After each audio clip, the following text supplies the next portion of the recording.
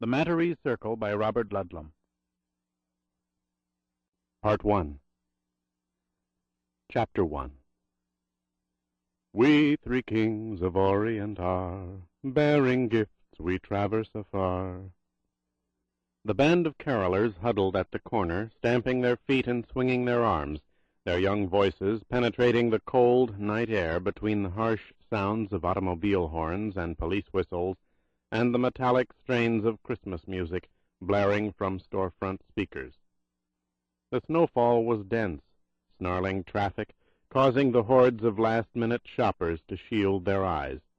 Nevertheless, they managed to sidestep each other, as well as the lurching automobiles and the mounds of slush. Tires spun on the wet streets, buses inched in maddening starts and stops, and the bells of uniformed Santas kept up their incessant, if futile, clanging. Field and fountain, moor and mountain. A dark Cadillac sedan turned the corner and crept past the carolers. The lead singer, dressed in a costume that was somebody's idea of Dickens's Bob Cratchit, approached the right rear window, his gloved hand outstretched, his face contorted in song next to the glass. Following yonder star. The angry driver blew his horn and waved the begging caroler away, but the middle-aged passenger in the back seat reached into his overcoat pocket and pulled out several bills. He pressed a button. The rear window glided down, and the gray-haired man thrust the money into the outstretched hand.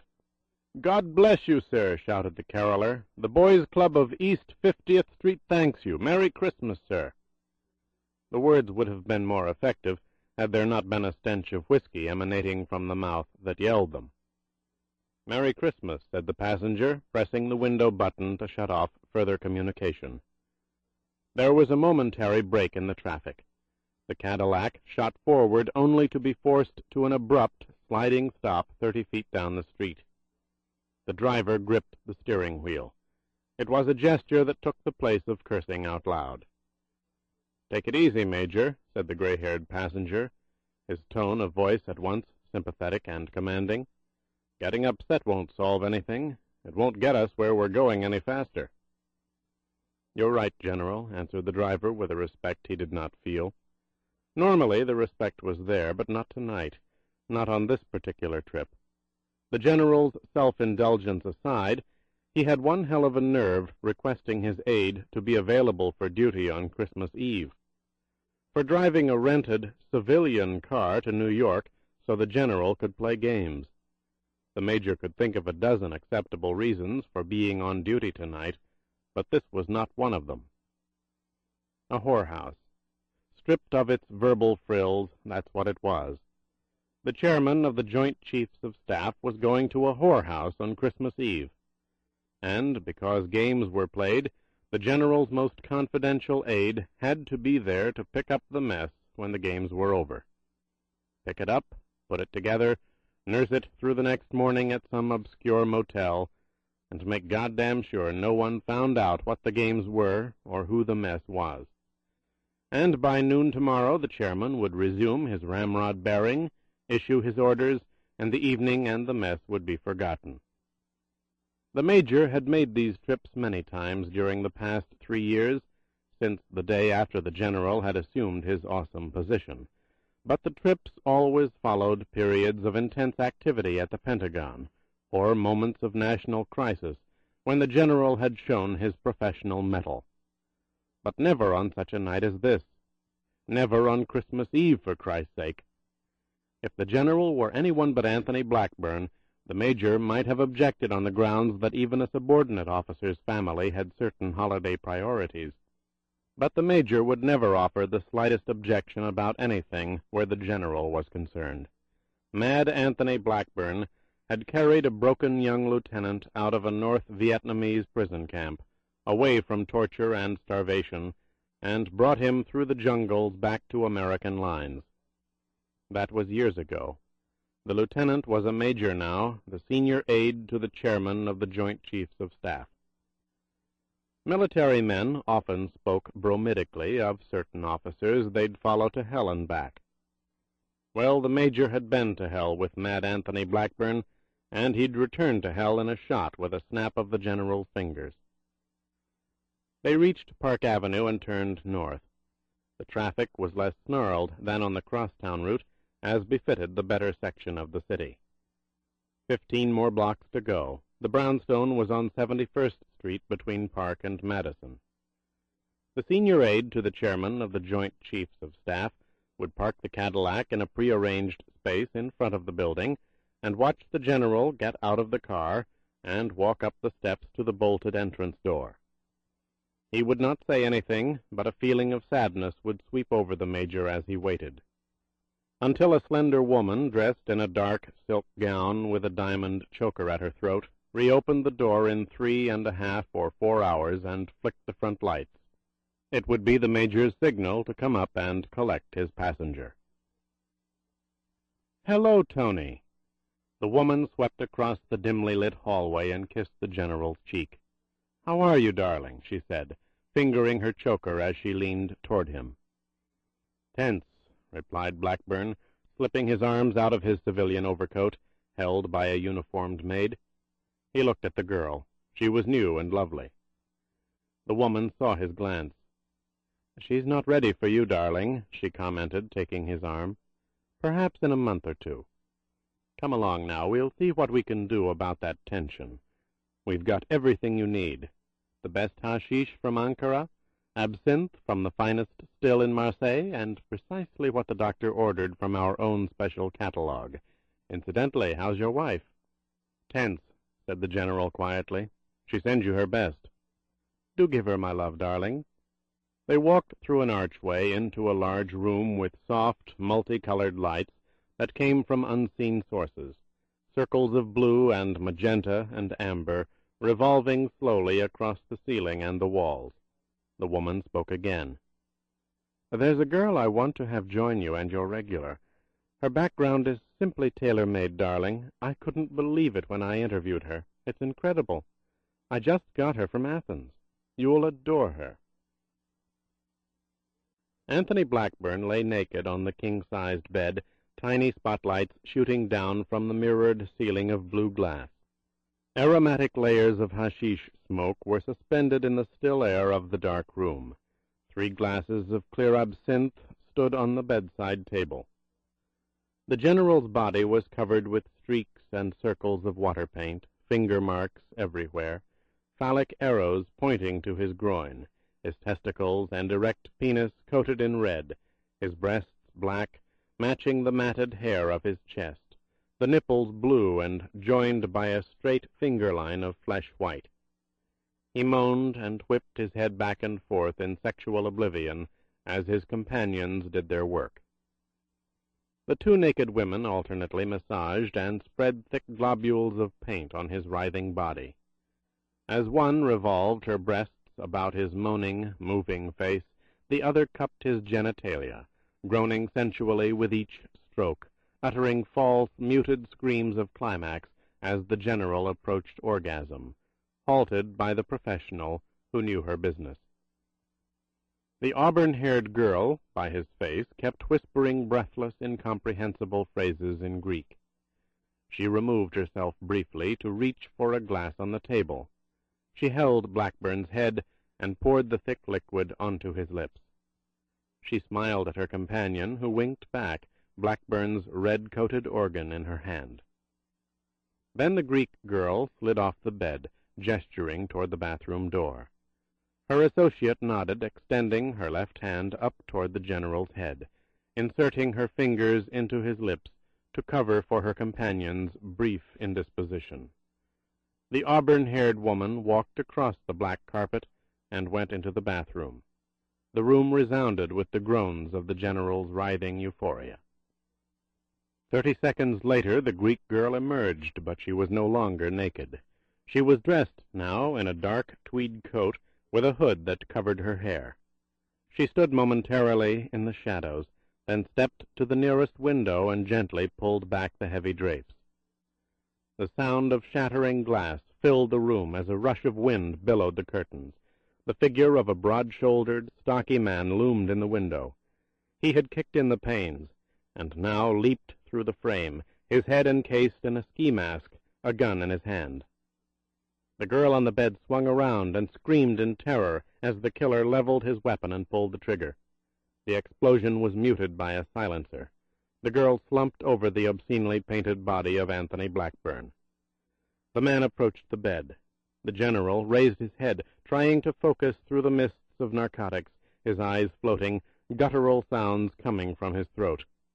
The killer fired again, and again, the bullets entering Blackburn's neck and chest and groin, the eruptions of blood mingling with the glistening colors of the paint. The man nodded to the girl from Athens. She rushed to the door, opened it, and said in Greek, "She'll be downstairs in the room with revolving lights. She's in a long red dress with diamonds around her neck." The man nodded again, and they rushed out into the corridor. The Major's thoughts were interrupted by the unexpected sounds that seemed to come from somewhere inside the brownstone. He listened, his breath suspended.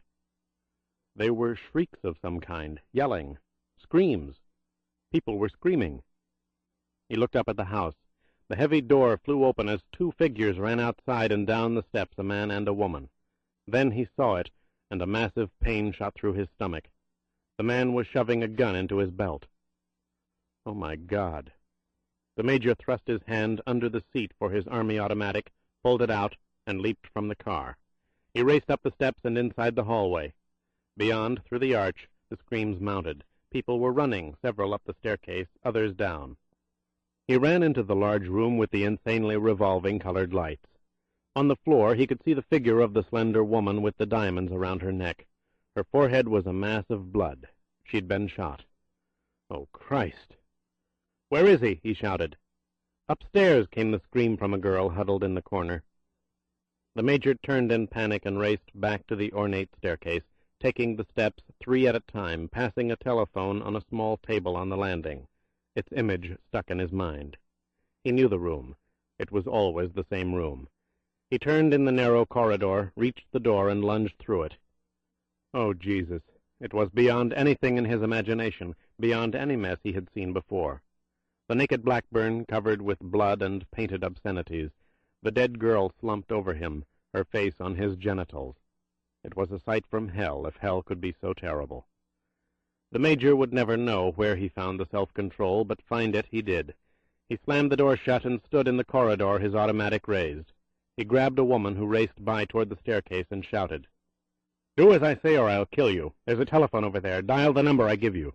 Say the words I tell you, the exact words." He shoved the girl viciously toward the hallway phone. The President of the United States walked grimly through the doorway of the Oval Office and over to his desk.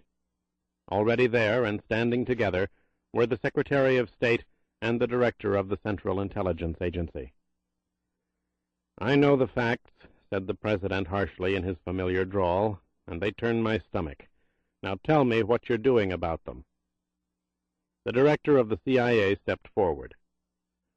"New York Homicide is cooperating. We're fortunate insofar as the General's aide remained by the door and threatened to kill anyone who tried to get past him. Our people arrived and were at the scene first. They cleaned up as best they could." "That's cosmetics, goddammit," said the President. "I suppose they're necessary, but that's not what I'm interested in. What are your ideas? Was it one of those weird, kinky New York murders, or was it something else?" "In my judgment," answered the Director, "it was something else. I said as much to Paul here last night. It was a thoroughly analyzed, prearranged assassination, brilliantly executed, even to the killing of the establishment's owner, who was the only one who could shed any light." "Who's responsible?" "I'd say KGB. The bullets fired were from a Russian Grasburya automatic, a favorite weapon of theirs." "I must object, Mr. President," said the Secretary of State. "I can't subscribe to Jim's conclusion. That gun may be unusual, but it can be purchased in Europe. I was with the Soviet ambassador for an hour this morning. He was as shaken as we were. He not only disclaimed any possible Russian involvement, but correctly pointed out that General Blackburn was far more acceptable to the Soviets than any who might immediately succeed him." "The KGB," interrupted the Director, "is often at odds with the Kremlin's diplomatic corps." "As the company is with ours?" asked the secretary. "No more than your own consular operations, Paul," replied the director. "God damn it," said the president, "I don't need that crap from you two. Give me facts. You first, Jim. Since you're so sure of yourself, what have you come up with?" "A great deal." The director opened the file folder in his hand, took out a sheet of paper, and placed it in front of the president. "We went back 15 years and put everything we learned about last night into the computers. We cross-checked the concepts of method, location, egress, timing, and teamwork. We matched it all with every known KGB assassination during the period. We've come up with 3 profiles, 3 of the most elusive and successful killers in Soviet intelligence. In each case, of course, the man operates under normal covert procedures, but they're all assassins. We've listed them in order of expertise." The president studied the 3 names. Talenyakov Vasily, last reported post, Southwest Soviet sectors. Krylovich Nikolai, last reported post, Moscow VKR. Zhukovsky Georgy, last reported post, East Berlin Embassy Attaché. The Secretary of State was agitated. He could not remain silent. "Mr. President, this kind of speculation, based at best on the widest variables, can only lead to confrontation. It's not the time for it." "Now, wait a minute, Paul," said the president. "I asked for facts, and I don't give a damn whether the time's right or not for a confrontation. The chairman of the Joint Chiefs of Staff has been killed. He may have been a sick son of a bitch in private life, but he was a hell of a good soldier. If it was a Soviet assassination, I want to know it." The chief executive put the paper down on the desk, his eyes still on the secretary. "Besides," he added, "until more is known, there won't be any confrontations. I'm certain Jim has kept this at the highest level of secrecy." "Of course," said the director of the CIA. There was a rapid knock on the Oval Office door. The president's senior communications aide entered without waiting for a response. "Sir, the Premier of Soviet Russia is on the red telephone. We've confirmed the transmission." "Thank you," said the president, reaching for a phone behind his chair. "Mr. Premier, this is the president." The Russian's words were spoken rapidly, briskly, and at the first pause an interpreter translated. As was customary, the Soviet interpreter stopped, and another voice, that of the interpreter's American counterpart, said simply, "Correct, Mr. President." The 4-way conversation continued. "Mr. President," said the Premier, "I mourn the death, the murder of General Anthony Blackburn. He was a fine soldier who loathed war as you and I loathe war. He was respected here, his strength and perception of global problems a beneficial influence on our own military leaders. He will be sorely missed." "Thank you, Mr. Premier. We too mourn his death, his murder. We are at a loss to explain it." "That is the reason for my call, Mr. President. You must know beyond doubt that General Blackburn's death, his murder, would never be desired by the responsible leadership of the Soviet Socialist Republics. If I may, the contemplation of it would be anathema. I trust I make myself clear, Mr. President." "I think so, Mr. Premier, and I thank you again. But, if I may, are you alluding to the outside possibility of irresponsible leadership?" "No more than those in your Senate who would bomb the Ukraine. Such idiots are dismissed, as they should be." "Then I'm not sure I grasp the subtlety of your phrasing, Mr. Premier." "I shall be clearer. Your Central Intelligence Agency has produced 3 names it believes may be involved with the death of General Blackburn. They are not, Mr. President. You have my solemn word.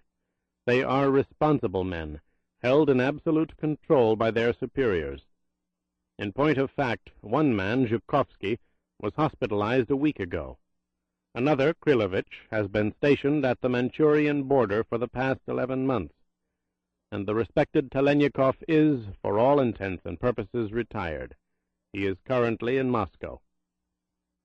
The president paused and stared at the director of the CIA.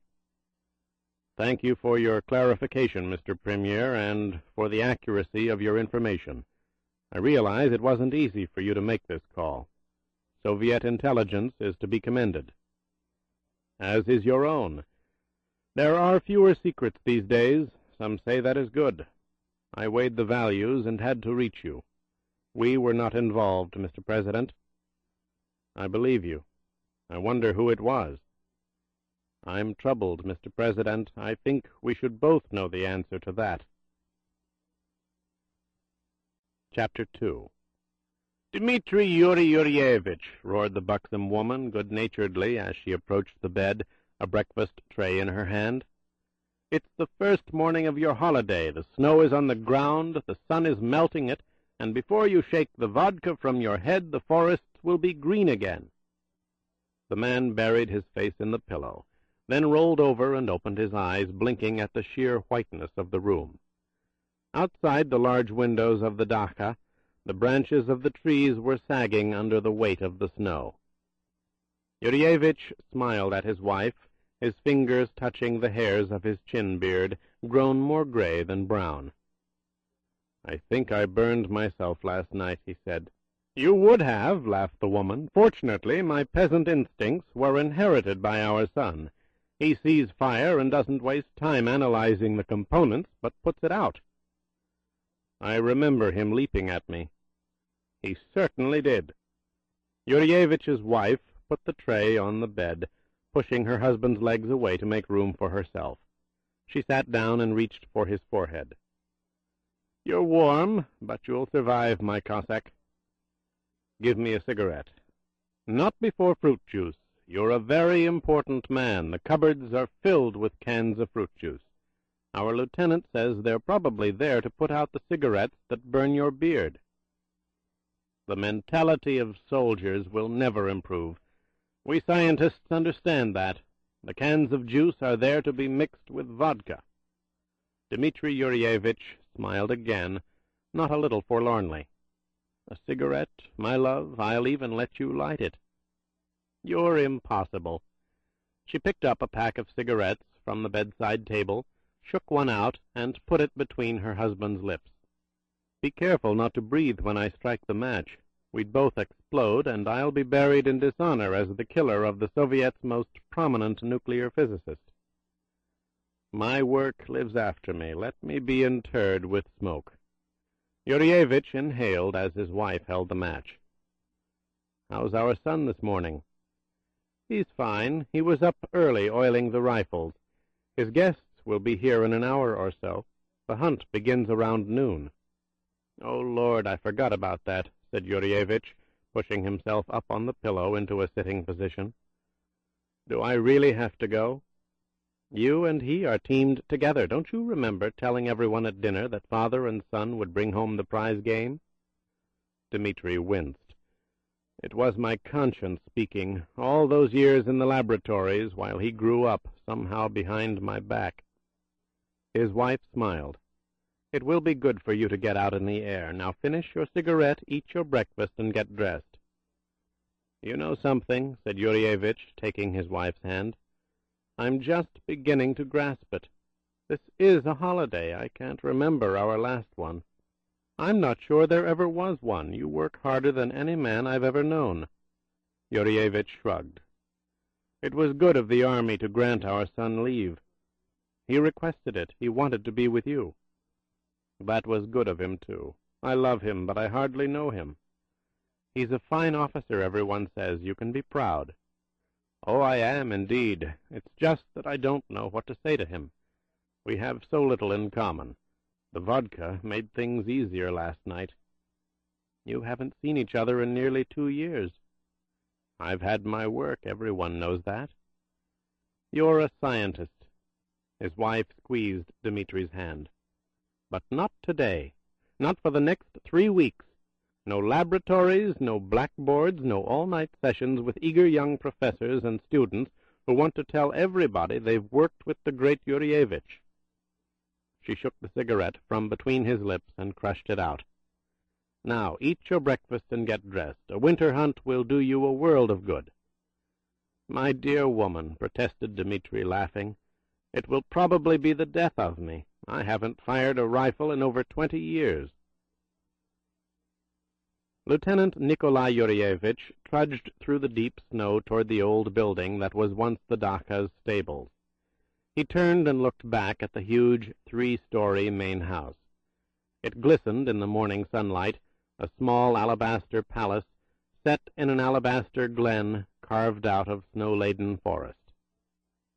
Moscow thought a great deal of his father. Everyone wanted to know about the great Yurievich, this brilliant, irascible man, whose mere name frightened the leaders of the Western world. It was said that Dmitri Yurievich carried the formulae for 12 nuclear tactical weapons in his head, that, left alone in a munitions depot with an adjacent laboratory, he could fashion a bomb that could destroy Greater London, all of Washington, and most of Peking. That was the great Yurievich, a man immune to criticism or discipline, in spite of words and actions which were at times intemperate. Not in terms of his devotion to the state. That was never in question. Dmitri Yurievich was the 5th child of impoverished peasants from Kurov. Without the state, he would be behind a mule on some aristocrat's land. No, he was a communist to his boots, but like all brilliant men, he had no patience with bureaucracies. He had been outspoken about interference, and he had never been taken to task for it, which was why so many wanted to know him. On the assumption, Nikolai suspected, that even knowing the great Yurievich would somehow transfer a touch of his immunity to them. The lieutenant knew that was the case today, and it was an uncomfortable feeling. The guests, who were now on their way to his father's Daka, had practically invited themselves. One was the commander of Nikolai's battalion in Vilnius, the other a man Nikolai did not even know. A friend of the commander from Moscow, someone the commander said could do a young lieutenant a good turn when it came to assignments. Nikolai did not care for such enticements. He was his own man first, his father's son second. He would make his own way. It was very important to him that he do so. But he could not refuse this particular commander, for if there was any man in the Soviet army who deserved a touch of immunity, it was Colonel Yanek Drigorin. Drigorin had spoken out against the corruption that was rife in the Select Officer Corps. The resort clubs on the Black Sea paid for with misappropriated funds, the stockhouses filled with contraband, the women brought in on military aircraft against all regulations. He was cut off by Moscow, sent to Vilnius to rot in mediocrity, whereas Nikolai Yurievich was a 21-year-old lieutenant exercising major responsibility in a minor post. Drigorin was a major military talent relegated to oblivion in a minor command. If such a man wished to spend a day with his father, Nikolai could not protest. And after all, the colonel was a delightful person. He wondered what the other man was like. Nikolai reached the stables and opened the large door that led to the corridor of stalls. The hinges had been oiled. The old entrance swung back without a sound. He walked down past the immaculately kept enclosures that once had held the best of breeds and tried to imagine what that Russia had been like. He could almost hear the whinnies of fiery-eyed stallions, the impatient scruffing of hooves, the snorting of hunters eager to break out for the field. That Russia must have been something, if you weren't behind a mule. He came to the end of the long corridor where there was another wide door. He opened it and walked out into the snow again. In the distance, something caught his eye. It seemed out of place. They seemed out of place. Veering from the corner of a grain bin toward the edge of the forest, there were tracks in the snow. Footprints, perhaps. Yet the two servants assigned by Moscow to the Daka had not left the main house, and the groundskeepers were in their barracks down the road. On the other hand, thought Nikolai, the warmth of the morning sun could have melted the rims of any impressions in the snow, and the blinding light played tricks on the eyes. They were no doubt the tracks of some foraging animal. The lieutenant smiled to himself at the thought of an animal from the forest looking for grain here, at this cared-for relic that was the Grand Daka's stables. The animals had not changed, but Russia had. Nikolai looked at his watch. It was time to go back to the house. The guests would be arriving shortly. Everything was going so well, Nikolai could hardly believe it. There was nothing uncomfortable at all, thanks in large measure to his father and the man from Moscow. Colonel Drigorin at first seemed ill at ease. The commander, who had imposed himself on the well-known or well-connected subordinate, but Yuri Yurievich would have none of it. He welcomed his son's superior as an anxious, if celebrated, father, interested only in furthering his son's position. Nikolai could not help but be amused. His father was so obvious. Vodka was delivered with the fruit juice and coffee, and Nikolai kept a sharp eye out for dangling cigarettes. The surprise and delight was the colonel's friend from Moscow, a man named Brunov, a high-ranking party functionary in military-industrial planning. Not only did Brunov and Nikolai's father have mutual friends, it was soon apparent that they shared an irreverent attitude toward much of Moscow's bureaucracy, which encompassed, naturally, many of those mutual friends. The laughter was not long coming, each rebel trying to outdo the other with biting comments about this commissar with an echo chamber for a head, and that economist who could not keep a rouble in his pocket. "We are wicked, Brunov," roared Nikolai's father, his eyes alive with laughter. "Too true, Yurievich," agreed the man from Moscow. "It's a pity we're so accurate. But be careful, we're with soldiers, they'll report us. Then I shall withhold their payrolls, and you'll design a backfiring bomb." Dmitri Yurievich's laughter subsided for a brief moment. "I wish there were no need for the functioning kind. And I that such large payrolls were not demanded." "Enough," said Yurievich. "The groundskeepers say the hunting here is superb. My son has promised to look out for me, and I promised to shoot the biggest game. Come now, whatever you lack we have here. Boots, furs, vodka." "Not while firing, father." "By God, you have taught him something," said Yurievich, smiling at the colonel. "Incidentally, gentlemen, I won't hear of you leaving today. You'll stay the night, of course. Moscow is generous. There are roasts and fresh vegetables from Lenin knows where. And flasks of vodka, I trust?" "Not flasks, Brunov. Casks. I see it in your eyes. We'll both be on holiday. You'll stay." "I'll stay," said the man from Moscow. Gunshots rang through the forest, vibrating in the ears. Nor were they lost on the winter birds. Screeches and the snapping of wings formed a rolling coda to the echoes. Nikolai could hear excited voices as well, but they were too far away to be understandable. He turned to his father. "We should hear the whistle within 60 seconds if they hit something," he said, his rifle angled down at the snow. "It's an outrage," replied Yurievich in mock anger. "The groundskeepers swore to me, on the side, mind you, that all the game was in this section of the woods, near the lake. There was nothing over there. It's why I insisted they go there." "You're an old scoundrel," said the son, studying his father's weapon. "Your safety's released. Why?" "I thought I heard a rustle back there. I wanted to be ready." "With respect, my father, please put it back on. Wait until your sight matches the sound you hear before you release it." "With respect, my soldier, then there'd be too much to do at once." Yurievich saw the concern in his son's eyes. "On second thought, you're probably right. I'd fall and cause a detonation. That's something I know about." "Thank you," said the lieutenant, suddenly turning. His father was right. There was something rustling behind them. A crack of a limb, the snap of a branch. He released the safety on his weapon. "What is it?" asked Dmitri Yurievich, excitement in his eyes. "Shh," whispered Nikolai, peering into the shaggy corridors of white surrounding them. He saw nothing. He snapped the safety into its locked position. "You heard it too, then?" asked Dmitri. "It wasn't just this pair of 55-year-old ears." "The snow's heavy," suggested his son. "Branches break under its weight. That's what we heard." "Well, one thing we didn't hear," said Yurievich, "was a whistle. They didn't hit a damn thing." 3 more distant gunshots rang out. "They've seen something," said the lieutenant. Perhaps now we'll hear their whistle. Suddenly they heard it, a sound, but it was not a whistle.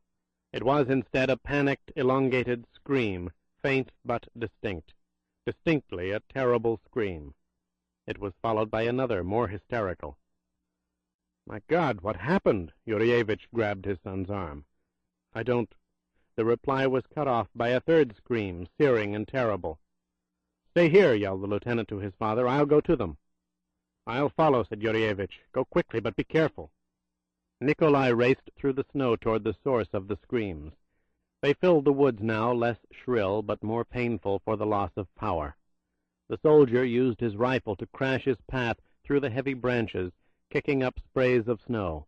His legs ached, the cold air swelled in his lungs, his sight was obscured by tears of fatigue. He heard the roars first, and then he saw what he most feared, what no hunter ever wanted to see.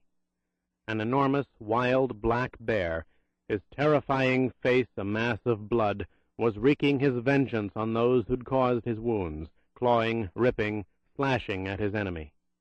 Nikolai raised his rifle and fired until there were no more shells in the chamber. The giant bear fell. The soldier raced to the two men. He lost what breath he had as he looked at them. The man from Moscow was dead, his throat torn, his bloodied head barely attached to his body. Grigorin was only just alive, and if he did not die in seconds, Nikolai knew he would reload his weapon and finish what the animal had not done. The colonel had no face. It was not there. In its place, a sight that burned itself into the soldier's mind. How? How could it have happened? And then the lieutenant's eyes strayed to Grigorin's right arm, and the shock was beyond anything he could imagine. It was half severed from his elbow, the method of surgery clear. Heavy caliber bullets. The colonel's firing arm had been shot off. Nikolai ran to Brunov's corpse. He reached down and rolled it over. Brunov's arm was intact, but his left hand had blown apart, only the gnarled, bloody outline of a palm left, the fingers strips of bone. His left hand. Nikolai Yurievich remembered the morning, the coffee and fruit juice and vodka and cigarettes. The man from Moscow was left-handed. Brunov and Grigorin had been rendered defenseless by someone with a gun, someone who knew what was in their path. Nikolai stood up cautiously, the soldier in him primed, seeking an unseen enemy. And this was an enemy he wanted to find and kill with all his heart. His mind raced back to the footprints he had seen behind the stables. They were not those of a scavenging animal, though an animal they were. They were the tracks of an obscene killer. Who was it? Above all, why? The lieutenant saw a flash of light, sunlight on a weapon. He made a move to his right, then abruptly spun to his left and lunged to the ground, rolling behind the trunk of an oak tree. He removed the empty magazine from his weapon, replacing it with a fresh one. He squinted up at the source of the light. It came from high in a pine tree. A figure was straddling two limbs 50 feet above the ground, a rifle with a telescopic sight in his hands. The killer wore a white snow parka with a white fur hood, his face obscured behind wide black sunglasses. Nikolai thought he would vomit in rage and revulsion. The man was smiling, and the lieutenant knew he was smiling down at him. Furiously he raised his rifle. An explosion of snow blinded him, accompanied by the loud report of a high-powered rifle. A second gunshot followed. The bullet thumped into the wood above his head. He pulled back into the protection of the trunk. Another gunshot, this one in the near distance, not from the killer in the pine tree. "Nikolai!" His mind burst. There was nothing left but rage. The voice that screamed his name was his father's. "Nikolai!" Another shot. The soldier sprang up from the ground, firing his rifle into the tree, and raced across the snow. An ice-like incision was made in his chest. He heard nothing and felt nothing until he knew his face was cold. The Premier of Soviet Russia placed his hands on the long table beneath the window that looked out over the Kremlin. He leaned down and studied the photographs, the flesh of his large peasant face sagging with exhaustion, his eyes filled with anger and shock. "Horrible," he whispered. That men should die like this is horrible. At least Yurievich was spared, not his life, but such an end as this. Across the room, seated around another table, were 2 men and a woman, their faces stern, watching the premier. In front of each was a brown file folder, and it was apparent that each was anxious to proceed with the conference. But with the premier one did not push or intrude on his thoughts. His temper could be unleashed by such displays of impatience. The premier was a man whose mind raced faster than anyone's in that room, but his deliberations were nevertheless slow, the complexities considered. He was a survivor in a world where only the most astute and subtle survived. Fear was a weapon he used with extraordinary skill. He stood up, pushing the photographs away in disgust, and strode back to the conference table. "All nuclear stations are on alert, our submarines approaching firing positions," he said. "I want this information transmitted to all embassies. Use codes Washington has broken." One of the men at the table leaned forward. He was a diplomat, older than the premier, and obviously an associate of long standing, an ally who could speak somewhat more freely than the other 2. "You take a risk I'm not sure is wise. We're not that certain of the reaction. The American ambassador was profoundly shocked. I know him. He wasn't lying." "Then he wasn't informed," said the second man curtly. "Speaking for the VKR, we are certain. The bullets and shell casings were identified. 7mm, grooved for implosion. Bore markings unmistakable. They were fired from a Browning Magnum grade 4. What more do you need?" "A great deal more than that. Such a weapon is not so difficult to obtain, and I doubt an American assassin would leave his business card." "He might if it was the weapon he was most familiar with. We've found a pattern." The VKR man turned to the middle-aged woman, whose face was chiseled granite. "Explain, if you will, Comrade Director." The woman opened her file folder and scanned the top page before speaking. She turned to the second page and addressed the premier, her eyes avoiding the diplomat. "As you know, there were 2 assassins, presumably both male. One had to be a marksman of extreme skill and coordination, the other someone who undoubtedly possessed the same qualifications, but who was also an expert in electronic surveillance. There was evidence in the stables, bracket scrapings, suction imprints, footprints indicating unobstructed vantage points, that lead us to believe all conversations in the Dachau were intercepted." "You describe CIA expertise, comrade," interrupted the premier. "Or consular operations, sir," replied the woman. "It's important to bear that in mind." "Oh, yes," agreed the premier, "the State Department's small band of negotiators." "Why not the Chinese Taopans?" offered the diplomat earnestly. "They're among the most effective killers on Earth. The Chinese had more to fear from Yurievich than anyone else." "Physiognomy rules them out," countered the man from VKR. "If one was caught even after cyanide, Peking knows it would be destroyed." "Get back to this pattern you found," interrupted the premier. The woman continued. "We fed everything through KGB computers, concentrating on American intelligence personnel we know have penetrated Russia, who speak the language fluently and are known killers. We have arrived at 4 names. Here they are, Mr. Premier. 3 from the Central Intelligence Agency, 1 from the Department of State's Consular Operations." She handed the page to the VKR man, who in turn rose and gave it to the premier. He looked at the names. Schofield, Brandon Allen, State Department, Consular Operations. Known to have been responsible for assassinations in Prague, Athens, Paris, Munich. Suspected of having operated in Moscow itself. Involved in over 20 defections. Randolph, David, Central Intelligence Agency. Cover is Import Traffic Manager, Dynamax Corporation, West Berlin Branch. All phases of sabotage. Known to have been instrumental in hydroelectrical explosions in Kazan and Tagil. Saltzman, George Robert, Central Intelligence Agency. Operated as pouch courier and assassin in Vientiane under AID cover for 6 years. Oriental expert. Currently, as of 5 weeks ago, in the Tashkent sectors. cover, Australian immigrant, sales manager, Perth Radar Corporation. Bergstrom Edward, Central Intelligence Agency. Mr. Premier, interrupted the man from VKR, my associate meant to explain that the names are in order of priority. In our opinion, the entrapment and execution of Dmitri Yurievich bears all the earmarks of the first man on that list. This Schofield? Yes, Mr. Premier.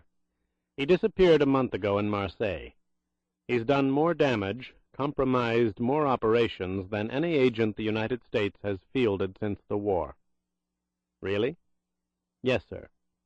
The VKR man paused, then spoke hesitantly, as if he did not want to go on, but knew he must. His wife was killed 10 years ago in East Berlin. He's been a maniac ever since. East Berlin? It was a trap, KGB. The telephone rang on the Premier's desk. He crossed rapidly and picked it up. It was the President of the United States. The interpreters were on the line. They went to work.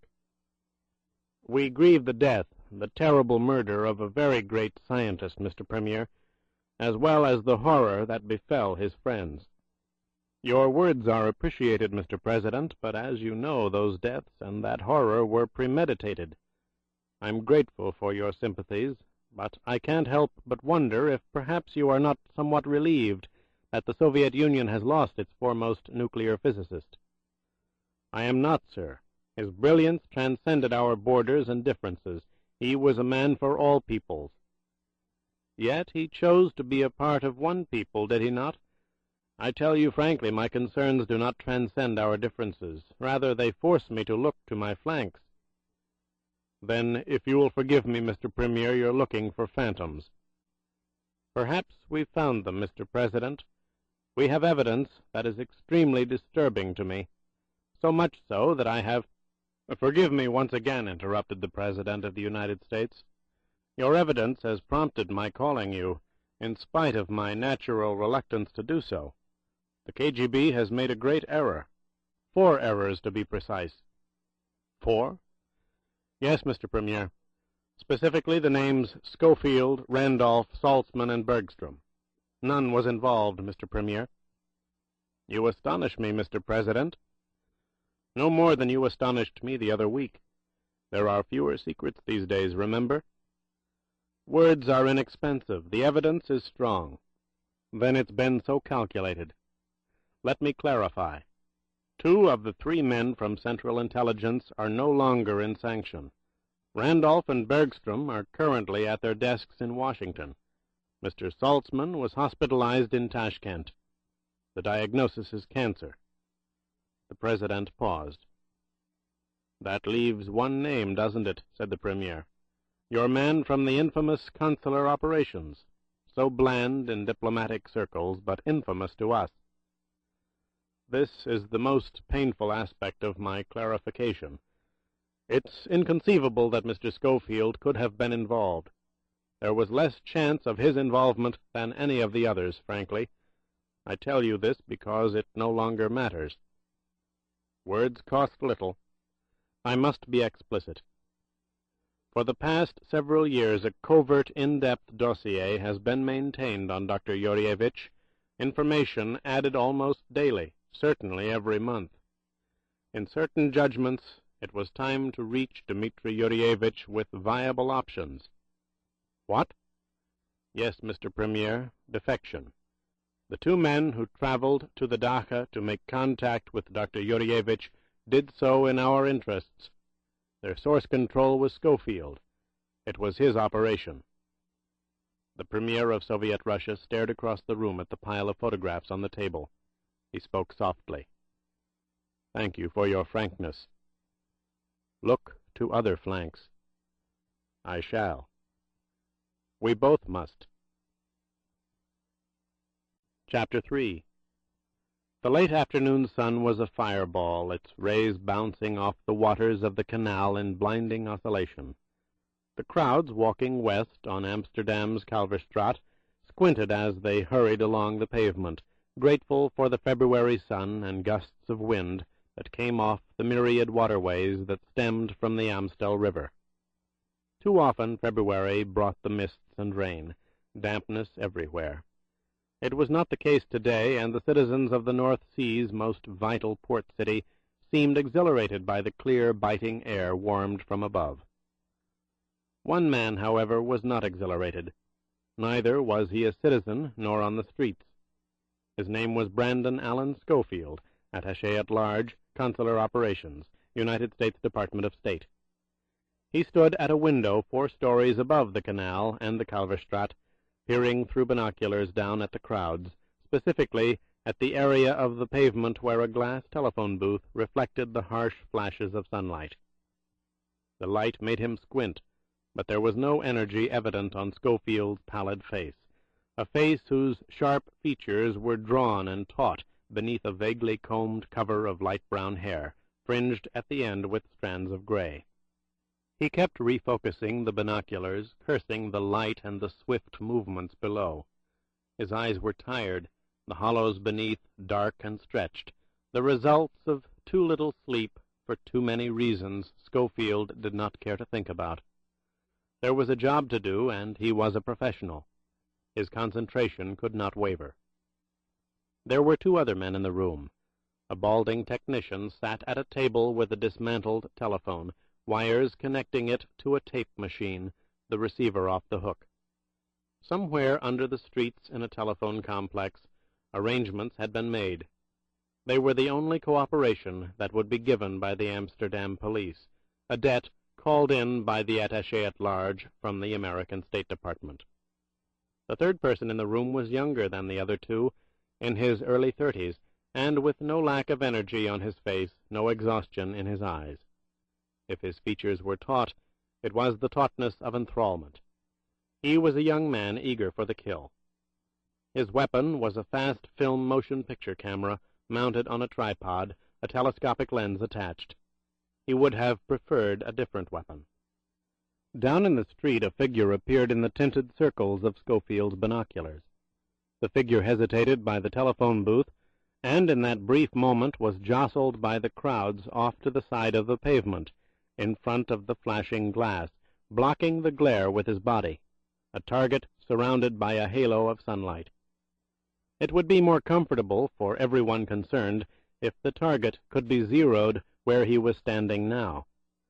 A high-powered rifle calibrated for 70 yards could do it. The man in the window could squeeze the trigger. He had done so often before. But comfort was not the issue. A lesson had to be taught, another lesson learned, and such instruction depended on the confluence of vital factors. Those teaching and those being taught had to understand their respective roles. Otherwise, an execution was meaningless. The figure below was an elderly man, in his middle to late 60s. He was dressed in rumpled clothing, a thick overcoat pulled up around his neck to ward off the chill, a battered hat pulled down over his forehead. There was a stubble of a beard on his frightened face. He was a man on the run, and for the American watching him through the binoculars there was nothing so terrible or haunting as an old man on the run, except, perhaps, an old woman. He had seen both, far more often than he cared to think about. Schofield glanced at his watch. "Go ahead," he said to the technician at the table. Then he turned to the younger man who stood beside him. "You ready?" "Yes," was the curt reply. "I've got the son of a bitch centered. Washington was right. You proved it." "I'm not sure what I've proved yet. I wish I was." "When he's in the booth, get his lips." "Right." The technician dialed the prearranged numbers and punched the buttons of the tape machine. He rose quickly from his chair and handed Schofield a semicircular headset with a mouthpiece and single earphone. "It's ringing," he said. "I know. He's staring through the glass. He's not sure he wants to hear it. That bothers me." "Move, you son of a bitch," said the young man with the camera. "He will," said Schofield, the binoculars and headset held firmly in his hands. "He's frightened. Each half-second is a long time for him, and I don't know why. There he goes. He's opening the door. Everybody quiet." Schofield continued to stare through the binoculars, listened, and then spoke quietly into the mouthpiece. "Dobry dzień, priaciel." The conversation, spoken entirely in Russian, lasted for 18 seconds. "Do svidania," said Schofield, adding, "Zavtra nochin, namostje." He continued to hold the headset to his ear and watched the frightened man below. The target disappeared into the crowds. The camera's motor stopped, and the attaché at large put down the binoculars, handing the headset to the technician. "Were you able to get it all?" he asked. "Clear enough for a voice print," said the balding operator, checking his dials. "You?"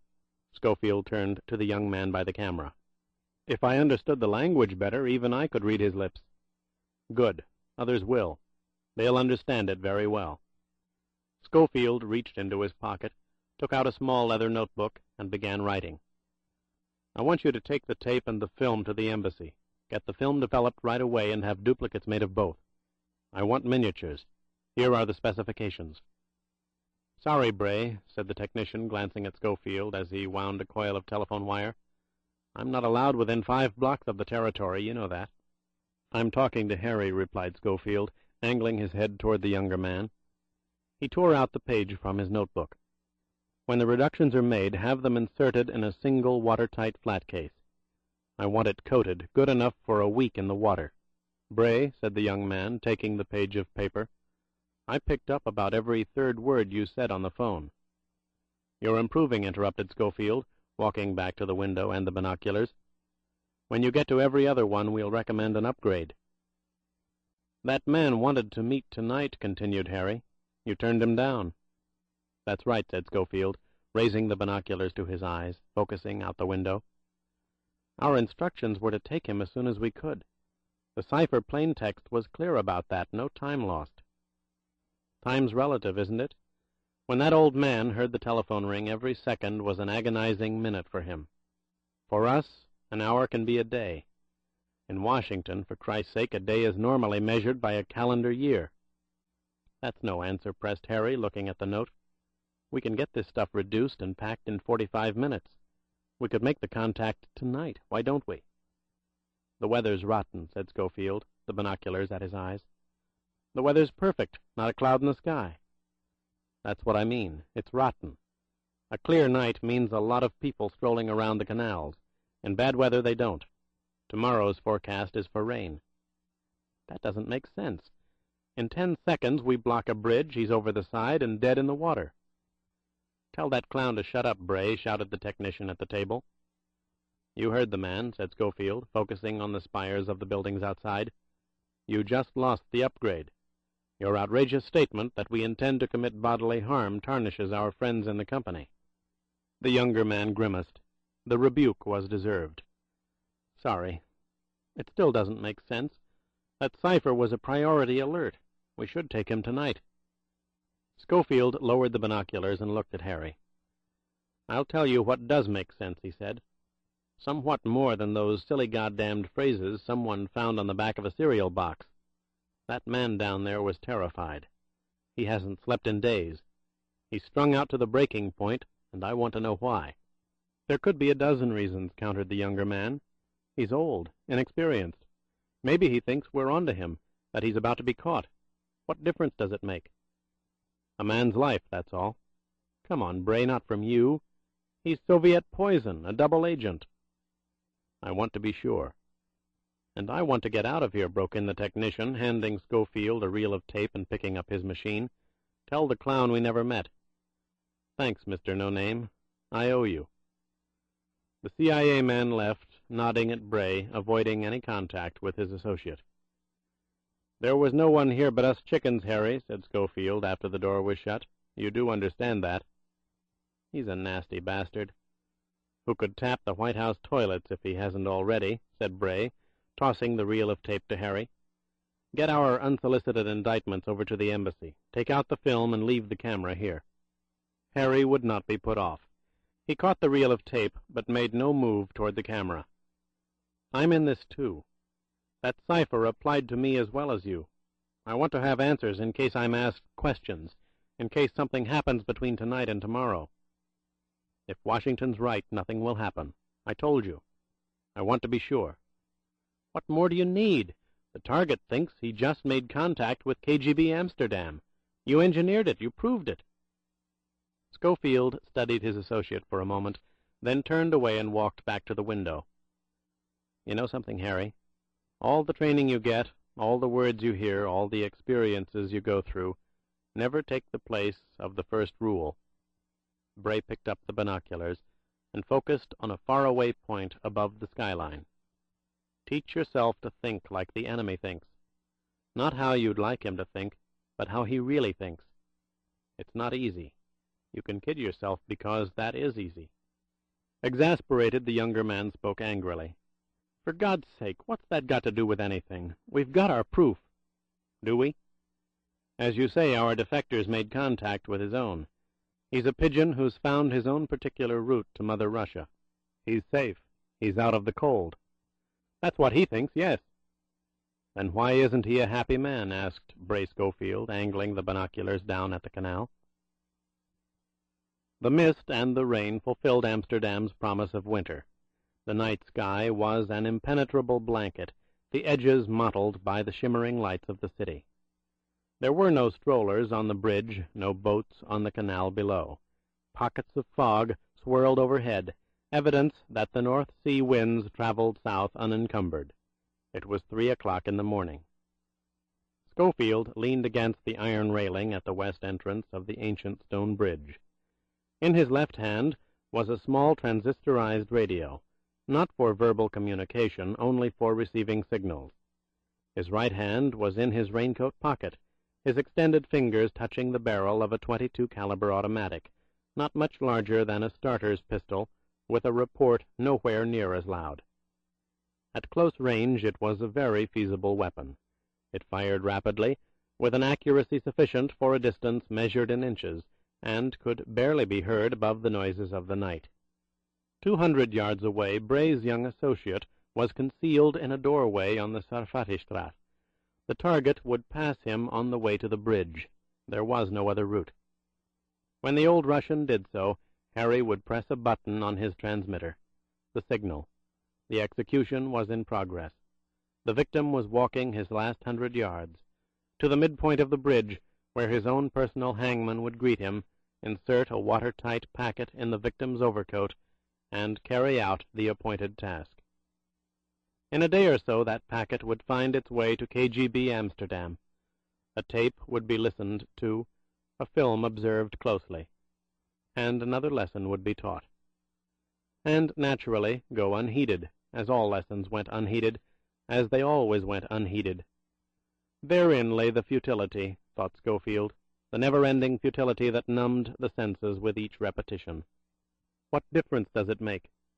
A perceptive question asked by an eager, if not very perceptive, young colleague. None, Harry, none at all. Not any longer.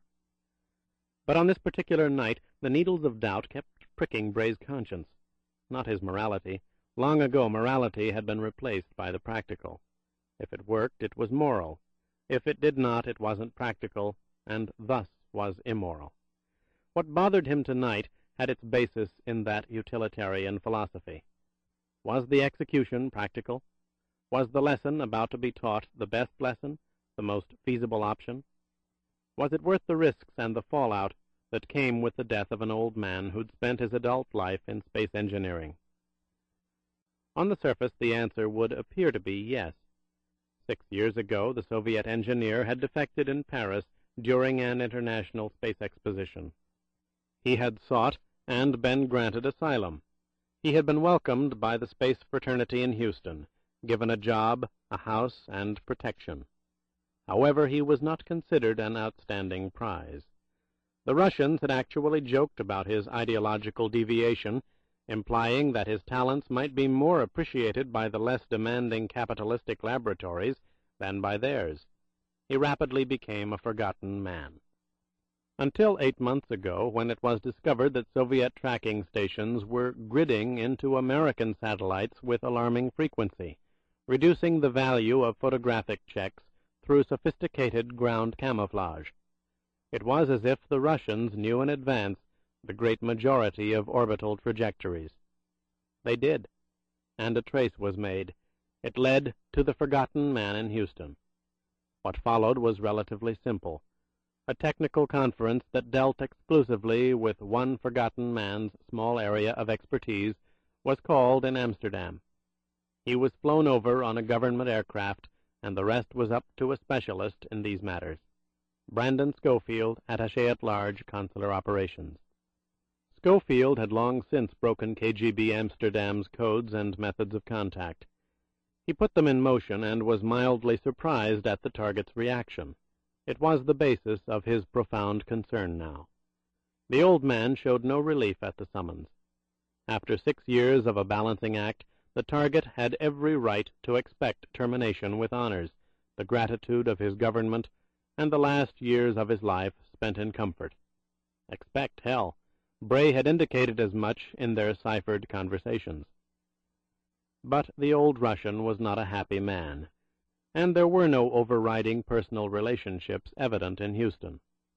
Schofield had requested the 4-0 dossier on the target, a file so complete it detailed the projected hours of bowel movements. There was nothing in Houston. The man was a mole, apparently in both senses of the word. And that too bothered Bray. A mole in espionage did not assume the characteristics of the social equivalent. Something was wrong. Yet the evidence was there, the proof of duplicity confirmed. The lesson had to be taught. A short, sharp whine came from the transmitter in his hand. It was repeated 3 seconds later. Schofield acknowledged receipt with the press of a button. He put the radio in his pocket and waited. Less than a minute passed. He saw the figure of the old man coming through the blanket of fog and rain, a street light beyond creating an eerie silhouette. The target's gait was hesitant, but somehow painfully determined, as if he were about to keep a rendezvous both desired and loathed. It did not make sense. Bray glanced to his right. As he expected, there was no one in the street, no one anywhere to be seen in this deserted section of the city at this hour. He turned to his left and started up the ramp toward the midpoint of the bridge, the old Russian on the opposite side. He kept in the shadows. It was easy to do, as the first 3 lights above the left railing had been shorted out. Rain pounded the ancient cobblestones. Across the bridge proper, the old man stood facing the water below, his hands on the railing. Schofield stepped off the walkway and approached from behind, the sound of the downpour obscuring his footsteps.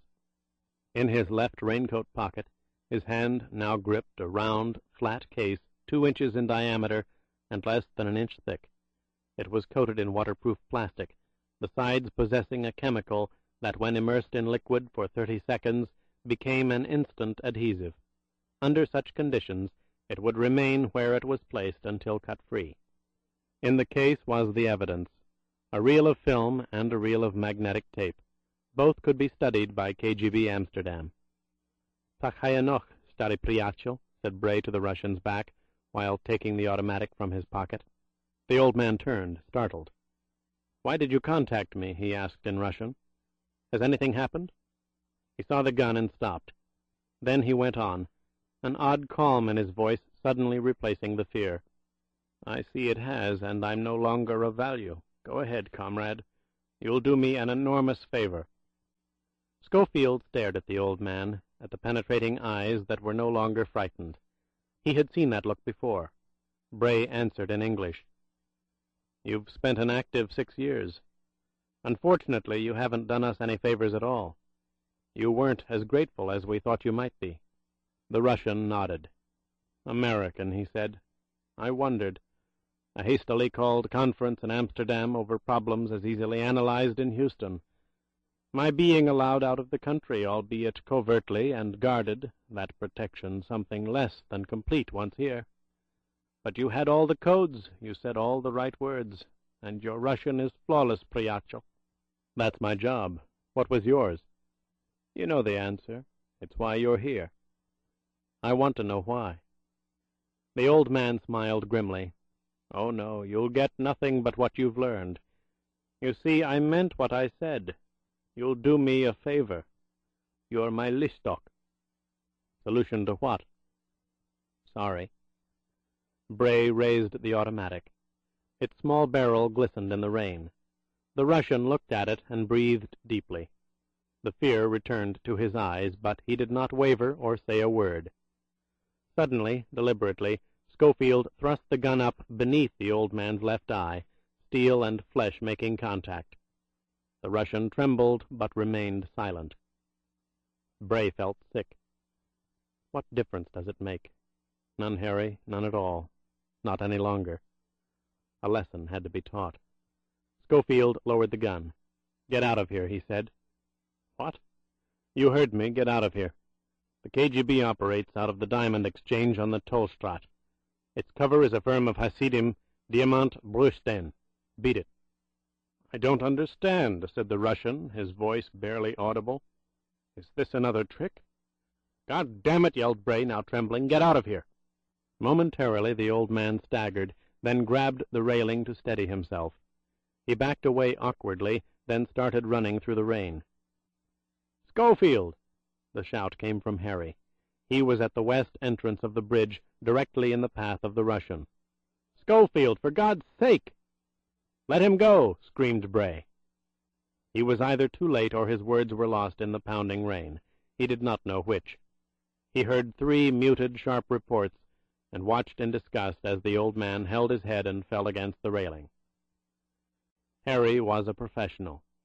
He supported the body, fired a last shot into the neck, and, with an upward motion, edged the corpse over the railing into the canal below.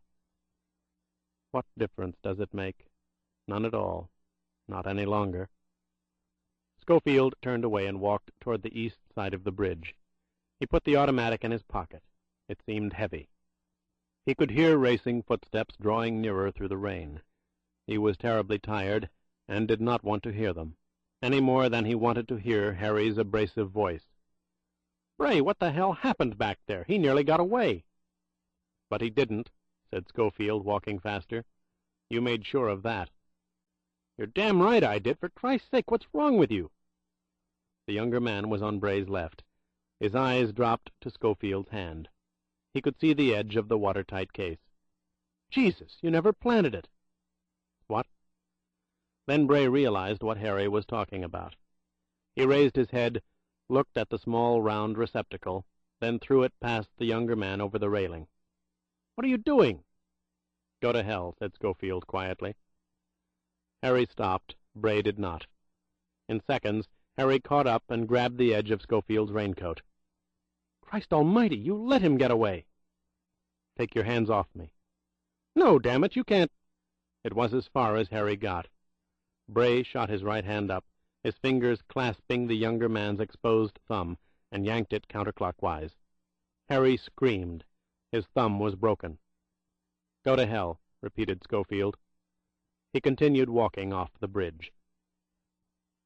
The safe house was near the Rosengracht, the meeting to take place on the second floor. The sitting room was warmed by a fire, which also served to destroy any notes that might be taken. A State Department official had flown in from Washington. He wanted to question Schofield at the scene, as it were, in the event there were circumstances that only the scene could provide. It was important to understand what had happened, especially with someone like Brandon Schofield. He was the best there was, the coldest they had. He was an extraordinary asset to the American intelligence community, a veteran of 22 years of the most complicated negotiations one could imagine. He had to be handled with care, at the source, not ordered back on the strength of a departmental complaint filed by a subordinate. He was a specialist, and something had happened.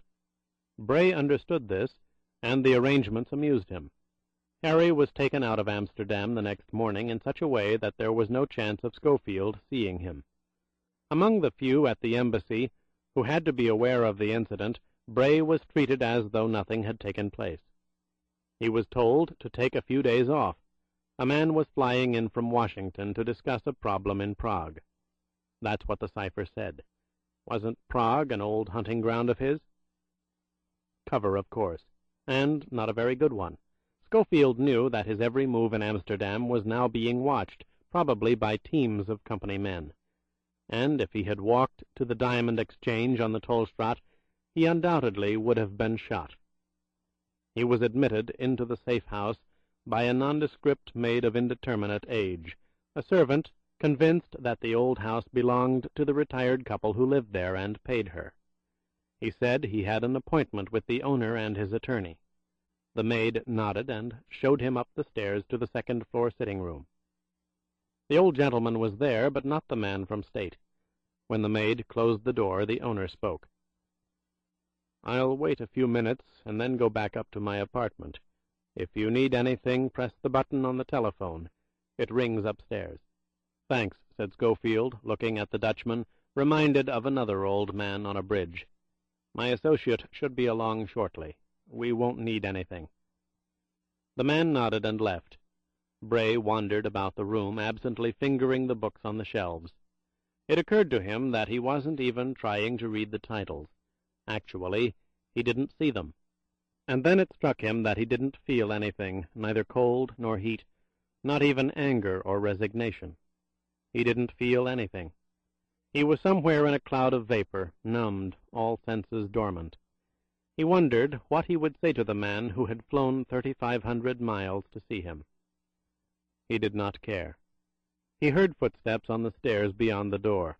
The maid had obviously been dismissed by a man who knew his way in this house. The door opened, and the man from State walked in. Schofield knew him. He was from Planning and Development, a strategist for covert operations. He was around Bray's age, but thinner, a bit shorter, and given to old school-tie exuberance which he did not feel, but which he hoped concealed his ambition. It did not.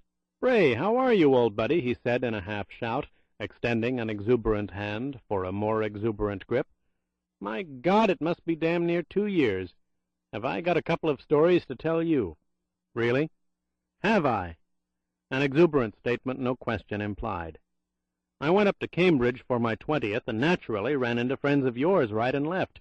Well, old buddy, I got pissed and couldn't remember what lies I told who about you. Christ almighty, I had you an import analyst in Malaya, a language expert in New Guinea, an undersecretary in Canberra. It was hysterical. I mean, I couldn't remember, I was so pissed." "Why would anyone ask you about me, Charlie?" "Well, they knew we were both at State. We were friends. Everybody knew that." "Cut it out. We were never friends. I suspect you dislike me almost as much as I dislike you, and I've never seen you drunk in my life." The man from State stood motionless. The exuberant smile slowly disappeared from his lips. "You want to play it rough?" "I want to play it as it is." "What happened?" "Where? When? At Harvard?" "You know what I'm talking about. The other night." "What happened the other night?" "You tell me. You set it in motion. You spun the first wheels." "We uncovered a dangerous security leak, a pattern of active espionage going back years that reduced the effectiveness of space surveillance to the point where we now know it's been a mockery. We wanted it confirmed. You confirmed it. You knew what had to be done, and you walked away." "I walked away," agreed Schofield. "And when confronted with the fact by an associate, you did bodily injury to him, to your own man." "I certainly did. If I were you, I'd get rid of him. Transfer him to Chile. You can't fuck up a hell of a lot more down there." "What?" "On the other hand, you won't do that. He's too much like you, Charlie. He'll never learn. Watch out. He'll take your job one day." "Are you drunk?" "No, I'm sorry to say.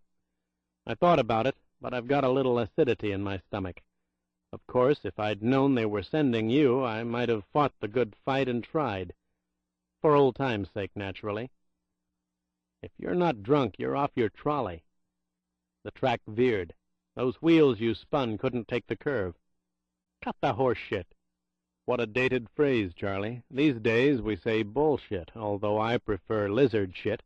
"That's enough. Your action, or should I say inaction, compromised a vital aspect of counter-espionage." "Now you cut the horse shit," roared Bray, taking an ominous step toward the man from State. "I've heard all I want to hear from you. I didn't compromise anything. You did. You and the rest of those bastards back there. You found an ersatz leak in your goddamn sieve, and so you had to plug it up with a corpse. Then you could go to the 40 committee and tell those bastards how efficient you were." "What are you talking about?" "The old man was a defector. He was reached, but he was a defector." "What do you mean, reached?" I'm not sure. I wish I did. Somewhere in that 4-0 dossier, something was left out. Maybe a wife that never died but was in hiding, or grandchildren no one bothered to list.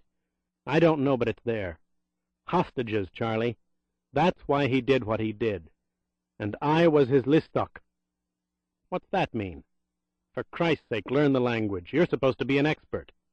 Don't pull that language crap on me. I am an expert. There's no evidence to support an extortion theory, no family reported or referred to by the target at any time. He was a dedicated agent for Soviet intelligence. Evidence? Oh, come on, Charlie. Even you know better than that. If he was good enough to pull off a defection, he was smart enough to bury what had to be buried. My guess is that the key was timing, and the timing blew up. His secret, or secrets, were found out. He was reached. It's all through his dossier. He lived abnormally, even for an abnormal existence.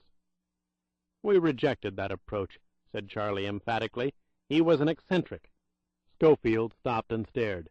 You rejected? An eccentric? God damn you, you did know. You could have used that, fed him anything you liked, but no, you wanted a quick solution so the men upstairs would see how good you were. You could have used him, not killed him, but you didn't know how, so you kept quiet and called out the hangman. That's preposterous. There's no way you could prove he'd been reached. Prove it? I don't have to prove it. I know it. How? I saw it in his eyes, you son of a bitch. The man from State paused, then spoke softly. You're tired, Bray. You need a rest. With a pension? Asked Schofield. Or with a casket? Chapter 4. Telenyakov walked out of the restaurant into a cold blast of wind that disturbed the snow, swirling it up from the sidewalk with such force that it became a momentary haze, diffusing the light of the street lamp above. It was going to be another freezing night. The weather report on Radio Moscow had the temperature dropping to -8 Celsius. Yet it had stopped snowing early that morning. The runways at Sheremetyevo Airport were cleared, and that was all that concerned Vasily Telenyakov at the moment. Air France, Flight 85, had left for Paris 10 minutes ago. Aboard that plane was a Jew who was meant to leave 2 hours later on Aeroflot for Athens. He would not have left for Athens if he had shown up at the Aeroflot terminal. Instead, he would have been asked to step into a room. Greeting him would have been a team from the Vodenaya Kontrarozvedka, and the absurdity would have begun. It was stupid, thought Telenyakov as he turned right, pulling the lapels of his overcoat up around his neck and the brim of his adyal lower on his head. Stupid in the sense that the VKR would have accomplished nothing but provide a wealth of embarrassment. It would have fooled no one, least of all those it was trying to impress. A dissident recanting his dissidency. What comic literature did the young fanatics in the VKR read? Where were the older and wiser heads when fools came up with such schemes? When Vasily had heard of the plan, he had laughed, actually laughed. The objective was to mount a brief but strong campaign against Zionist accusations, to show people in the West that not all Jews thought alike in Soviet Russia. The Jewish writer had become something of a minor cause in the American press, the New York press, to be specific. He had been among those who had spoken to a visiting senator in search of votes 8,000 miles away from a constituency. But race notwithstanding, he simply was not a good writer, and, in fact, something of an embarrassment to his co-religionists. Not only was the writer the wrong choice for such an exercise, but for reasons intrinsic to another operation, it was imperative that he be permitted to leave Russia. He was a blind trade-off for the senator in New York. The senator had been led to believe it was his acquaintanceship with an attaché at the consulate that had caused Soviet immigration to issue a visa. The senator would make capital out of the incident, and a small hook would exist where one had not existed before. Enough hooks and an awkward relationship would suddenly exist between the senator and acquaintances within the Soviet power structure. It could be useful. The Jew had to leave Moscow tonight. In 3 days, the senator had scheduled a welcoming news conference at Kennedy Airport. But the young aggressive thinkers at the VKR were adamant.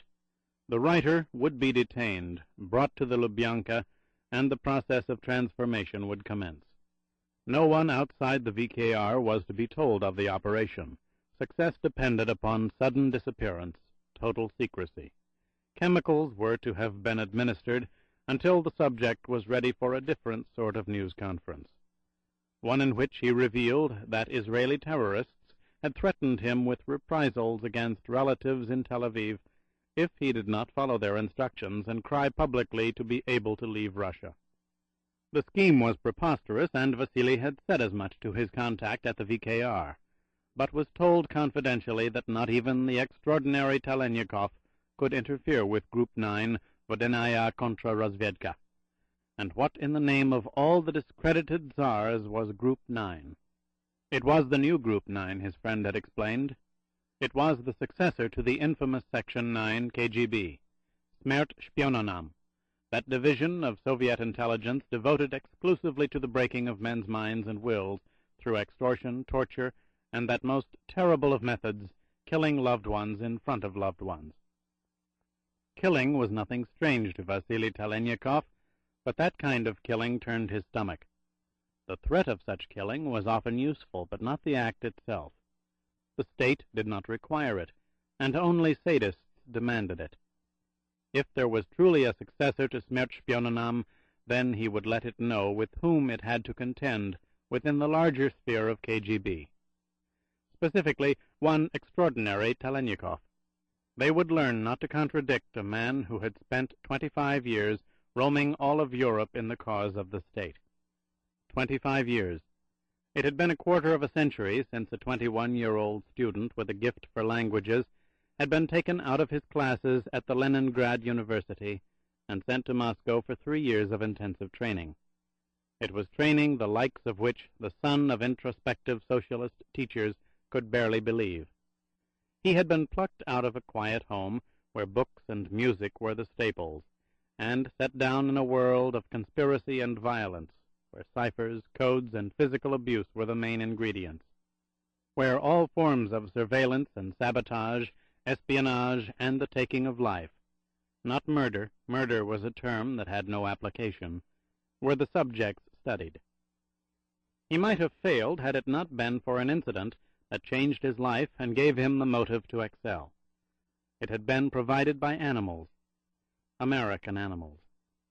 He had been sent to East Berlin on a training exercise, an observer of undercover tactics at the height of the Cold War. He had formed a relationship with a young woman, a German girl who fervently believed in the cause of the Marxist state, and who had been recruited by the KGB. Her position was so minor, her name was not even on a payroll. She was an unimportant organizer of demonstrations, paid with loose Reichsmarks from an expense drawer. She was quite simply a university student far more passionate in her beliefs than knowledgeable, a wild-eyed radical who considered herself a kind of Joan of Arc. But Vasily had loved her. They had lived together for several weeks, and they were glorious weeks, filled with the excitement and anticipation of young love. And then one day she was sent across Checkpoint Casimir. It was such an unimportant thing, a street-corner protest on the Kurfürstendamm. A child leading other children, mouthing words they barely understood, espousing commitments they were ill-prepared to accept. An unimportant ritual, insignificant. But not to the animals of the American Army of Occupation, G2 branch, who set other animals upon her. Her body was sent back in a hearse, her face bruised almost beyond recognition, the rest of her clawed to the point where the flesh was torn, the blood splotches of dried red dust. And the doctors had confirmed the worst. She had been repeatedly raped and sodomized. Attached to the body, the note held in place by a nail driven into her arm, were the words, "Up your commie ass, just like hers." Animals. American animals who bought their way to victory without a shell having fallen on their soil, whose might was measured by unfettered industry that made enormous profits from the carnage of foreign lands, whose soldiers peddled cans of food to hungry children, so as to gratify other appetites. All armies had animals, but the Americans were most offensive. They proclaimed such righteousness. The sanctimonious were always the most offensive. Talenikov had returned to Moscow. The memory of the girl's obscene death burned into his mind. Whatever he had been, he became something else. According to many, he became the best there was, and by his own lights none could possibly wish to be better than he was. He had seen the enemy, and he was filth. But that enemy had resources beyond imagination, wealth beyond belief. So it was necessary to be better than the enemy in things that could not be purchased. One had to learn to think as he did, then outthink him. Vasily had understood this. He became the master of strategy and counter-strategy, the springer of unexpected traps, the deliverer of unanticipated shock, death in the morning sunlight on a crowded street corner, death in the Unter den Linden at 5 o'clock in the afternoon, at that hour when the traffic was maximum. He had brought that about, too. He had avenged the murder of a child woman years later, when, as the director of KGB operations East Berlin, he had drawn the wife of an American killer across the checkpoint. She had been run down cleanly, professionally, with a minimum of pain. It was a far more merciful death than that delivered by animals 4 years earlier. He had nodded in appreciation at the news of that death, yet there was no joy. He knew what that man was going through, and as deserved as it was, there was no elation. For Talenikov also knew that man would not rest until he found his own vengeance. He did, 3 years later in Prague.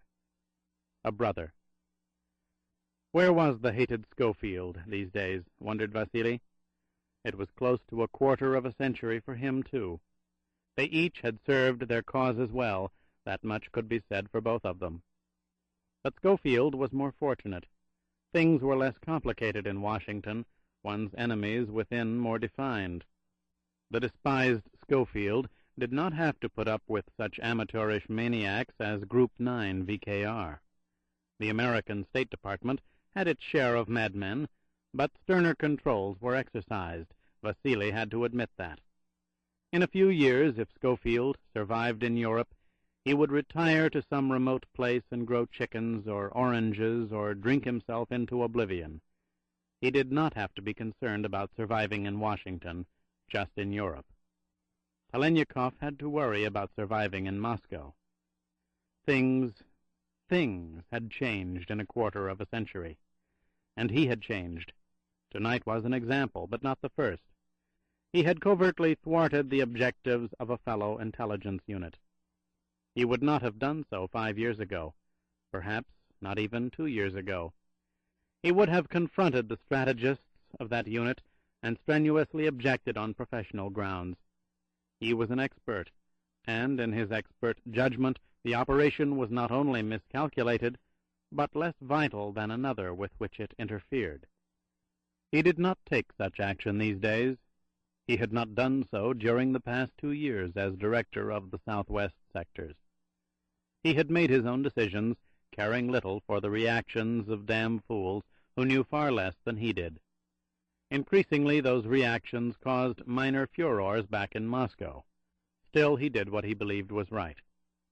Ultimately, those minor furors became major grievances, and he was recalled to the Kremlin and a desk where strategies were remote, dealing with progressive abstractions such as getting shadowy hooks into an American politician. Talenikov had fallen, he knew that. It was only a question of time. How much time had he left? Would he be given a small firma north of Grasnov and told to grow his crops and keep his own counsel? Or would the maniacs interfere with that course of action, too? Would they claim the extraordinary Talenikov was indeed too dangerous? As he made his way along the street, Vasily felt tired. Even the loathing he felt for the American killer who had murdered his brother was muted in the twilight of his feelings. He had little feeling left. The sudden snowstorm reached blizzard proportions. The wind's gale force causing eruptions of huge white sprays through the expanse of Red Square. Lenin's tomb would be covered by morning. Telenyakov let the freezing particles massage his face as he trudged against the wind toward his flat. KGB had been considerate. His rooms were 10 minutes from his office in Dzerzhinsky Square, 3 blocks away from the Kremlin. It was either consideration or something less benevolent, but infinitely more practical. His flat was 10 minutes from the centers of crisis, 3 minutes in a fast automobile. He walked into the entranceway of his building, stamping his feet as he pulled the heavy door shut, cutting off the harsh sound of the wind. As he always did, he checked his mail slot in the wall, and as always there was nothing. It was a futile ritual that had become a meaningless habit for so many years, in so many mail slots, in so many different buildings. The only personal mail he ever received was in foreign countries, under strange names, when he was in deep cover. And then the correspondence was in code and cipher, its meaning in no way related to the words on the paper. Yet sometimes those words were warm and friendly, and he would pretend for a few minutes that they meant what they said. But only for a few minutes. It did no good to pretend, unless one was analyzing an enemy. He started up the narrow staircase, annoyed by the dim light of the low-wattage bulbs. He was quite sure the planners in Moscow's Elektrikiskaya did not live in such buildings. Then he heard the creak. It was not the result of structural stress. It had nothing to do with the sub-freezing cold or the winds outside. It was the sound of a human being shifting his weight on a floorboard. His ears were the ears of a trained craftsman, distances judged quickly. The sound did not come from the landing above, but from higher up the staircase. His flat was on the next floor. Someone was waiting for him to approach. Someone wanted him inside his room, perhaps, egress awkward, a trap being set. Vasily continued his climb, the rhythm of his footsteps unbroken. The years had trained him to keep such items as keys and coins in his left-hand pockets, freeing his right to reach quickly for a weapon, or to be used as a weapon itself. He came to the landing and turned. His door was only feet away. There was the creak again, faint, barely heard, mixed with the sound of the distant wind outside. Whoever was on the staircase had moved back, and that told him 2 things. The intruder would wait until he was definitely inside his flat, and whoever it was either careless or inexperienced or both. One did not move when this close to a quarry. The air was a conductor of motion. In his left hand was his key. His right had unfastened the buttons of his overcoat and was now gripped around the handle of his automatic, strapped in an open holster across his chest. He inserted the key, opened the door, then yanked it shut, stepping back rapidly, silently into the shadows of the staircase. He stayed against the wall, his gun leveled in front of him over the railing. The sound of footsteps preceded the rushing figure as it raced to the door. In the figure's left hand was an object. He could not see it now. It was hidden by the heavily clothed body. Nor were there seconds to wait. If the object was an explosive, it would be on a timer release. The figure had raised his right hand to knock on the door. "Press yourself into the door. Your left hand in front of you, between your stomach and the wood, now." "Please." The figure spun halfway around. Telenyakov was on him, throwing him against the panel. He was a young man, a boy really, barely in his teens, thought Vasily. He was tall for his age, but his age was obvious from his face. It was callow, the eyes wide and clear and frightened. "Move back slowly," said Telenyakov harshly. "Raise your left hand. Slowly." The young man moved back, his left hand exposed. It was clenched into a fist. "I didn't do anything wrong, sir. I swear it." The young man's whisper cracked in fear. "Who are you?" "Andreev Danilovitch, sir. I live in the Chermushki." "You're a long way from home," said Vasily. The housing development referred to by the youth was nearly 45 minutes south of Red Square. "The weather's terrible, and someone your age could be picked up by the militsianya." "I had to come here, sir," answered Andreev. A man's been shot. He's hurt very badly.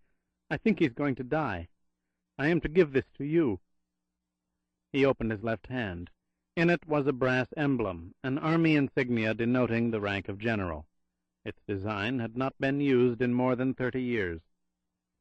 "The old man said to say the name Krupskaya, Alexia Krupskaya. He made me say it several times so I wouldn't forget it.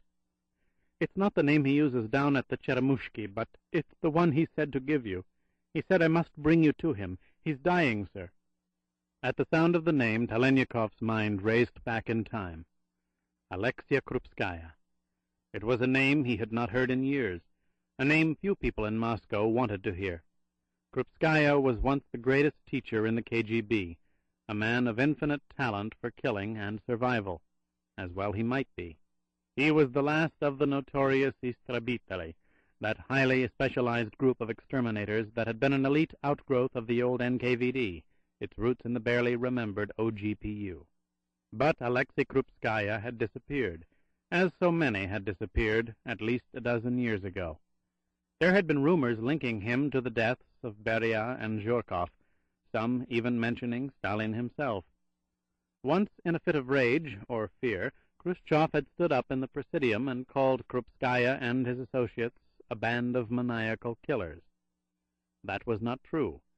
There was never any mania in the work of the Istrabiteli. It was too methodical. Regardless, suddenly, one day, Alexei Krupskaya was no longer seen at the Lubyanka. Yet there were other rumors, those that spoke of documents prepared by Krupskaya, hidden in some remote place, that were his guarantees to a personal old age. It was said these documents incriminated various leaders of the Kremlin in scores of killings, reported, unreported, and disguised. So it was presumed that Alexei Krupskaya was living out his life somewhere north of Grasnov, on a firma, perhaps, growing crops and keeping his mouth shut. He had been the finest teacher Vasily had ever had. Without the old master's patient instructions, Telenyakov would have been killed years ago. "Where is he?" asked Vasily. "We brought him down to our flat. He kept pounding on the floor, our ceiling. We ran up and found him." "We?" "My sister and I. He's a good old man. He's been good to my sister and me. Our parents are dead, and I think he will soon be dead too. Please hurry, sir." The old man on the bed was not the Alexei Krupskaya Telenyakov remembered. The close-cropped hair and the clean-shaven face that once displayed such strength were no more. The skin was pale and stretched, wrinkled beneath the white beard, and his long white hair was a bird's nest of tiny, thin strings, matted, separated, revealing splotches of grayish flesh that was Krupskaya's gaunt skull. The man was dying and could barely speak. He lowered the covers briefly and lifted a blood-soaked cloth away from the perforated flesh of a bullet wound. Virtually no time was spent on greetings. The respect and affection in each man's eyes were sufficient. "I widened my pupils into the death stare," said Krupskaya, smiling weakly. "He thought I was dead. He had done his job and ran." "Who was it?" "An assassin, sent by the Corsicans." "The Corsicans? What Corsicans?"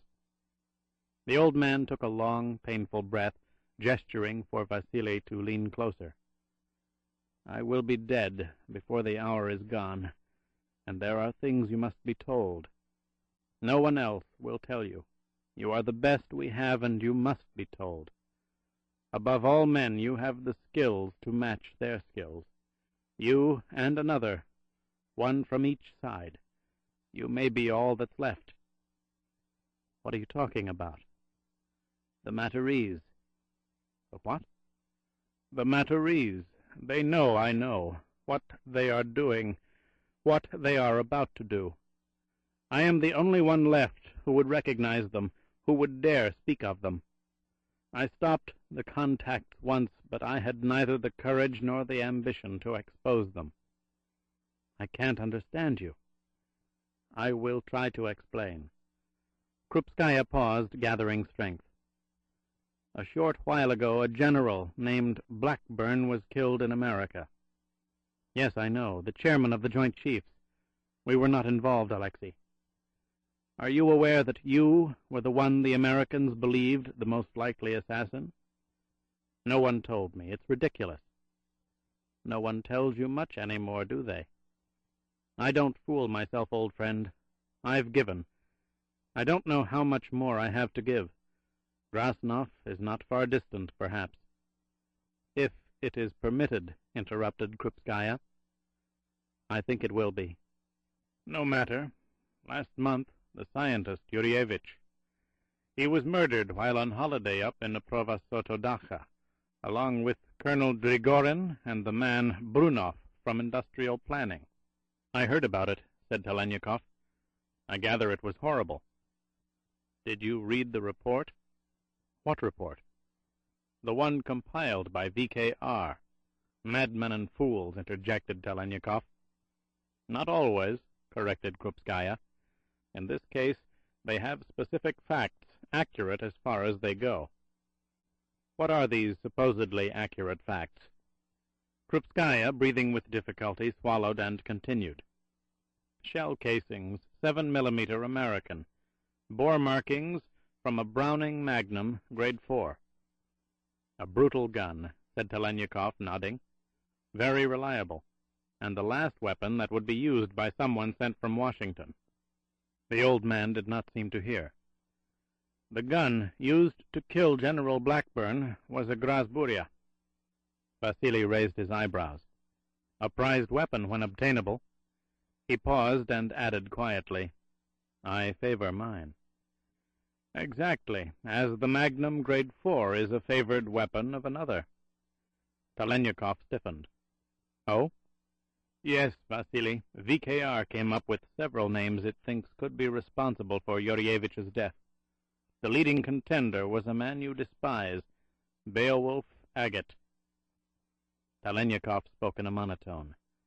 Brandon Schofield, Consular Operations. Codename Prague, Beowulf Agate. Yes. Was he? No. The old man struggled to raise his head on the pillow. No more than you were involved with Blackburn's death. Don't you see? They know everything, even of operatives whose skills are proven but whose minds are tired, who, perhaps, need a significant kill. They are testing the highest levels of power before they make their move. Who? Who are they? The Matarese, the Corsican fever. What does that mean? It spreads. It has changed, far more deadly in its new form. The old Istrabiteli fell back on the pillow. You must be clearer, Alexei. I can see nothing. What is this Corsican fever, this Matarese? Krupskaya's eyes were wide, now staring at the ceiling. He whispered. No one speaks. No one dares to speak. Our own Presidium, England's Foreign Office, its MI6 boardroom, the French Société Diable d'État, and the Americans. Oh, never forget the Americans. No one speaks. We all used it. We are stained by the Matarese. Stained? How? What are you trying to say? What in heaven's name is the Matarese? The old man turned his head slowly. His lips trembled. Some say it goes back as far as Sarajevo. Others swear it claims Dollfuss, Bernadotte, even Trotsky on its list. We know about Stalin. We contracted for his death. Stalin? It's true, then, what was said? Oh, yes. Beria, too. We paid. The Istrabiteli's eyes seemed now to float out of focus. In 45, the world thought Roosevelt succumbed to a massive stroke. Krupskaya shook his head slowly, saliva at the corners of his mouth. There were financial interests who believed his policies with the Soviet were economically disastrous. They could not permit any further decisions on his part. They paid, and an injection was administered. Telenyakov was stunned. Are you telling me that Roosevelt was killed by this Matarese? Assassinated, Vasily Vasilievich Telenyakov. That is the word, and that is one of the truths no one will speak of. For so many years, none dare talk of the contracts, the payments, the admissions would be catastrophic for governments everywhere. But why? Why was it used, this Matarese?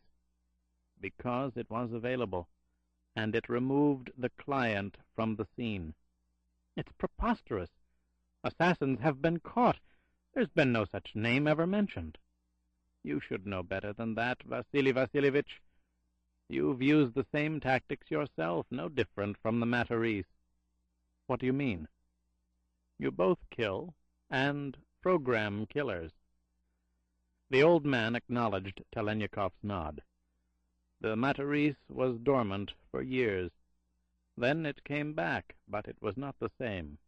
Killings took place without clients, without payments. Senseless butchery without a pattern. Men of value kidnapped and slain, aircraft stolen or blown up in midair, governments paralyzed, payments demanded or wholesale slaughter the result. The incidents have become more refined, more professional.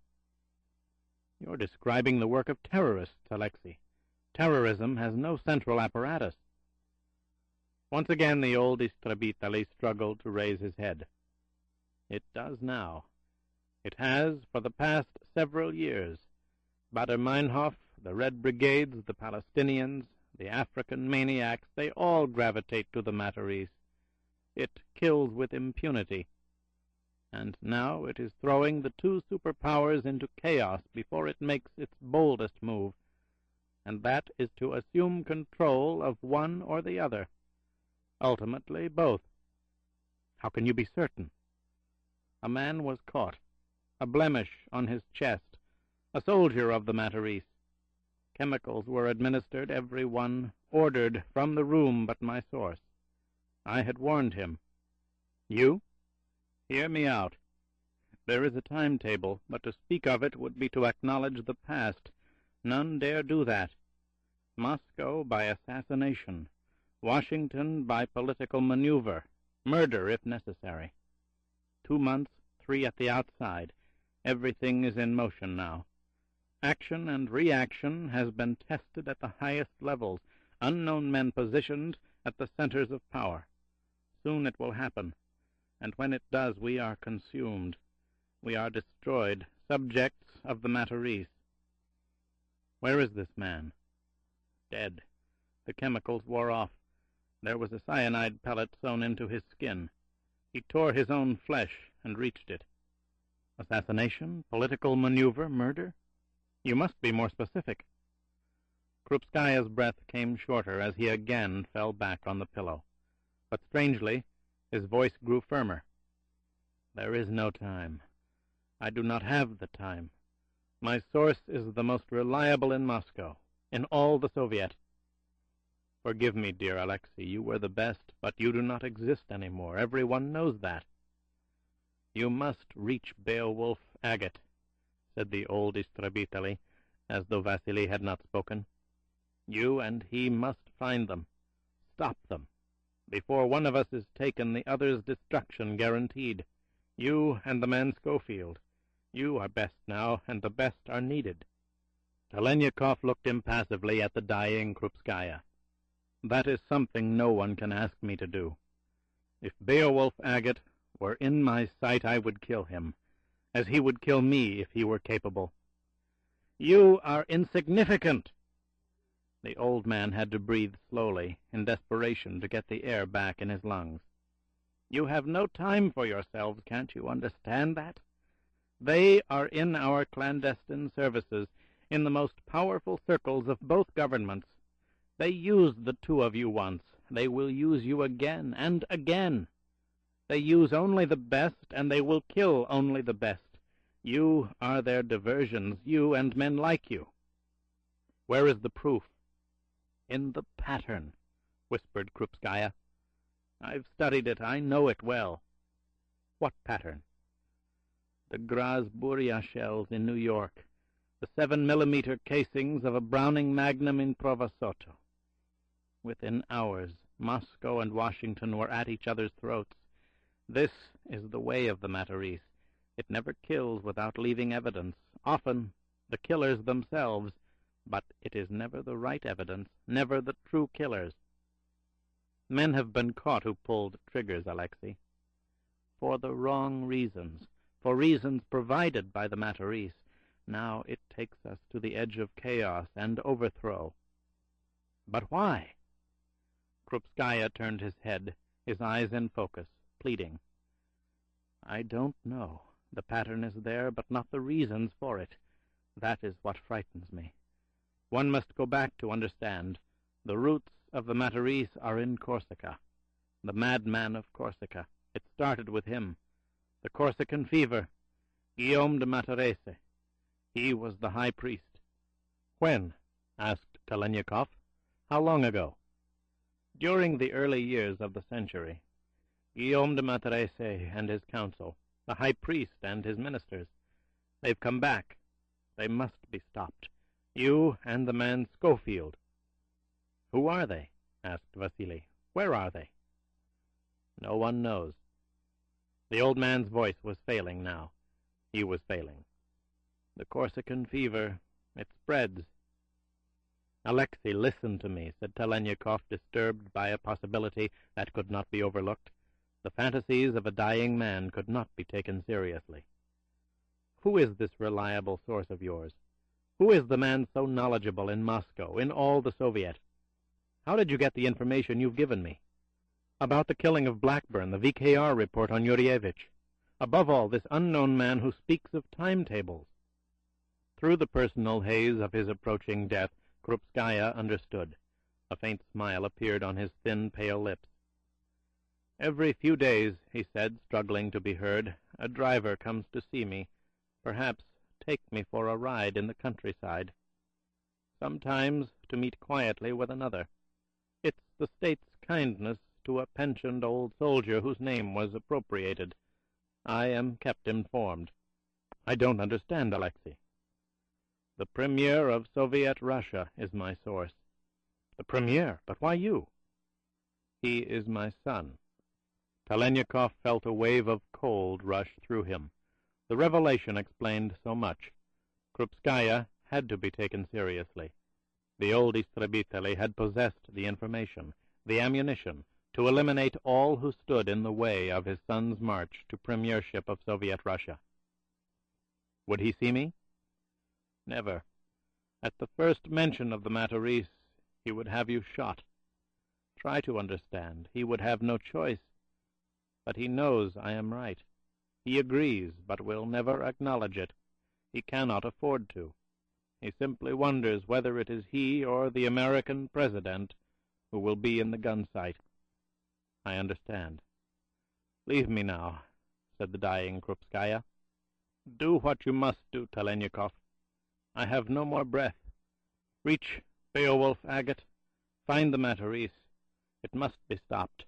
The Corsican fever can spread no further. The Corsican fever? In Corsica? The answer may be there. It is the only place to start. Names. The first council. Many years ago. Chapter 5. A coronary inefficiency had made it necessary for Robert Winthrop to use a wheelchair, but in no way did it impair the alertness of his mind, nor did he dwell on the infirmity. He had spent his life in the service of his government. There was never any lack of problems he considered more important than himself. Guests at his Georgetown home soon forgot the wheelchair. The slender figure with the graceful gestures and the intensely interested face reminded them of the man he was, an energetic aristocrat who had used his private fortune to free himself from the marketplace and pursue a life of public advocacy. Instead of an infirm elder statesman with thinning gray hair and the still perfectly clipped mustache, one thought of Yalta and Potsdam, and an aggressive younger man from the State Department forever leaning over Roosevelt's chair or Truman's shoulder to clarify this point or suggest that objection. There were many in Washington, and in London and Moscow as well, who thought the world would be a better place had Robert Winthrop been made Secretary of State by Eisenhower. But the political winds had shifted, and he was not a feasible choice. And later Winthrop could not be considered. He had become involved in another area of government that required his full concentration. He had been quietly retained as Senior Consultant, Diplomatic Relations, Department of State. 26 years ago, Robert Winthrop had organized a select division within State called Consular Operations, and after 16 years of commitment, he had resigned. Some said because he was appalled at what his creation had become, while others claimed he was only too aware of the necessary directions it had taken, but could not bring himself to make certain decisions. Nevertheless, during the 10 years since his departure, he had been consistently sought out for advice and counsel, as he was tonight. Consular Operations had a new director. A career intelligence officer named Daniel Congdon had been shifted from a ranking position at the National Security Agency to the clandestine chair at State. He had replaced Winthrop's successor and was finally attuned to the harsh decisions required by CONSOP. But he was new. He had questions.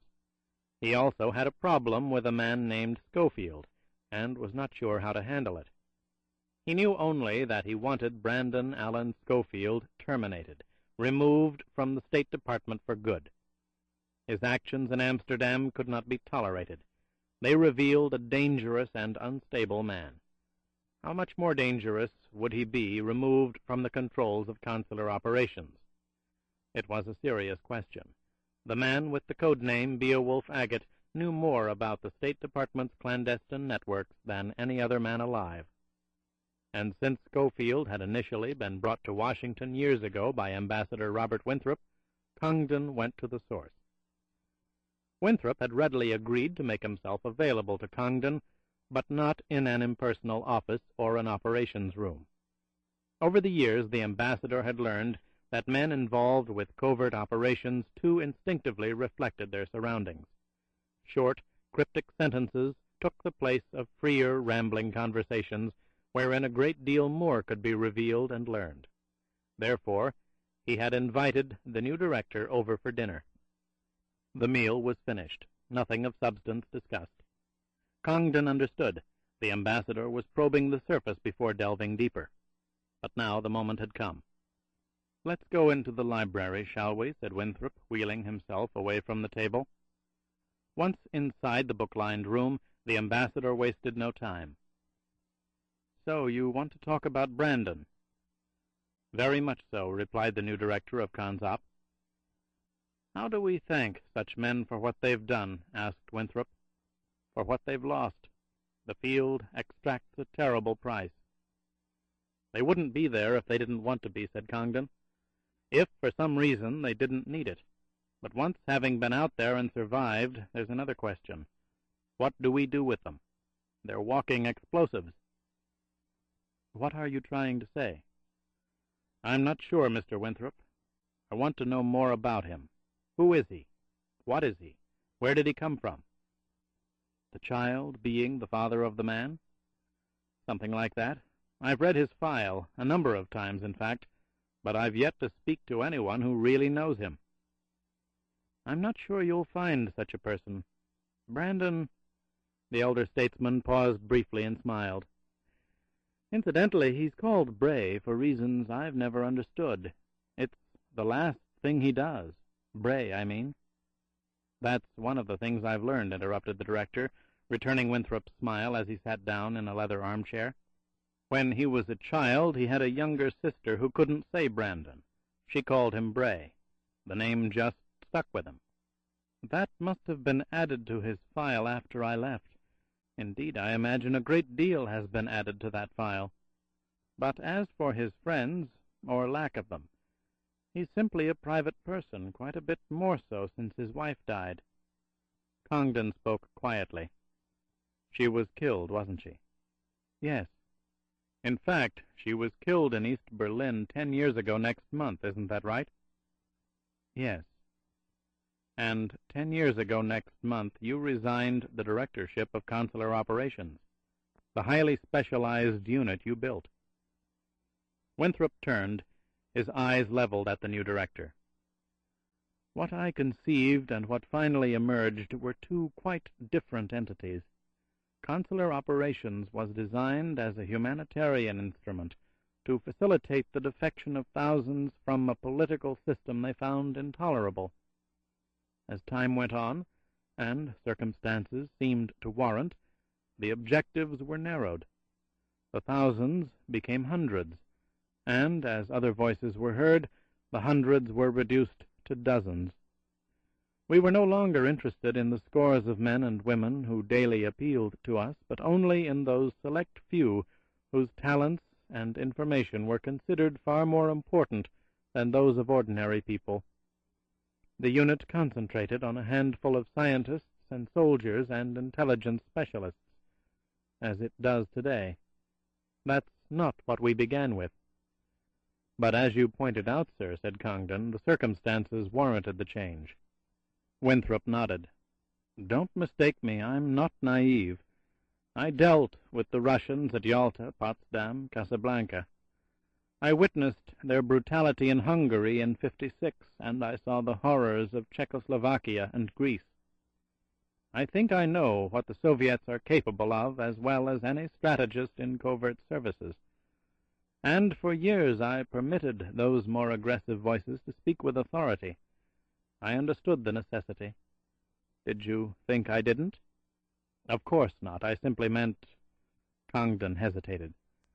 You simply made a connection between the murder of Schofield's wife and my resignation, said the statesman kindly. Yes, sir, I did.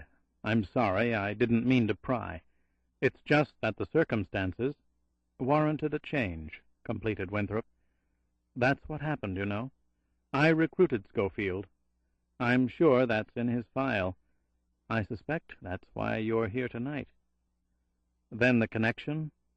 Congdon's words trailed off. Accurate. I felt responsible. But surely there were other incidents, other men and women? Not the same, Mr. Congdon. Do you know why Schofield's wife was selected to be the target that afternoon in East Berlin? I assume it was a trap meant for Schofield himself. Only she showed up and he didn't. It happens. A trap meant for Schofield? In East Berlin? He had contacts in the Soviet sector. He made frequent penetrations, set up his own cells. I imagine they wanted to catch him with his contact sheets.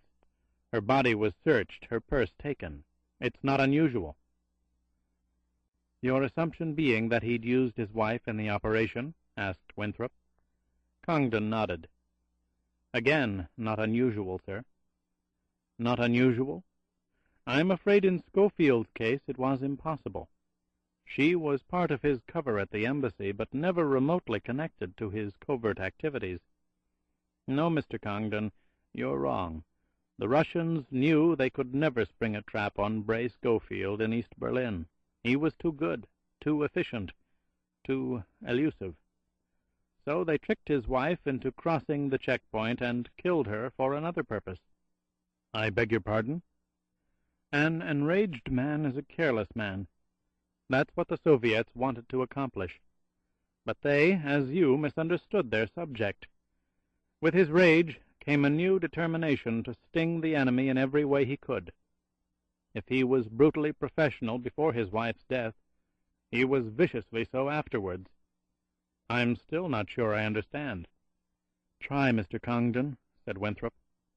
22 years ago, I ran across a government major at Harvard University, a young man with a talent for languages and a certain authority about him that indicated a bright future.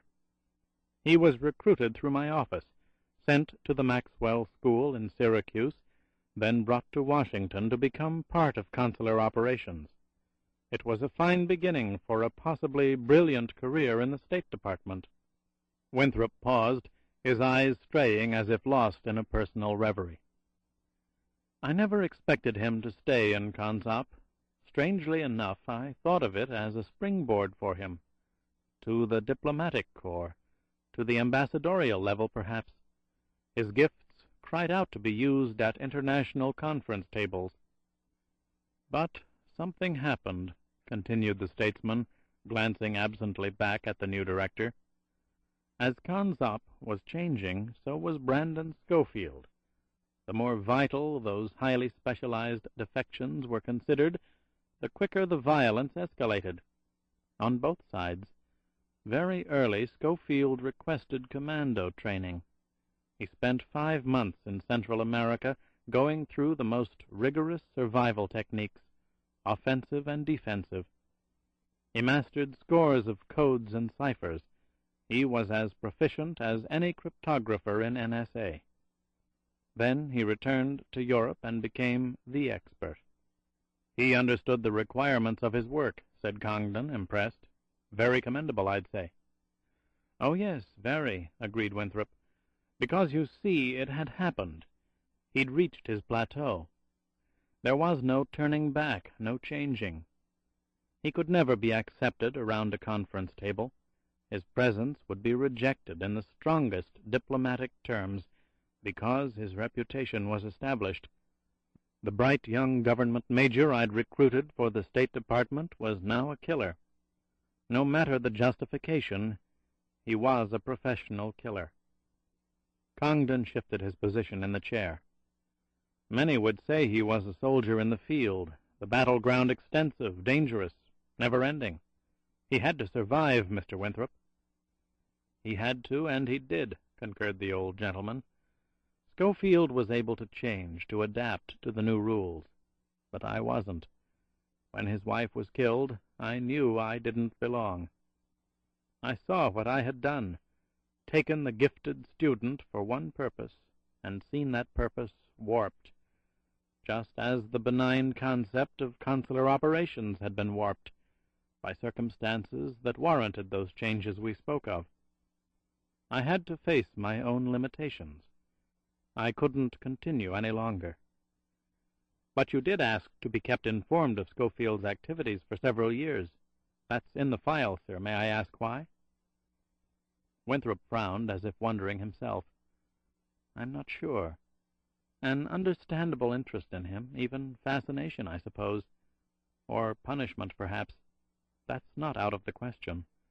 Sometimes the reports would stay in my safe for days before I read them. And, of course, after Prague, I no longer wanted them sent to me. I'm sure that's in the file. Yes, it is. By Prague, I assume you refer to the courier incident? Yes, answered Winthrop softly.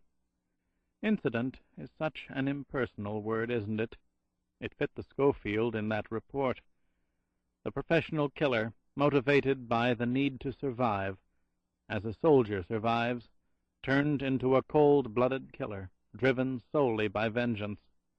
The change was complete.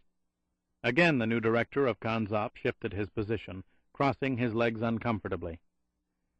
It was established that the courier in Prague was the brother of the KGB agent who ordered the death of Schofield's wife. He was the brother, not the man who issued that order. He was a youngster, no more than a low-level messenger. He might have become something else. Then where does it end? I can't answer that. But I can understand Schofield's doing what he did. I'm not sure I wouldn't have done the same.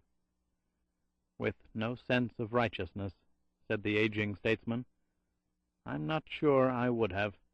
Nor am I convinced that young man in Cambridge 22 years ago would have done so. Am I getting through to you, as is so often asked these days? Painfully, sir. But in my defense, and in defense of the current Schofield, we didn't create the world we operate in. I think that's a fair thing to say. Painfully fair, Mr. Congdon. But you perpetuate it. Winthrop wheeled his chair to his desk and reached for a box of cigars. He offered the box to the director, who shook his head. I don't like them either, but ever since Jack Kennedy, we're all expected to keep our supply of Havanas. Do you disapprove? No. As I recall, the Canadian supplier was one of President Kennedy's more accurate sources of information about Cuba. Have you been around that long? I joined the National Security Agency when he was a senator. Did you know that Schofield has recently begun to drink? I know nothing about the current Schofield, as you called him. His file indicates previous use of alcohol, but no evidence of excess.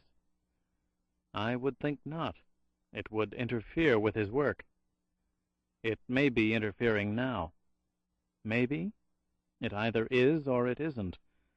I don't think that's such a difficult thing to establish. If he's drinking a great deal, that's excess.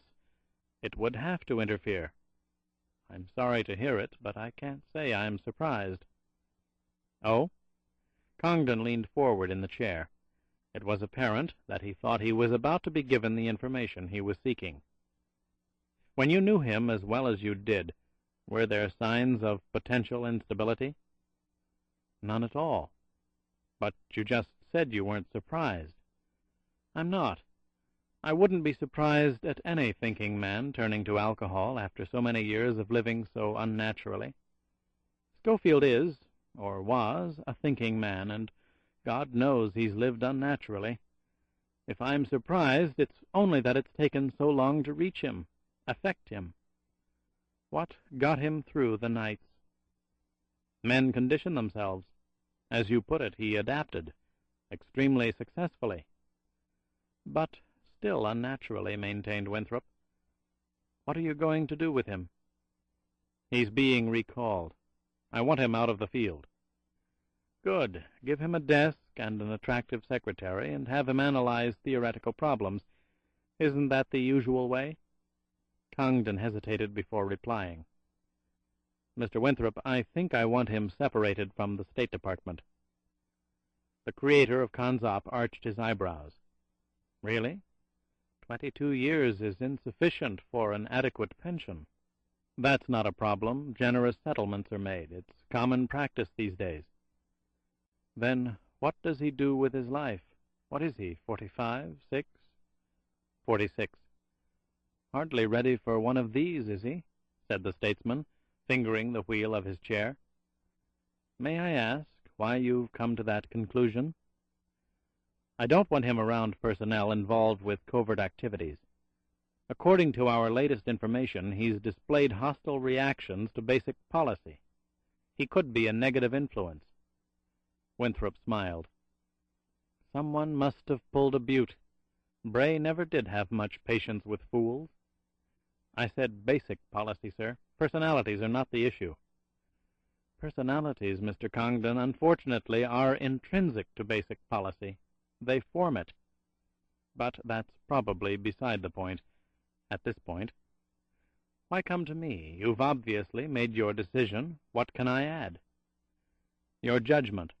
How will he take it? Can he be trusted? He knows more about our operations, our contacts, our tactics, than any man in Europe. Winthrop's eyes became suddenly cold. And what is your alternative, Mr. Congdon? He asked icily. The new director flushed. He understood the implication. Surveillance, controls, telephone, and mail intercepts. I'm being honest with you. Are you? Winthrop now glared at the man in front of him. Or are you looking for a word from me, or a question that you can use for another solution? I don't know what you mean. I think you do. I've heard how it's done, incidentally, and it appalls me. Word is sent to Prague, or Berlin, or Marseille that a man's no longer in sanction. He's finished, out. But he's restless, drinks a lot. Contacts' names might be revealed by this man, whole networks exposed.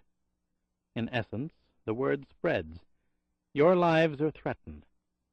So it's agreed that another man, or perhaps 2 or 3, get on planes from Prague or Berlin or Marseille.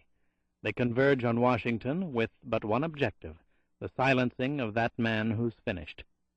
Everyone's more relaxed, and the American intelligence community, which has remained outside the incident, breathes easier. Yes, Mr. Congdon, it appalls me.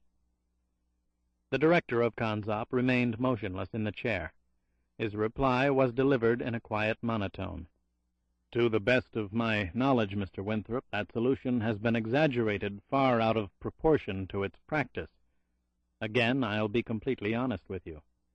In 15 years, I've heard of it being exercised only twice, and in both incidents, the agents out of sanction were beyond salvage. They had sold out to the Soviets. They were delivering names. Is Schofield beyond salvage? That's the correct phrase, isn't it? If you mean, do I think he's sold out? Of course not. It's the last thing he'd do. I really came here to learn more about him. I'm sincere about that. How is he going to react when I tell him he's terminated? Winthrop paused, his relief conveyed, then frowned again. I don't know, because I don't know the current Schofield. It's drastic. What's he going to do? Isn't there a halfway measure? If I thought there was one acceptable to us both, I'd leap at it. If I were you, I'd try to find one. It can't be on the premises, said Congdon firmly. I'm convinced of that. Then may I suggest something? Please do. Send him as far away as you can, some place where he'll find a peaceful oblivion. Suggest it yourself. He'll understand. He will? Yes. Bray doesn't fool himself, at least he never did. It was one of his finer gifts. He'll understand because I think I do. I think you've described a dying man. There's no medical evidence to support that. Oh, for God's sake, said Robert Winthrop. Schofield turned off the television set. He had not seen an American news broadcast in several years, since he was last brought back for an inter-operations briefing, and he was not sure he wanted to see one again for the next several years.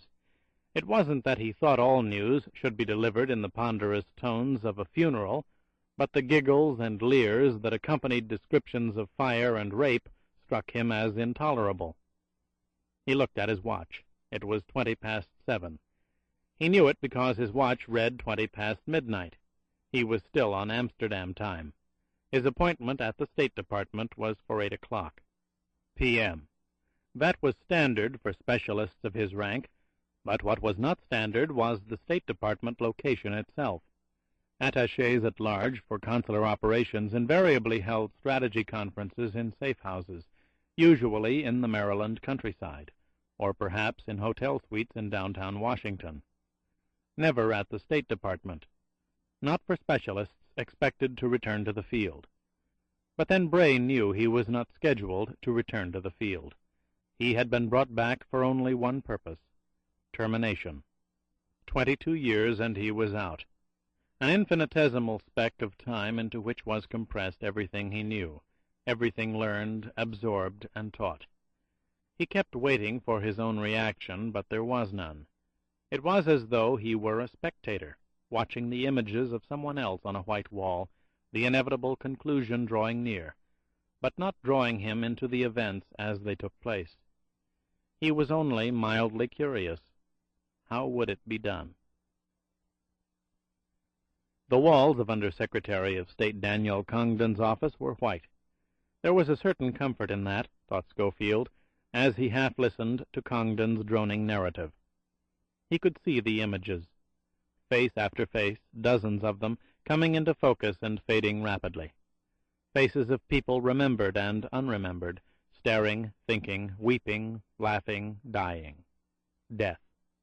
His wife, 5 o'clock in the afternoon, unter den Linden. Men and women running, stopping, in sunlight, in shadows. But where was he? He was not there. He was a spectator. Then, suddenly, he wasn't. He could not be sure he heard the words correctly. What had this coldly efficient under-secretary said? Bern, Switzerland? I beg your pardon? The funds will be deposited in your name, proportionate allocations made annually. In addition to whatever pension I'm entitled to? Yes, Mr. Schofield, and regarding that, your service record's been predated. You'll get the maximum. That's very generous. It was. Calculating rapidly, Bray estimated that his income would be over $50,000 a year. Merely practical. These funds are to take the place of any profits you might realize from the sale of books or articles based on your activities in consular operations. I see, said Bray slowly. There's been a lot of that recently, hasn't there? Marchetti, Agee, Snep. Exactly. Schofield could not help himself. The bastards never learned. Are you saying that if you'd banked funds for them, they wouldn't have written what they did? Motives vary, but we don't rule out the possibility. Rule it out, said Bray curtly. I know two of those men. Are you rejecting the money? Hell no, I'll take it. When I decide to write a book, you'll be the first to know. I wouldn't advise it, Mr. Schofield. Such breaches of security are prohibited. You'd be prosecuted. Years in prison inevitable. And if you lost in the courts, there just might follow certain extra-legal penalties. A shot in the head while driving in traffic, for example. The laws are clear, said the Undersecretary. I can't imagine that. I can. Look in my 40 file. I trained with a man in Honduras. I killed him in Madrid.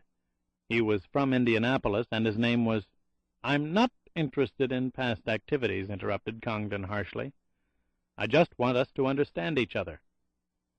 We do. You can relax. I'm not breaching any security. I haven't the stomach for it. Also, I'm not that brave. Look, Schofield, said the Undersecretary, leaning back in his chair, his expression pleasant. I know it sounds trite, but there comes a time for all of us to leave the more active areas of our work. I want to be honest with you. Bray smiled, a touch grimly. I'm always nervous when someone says that. What? That he wants to be honest with you, as if honesty was the last thing you should expect. I am being honest. So am I. If you're looking for an argument, you won't get it from me. I'll quietly fade away. But we don't want you to do that, said Congdon, leaning forward, his elbows on the desk. Oh? Of course not. A man with your background is extraordinarily valuable to us. Crises will continue to arise. We'd like to be able to call upon your expertise. Schofield studied the man. But not in territory. A statement. Not in strategy. No, not officially. Naturally, we'll want to know where you're living, what trips you make. I'll bet you will, said Bray softly. But for the record, I'm terminated. Yes, however, we'd like it kept out of the record. A 40 entry. Schofield did not move. He had the feeling that he was in the field arranging a very sensitive exchange. Wait a minute, let me understand you. You want me officially terminated, but no one's supposed to know it. And although I'm officially finished, you want to maintain contact on a permanent basis. Your knowledge is invaluable to us, you know that, and I think we're paying for it. Why the 40, then? I'd have thought you'd appreciate it. Without official responsibilities, you retain a certain status. You're still part of us. I'd like to know why this way. I'll be— Congdon stopped, a slightly embarrassed smile on his face. We really don't want to lose you. Then why terminate me? The smile left the Undersecretary's face. I'll call it as I see it. You can confirm it with an old friend of yours if you like, Robert Winthrop. I told him the same thing. Winthrop? What did you tell him? That I don't want you around here. And I'm willing to pay out of budget and predate records to get you out. I listened to your words. You were taped by Charles Engelhart in Amsterdam. Bray whistled softly. Old Crimson Charlie. I should have known it. I thought you did. I thought you were sending us a personal message. Nevertheless, we got it. We have a lot to do here, and your kind of obstinacy, your cynicism, isn't needed. Now we're getting somewhere. But everything else is true. We do need your expertise. We have to be able to reach you any time. You have to be able to reach us. Bray nodded. And the 40 means that my separation is top secret. The field doesn't know I'm terminated. Precisely. All right, said Schofield, reaching into his pocket for a cigarette. I think you're going to a lot of unnecessary trouble to keep a string on me, but as you said, you're paying for it. A simple field directive could accomplish the same thing. Issue clearance until rescinded. Special category. Too many questions would be asked. It's easier this way. Really? Bray lit the cigarette, his eyes amused. All right. Good. Congdon shifted his weight in the chair. I'm glad we understand each other. You've earned everything we've given you, and I'm sure you will continue to earn it. I was looking at your file this morning. You enjoy the water. God knows your record's filled with hundreds of contacts made in boats at night. Why not try it in the daylight? You've got the money. Why not go to some place like the Caribbean and enjoy your life? I envy you. Bray got up from his chair. The meeting was over. Thanks, I may do that. I like warm climates. He extended his hand. Congdon rose and took it. While they shook hands, Schofield continued. You know that 4-0 business would make me nervous if you hadn't called me in here. What do you mean? Their hands were clasped, but the movement stopped. Well, our own field personnel won't know I'm terminated, but the Soviets will. They won't bother me now. When someone like me is taken out of strategy, everything changes. Contacts, codes, ciphers, sterile locations. Nothing remains the same. They know the rules. They'll leave me alone. Thanks very much. I'm not sure I understand you, said the Undersecretary.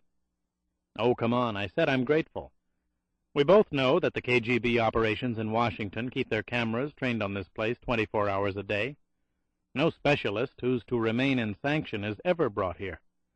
As of an hour ago, they know I'm out. Thanks again, Mr. Congdon. It was considerate of you. The Undersecretary of State, Consular Operations, watched as Schofield walked across the office and let himself out the door. It was over. Everything. He would never have to hurry back to an antiseptic hotel room to see what covert message had arrived. No longer would it be necessary to arrange for 3 changes of vehicle to get from point A to point B. The lie to Congdon notwithstanding, the Soviets probably did know by now he had been terminated. If they didn't, they would soon. After a few months of inactivity, the KGB would accept the fact that he was no longer of value. That rule was constant. Tactics and codes were altered. The Soviets would leave him alone. They would not kill him. But the lie to Congdon had been necessary, if only to see the expression on his face. We'd like it kept out of the record, 4-0 entry. The man was so transparent. He really believed he had created the climate for the execution of his own man, a man he considered dangerous. That a supposedly active agent would be killed by the Soviets for the sake of a kill. Then, pointing to official separation, the Department of State would disclaim any responsibility, no doubt insisting that the dead man refused safeguards. The bastards never changed, but they knew so little. An execution for its own sake was pointless, the fallout often too hazardous. One killed for a purpose, to learn something by removing a vital link in a chain, or to stop something from happening, or to teach a specific lesson, but always for a reason. Except in instances like Prague, and even that could be considered a lesson. A brother for a wife. But it was over. There were no strategies to create, no decisions to make that resulted in a defection or a turn back, of someone living or not living. It was over. Perhaps now even the hotel rooms would come to an end, and the stinking beds in run-down rooming houses in the worst sections of 100 cities.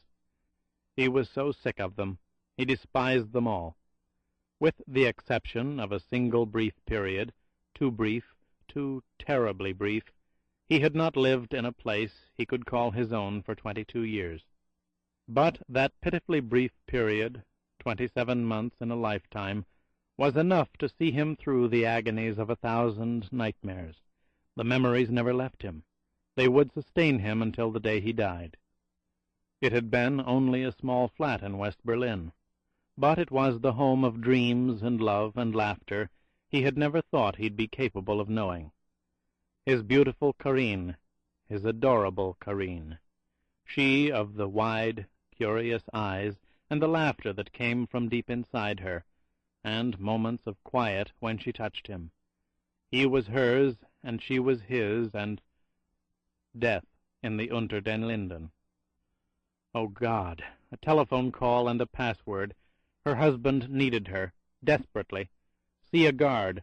Cross the checkpoint. Hurry! And a KGB pig had no doubt laughed. Until Prague. There was no laughter in that man after Prague. Schofield could feel the sting in his eyes. The few sudden tears had made contact with the night wind. He brushed them aside with his glove and crossed the street. On the other side was the lighted front of a travel agency, the posters in the window displaying idealized, unreal bodies soaking up the sun. The Washington amateur, Congdon, had a point. The Caribbean was a good idea. No self-respecting intelligence service sent agents to the islands in the Caribbean for fear of winning. Down in the islands, the Soviets would know he was out of strategy. He had wanted to spend some time in the Grenadines. Why not now? In the morning he would... The figure was reflected in the glass, tiny, obscure, in the background across the wide avenue, barely noticeable. In fact, Bray would not have noticed had the man not walked around the spill of a street lamp. Whoever it was wanted the protection of the shadows in the street. Whoever it was following him. And he was good. There were no abrupt movements, no sudden jumping away from the light. The walk was casual, unobtrusive. He wondered if it was anyone he had trained. Schofield appreciated professionalism. He would commend the man and wish him a lesser subject for surveillance next time. The State Department was not wasting a moment. Congdon wanted the reports to begin at once. Bray smiled. He would give the Undersecretary his initial report. Not the one he wanted, but one he should have. The amusement began, a short-lived pavan between professionals.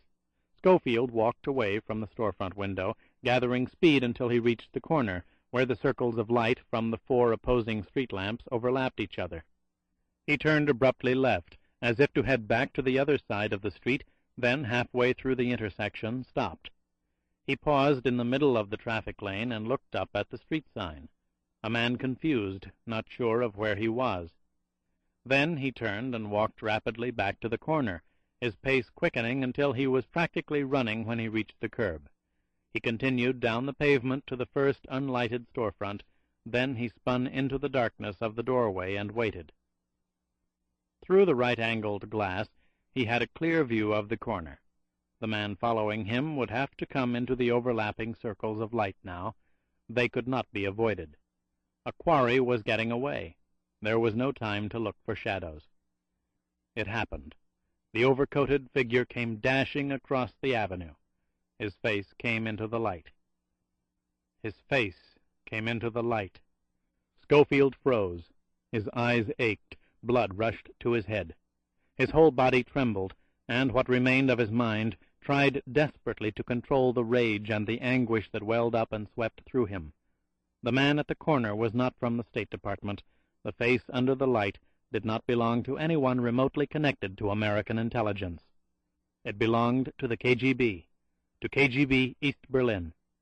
It was a face on one of the half-dozen photographs he had studied until he knew every blemish, every strand of hair, in Berlin 10 years ago. Death on the Unter den Linden.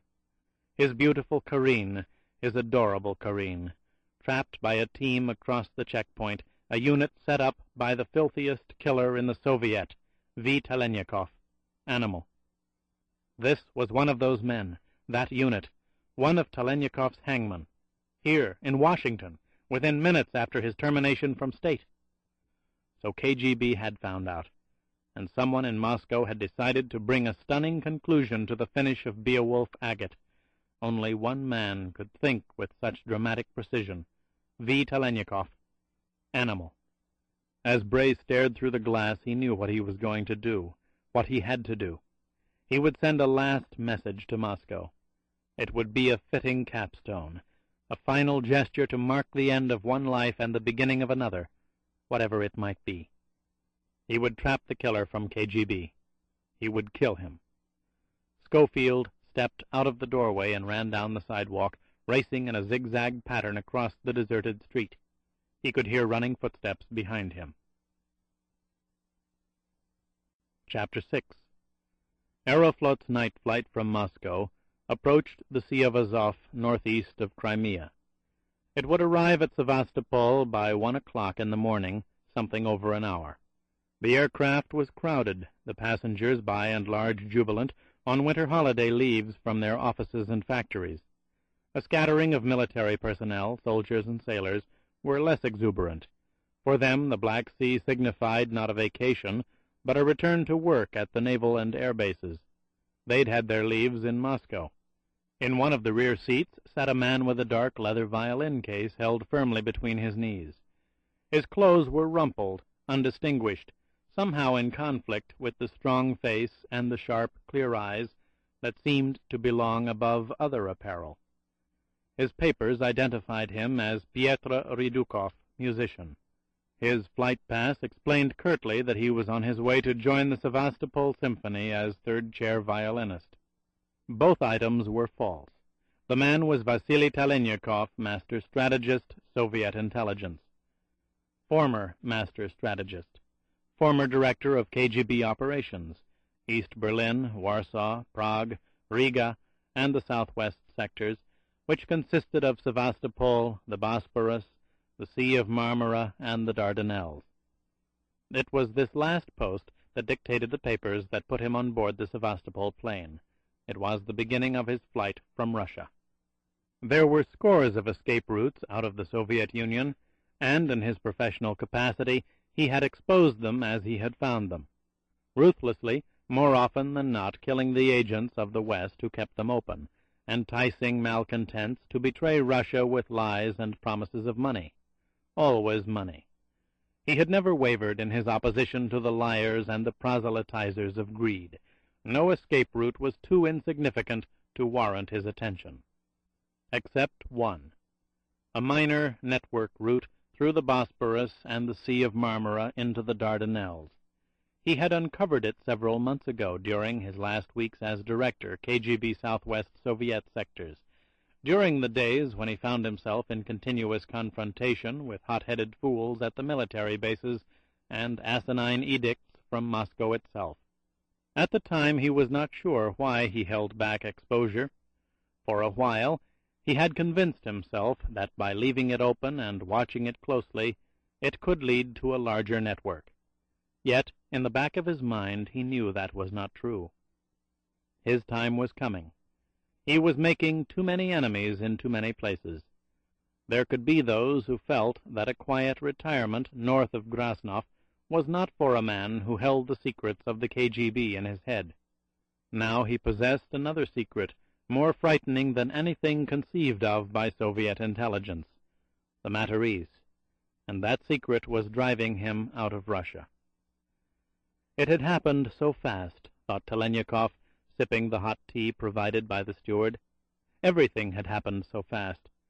The bedside, deathbed, talk with old Alexei Krupskaya, and the astonishing things the dying man had said.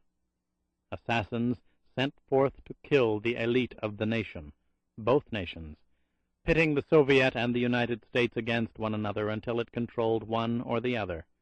A premier and a president, one or both to be in a gun sight. Who were they? What was it, this fever that had begun in the first decades of the century in Corsica, the Corsican fever, the Matarese? But it existed. It was functioning, alive and deadly. He knew that now. He had spoken its name, and for speaking it, a plan had been put in motion that called for his arrest. The sentence of execution would follow shortly. Krupskaya had told him that going to the premier was out of the question, so he had sought out 4 once powerful leaders of the Kremlin, now generously retired, which meant that none dared touch them. With each he had spoken of the strange phenomenon called the Matarese, repeated the words whispered by the dying Istrebiteli. One man obviously knew nothing. He was as stunned as Talenyakov had been. 2 said nothing, but the acknowledgment was in their eyes, and in their frightened voices when they protested. Neither would be a party to the spreading of such insanity. Each had ordered Vasily from his house. The last man, a Georgian, was the oldest, older than the dead Krupskaya, and in spite of an upright posture, had little time left to enjoy a straight spine. He was 96, his mind alert, but given swiftly to an old man's fear. At the mention of the name Matarese, his thin, veined hands had trembled. Then tiny muscular spasms seemed to spread across his ancient, withered face. His throat became suddenly dry. His voice cracked, his words barely audible. It was a name from long ago in the past, the old Georgian had whispered, a name no one should hear. He had survived the early purges, survived the mad Stalin, the insidious Beria, but no one could survive the Matarese. In the name of all things sacred to Russia, the terrified man pleaded, walk away from the Matarese. We were fools, but we were not the only ones. Powerful men everywhere were seduced by the sweet convenience of having enemies and obstacles eliminated. The guarantee was absolute. The eliminations would never be traced to those who required them.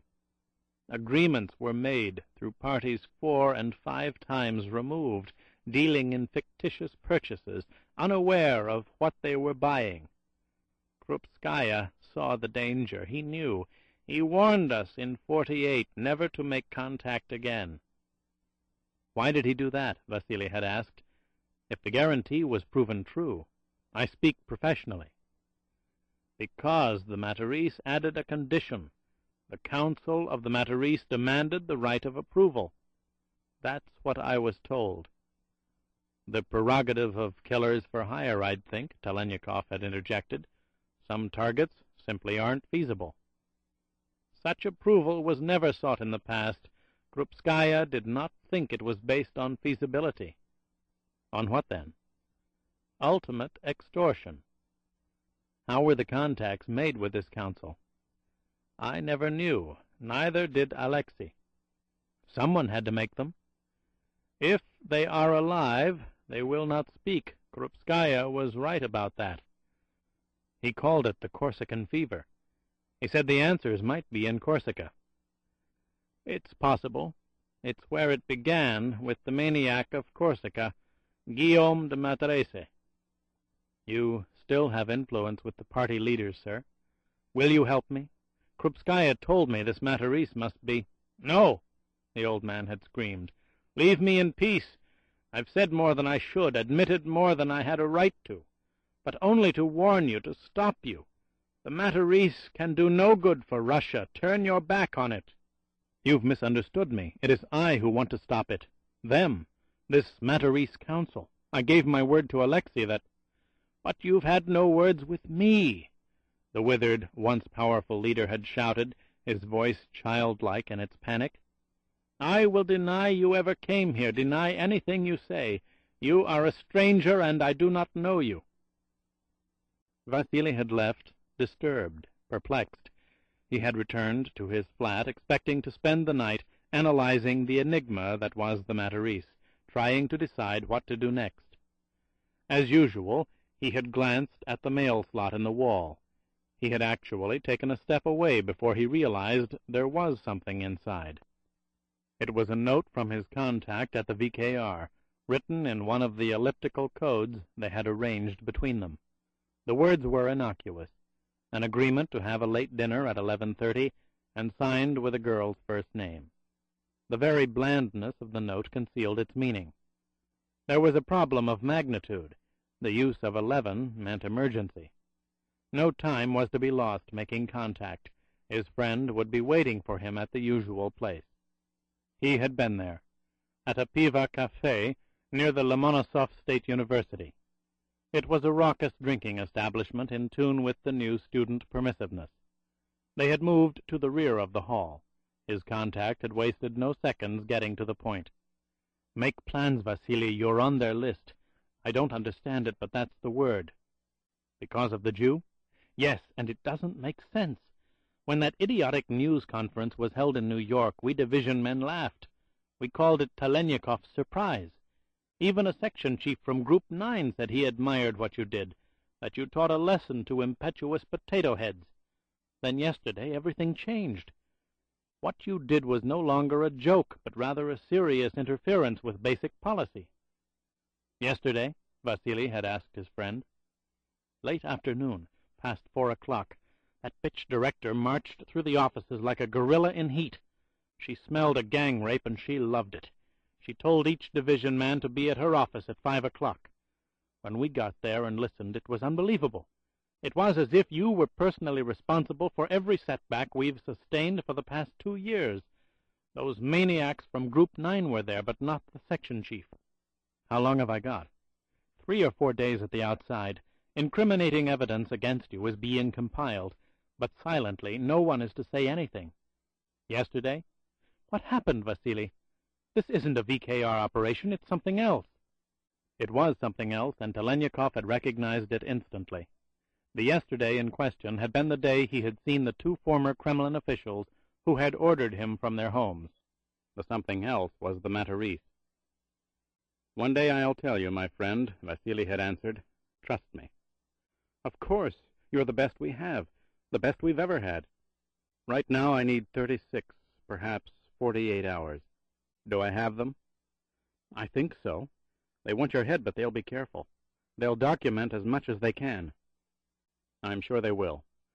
One needs words to read over the corpse. Thank you. You'll hear from me."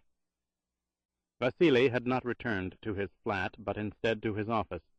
He had sat in the darkness for hours, arriving at his extraordinary decision. Hours before it would have been unthinkable, but not now.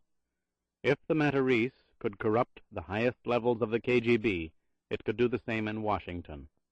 If the mere mention of its name called for the death of a master strategist of his rank, and there was no mistaking it, death was the objective, then the power it possessed was unthinkable. If in truth it was responsible for the murders of Blackburn and Yurievich, then Krupskaya was right. There was a timetable. The Matarese were closing in, the Premier or the President moving into the gun sight. He had to reach a man he loathed. He had to reach Brandon Allen Schofield, American killer. In the morning, Telenyakov had put several wheels in motion, one after the other. With his customary, if curtailed, freedom of decision, he let it be known quietly that he was traveling under cover to the Baltic Sea for a conference. He then scoured the rolls of the Musicians' Protective and found the name of a violinist who had retired 5 years ago to the Ural Mountains. He would do.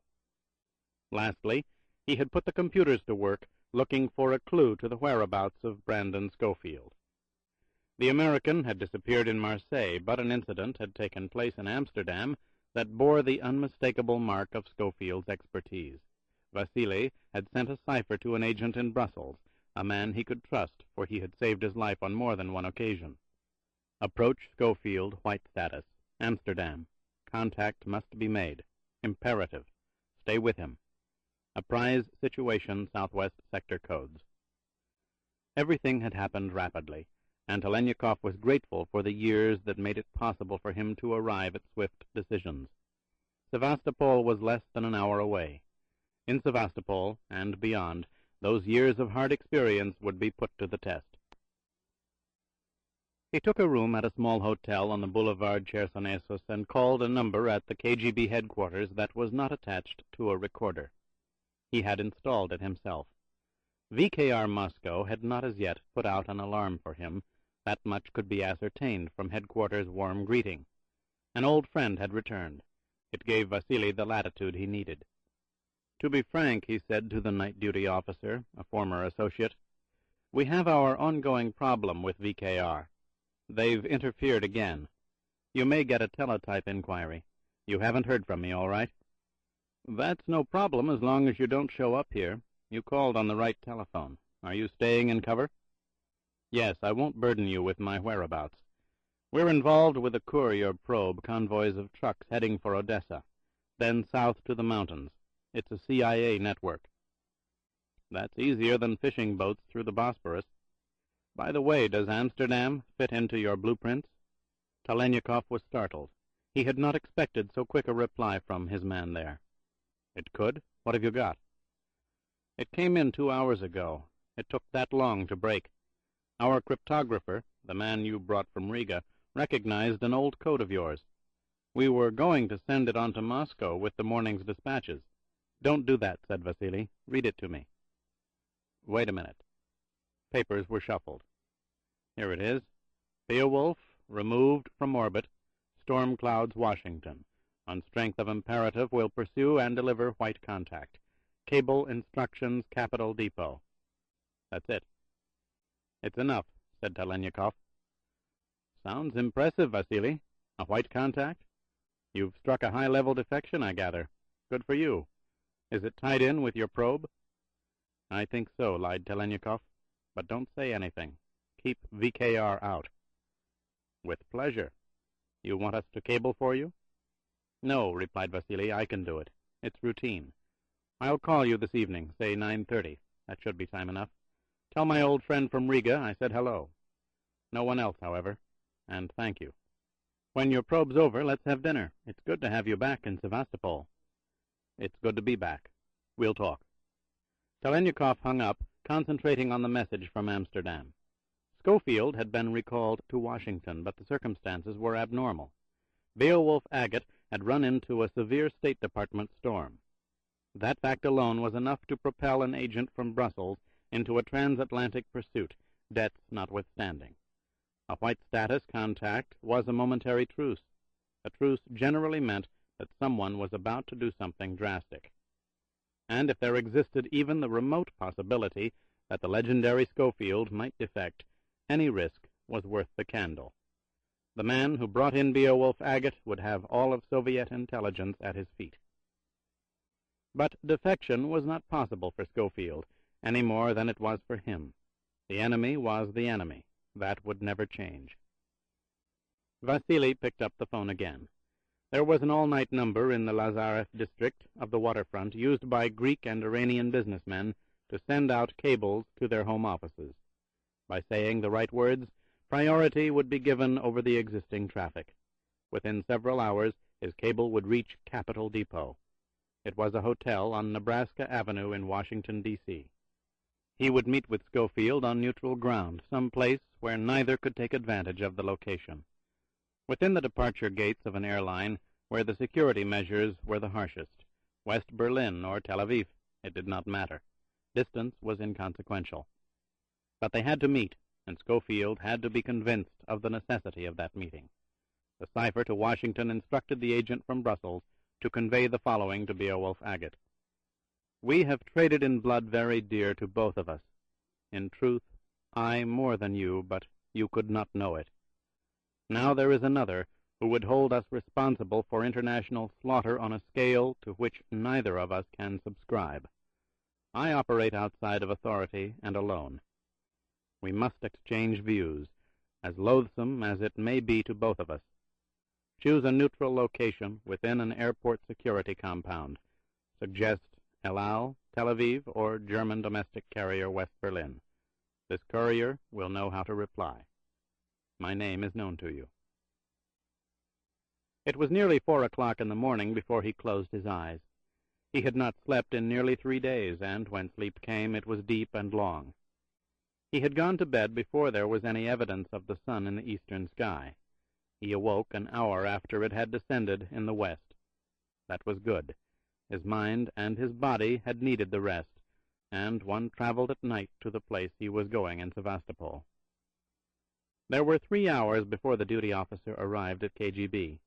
It was simpler not to involve anyone else at headquarters. The fewer who knew he was in the city, the better. Of course, the cryptographer knew. He had deduced the connection from the cipher out of Amsterdam, but the man would say nothing. Telenyakov had trained him, taken a bright young man from the austerity of Riga to the freer life in Sevastopol.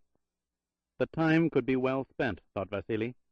He would eat, then make arrangements for passage in the hold of a Greek freighter that would cut straight across the sea, then follow the southern coast through the Bosporus and on to the Dardanelles. If any of the Greek or Iranian units in the pay of the CIA or Savak recognized him, and it was possible, he would be entirely professional. As the previous director of the KGB sector, He had not exposed the escape route for personal reasons. However, if a musician named Pietro Ridukov did not make a telephone call to Sevastopol within 2 days after departure, exposure was guaranteed, KGB reprisals to follow. It would be a shame. Other privileged men might wish to use the route later, their talents and information worth having. Telenyakov put on the undistinguished, ill-fitting overcoat and his battered hat. A slouch and a pair of steel-rimmed spectacles were added. He checked his appearance in the mirror. It was satisfactory. He picked up the leather violin case. It completed his disguise, for no musician left his instrument in a strange hotel room. He went out the door, down the staircase, never an elevator, and out into the Sevastopol streets. He would walk to the waterfront. He knew where to go and what to say. Fog rolled in from the sea, curling through the beams of the floodlights on the pier. There was activity everywhere as the hold of the freighter was loaded. Giant cranes swung cables cradling enormous boxcars of merchandise over the side of the ship. The loading crews were Russian, supervised by Greeks.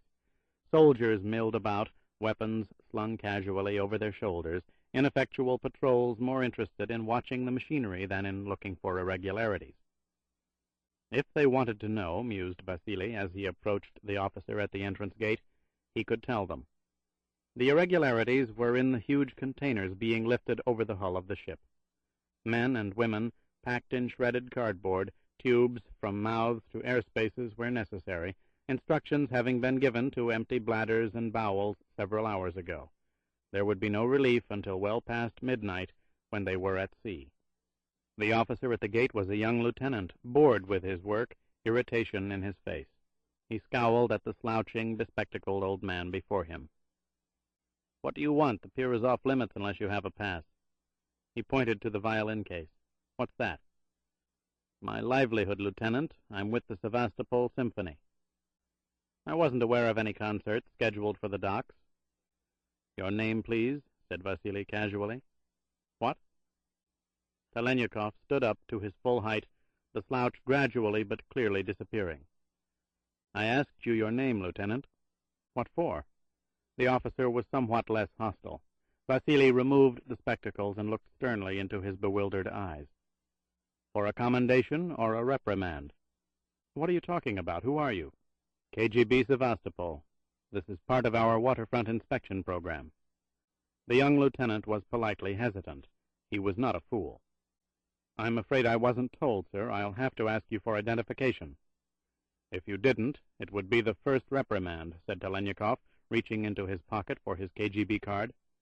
"The second would come if you speak of my appearance here tonight. The name, please." The lieutenant told him, then added, "Do you people suspect trouble down here?" He studied the plastic card and returned it. "Trouble?" Telenyakov smiled, his eyes humorous and conspiratorial.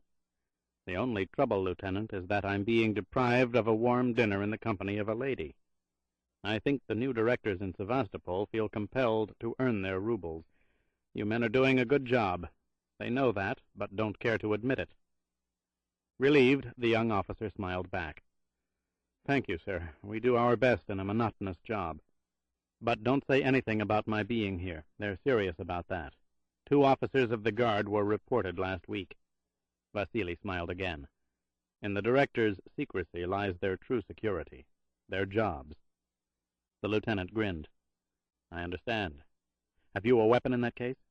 "No, actually, it's a very good violin. I wish I could play it." Both men nodded knowingly. Telenyakov continued onto the pier into the melee of machinery, dock workers, and supervisors. He was looking for a specific supervisor, a Greek from Kavala named Zymis, which was to say he was looking for a man whose heritage was Greek and whose mother's name was Zymis, but whose citizenship was American. Karas Zymis was a CIA agent, formerly station chief in Salonika, now field expediter of the escape route.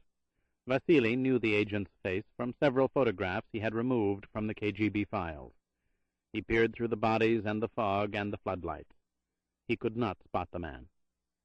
Telenyakov threaded his way past rushing forklifts and crews of complaining laborers toward the huge cargo warehouse. Inside the enormous enclosure the light was dim, the wire-meshed floods too high in the ceiling to do much good. Beams of flashlights crisscrossed the containers. Men were checking numbers. Vasily wondered briefly how much talent was in those boxcars. How much information was being taken out of Russia? Actually, not a great deal of either, he reminded himself. This was a minor escape route. More comfortable accommodations were provided for serious talent and significant bearers of intelligence data.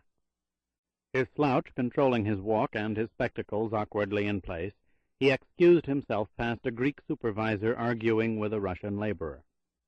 He wandered toward the rear of the warehouse, past stacks of cartons and aisles blocked with freight dollies, studying the faces of those holding flashlights. He was becoming annoyed. He did not have the time to waste. Where was Zymus? There had been no change of status. The freighter was the carrier, the agent still the conduit. He had read every report sent from Sevastopol. There had been no mention of the escape route whatsoever. Where was he? Suddenly, Telenyakov felt a shock of pain as the barrel of a gun was shoved viciously into his right kidney. Strong fingers gripped the loose cloth of his overcoat, crunching the flesh of his lower rib cage. He was propelled into a deserted aisle. Words were whispered harshly in English. "I won't bother speaking Greek or trying to get through to you in Russian. I'm told your English is as good as anyone's in Washington." "Conceivably better than most," said Vasily through his teeth. "Zymus?" "Never heard of him. We thought you were out of Sevastopol." "I am. Where is Zymus? I must speak with Zymus." The American disregarded the question. "You've got balls, I'll say that for you. There's no one from KGB within 10 blocks of here." "Are you sure about that?" "Very. We've got a flock of night owls out there. They see in the dark. They saw you. A violin case. Christ! Do they look to the water?" "Seagulls do that." "You're very well organized, all you birds." "And you're less bright than everyone says. What did you think you were doing, a little personal reconnaissance?" Vasily felt the grip lessen on his ribs, then heard the muted sound of an object pulled out of rubber. A vial of serum. A needle. "Don't," he said firmly. "Don't do that. Why do you think I'm here alone? I want to get out." "That's just where you're going. My guess would be an interrogation hospital somewhere in Virginia for about 3 years. No, you don't understand. I have to make contact with someone, but not that way." "Tell it to the nice doctors. They'll listen to everything you say." "There's no time." There was no time. Telenyakov could feel the man's weight shift. In seconds a needle would puncture his clothes and enter his flesh. It could not happen this way. He could not deal with Schofield officially. None dare talk. The admissions would be catastrophic, for governments everywhere. The Matarese. If he could be destroyed in Moscow, the Americans would not think twice about silencing him. Vasily raised his right shoulder, a gesture of pain from the gun barrel in his kidney. The gun was abruptly pressed further into his back, a reaction to the gesture. In that split instant, the pressure point of the hand holding the gun was on the heel of the palm, not the index finger. Telenyakov's movement was timed for it. He spun to his left, his arm arcing up, crashing down over the American's elbow, vicing it into his hip until the forearm cracked. He jabbed the fingers of his right hand into the man's throat, bruising the windpipe. The gun fell to the floor, its clatter obscured by the din of the warehouse. Vasily picked it up and shoved the CIA agent against a boxcar container. In his pain, the American held the hypodermic needle limply in his left hand. It, too, dropped to the floor. His eyes were glazed, but not beyond cognizance. "Now you listen to me," said Telenyakov, his face against Zymus's face. "I've known about Operation Dardanelles for nearly 7 months. I know you're Zymus. You deal in mediocre traffic. You're not significant. But that's not the reason I didn't blow you apart. I thought one day you might be of use to me. That time has come. You can accept it or not." "Telenyakov defect?" said Zymus, holding his throat. "No way. You're Soviet poison. A double entry, but no defector." "You're right. I do not defect. And if that unthinkable option ever entered my mind, I'd contact the British or the French before you. I said I wanted to get out of Russia, not betray it." "You're lying," said the American, his hand slipping down to the lapel of his heavy cloth jacket. "You can go anywhere you want." "Not at the moment, I'm afraid. There are complications." "What did you do, turn capitalist? Make off with a couple of pouches?" "Come on, Zymus. Which of us doesn't have his small box of resources? often legitimate. Funneled monies can be delayed. Where's yours? I doubt Athens, and Rome is too unstable. I'd guess Berlin or London. Mine's quite ordinary. Certificates of deposit, Chase Manhattan, New York City. The CIA man's expression remained passive, his thumb curled beneath his jacket's lapel. So you got caught, he said absently. We're wasting time, Vasily barked. Get me to the Dardanelles. I'll make my own way from there. If you don't, if a telephone call is not received here in Sevastopol when expected, your operation is finished. You'll be... Zymus's hand shot up toward his mouth. Telenyakov grabbed the agent's fingers and twisted them violently outward. Stuck to the American's thumb was a small tablet. You damn fool, what do you think you're doing? Zymus winced, the pain excruciating. I'd rather go this way than in the Lubyanka. You ass, if anyone goes to the Lubyanka, it will be me. Because there are maniacs just like you sitting at their desks in Moscow, and fools just like you who would prefer a tablet rather than listen to the truth. You want to die, I'll accommodate you. But first get me to the Dardanelles. The agent, breathing with difficulty, stared at Telenyakov. Vasily released his hand, removing the tablet from Zymus's thumb. You're for real, aren't you? Zymus said. I'm for real. Will you help me? I haven't got anything to lose, said the agent. You'll be on our carrier. Don't forget, word must get back here from the Dardanelles. If it doesn't, you're finished. Zymus paused, then nodded. Check. We trade off. We trade off, agreed Telenyakov. Now, can you get me to a telephone? The cinder-block cubicle in the warehouse had 2 phones, installed by Russians and, no doubt, electronically monitored by Savak and CIA for intercepts, thought Vasily. They would be sterile. He could talk. The American agent picked up his when Telenyakov finished dialing. The instant the call was answered, Vasily spoke. Is this you, my old comrade? It was, and it was not. It was not the station chief he had spoken with earlier. Instead, it was the cryptographer Telenyakov had trained years ago in Riga and brought to Sevastopol. The man's voice was low, anxious. Our mutual friend was called to the code room. It was arranged. I said I'd wait for your call. I have to see you right away. Where are you? Zymus reached over, his bruised fingers gripping the mouthpiece of Vasily's phone. Telenyakov shook his head. In spite of the fact that he trusted the cryptographer, he had no intention of answering the question. That's of no consequence. Did the cable come from Depot? A great deal more than that, old friend. But it came, pressed Vasily. Yes, but it's not in any cipher I've ever heard of. Nothing you and I ever used before, neither during our years in Riga nor here. Read it to me. There's something else, insisted the code man, his tone now intense. They're after you openly. I recycled the teletype to Moscow for in-house confirmation and burnt the original. It will be back in less than 2 hours. I can't believe it. I won't believe it. Calm down. What was it? There's an alert out for you from the Baltic to the Manchurian borders. VKR asked Vasily, alarmed but controlled. He expected Group 9 to act swiftly, but not quite this swiftly. Not just VKR, KGB, and every intelligence station we have, as well as all military units, everywhere. This isn't you they speak of. It couldn't be. I will not believe it. What do they say? That you've betrayed the state. You're to be taken, but there's to be no detention, no interrogation at all. You're to be executed, without delay. I see, said Telenyakov. And he did see. He expected it. It was not the VKR. It was powerful men who'd heard he had spoken a name that no one should hear. Matarese. I've betrayed no one, believe that. I do. I know you. Read me the cable from Depot. Very well. Have you a pencil? It makes no sense. Vasily reached into his pocket for his pen. There was paper on the table. Go ahead. The man spoke slowly, clearly. As follows. Invitation, Casimir. Schrankenfahrten, 5 goals. The cryptographer stopped. Telenyakov could hear voices in the distance over the line. I can't go on. People are coming, he said. I must have the rest of that cable. 30 minutes. The Amar magazine. I'll be there. The line went dead. Vasily slammed his fist on the table, then replaced the phone. I must have it, he repeated in English. What's the Amar magazine? The lobster shop? Asked the CIA man.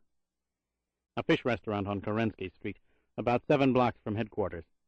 No one who knows Sevastopol goes there. The food is terrible. But it fits what he was trying to tell me. What's that?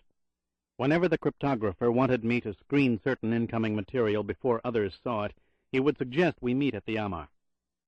He didn't just come to your office and talk? Telenyakov glanced over at the American. You know better than that. The agent looked hard at Vasily. They want you very dead, don't they? It's a gargantuan error. It always is, said Zymus, frowning. You trust him? You heard him. When do you sail? 11:30, 2 hours, roughly the same time that confirmation's due back from Moscow. I'll be here. I know you will, said the agent, because I'm going with you. You what? I've got protection out there in the city. Of course, I'll want my gun back. And yours. We'll see how much you want to get through the Bosporus. Why would you do this? I have an idea you may reconsider that unthinkable option of yours.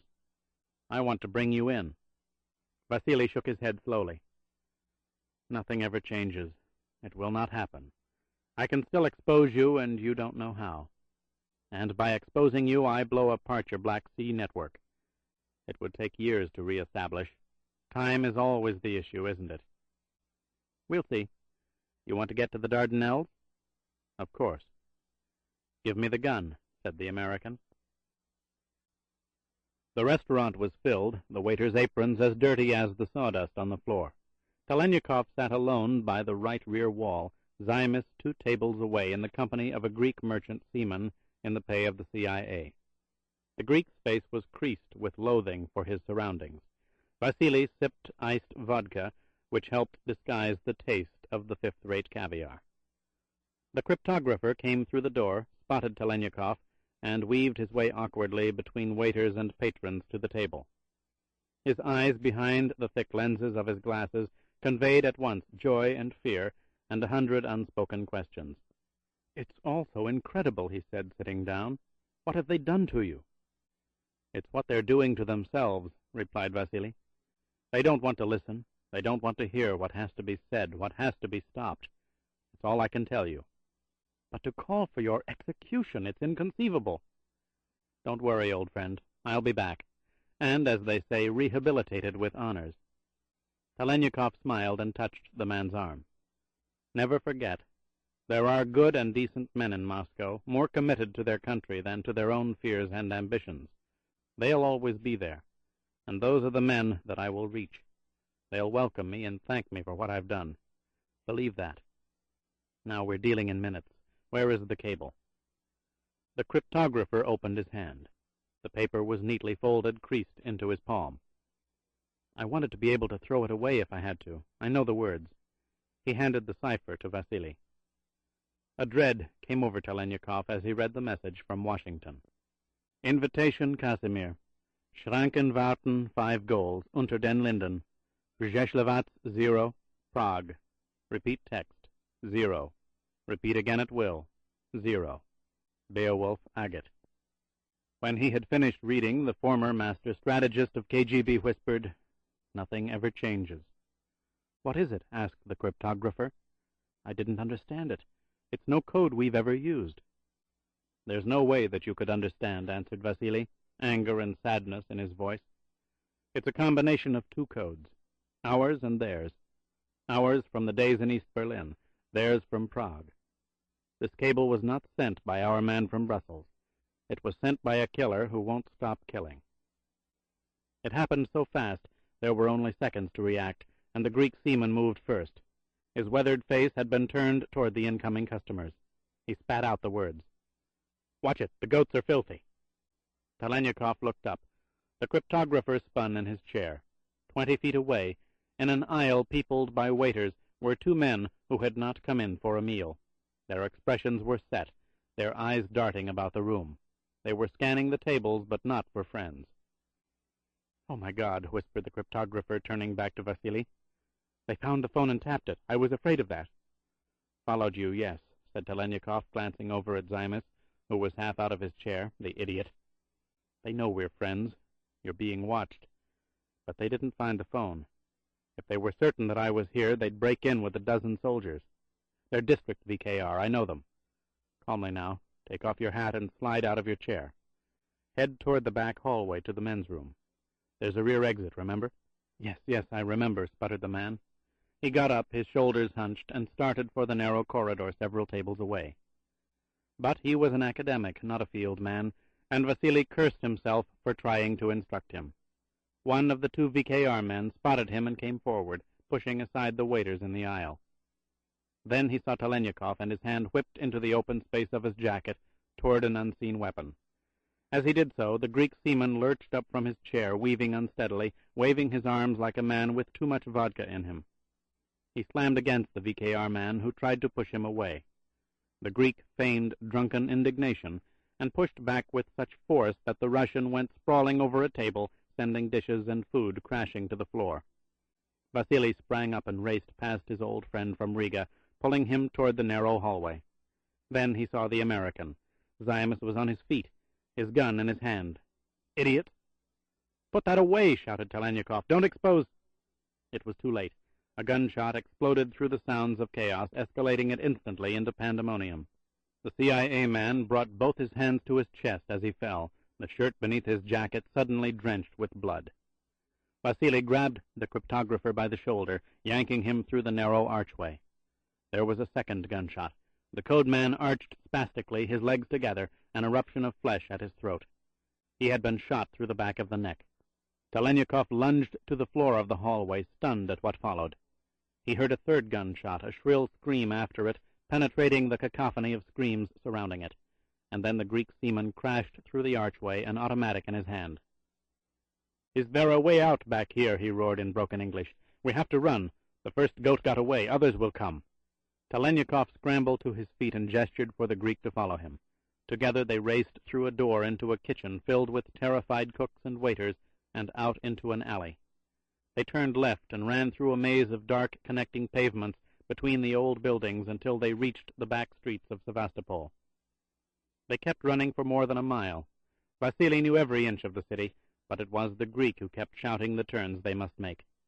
As they entered a dimly lit side street, the seaman grabbed Telenyakov's arm. The man was out of breath. "We can rest here for a minute," he said, gasping. "They won't find us." "It's not a place we think of first in a search," agreed Vasily, looking at the row of neat apartment buildings. "Always hide out in a well-kept neighborhood," said the seaman. "The residents veer from controversy. They'd inform on you in a minute. Everybody knows it, so they don't look in such places." "You say we can stay for a minute," said Telenyakov. "I'm not sure where we'll go after that. I need time to think." "You rule out the ship, then?" asked the Greek. "I thought so." "Yes, Zymas had papers on him. Worse, he had one of my guns. The VKR will be swarming over the piers within the hour." The Greek studied Vasily in the dim light. "So the great Telenyakov flees Russia. He can remain only as a corpse." "Not from Russia, only from frightened men. But I do have to leave, for a while. I've got to figure out how." "There is a way," said the merchant seaman simply. "We'll head over the northwest coast, then south into the mountains. You'll be in Greece in 3 days." "How?" "There's a convoy of trucks that go first to Odessa." Telenyakov sat on the hard bench in the back of the truck, the light of dawn seeping through the billowing canvas flaps that covered the sides. In a while he and the others would have to crawl beneath the floorboards, remaining motionless and silent on a concealed ledge between the axles while they passed through the next checkpoint. But for an hour or so they could stretch and breathe air that did not reek of oil and grease. He reached into his pocket and took out the cipher from Washington, the cable that had already cost 3 lives. Invitation Casimir, Schrankenfahrten 5 goals unter den Linden, Przeszlewac 0. Prague, repeat text, 0. Repeat again at will, 0. Beowulf Agate. 2 codes, 1 meaning. With his pen, Vasily wrote out that meaning beneath the cipher. "Come and take me, as you took someone else across a checkpoint at 5 o'clock on the Unter den Linden. I've broken and killed your courier, as another courier was killed in Prague. Repeat, come to me. I'll kill you. Schofield." Beyond the American killer's brutal decision, the most electrifying aspect of Schofield's cable was the fact that he was no longer in the service of his country. He had been separated from the intelligence community, and considering what he had done and the pathological forces that drove him to do it, the separation was undoubtedly savage. For no government professional would murder a courier under the circumstances of this extraordinary Soviet contact. And if Schofield was nothing else, he was a professional. The storm clouds over Washington had been catastrophic for Beowulf Agate. They had destroyed him, as the storm over Moscow had destroyed a master strategist named Telenyakov. It was strange, bordering on the macabre.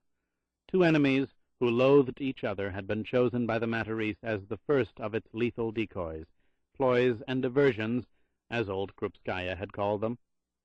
Yet only one of those enemies knew it, the other did not. He was concerned solely with ripping scars open, letting the blood between them flow again. Vasily put the paper back into his pocket and breathed deeply. The coming days would be filled with move and countermove, two experts stalking each other until the inevitable confrontation. My name is Telenyakov. We will kill each other, or we will talk. Chapter 7. Under-Secretary of State Daniel Congdon shot up from the chair, the telephone in his hand. Since his early days at NSA, he had learned that one way of controlling an outburst was to physically move during a moment of crisis, and control was the key to everything in his profession, at least the appearance of it. He listened as this particular crisis was defined by an angry Secretary of State. God damn it, he was controlled. I've just met privately with the Soviet ambassador, and we both agree the incident must not be made public. The important thing now is to bring Schofield in. Are you certain it was Schofield, sir? I can't believe it. Let's say that until he denies it with irrefutable proof that he was 1,000 miles away during the past 48 hours, we must assume it had to be Schofield. No one else in clandestine operations would have committed such an act. It's unthinkable. Unthinkable? Incredible. The body of a dead Russian delivered through the gates of the Soviet embassy in the back of a yellow cab at 8:30 in the morning at the height of Washington's rush-hour traffic, and a driver who knew absolutely nothing except that he had picked up two drunks, not one, although one was in worse shape than the other. What the hell had happened to the other guy? The one who sounded like a Ruskie and wore a hat and dark glasses and said the sunlight was too bright after a whole night of vodka. Where was he? And was the fellow in the back seat all right? He looked like a mess. Who was the man, Mr. Secretary? He was a Soviet intelligence officer stationed in Brussels. The ambassador was Frank. The KGB had no knowledge he was in Washington. A possible defection? There's no evidence whatsoever to support that. Then what ties him to Schofield, beyond the method of dispatch and delivery? The Secretary of State paused, then replied carefully. You must understand, Mr. Congdon, the ambassador and I have a unique relationship that goes back several decades. We are often more candid with each other than diplomatic, always with the understanding that neither speaks for the record. I understand, sir, said Congdon, realizing that the answer about to be given could never be referred to officially. The intelligence officer in question was a member of a KGB unit in East Berlin roughly 10 years ago. I assume, in light of your recent decisions, that you're familiar with Schofield's file. His wife? Congdon sat down. The man was one of those who killed Schofield's wife? The ambassador made no reference to Schofield's wife. He merely mentioned the fact that the dead man had been part of a relatively autonomous section of the KGB in East Berlin 10 years ago. That section was controlled by a strategist named Telenyakov. He gave the orders. Yes, said the Secretary of State.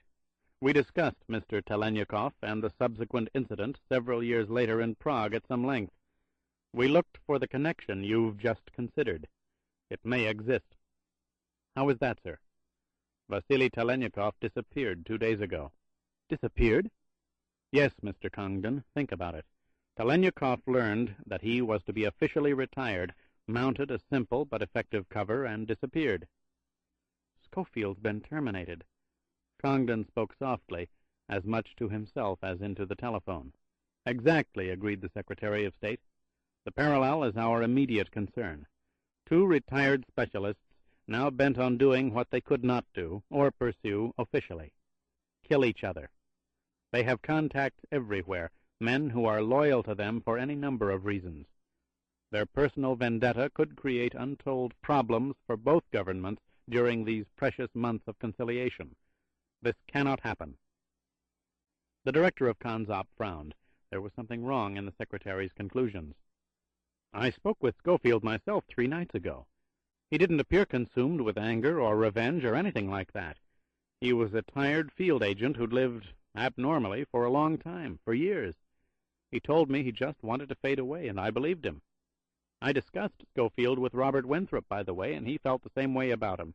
He said— "Winthrop knows nothing," interrupted the Secretary of State with unexpected harshness.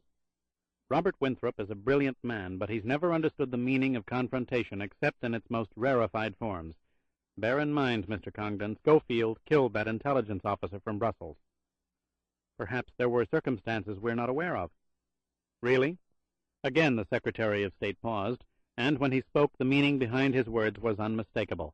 "If there are such circumstances, I submit we have a far more potentially dangerous situation than any personal feud might engender.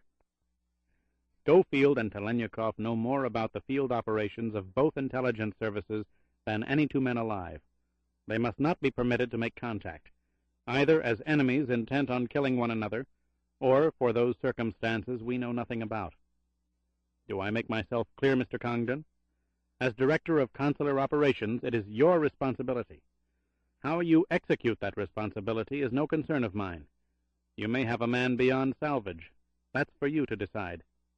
Daniel Congdon remained motionless as he heard the click on the other end of the line. In all his years of service he had never received such an ill-disguised, if oblique, order. The language could be debated, not the command. He replaced the phone in its cradle and reached for another on the left side of his desk. He pressed a button and dialed 3 digits. "Internal Security," said a male voice. "This is Under Secretary Congdon. Pick up Brandon Schofield. You have the information. Bring him in at once." "1 minute, sir," replied the man politely. "I think a Level 2 surveillance entry on Schofield came in a couple of days ago. Let me check the computer. All the data's there." "A couple of days ago?" "Yes, sir. It's on the screen now. Schofield checked out of his hotel at approximately 11 p.m. on the 16th. "The 16th? Today's the 19th. "Yes, sir. There was no time lapse as far as the entry was concerned. The management informed us within the hour." "Where is he?" "He left 2 forwarding addresses, but no dates: a sister's residence in Minneapolis and a hotel in Charlotte Amalia, St. Thomas, U.S. Virgin Islands." "Have they been verified?" "As to accuracy, yes, sir. A sister does live in Minneapolis, and the hotel in St. Thomas is holding a prepaid reservation for Schofield effective the 17th. The money was wired from Washington." "Then he's there." "Not as of noon today, sir. A routine call was made. He hasn't arrived." "What about the sister?" interrupted Congdon. "Again a routine call. She confirmed the fact that Schofield called her and said he'd drop by, but he didn't say when. She added that it wasn't unusual. It was normal for him to be casual about visits. She expected him sometime during the week." The director of Consop felt the urge to get up again, but he suppressed it. "Are you telling me you don't really know where he is?" "Well, Mr. Congdon, an S-Level 2 operates on reports received, not continuous visual contact. We'll shift to Level 1 right away. Minneapolis won't be any problem. The Virgin Islands could be, though." "Why?" "We have no reliable sources there, sir. Nobody does." Daniel Congdon got up from his chair. "Let me try to understand you. You say Schofield's on a Level 2 surveillance, yet my instructions were clear. His whereabouts were to be known at all times. Why wasn't a Level 1 put out on him? Why wasn't continuous visual contact maintained?" The man from Internal Security answered haltingly. "That wouldn't be my decision, sir, but I think I can understand it. If a Level 1 was put on Schofield, he'd spot it and, well, sheer perversity would make him mislead us." "What the hell do you think he's just done? Find him. Report your progress hourly to this office." Congdon sat down angrily, replacing the phone with such force that it jarred the bell. He stared at the instrument, picked it up, and dialed again. "Overseas Communications, Miss Andros," said the woman's voice. "Miss Andros, this is Under Secretary Congdon. Please send a cipher specialist to my office immediately. Classification Code A, maximum security and priority. An emergency, sir? Yes, Miss Andros, an emergency. The cable will be sent in 30 minutes. Clear all traffic to Amsterdam, Marseille, and Prague. Schofield heard the footsteps in the hallway and got out of the chair. He walked to the door and peered through the tiny disk in the center. The figure of a man passed by. He did not stop at the door across the way, the entrance to the suite of rooms used by Telenyakov's courier. Bray went back to the chair and sat down. He leaned his head against the rim, staring at the ceiling. It had been 3 days since the race in the streets, 3 nights since he'd taken the messenger from Telenyakov. Messenger 3 nights ago, killer on the Unter den Linden 10 years before. It had been a strange night, an odd race, a finish that might have been otherwise. The man could have lived. The decision to kill him had gradually lost its urgency for Bray, as so much had lost urgency. The courier had brought it upon himself. The Soviet had gone into panic and pulled out a 4-inch razor-sharp blade from the recesses of the hotel chair and attacked. His death was due to Schofield's reaction. It was not the premeditated murder planned in the street. Nothing ever changed much. The KGB courier had been used by Telenyakov. The man was convinced that Beowulf Agate was coming over, and the Russian who brought him in would be given the brassiest medal in Moscow. "You've been tricked," Bray had told the courier. "Impossible," the Soviet had yelled. "It's Telenyakov." "It certainly is, and he chooses a man from the Unter den Linden to make contact, a man whose face he knows I'll never forget. The odds were that I'd lose control and kill you. In Washington. I'm exposed, vulnerable, and you've been taken." "You're wrong. It's a white contact." "So was East Berlin, you son of a bitch." "What are you going to do?" "Earn some of my severance pay. You're coming in." "No." "Yes." The man had lunged at Schofield. 3 days had passed since that moment of violence, 3 mornings since Schofield had deposited the package at the embassy and sent the cipher to Sevastopol.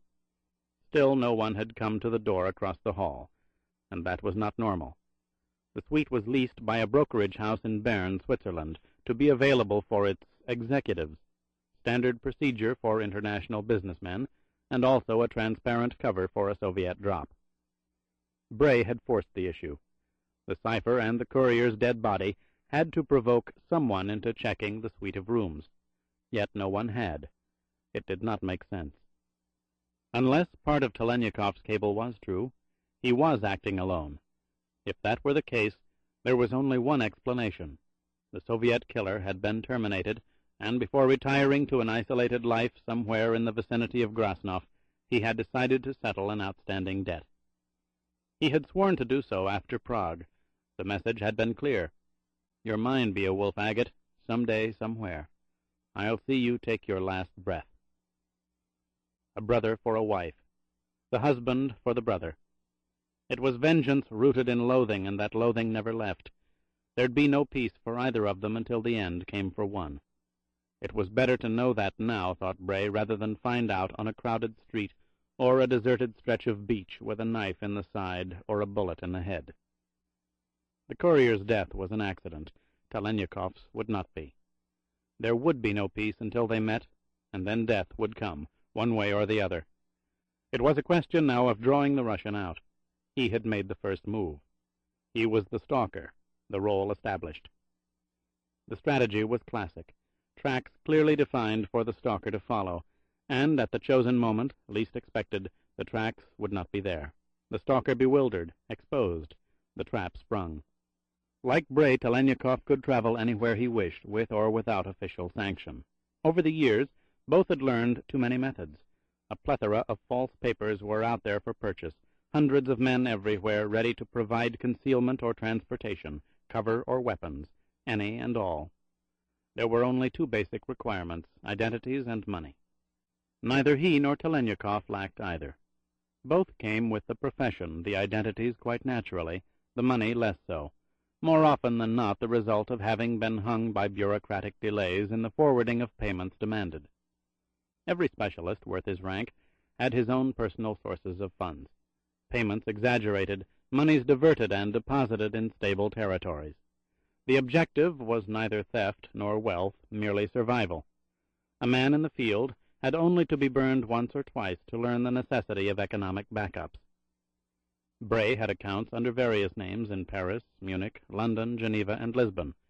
One avoided Rome and the communist bloc.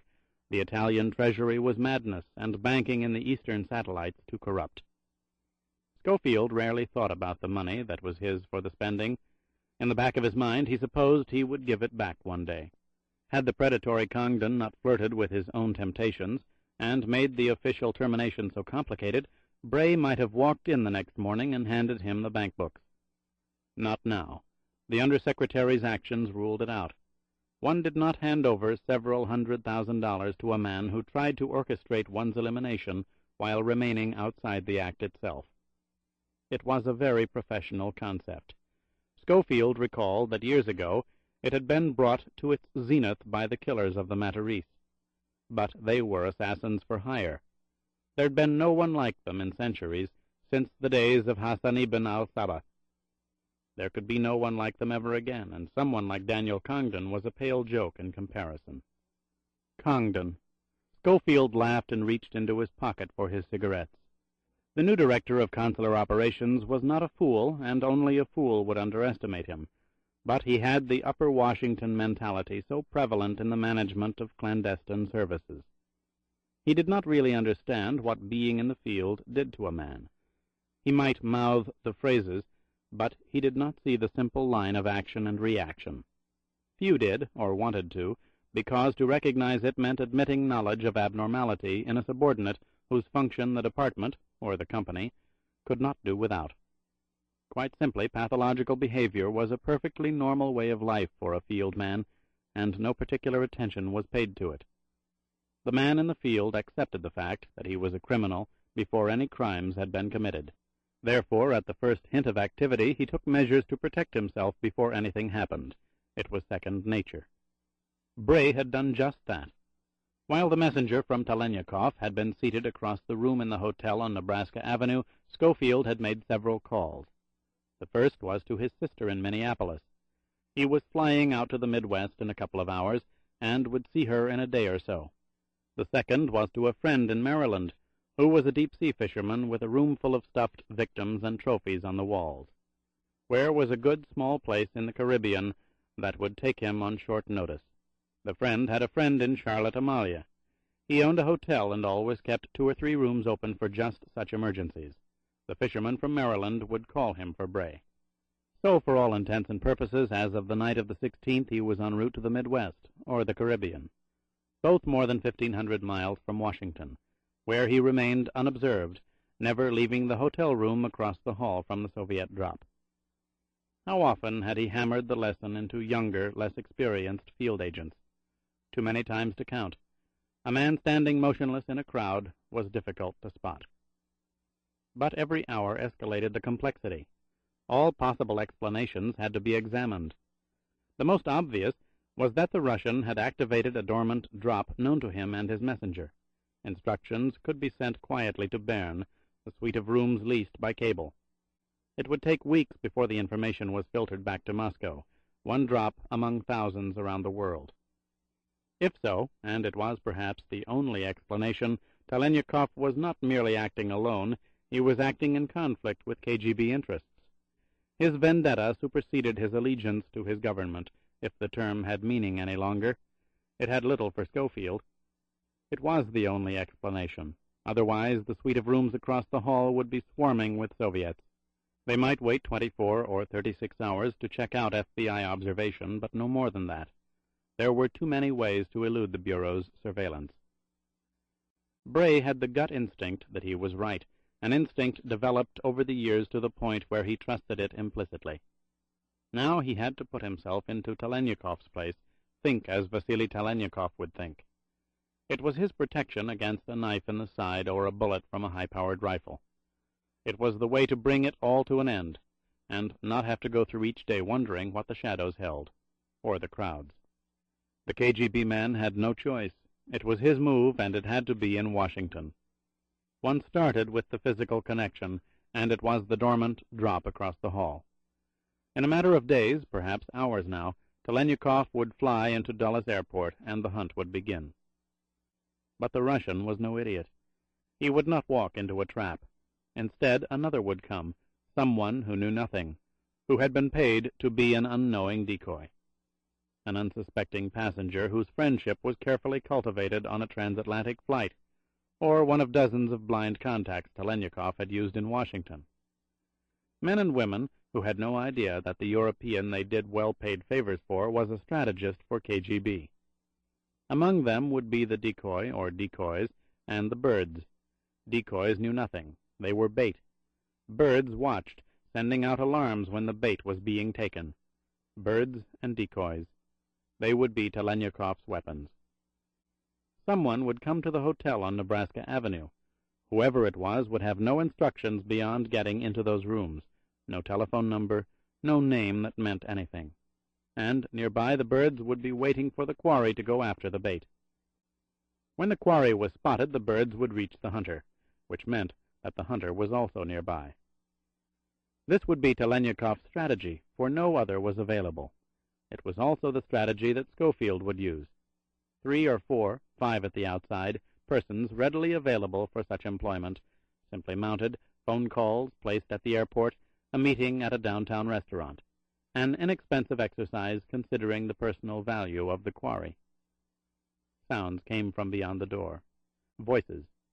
Bray got out of the chair and walked quickly to the tiny glass circle in the panel. Across the hall, a well-dressed woman was talking with the bell captain, who carried her overnight bag. Not a suitcase, not luggage from a transatlantic flight, but a small overnight case. The decoy had arrived, the birds not far away. Telenyakov had landed. It had started. The woman and the bell captain disappeared into the suite of rooms. Schofield walked to the telephone. It was the moment to begin the counter-exercise. He needed time. 2 or 3 days were not out of the question. He called the deep-sea fisherman on the Maryland shore, making sure to dial direct.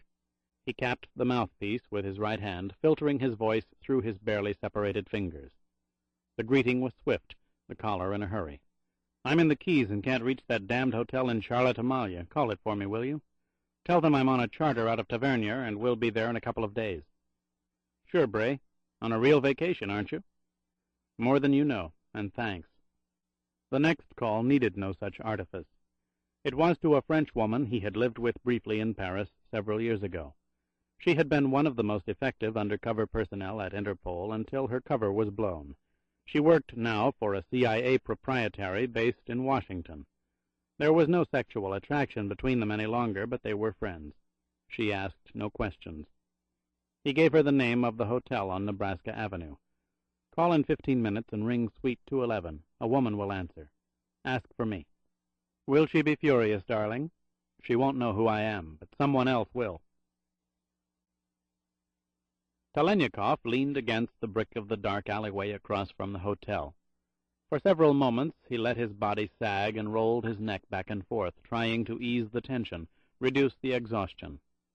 He had been traveling for nearly 3 days, flying for more than 18 hours, driving into cities and villages, finding those men who would provide him with false documents that would get him through 3 immigration stations. From Salonika to Athens, Athens to London, London to New York.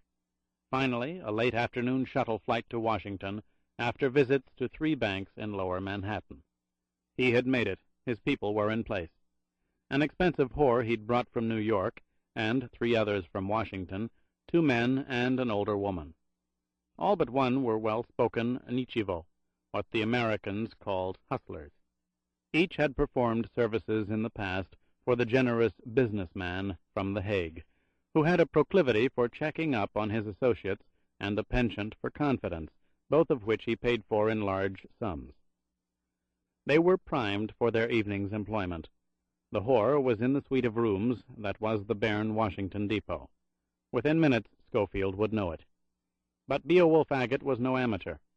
He would receive the news from a desk clerk or switchboard operator and send another to question the girl. Whoever it was would be seen by one or all of Telenyakov's birds, the 2 men and the older woman. He had provided each with a miniaturized walkie-talkie no larger than a handheld recorder. He had purchased 4 at the Mitsubi complex on Fifth Avenue. They could reach him instantly, unobtrusively. Except the whore. No risk could be taken that such a device would be found on her. She was expendable.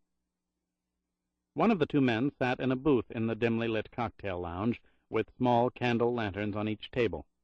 Beside him was an open attaché case, papers pulled out and placed under candlelight, a salesman summarizing the events of a business trip. The other man was in the dining room, the table set for 2, the reservation made by a highly placed aide at the White House. The host was delayed. Several apologetic calls were received by the maitre d'. The guest would be treated as befitted one receiving such apologies from 1600 Pennsylvania Avenue. But it was the older woman Telenyakov counted on most. She was paid well above the others, and with good reason. She was not a Nichevo at all. She was a killer. His unexpected weapon. A gracious, articulate woman who had no compunction about firing a weapon into a target across the room or plunging a knife into the stomach of a dinner companion. Who could, on a moment's notice, change her appearance from the dignified to the harridan, and all shades in between. Vasily had paid her thousands over the past half-dozen years, several times having flown her to Europe for chores that suited her extraordinary talents. She had not failed him. She would not fail him tonight. He had reached her soon after landing at Kennedy Airport. She had had a full day to prepare for the evening. It was sufficient. Telenyakov pushed himself away from the brick wall, shaking his fingers, breathing deeply, forcing thoughts of sleep from his mind. He had covered his flanks. Now he could only wait. If Schofield wanted to keep the appointment, in the American's judgment, fatal to one of them. And why wouldn't he? It was better to get it over with rather than be obsessed with every patch of darkness or each crowded street in sunlight, wondering who might be concealed, taking aim, unsheathing a knife. No, it was far more desirable to conclude the hunt. That would be Beowulf Agat's opinion. And yet how wrong he was. If there was only some way to reach him, tell him. There was the Matarese. There were people to see, to appeal to convince. Together they could do it. There were decent men in Moscow and Washington, men who would not be afraid. But there was no way to reach Brandon Schofield on neutral ground, for no ground would be neutral to Beowulf Agat. At the first sight of his enemy, the American would instantly use every weapon he had mustered to blow that enemy away. Vasily understood, for if he were Schofield, he would do the same.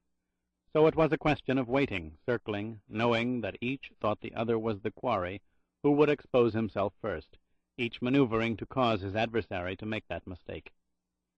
The terrible irony was that the only significant mistake would come about if Schofield won. Telenyakov could not let that happen. Wherever Schofield was, he had to be taken, immobilized, forced to listen. Which was why the waiting was so important now. And the master strategist of East Berlin and Riga and Sevastopol was an expert in patience. "The waiting paid off, Mr. Congdon," said the excited voice over the phone. "Schofield's on a charter out of Tavernier in the Florida Keys. We estimate he'll arrive in the Virgin Islands the day after tomorrow." "What's the source of your information?" asked the director of consular operations apprehensively, clearing the sleep from his throat, squinting at the clock on his bedside table. It was 3 a.m. "The hotel in Charlotte Amalie." "What's the source of their information?" "They received an overseas call asking that the reservation be held, that he'd be there in 2 days." "Who made the call? Where did it come from?" There was a pause on the other end of the State Department line. "We assume Schofield, from the Keys." "Don't assume. Find out." "We're confirming everything, of course. Our man in Key West is on his way to Tavernier now. He'll check out all the charter logs." "Check out that phone call. Let me know." Congdon hung up and raised himself on the pillow. He looked over at his wife on the twin bed next to him. She had pulled the sheet over her head. The years had taught her to sleep through the all-night calls. He thought about the one he had just received. It was too simple, too believable. Schofield was covering himself in the haze of casual, spur-of-the-moment traveling, an exhausted man getting away for a while. But there was the contradiction. Schofield was not a man ever exhausted to the point of being casual about anything. He had deliberately obscured his movements, which meant he had killed the intelligence officer from Brussels. KGB, Brussels, Telenyakov. East Berlin. Telenyakov and the man from Brussels had worked together in East Berlin, in a relatively autonomous section of KGB, which means East Berlin, and beyond. In Washington? Had that relatively autonomous unit from East Berlin sent men to Washington? It was not unreasonable. The word autonomous had two meanings. Not only was it designed to absolve superiors from certain acts of their subordinates, but it signified freedom of movement. A CIA agent in Lisbon might track a man to Athens. Why not? He was familiar with an operation. Conversely, a KGB agent in London would follow an espionage suspect to New York. Given general clearance, it was in his line of duty. Telenyakov had operated in Washington. There was speculation that he had made a dozen trips or more to the United States within the past decade. Telenyakov and the man from Brussels. That was the connection they had to examine. Congdon sat forward and reached for the telephone, then stopped. Timing was everything now. The cables had been received in Amsterdam, Marseille, and Prague nearly 12 hours ago. According to reliable informants, they had stunned the recipients. Covert sources in all three cities had reacted to the news of Schofield's unsalvageable behavior with some panic. Names could be revealed, men and women tortured, killed, whole networks exposed. No time was to be lost in eliminating Beowulf Agate. Word had been relayed by early evening that 2 men had already been chosen as the killers, in Prague and Marseille. They were in the air now, on their way to Washington. No delays anticipated regarding passports or immigration procedures. A third would be leaving Amsterdam before morning. It was morning now in Amsterdam. By noon, an execution team totally disassociated from the United States government would be in Washington. Each man had the same telephone number to call, an untraceable phone in the Baltimore ghetto. Whatever information had been gathered on Schofield would be relayed by the person at that number, and only one man could give that information to Baltimore. The man responsible, the director of consular operations. No one else in the United States government had the number. Could one final connection be made, wondered Congdon. There was so little time, and it would take extraordinary cooperation. Could that cooperation be requested, even approached? Nothing like it had ever happened.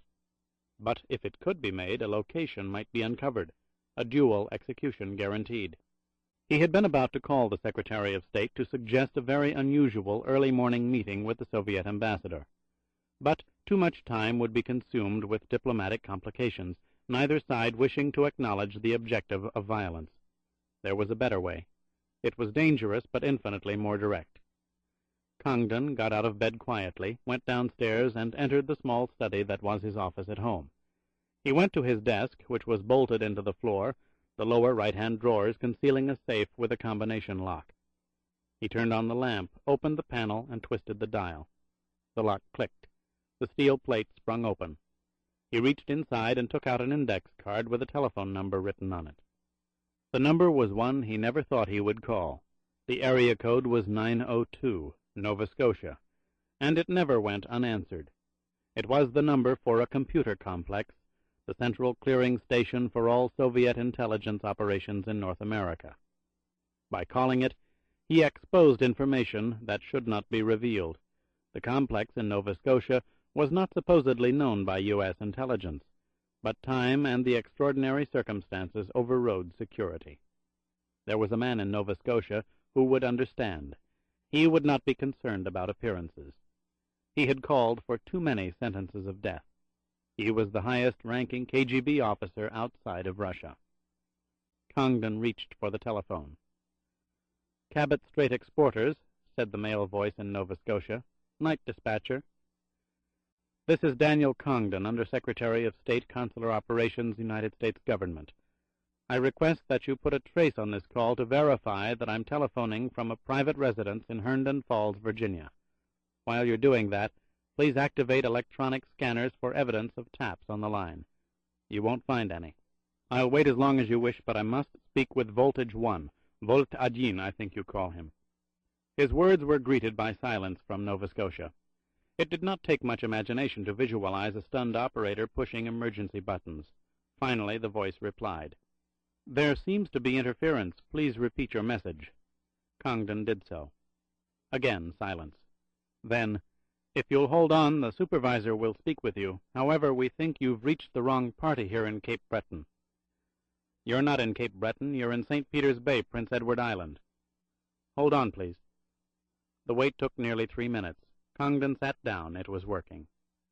Voltage 1 got on the line. Please wait for a moment or two, said the Russian. There followed the hollow sound of a connection still intact but suspended. Electronic devices were in operation. The Soviet returned. This call indeed originates from a residential telephone in the town of Herndon Falls, Virginia. The scanners pick up no evidence of interference, but of course that could be meaningless. I don't know what other proof to give you. You mistake me, Mr. Undersecretary.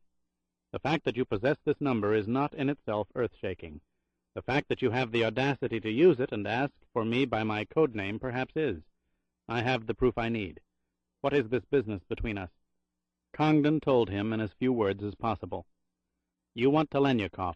We want Schofield. The contact ground is Washington. I'm convinced of it. The key to the location is your man from Brussels. If I recall, his body was delivered to the embassy several days ago. Yes. You've connected it with Schofield? Your own ambassador did. He pointed out that the man was part of a KGB section in East Berlin in 1968, Telenyakov's unit. There was an incident involving Schofield's wife. I see, said the Russian. So Beowulf Agate still kills for revenge. That's a bit much, isn't it? May I remind you that it would appear Telenyakov is coming after Schofield, not the other way around. Be specific, Mr. Undersecretary. Since we agree in principle, what do you want from us? It's in your computers or in a file somewhere. It probably goes back a number of years, but it's there. It would be in ours. We believe that at one time or another the man from Brussels and Telenyakov operated in Washington. We need to know the address of the whole. It's the only connection we have between Schofield and Telenyakov. We think that's where they'll meet. I see, repeated the Soviet. And presuming there is such an address or addresses, what would be the position of your government? Congdon was prepared for the question. No position at all, he replied in a monotone. The information will be relayed to others, men very much concerned about Beowulf Agate's recent behavior. Outside of myself, no one in my government will be involved. A ciphered cable, identical in substance, was sent to 3 counter-revolutionary cells in Europe, to Prague, Marseille, and Amsterdam. Such cables can produce killers. I commend you on your interception, said the director of Consop. You do the same with us every day. No compliments are called for. You made no move to interfere? Of course not, Mr. Undersecretary. Would you? No. It's 11 o'clock in Moscow. I'll call you back within the hour. Congdon hung up and leaned back in the chair. He desperately wanted a drink, but would not give in to the need. For the first time in a long career, he was dealing directly with faceless enemies in Moscow. There could be no hint of irresponsibility. He was alone, and in that solitary contact was his protection. He closed his eyes and pictured blank walls of white concrete in his mind's eye. 22 minutes later, the phone rang. He sprang forward and picked it up. There is a small, exclusive hotel on Nebraska Avenue. Chapter 8. Schofield let the cold water run in the basin, leaned against the sink, and looked into the mirror. His eyes were bloodshot from lack of sleep, the stubble of his beard pronounced. He had not shaved in nearly 3 days, the periods of rest cumulatively not much more than 3 hours. It was shortly past 4 in the morning, and no time to consider sleeping or shaving. Across the hall, Telenyakov's well-dressed decoy was getting no more sleep than he was. The telephone calls were coming every 15 minutes now. Mr. Brandon Schofield, please. I don't know any Schofield. Stop calling me. Who are you? A friend of Mr. Schofield's. It's urgent that I speak with him. He's not here. I don't know him. Stop it. You're driving me crazy. I'll tell the hotel not to ring this phone any more. I wouldn't do that if I were you. Your friend would not approve. You wouldn't be paid. Stop it. Bray's former lover from Paris was doing her job well. She had asked only one question when he had made the request that she keep up the calls. Are you in trouble, darling? Yes. Then I'll do as you ask. Tell me what you can so I'll know what to say. Don't talk over 20 seconds. I don't know who controls the switchboard. You are in trouble. Within an hour or less, the woman across the hall would go into panic and flee the hotel. Whatever she had been promised was not worth the macabre phone calls, the escalating sense of danger. The decoy would be removed, the hunter stymied. Telenyakov would then be forced to send in his birds, and the process would start over again. Only the phone calls would come less frequently, perhaps every hour, just when sleep was settling in. Eventually the birds would fly away, there being limits as to how long they could stay in the air. The hunter's resources were extensive, but not that extensive. He was operating in foreign territory. How many decoys and birds were available to him? He could not go on indefinitely calling blind contacts, setting up hastily summoned meetings, issuing instructions and money. No, he could not do that. Frustration and exhaustion would converge, and the hunter would be alone, at the end of his resources. Finally, he would show himself. He had no choice. He could not leave the drop unattended. It was the only trap he had, the only connection between himself and the quarry. Sooner or later, Telenyakov would walk down the hotel corridor and stop at the door of Suite 211. When he did, it would be the last sight he'd see. The Soviet killer was good, but he was going to lose his life to the man he called Beowulf Agate, thought Schofield. He turned off the faucet and plunged his face into the cold water. He pulled up his head. There were sounds of movement in the corridor. He walked to the tiny circular peephole. Across the way, a matronly-looking hotel maid was unlocking the door. Draped over her right forearm were several towels and sheets. A maid at 4 o'clock in the morning? Bray silently acknowledged Telenyakov's imagination. He had hired an all-night maid to be his late-night eyes inside. It was an able move, but flawed. Such an individual was too limited, too easily removed. She could be called away by the front desk. A guest had had an accident, a burning cigarette, an overturned pitcher of water. Too limited, and with a greater flaw. In the morning she would go off duty, and when she did, she would be summoned by a guest across the hall. Schofield was about to go back to his basin when he heard the commotion. He looked once more through the glass circle. The well-dressed woman had walked out of the room, her overnight case in her hand. The maid stood in the doorway. Schofield could hear the decoy's words. "Tell him to go to hell," shouted the woman. "He's a fucking nut, dear. This whole goddamn place is filled with nuts." The maid watched in silence as the woman walked rapidly down the corridor. Then she closed the door, remaining inside. The matronly-looking maid had been paid well. She would be paid better in the morning by a guest across the hall. The negotiations would begin quickly the second she stepped out of the suite. The string was drawing tighter. Everything was patience now, and staying awake. Telenyakov walked the streets, aware that his legs were close to buckling, struggling to stay alert and avoid colliding with the crowds on the sidewalk. He played mental games to keep his concentration alive, counting footsteps and cracks in the pavement and blocks between telephone booths. The radios could not be used any longer. The citizen bands were filled with babble. He cursed the fact that there had not been time to purchase more sophisticated equipment.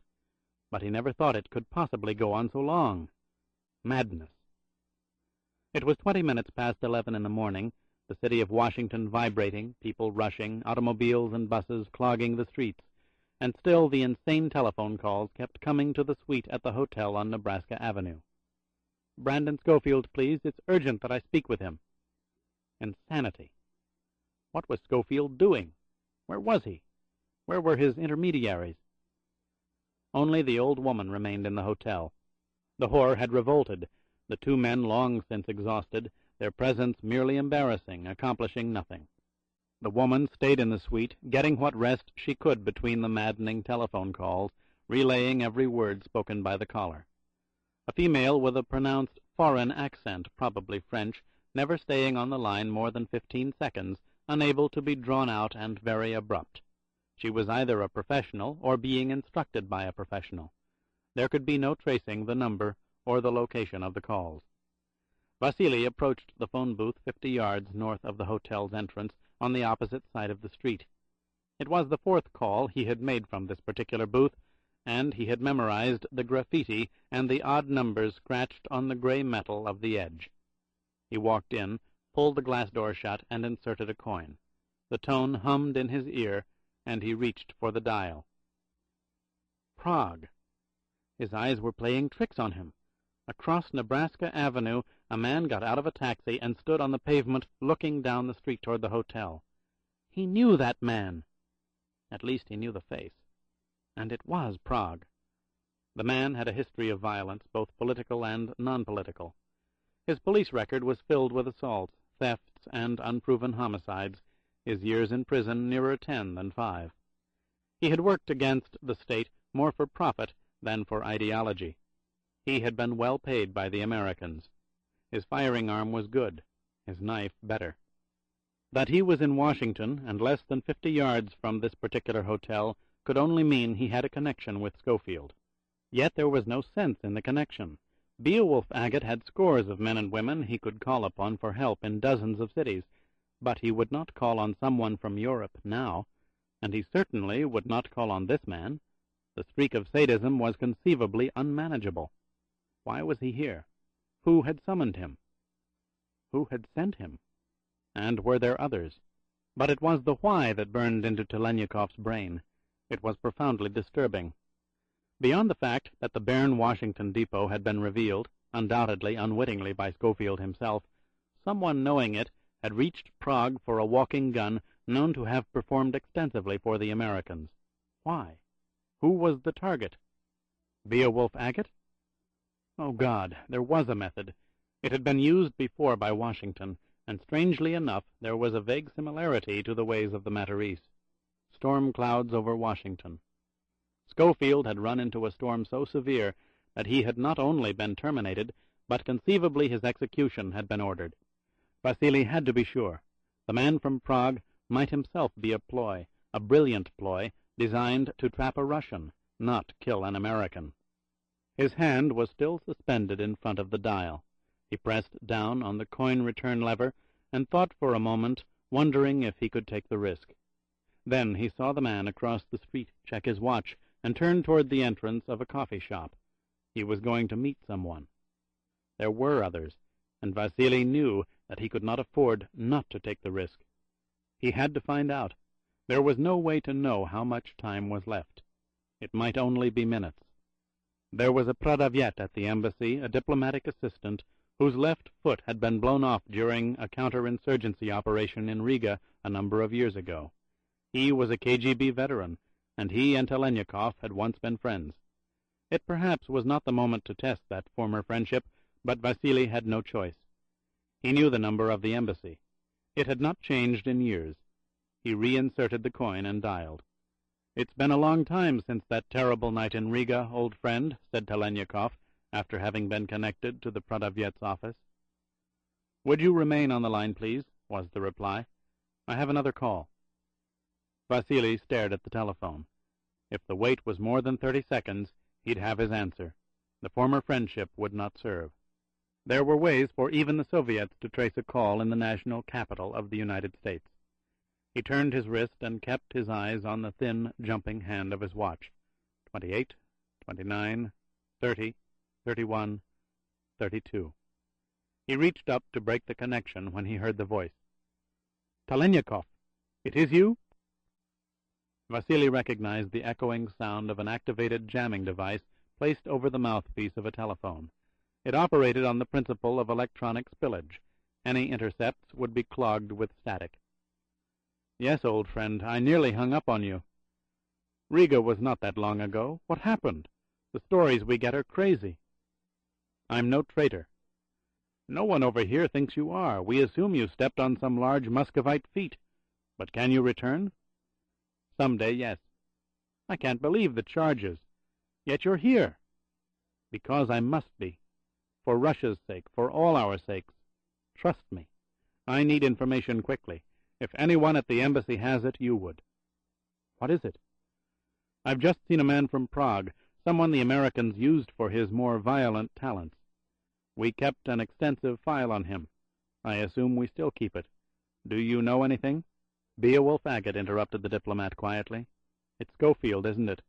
That's what drives you still. Tell me what you know. Leave it alone, Telenyakov. Leave him alone. Leave him to his own people. He's finished. My God, I'm right, said Vasily, his eyes on the coffee shop across Nebraska Avenue. I don't know what you think you're right about, but I know 3 cables were intercepted, to Prague, Marseille, and Amsterdam. They've sent a team, broke in Telenyakov. Stay away. You have your revenge, the sweetest imaginable. After a lifetime, he's taken by his own. It can't happen. There are things you don't know. It can happen regardless of what I know. We can't stop it. Suddenly, Vasily's attention was drawn to a pedestrian about to cross the intersection not 10 yards from the telephone booth. There was something about the man, the set expression of his face, the eyes that darted from side to side behind the lightly tinted glasses, bewildered perhaps, but not lost, studying his surroundings.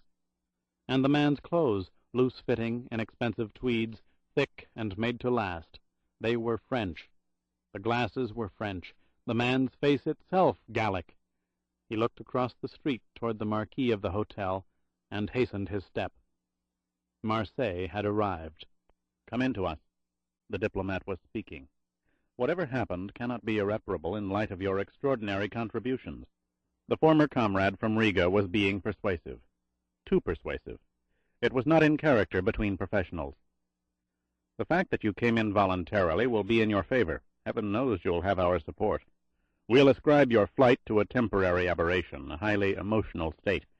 After all, Schofield killed your brother. I killed his wife. A wife is not blood. These things are understandable.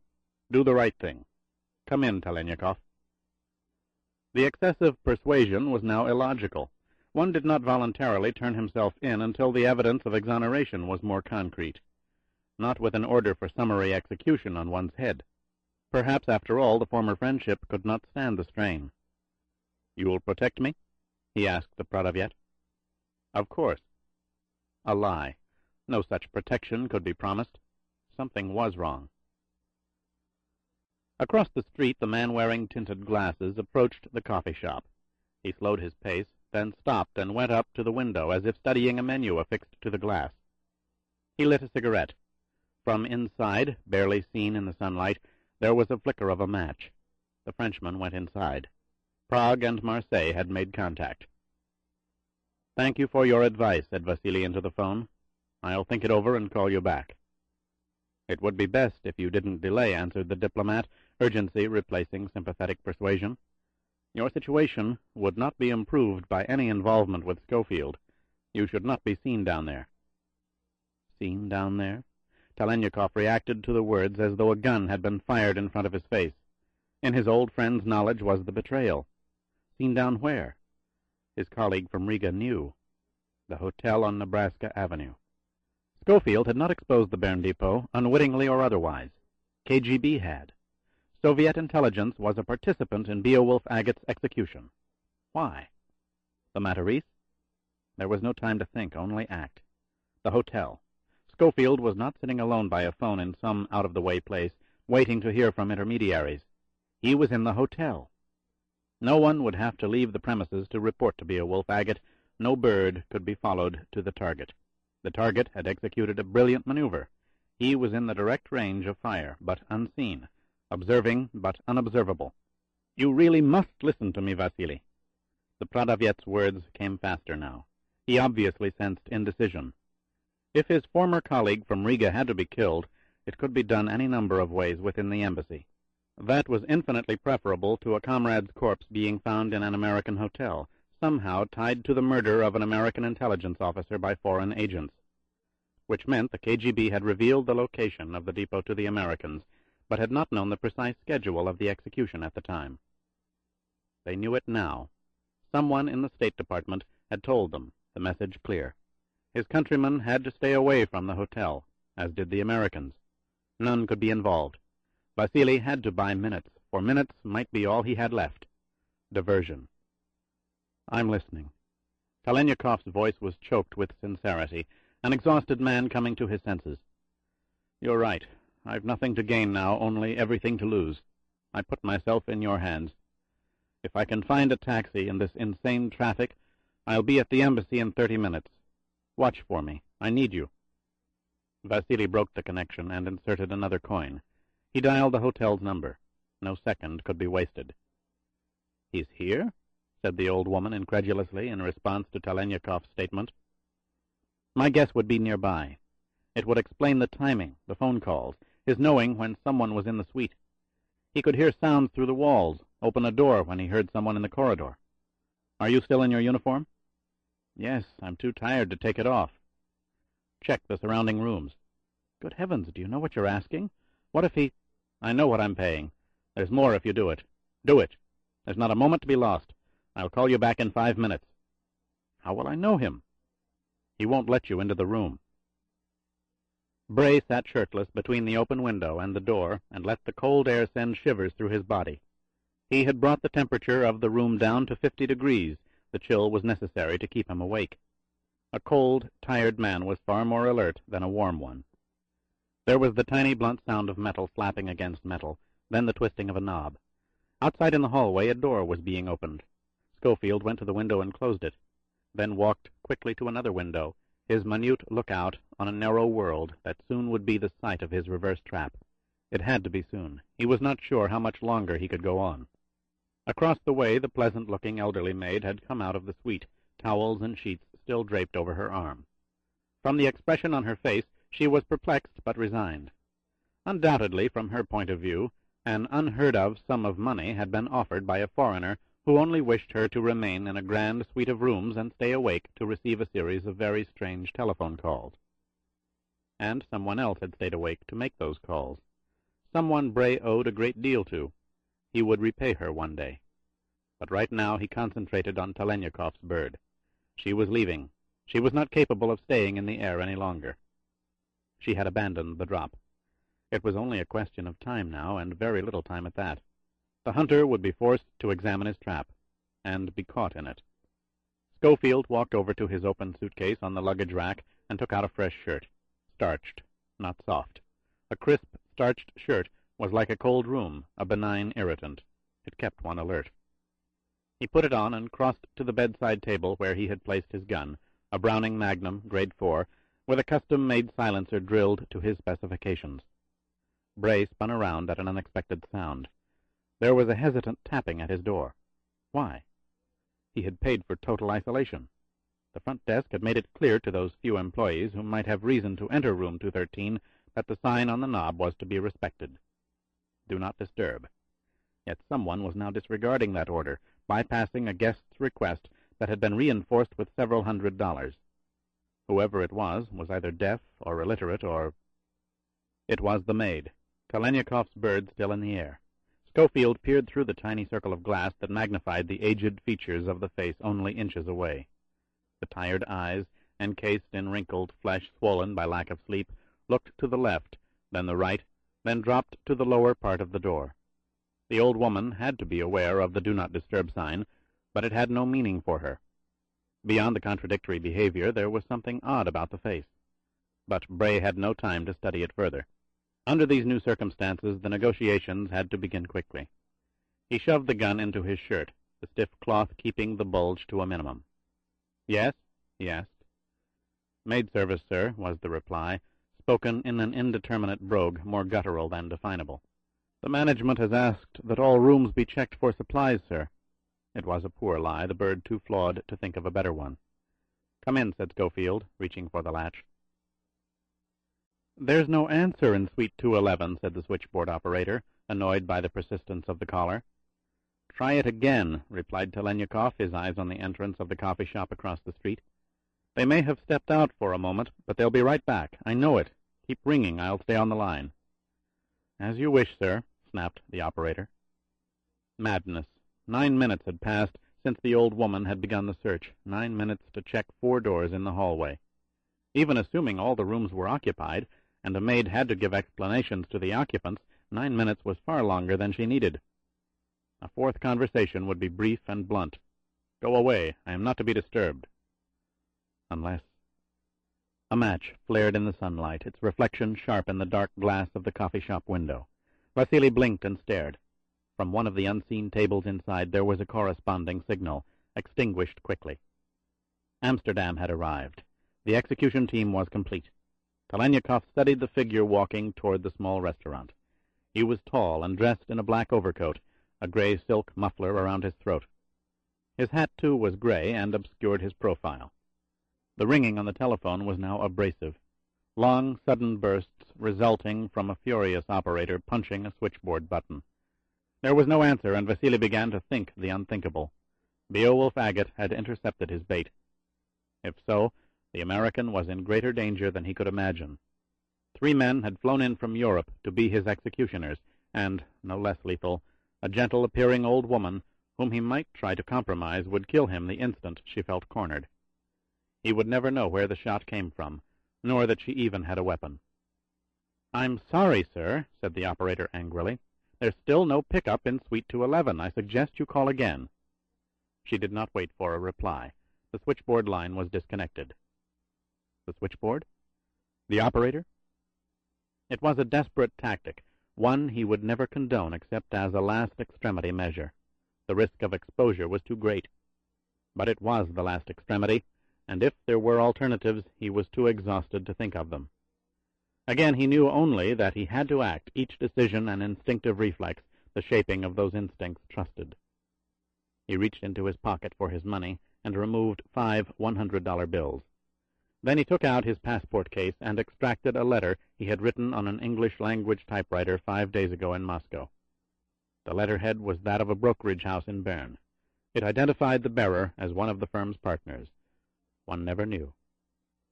He walked out of the telephone booth and entered the flow of pedestrians until he was directly opposite the entrance of the hotel.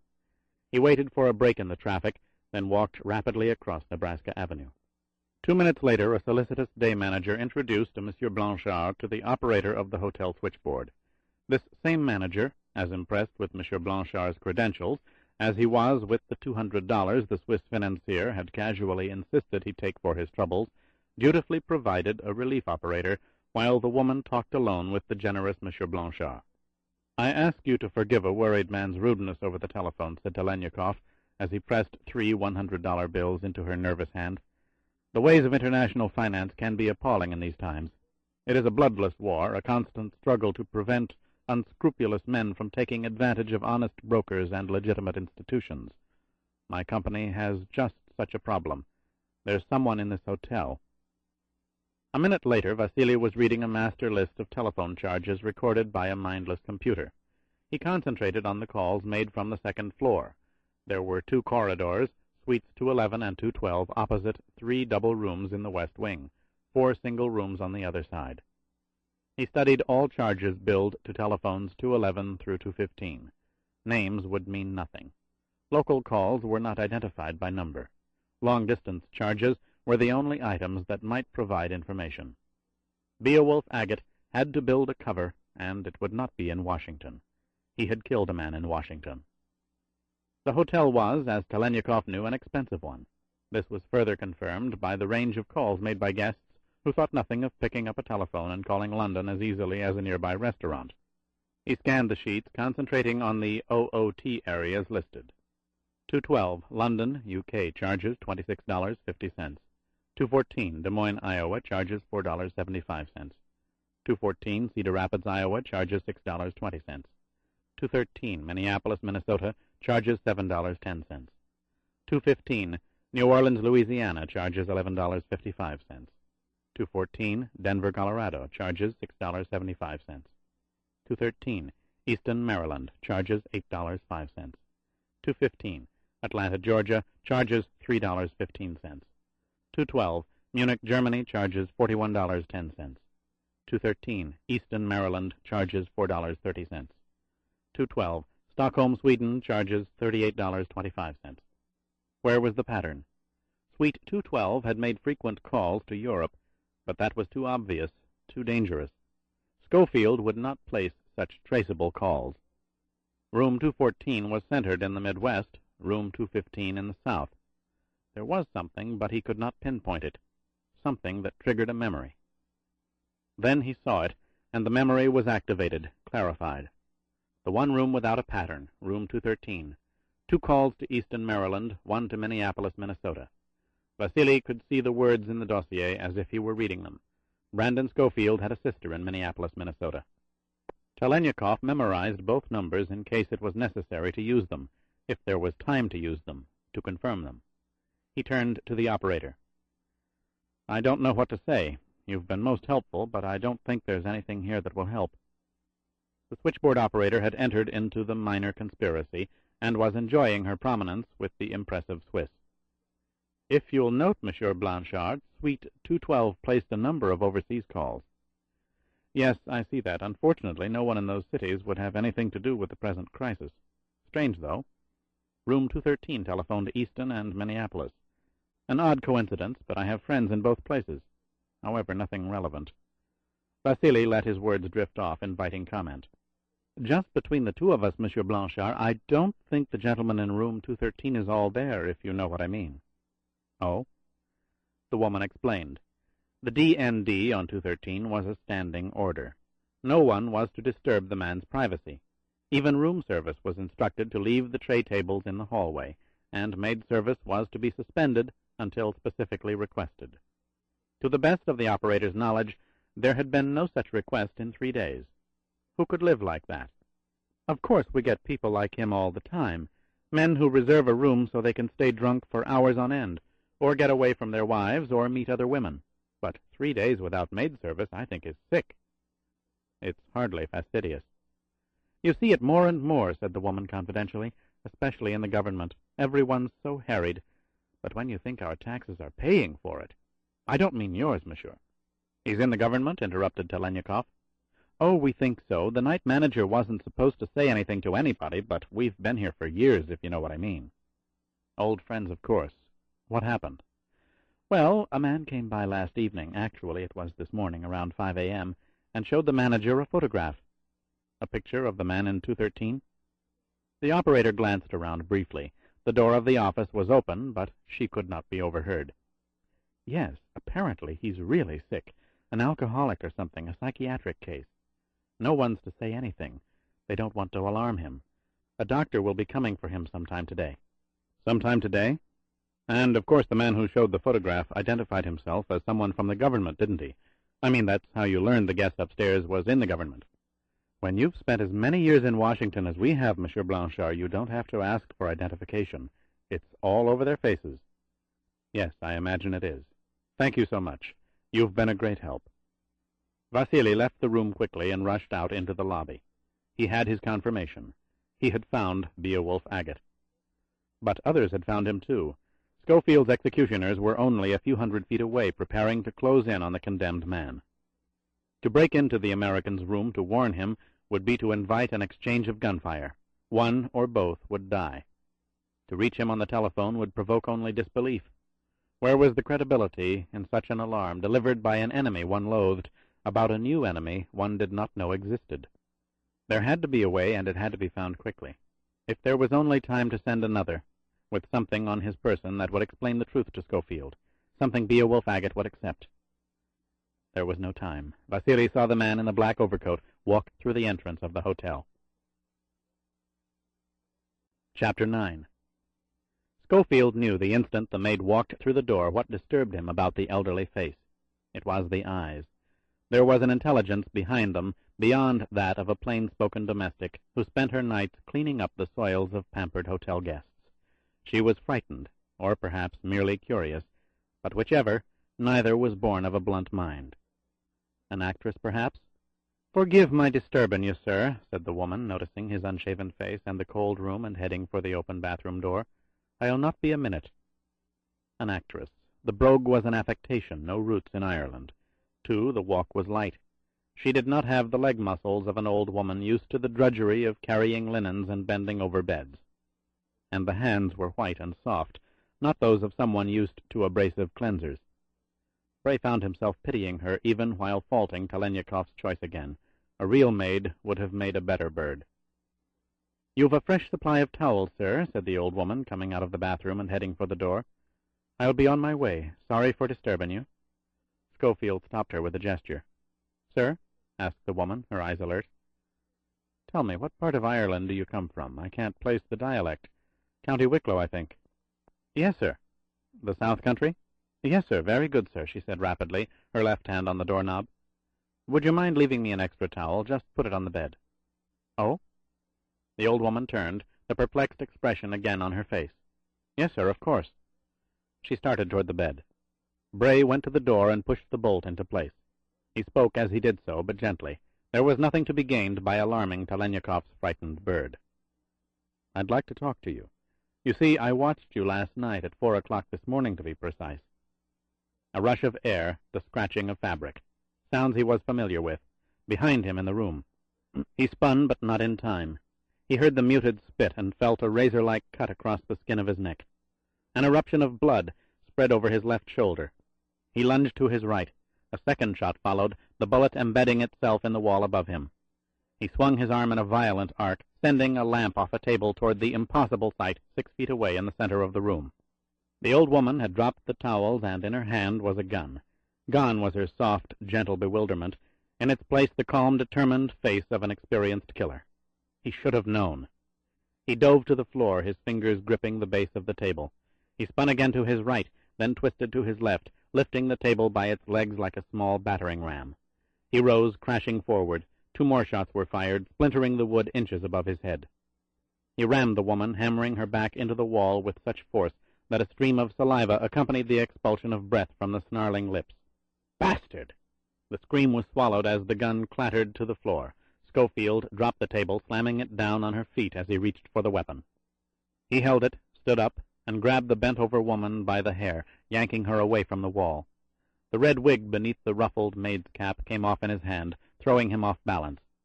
From somewhere beneath the uniform, the gray-haired killer had pulled a knife, a thin stiletto. Bray had seen such weapons before. They were as deadly as any gun, the blades coated with succinylcholine. Paralysis began in seconds, death seconds later. A scrape or a superficial puncture was all the attacker needed to inflict. She was on him, the thin knife plunging straight forward, the most difficult thrust to parry, used by the most experienced. He leaped backwards, crashing the gun down on the woman's forearm. She withdrew it quickly in pain, but no suspension of purpose. "Don't do it," he shouted, leveling the gun directly at her head. 4 shots were fired. 2 shells are left. I'll kill you. The old woman stopped and lowered the knife. She stood motionless, speechless, breathing heavily, staring at him in a kind of ethereal disbelief. It occurred to Schofield that she had never been in this position before. She had always won. Telenyakov's bird was a vicious hawk in the guise of a small gray dove. That protective coloration was her insurance. It had never failed her. "Who are you, KGB?" asked Bray, reaching for the towel on the bed and holding it against the wound on his neck. "What?" she whispered, her eyes barely in focus. "You work for Telenyakov. Where is he?" "I'm paid by a man who uses many names," she replied, the lethal knife still held limply in her hand. Her fury was gone, replaced by fear and exhaustion. "I don't know who he is. I don't know where he is." "He knew where to find you. Here's something. Where did you learn? When?" "When?" she repeated in her bloodless whisper. "When you were a child. Where? Out of Belsen and Dachau. To other camps, other fronts, all of us." "Christ," uttered Schofield softly. "All of us." They were legion. Girls taken from the camps, sent to the war fronts, to barracks everywhere, to airfields, surviving as whores, dishonored by their own, unwanted, ostracized. They became the scavengers of Europe. Telenyakov did know where to find his flocks. "Why do you work for him? He's no better than those who sent you to the camps." "I have to. He'll kill me. Now you say you will. 30 seconds ago I would have. You didn't give me a choice. You can now. I'll take care of you. You stay in contact with this man. How?" "He calls. In the suite across the hall." "How often?" "Every 10 or 15 minutes. He'll call again soon." "Let's go," said Bray cautiously. "Move to your right and drop the knife on the bed." "Then you'll shoot," whispered the old woman. "If I was going to, I'd do it now," said Schofield. He needed her confidence. There'd be no reason to wait, would there? Let's get over to that phone. Whatever he was paying, I'll double. "I don't think I can walk. I think you broke my foot." "I'll help you." Bray lowered the towel and took a step toward her. He held out his hand. "Take my arm." The old woman placed her left foot in front of her painfully.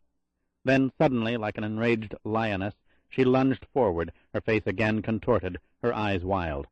The blade came rushing toward Schofield's stomach. Telenikov followed the man from Amsterdam into the elevator.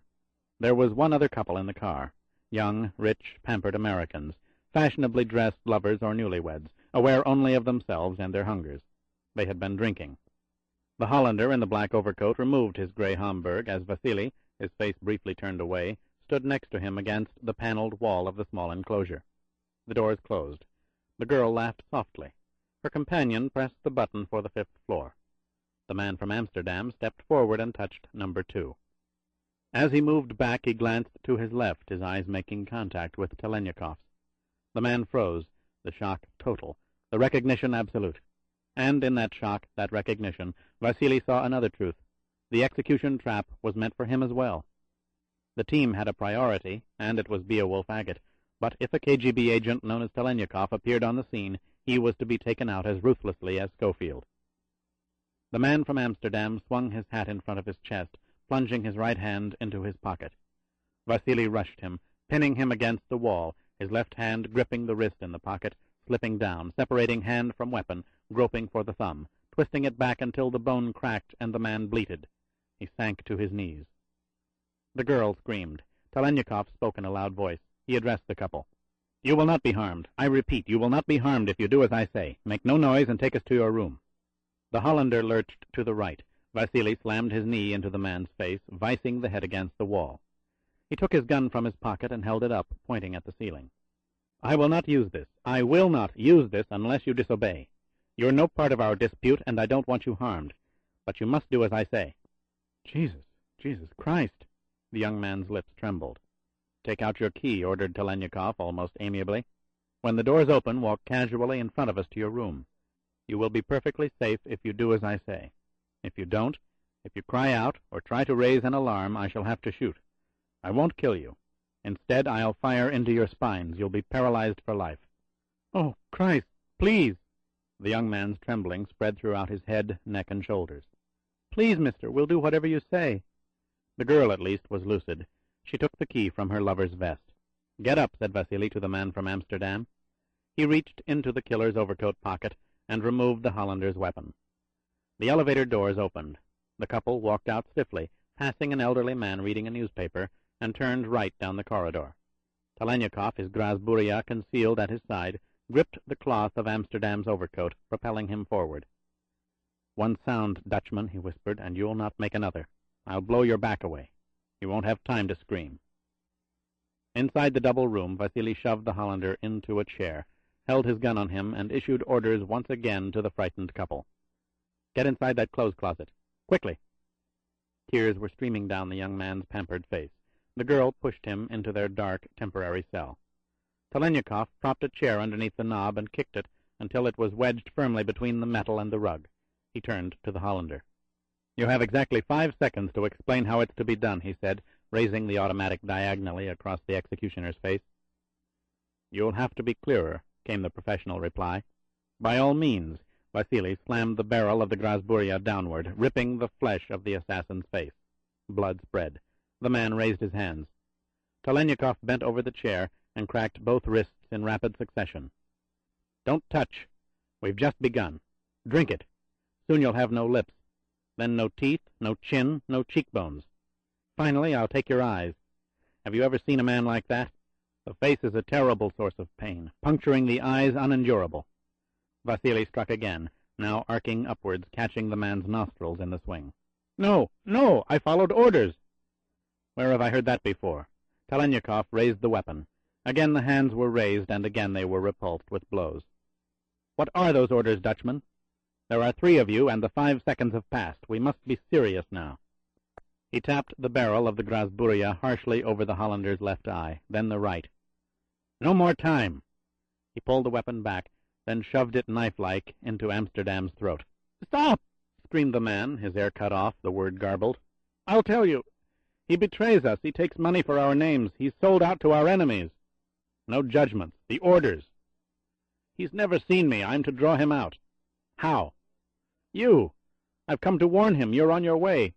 "He'd reject you. Kill you. A transparent device. How did you know the room?" "We have a photograph. Of him, not of me. Both of you, actually. But I show him only his. The night manager identified him." Who gave you this photograph? Friends from Prague, operating in Washington, with ties to the Soviet. Former friends of Beowulf Agate, who know what he's done. Telenyakov stared at the man from Amsterdam. He was telling the truth, because the explanation was based on partial truth. Schofield would look for flaws, but would not reject Amsterdam's words. He could not afford that luxury. He would take the Dutchman as hostage, and then position himself. Waiting, watching, unseen, Vasily pressed the barrel of the Grasburia into the Hollander's right eye. Marseille and Prague, where are they? Where will they be? Besides the main elevators, there are only 2 exits from the floors, the staircase and the service lift. One will be stationed in each. Which are where? Prague on the staircase, Marseille on the service lift. What's the schedule? By minutes. It's floating. I approached the door at 12:10. Telenyakov glanced at the antique clock on the hotel room desk. It was 11 minutes past 12. They're in position now. I don't know. I can't see my watch. The blood's in my eyes. What's the termination? If you lie, I'll know it. You'll die in a way you've never dreamed of. Describe it. Zero lock is 5 minutes past the half hour. If Beowulf has not appeared in either location, the room is to be stormed. Frankly, I don't trust Prague. I think he'd throw Marseille and myself in first to take the initial fire. He's a maniac. Vasily stood up. Your judgment exceeds your talents. I've told you everything. Don't strike me again. For God's sake, let me wipe my eyes. I can't see. Wipe them. I want you to see clearly. Get up. The Hollander rose, his hands covering his face, brushing away the rivulets of blood. The Grasburia jammed into his neck. Telenyakov stood motionless for a moment, looking at the telephone across the room. He was about to speak with an enemy he had hated for a decade, about to hear his voice. He would try to save that enemy's life. Schofield spun away as the lethal blade sliced into his shirt, blunted by the steel of his gun concealed under the starched cloth only minutes ago. The old woman was insane, suicidal. He would have to kill her, and he did not want to kill her. The gun. He said 4 shells had been fired, 2 were left. She knew differently. She was coming at him again, the knife crisscrossing and slashing diagonals. Anything in its path would have to be touched, scraped, under normal circumstances a meaningless scratch, but not with this blade. He aimed the gun at her head and squeezed the trigger. There was nothing but the click of the firing pin. He lashed his right foot out, catching her between her breast and her armpit, staggering her for an instant, but only an instant. She was wild, clutching the knife as if it were her passport to life. If she touched him, she was free. She crouched, swinging her left arm in front of her, covering the blade that worked furiously in her right.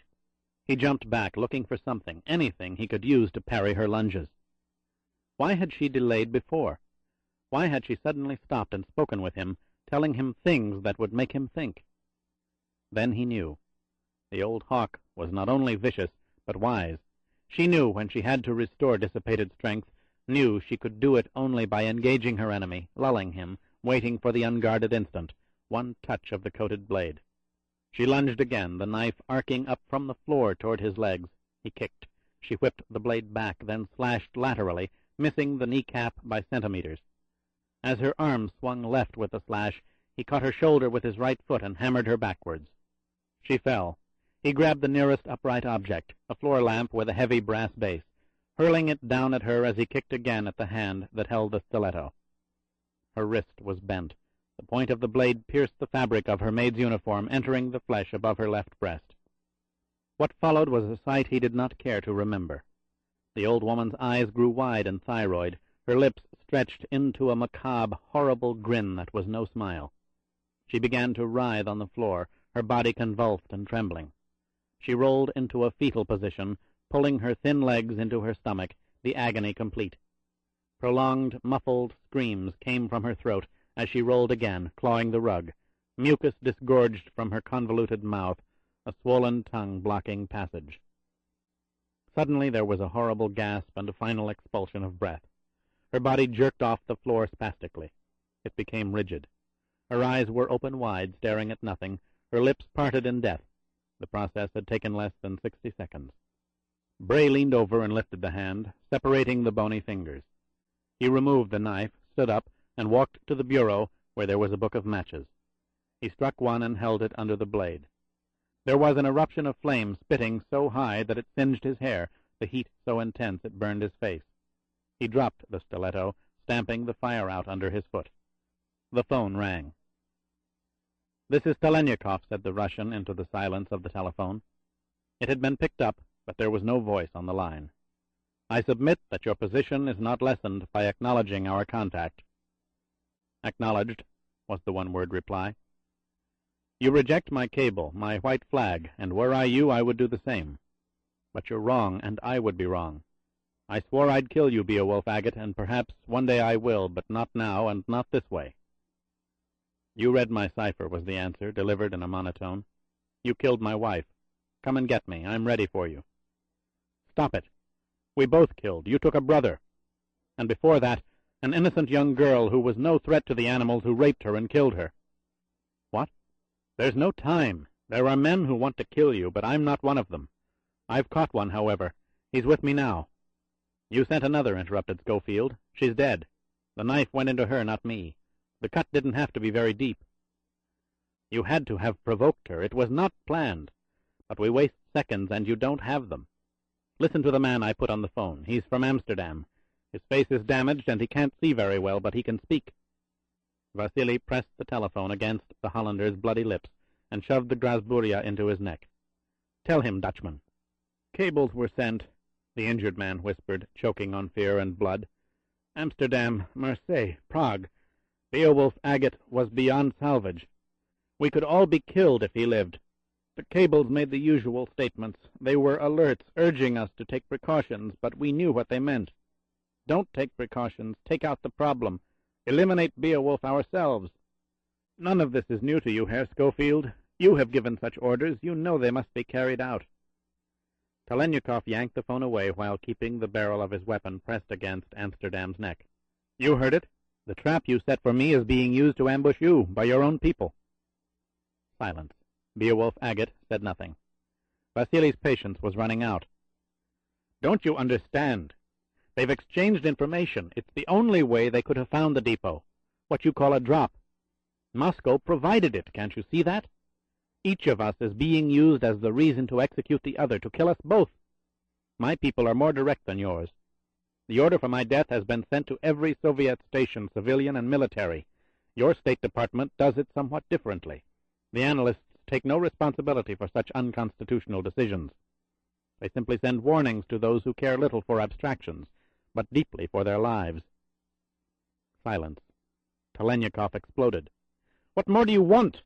Amsterdam was to draw you out. You would have had no choice. You would have tried to position yourself in one of two exits, the service area or the staircase. At this moment, Marseille is by the service elevator, Prague on the staircase. The man from Prague is one you know well, Beowulf. You've employed his gun and his knife on many occasions. He's waiting for you. In less than 15 minutes, if you do not appear in either place, they will take you in your room. What more do you want?" Schofield answered at last. "I want to know why you're telling me this." "Reread my cipher to you. This isn't the first time you and I have been used. An incredible thing is happening, and it goes beyond you and me. A few men know about it, in Washington and Moscow. But they say nothing. No one can say anything. The admissions are catastrophic." "What admissions?" "The hiring of assassins on both sides. It goes back years, decades." "How does it concern me? I don't care about you." "Dmitri Yurievich." "What about him?" "They said you killed him." "You're lying, Telenyakov. I thought you'd be better at it. Yurievich was leaning. He was a probable. The civilian killed was my contact, under my source control. It was a KGB operation. Better a dead physicist than a defected one. I repeat, come and get me." "You're wrong." "Later. There's no time to argue. You want proof? Then listen. I trust your ear is more skilled than your mind." The Russian quickly shoved the Grasburia into his belt and held the mouthpiece up in the air. With his left hand, he gripped the throat of the man from Amsterdam, his thumb centering on the rings of trachea cartilage. He pressed. His hand was a vice, his fingers talons crushing fiber and bone as the vice closed. The Hollander twisted violently, his arms and hands thrashing, trying to break Vasily's grip, the effort useless. His cry of pain was an unbroken scream that diminished into a wail of agony. The man from Amsterdam fell to the floor unconscious. Telenyakov spoke again into the telephone. "Is there human bait alive who would permit what I've just done?" Was he given an alternative? "You're a fool, Schofield. Get yourself killed." Vasily shook his head in desperation. It was a reaction to his own loss of control. "No, you mustn't. You can't understand, and I must try to grasp that, so you must try to understand me. I loathe everything you are, everything you stand for. But right now we can do what few others can do. Make men listen, make them speak out. If for no other reason than they fear us, fear what we know, the fear is on both sides." "I don't know what you're talking about," interrupted Schofield. "You're mounting a nice KGB strategy. They'll probably give you a large dacha in Grasnov, but no sale. I repeat, come and get me." "Enough!" shouted Telenyakov, looking at the clock on the desk. "You have 11 minutes. You know where your final proof is. You can find it in a service lift or on the staircase, unless you care to learn it as you die in your room. If you create a disturbance, you'll draw a crowd. That's more to their liking, but I don't have to tell you that. You may recognize Prague. You won't Marseille. You can't call the police or risk the chance that the management will. We both know that. Go find your proof, Schofield. See if this enemy is lying. You'll get as far as your first turn in the corridor. If you live, which is unlikely, I'm on the 5th floor, room 505. I've done what I can." Vasily slammed down the phone, the gesture equal parts artifice and anger. Anything to jar the American, anything to make him think. Telenyakov needed every second now. He had told Beowulf Agate that he had done all he could, but it was not true. He knelt down and tore off the black overcoat from Amsterdam's unconscious body. Bray replaced the phone. His mind was churning. If he'd only had sleep, or if he had not gone through the totally unexpected violence of the old woman's attack, or if Telenyakov had not told him so much of the truth, things would be clearer. But it had all happened, and, as he had done so often in the past, he had to shift into a state of blind acceptance and think in terms of immediate purpose. It was not the first time he had been the target of factions distinct from each other. One got used to it when dealing with opposing partisans from the same broad-based camps, although killing was rarely the objective. What was unusual was the timing, the converging of separate assaults. Yet it was so understandable, so clear. Under-Secretary of State Daniel Congdon had really done it. The seemingly bloodless desk-man had found the courage of his own convictions. More specifically, he had found Telenyakov and Telenyakov's moves toward Beowulf Agate. What better reasoning existed for breaking the rules and eliminating a terminated specialist he considered dangerous? What better motive for reaching the Soviets, who could only favor the dispatch of both men? So clear, so well orchestrated, he or Telenyakov might have conceived of the strategy. Denials and astonishment would go hand in hand, statesmen in Washington and Moscow decrying the violence of former intelligence officers from another era, an era when personal animosities often superseded national interests. Christ, he could hear the pronouncements couched in sanctimonious platitudes made by men like Congdon, who concealed filthy decisions under respectable titles. The infuriating thing was that the reality supported the platitudes, the words validated by Telenyakov's hunt for revenge. "I swore I'd kill you, Beowulf Agate, and perhaps one day I will." That day was today, the perhaps without meaning for the Russian. Telenyakov wanted Beowulf Agate for himself. He would brook no interference from killers recruited and programmed by deskmen in Washington and Moscow. "I will see you take your last breath." Those were Telenyakov's words 6 years ago. He meant them then, and he meant them now. Certainly he would save his enemy from the guns of Marseille and Prague. His enemy was worthy of a better gun, his gun, and no ploy was too unreasonable, no words too extreme, to bring his enemy into that gun sight. He was tired of it all, thought Schofield, taking his hand away from the phone. Tired of the tension of move and countermove. In the final analysis, who cared? Who gave a goddamn for two aging specialists, dedicated to the proposition that each's counterpart should die? Bray closed his eyes, pressing his lids together, aware that there was moisture in his sockets. Tears of fatigue, mind and body spent. It was no time to acknowledge exhaustion. Because he cared. If he had to die, and it was always an around-the-corner possibility, he was not going to be taken by guns from Marseille, Prague, or Moscow. He was better than that. He had always been better. According to Telenyakov, he had 11 minutes. 2 had passed since the Russian had made the statement. The trap was his room, and if the man from Prague was the one Telenyakov had described, the attack would be made quickly, with a minimum of risk. Gas-filled pellets would precede any use of weapons, the fumes immobilizing anyone in the room. It was a tactic favored by the killer from Prague. He took few gambles. The immediate objective, therefore, was to get out of the trap. Walking in the corridor was not feasible, perhaps not even opening the door. Since it was Amsterdam's function to draw him out, and he had not been drawn, Prague and Marseille would close in. If there was no one in the hallway, as the absence of sound indicated, they had nothing to lose. Their schedule would not be postponed, but it could be accelerated. No one in the hallway. Someone in the hallway. People milling around, excited, creating a diversion. Most of the time, a crowd was to the killer's advantage, not the target's, especially if the target was identifiable and one or more of the killers were not. On the other hand, a target who knew precisely when and where the attack was to be made could use a crowd to cover his run from ground zero. An escape based on confusion and a change of appearance. The change did not have to be much, just enough to cause indecision. Indiscriminate gunfire during an execution had to be avoided. 8 minutes, or less. Everything was preparation. He would take his essential belongings, for when he began running, he'd have to keep running. How long and how far there was no way to tell, nor could he think about that now. He had to get out of the trap and elude 4 men who wanted him dead, one more dangerous than the other 3, for he was not sent by Washington or Moscow. He had come himself. Bray crossed rapidly to the dead woman on the floor, dragged her to the bathroom, rolled the corpse inside, and closed the door. He picked up the heavy-based lamp and smashed it down on the knob. The lock was jammed. The door could be opened only by breaking it down. His clothes could be left behind. There were no laundry marks or overt evidence connecting them immediately to Brandon Schofield. Fingerprints would do that, but lifting and processing them would take time. He would be far away by then, if he got out of the hotel alive.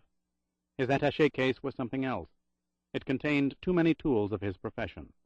He closed it, spun the combination lock, and threw it on the bed. He put on his jacket and went back to the telephone. He picked it up and dialed the operator. "This is room 213, he said in a whisper, effortlessly made to sound weak. "I don't want to alarm you, but I know the symptoms. I've had a stroke. I need help." He let the phone crash against the table and dropped to the floor. Chapter 10. Telenyakov put on the black overcoat and reached down for the gray scarf still draped around Amsterdam's throat. He yanked it off, wound it around his throat, and picked up the gray hat which had fallen beside the chair. It was too large. He creased the crown so it covered his head less awkwardly, and started for the door, passing the closet. He spoke firmly to the couple within. "Remain where you are and make no sound. I shall be outside in the corridor. If I hear noise, I'll come back and you'll be the worse for it." In the hall he ran toward the main elevators, and then beyond them to the plain dark elevator at the end of the corridor. Against the wall was a tray table used by room service. He removed his Grasburia from his belt, shoved it in his overcoat pocket, and pushed the button with his left hand. The red light went on above the door. The elevator was on the 2nd floor. Marseille was in position, waiting for Beowulf Agate. The light went off, and seconds later the number 3 shone brightly, then number 4. Vasily turned around, his back to the sliding panel. The door opened, but there were no words of recognition, no surprise expressed at the sight of the black overcoat or the gray hat. Telenyakov spun around, his finger on the trigger of his gun. There was no one inside the elevator. He stepped in and pressed the button for the 2nd floor. "Sir? Sir?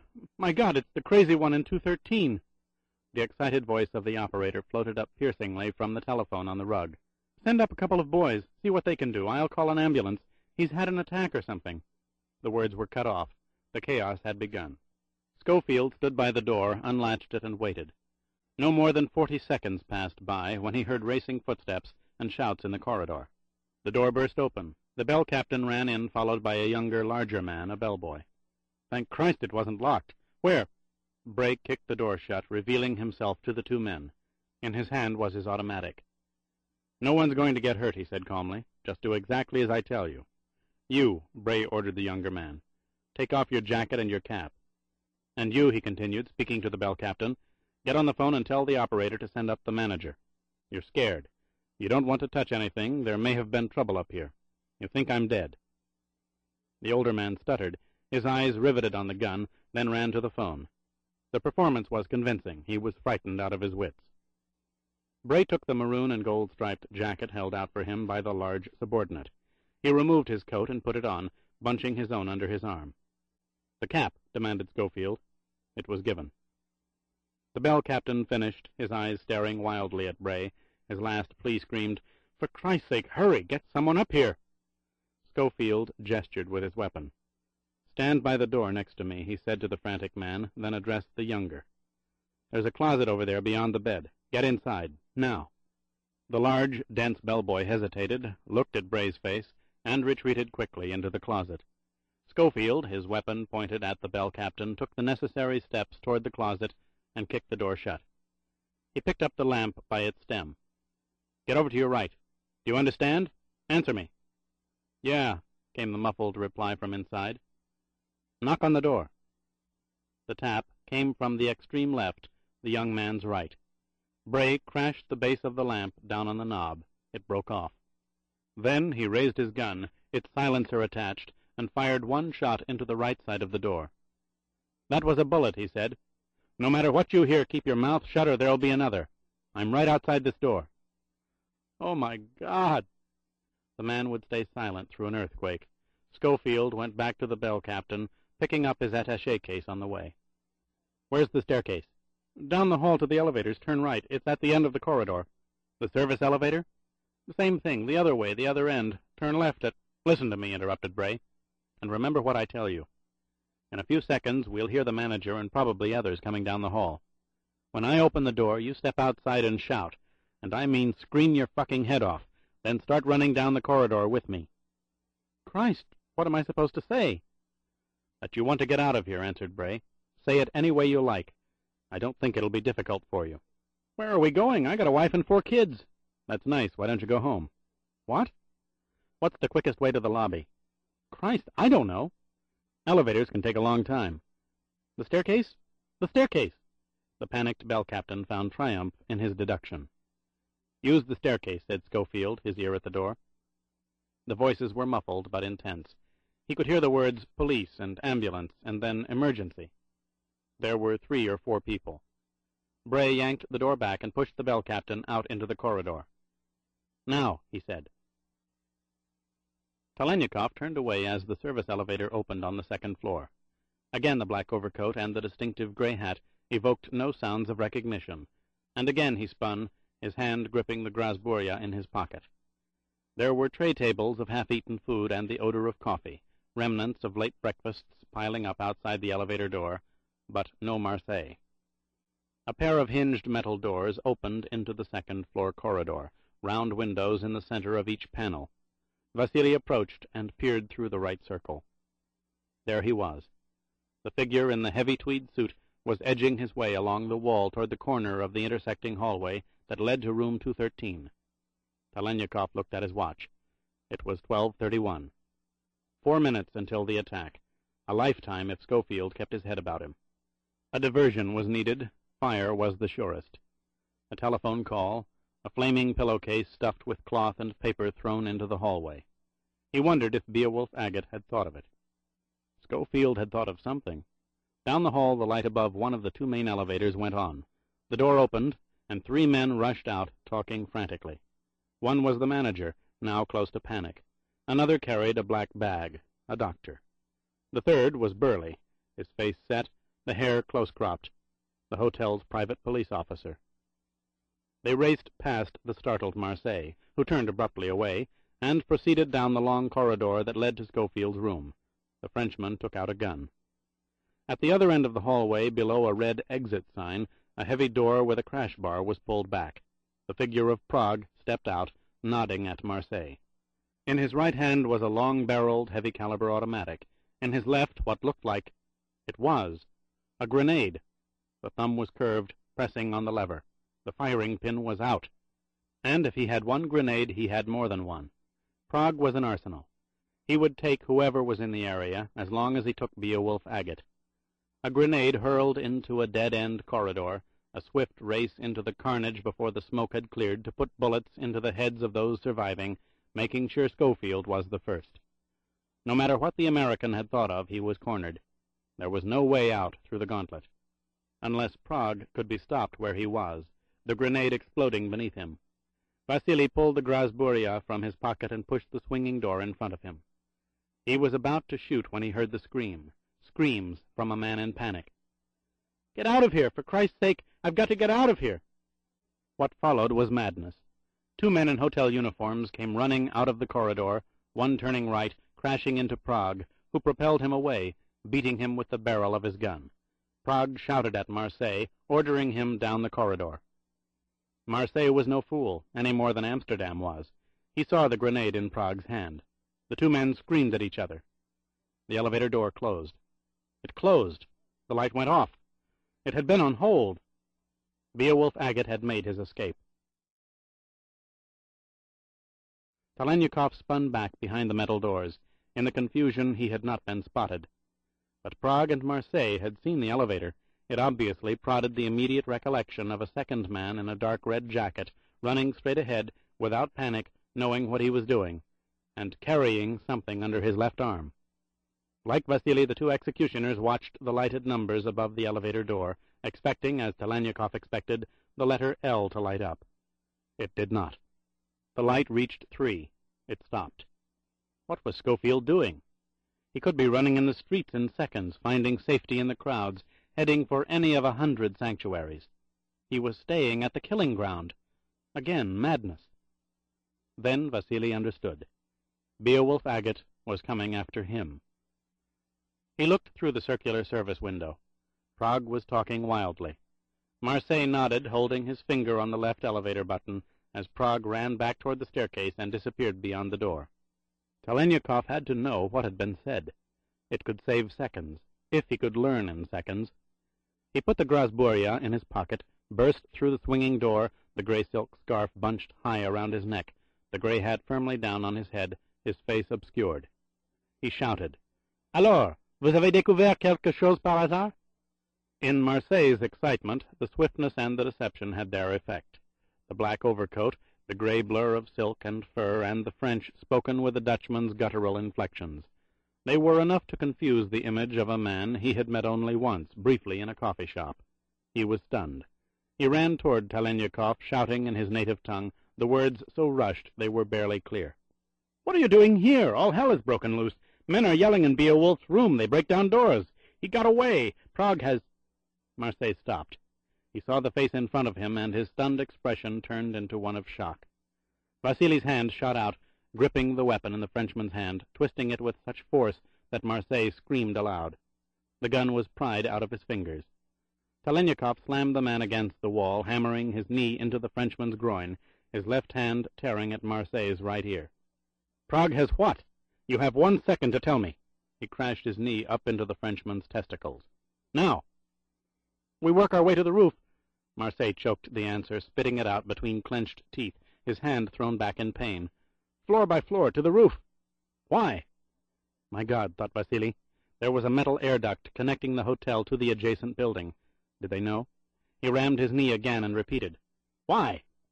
"Prague believes Schofield thinks you have men in the streets. At the hotel doors. He'll wait until the police come. The confusion.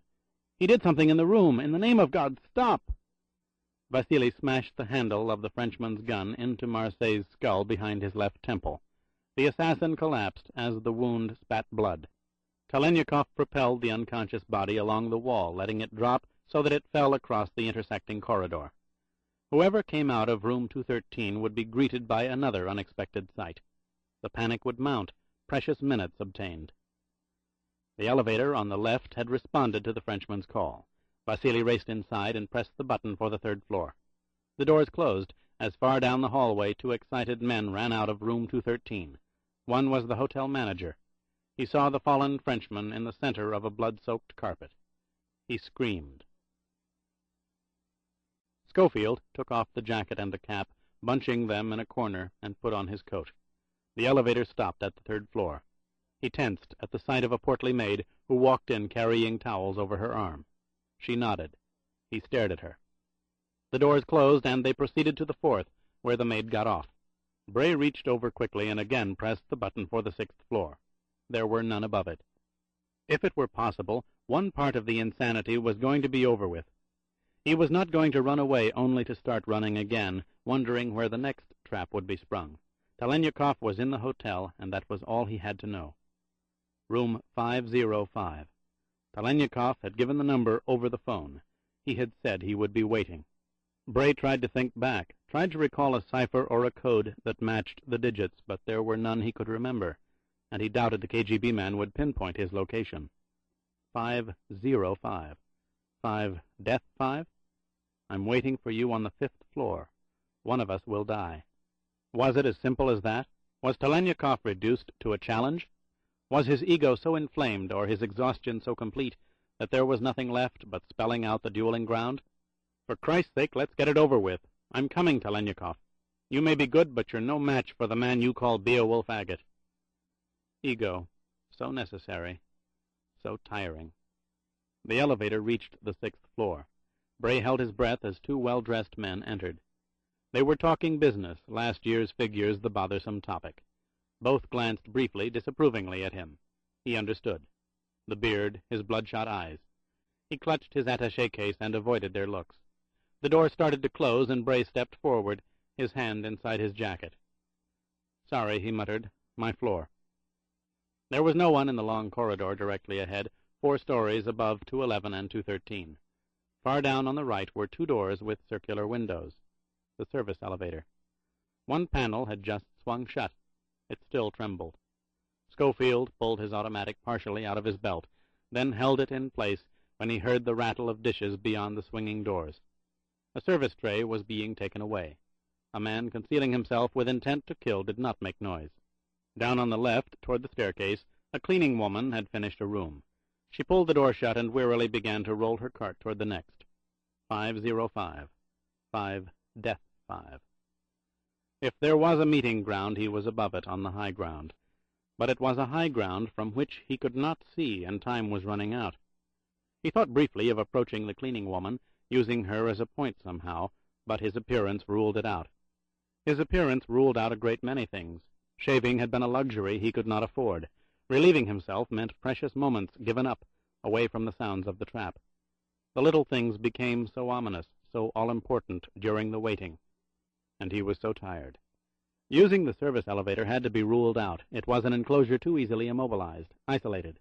The staircase was not much better, but he had an advantage. Except for a roof, if there was an exit from the roof, it did not go higher. The sight lines favored the one above. Birds of prey swooped. They rarely attacked from below. Sharks did, however. Diversion. Any kind of diversion. Sharks were known to lunge up at inanimate objects, floating debris. Bray walked rapidly toward the heavy door to the staircase, stopping briefly at the cleaning woman's cart. He removed 4 glass ashtrays, stuffing them into his pockets, and wedged the attaché case between his arm and chest. As quietly as he could, he pressed on the crash bar. The heavy steel door opened. He started down the steps, staying close to the wall, listening for the sound of his enemy. It was there. Several stories below, he could hear rapid footsteps slapping against the concrete stairs. They stopped, and Schofield stood motionless. What followed confused him. There was a slicing sound, a series of quick movements, abrasive, metallic. What was it? He looked back up the steps at the metal door he had just walked through, and he knew. The staircase was essentially a fire exit. The crash bar doors opened from the inside, not from the staircase, thus inhibiting thieves. The person below was using a thin sheet of metal or plastic, stabbing the crack around the lock, pulling up and down to catch the rounded latch and open the door. The method was universal. Most fire exits could be manipulated this way, if they were functional. They would be functional in this hotel. The abrasive slicing stopped. The door had been opened. Silence. The door slammed shut. Schofield moved to the edge of the steps and looked below. He saw nothing but angled railings, squared at the corners, descending into darkness. Silently, he lowered 1 foot at a time and reached the next landing. He was on the 5th floor. 505. A meaningless number, a meaningless verbal complication. Telenyakov's strategy was clear now, and logical. Bray would have used it himself. Once the chaos had begun, the Russian waited in the lobby, watching the elevators for a sign of his enemy, and when he did not appear, the assumption had to be that Beowulf was cut off, roving, probing for a way out. Only after Telenyakov was certain that his enemy had not run into the streets could he begin the final hunt from the staircase, lurching into the hallways, his weapon leveled for his moving target. But the Russian could not start the kill from the top. He had to begin from the staircase in the lobby. He was forced to give up the high ground, as deadly a disadvantage on the staircase as it was in the hill country. Schofield put down his attaché case and took out 2 of the glass ashtrays from his pocket. The waiting was about over. It would happen any second now. The door below crashed open. Bray hurled the first ashtray down between the railing. The smashing of glass echoed throughout the descending walls of concrete and steel. Footsteps lurching. The thud of a heavy body making contact with a wall.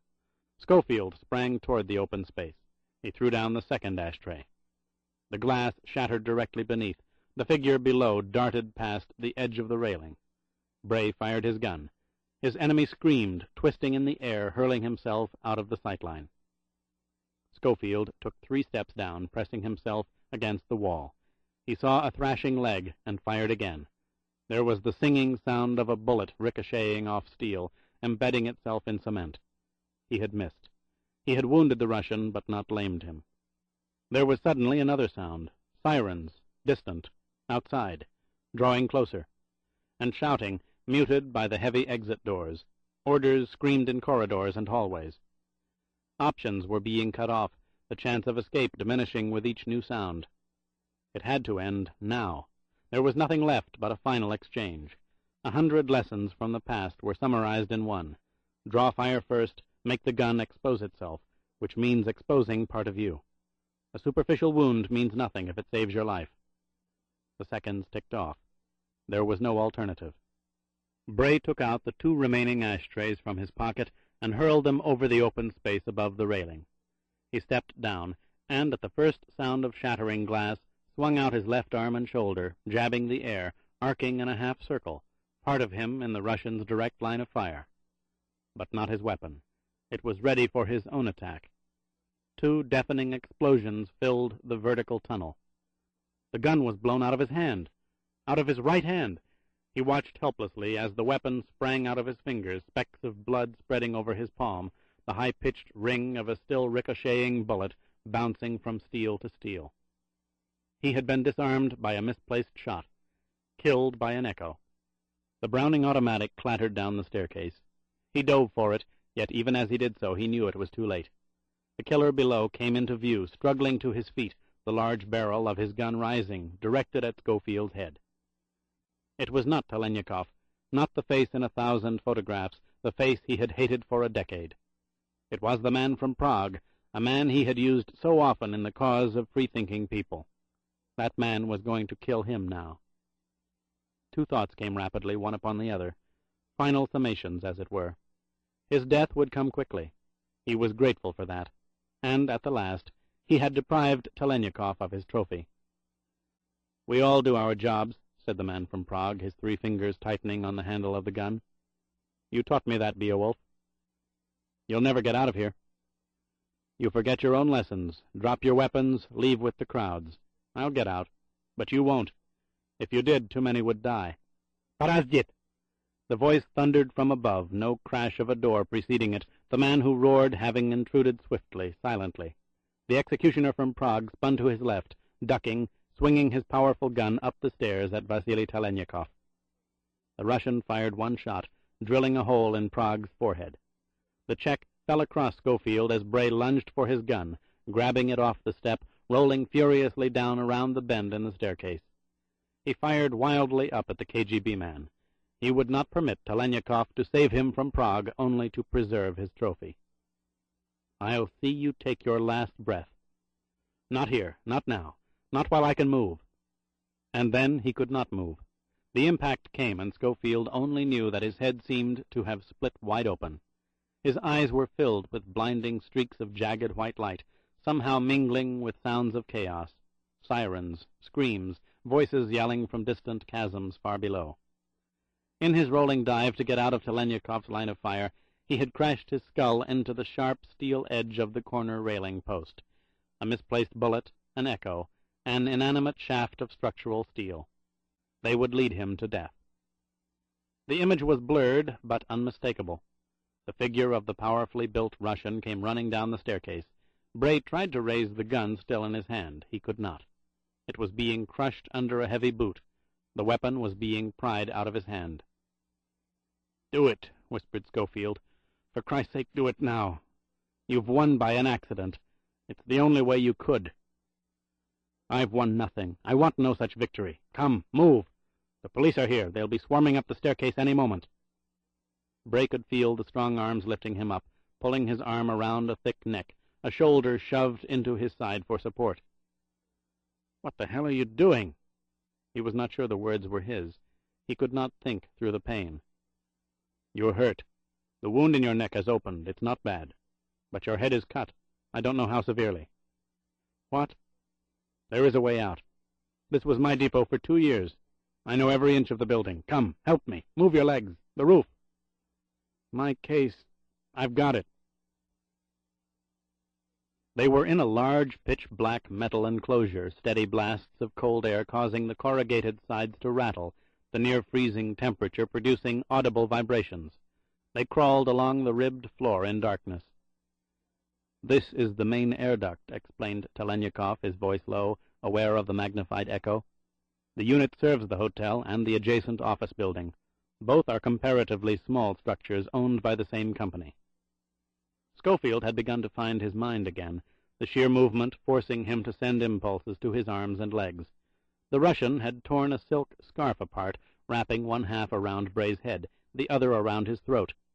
The bleeding had not stopped, but it was contained. He had found part of his mind, but there was still no clarity in what was happening. "You saved my life. I want to know why." "Keep your voice down," whispered the KGB man, "and keep moving. I want an answer. I gave it to you. You weren't convincing. You and I, we live only with lies. We see nothing else. From you I expect nothing else. In a few minutes you can make your determination. I give you that." "What do you mean?" "We'll reach the end of the duct. There is a transom 10 or 12 feet from the floor, in a rooftop storage area. Once down, I can get us out on the street, but every second counts. If there are people in the vicinity of the transom, they must be frightened away. Gunshots will do it. Fire above their heads." "What?" "Yes, I'll give you your gun back." "You killed my wife." "You killed my brother. Before that, your army of occupation returned the corpse of a young girl, a child I loved very much." "I don't know anything about that." "Now you do. Make your determination."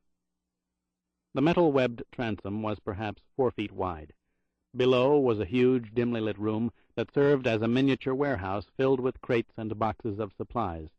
There was no one in sight. Telenyakov handed Schofield the automatic, and began forcing the metal screen from its brackets with his shoulder.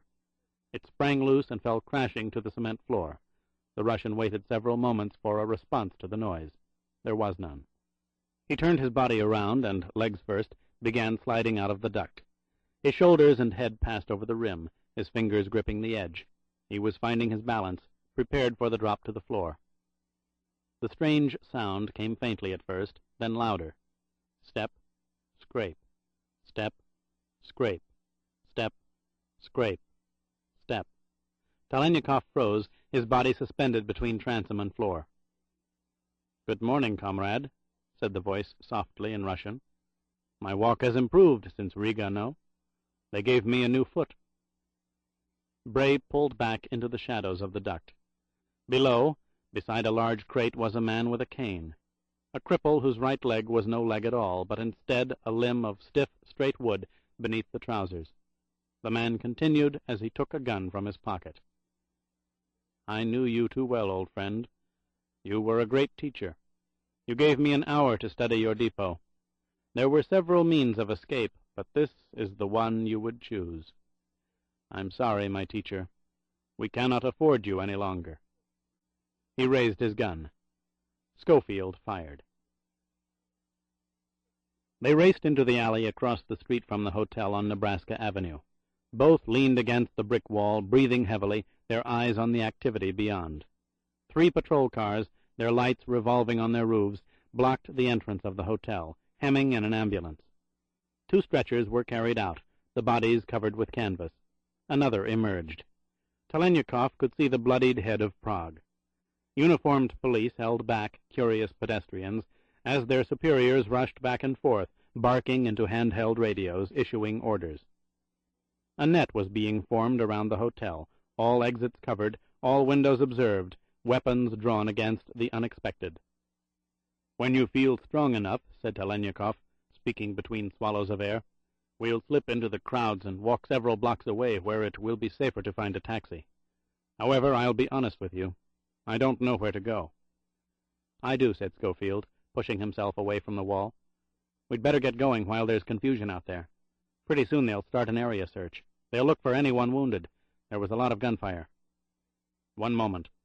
The Russian faced Bray. 3 days ago I was on a truck in the hills outside of Sevastopol.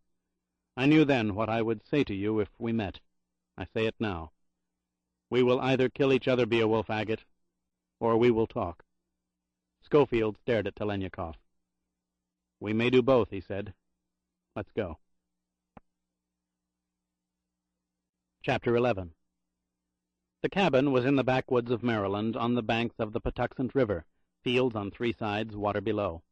It was isolated, no other houses within a mile in any direction, accessible only by a primitive dirt road over which no taxi would venture. None was asked to do so. Instead, Bray telephoned a man at the Iranian embassy, an unregistered Savak agent into hard drugs and exchange students whose exposure would be embarrassing to a benevolent Shah. A rented car was left for them in a metered parking lot on K Street, the keys under the floor mat. The cabin belonged to a professor of political science at Georgetown, a closet homosexual Schofield had befriended years ago when he had torn up a fragment of a dossier that had nothing to do with the man's ability to evaluate classified data for the State Department. Bray had used the cabin a number of times during his recalls to Washington, always when he wished to be beyond reach of the deskman, usually with a woman. A phone call to the professor was all that it took. No questions were asked, the location of the house key given. This afternoon it was nailed beneath the second shingle from the right on the front roof. Bray got it by using a ladder propped against a nearby tree. Inside, the decor was properly rustic. Heavy beams and Spartan furniture relieved by a profusion of quilted cushions, white walls, and red-checked curtains. Flanking the stone fireplace were floor-to-ceiling bookcases filled to capacity, the varied bindings lending additional color and warmth. "He is an educated man," said Telenyakov, his eyes scanning the titles. "Very," replied Bray, lighting a gas-fed Franklin stove. "There were matches on the mantel, the kindling stacked and ready to light." "How convenient," said the KGB man, taking a wooden match from a small glass on the mantel, kneeling down and striking it. "It's part of the rent. Whoever uses the cabin cleans the fireplace and stacks it." "Part of the rent? What are the other arrangements?" "There's only one. Say nothing. About the place or the owner." "Again convenient." Telenyakov pulled his hand back as the fire leapt up from the dry wood. "Very," repeated Schofield, adjusting the heater, satisfied it was functioning. He stood up and faced the Russian. "I don't want to discuss anything until I've had some sleep. You may not agree, but that's the way it's going to be." "I have no objection. I'm not sure I'm capable of being lucid right now, and I must be when we talk. If it's possible, I've had less sleep than you." 2 hours ago we could have killed each other," said Bray, standing motionless. "Neither of us did." "Quite the reverse," agreed the KGB man. "We prevented others from doing so." "Which cancels any obligation between us." "No such obligations exist, of course. However, I submit you may find a larger one when we talk." "You could be right, but I doubt it. You may have to live with Moscow, but I don't have to live with what happened here in Washington today. I can do something about it. Maybe that's the difference between us. For both our sakes, for all our sakes, I fervently hope you're right." "I am. I'm also going to get some sleep." Schofield pointed to a couch against the wall. "That pulls out into a bed. There are blankets in the closet over there. I'll use the bedroom." He started for the door, then stopped and turned to the Russian. "Incidentally, the room will be locked, and I'm a very light sleeper." "A condition that afflicts us both, I'm sure," said Telenyakov. "You have nothing to fear from me." "I never did," Bray said. Schofield heard faint, sharp, crackling sounds and spun under the sheets, his hand gripping the Browning automatic by his knees. He raised it beneath the covers as his feet shot out over the side of the bed. He was prepared to crouch and fire. There was no one in the room. Moonlight streamed through the north window, shafts of colorless white light separated by the thick panes into single streaks of suspended, eerie illumination. For a moment he was not sure where he was, so complete had been his exhaustion, so deep his sleep. He knew by the time his feet touched the floor his enemy was in the next room, a very strange enemy who had saved his life, and whose life he had saved minutes later. Bray looked at the luminous dial of his watch. It was 4:15 in the morning. He had slept nearly 13 hours, the heavy weight of his arms and legs, the adhesive moisture in his eyes, and the dryness of his throat, evidence of his having moved very little during that time. He sat for a while on the side of the bed, breathing the cold air deeply, putting the gun down and shaking his hands, slapping his fingers together. He looked over at the locked door of the bedroom. Telenyakov was up and had started a fire, the sharp crackling now the unmistakable sound of burning wood. Schofield decided to put off seeing the Russian for a few more minutes. His face itched, the growth of his beard so uncomfortable it had caused the beginning of a rash on his neck. There was always shaving equipment in the bathroom. He would afford himself the luxury of a shave and change the bandages he had placed on his neck and skull 14 hours ago. It would postpone for a bit longer his talk with the former defected KGB man. Whatever it concerned, Bray wanted no part of it, yet the unexpected events and decisions of the past 24 hours told him he was already involved. It was 4:37 when he unlocked the door and opened it. Telenyakov was standing in front of the fire, sipping from a cup in his hand. "I apologize if the fire awakened you," the Russian said, "or the sound of the front door, if you heard it." "The heater went out," said Schofield, looking down at the flameless Franklin. "I think the propane tank is empty." "Is that why you went outside?" "No, I went outside to relieve myself. There's no toilet here." "I forgot." "Did you hear me leave, or return?" "Is that coffee?" "Yes," answered Telenyakov. "A bad habit I picked up from the West. Your tea has no character. The pot's on the burner." The KGB man gestured beyond a room divider where stove, sink, and refrigerator were lined up against the wall. "I'm surprised you did not smell it boiling." "I thought I did," lied Schofield, crossing to the stove and the pot, "but it was weak." "And now we've both made our childish points." "Childishly," added Bray, pouring coffee. "You keep saying you have something to tell me. Go ahead." "First, I shall ask you a question. Have you ever heard of an organization called the Matarese?" Schofield paused, remembering. He nodded. "Political killers for hire, run by a council in Corsica. It started well over a half-century ago and died out in the middle 40s after the war. What about it?" "It never died out. It went further underground, became dormant, if you like, but it returned in a far more dangerous form. It's been operating since the early 50s. It operates now. It has infiltrated the most sensitive and powerful areas of both our governments. Its objective is the control over both our countries. The Matarese was responsible for the murders of General Blackburn here and Dmitri Yurievich in my country." Bray sipped his coffee, studying the Russian's face over the rim of the cup.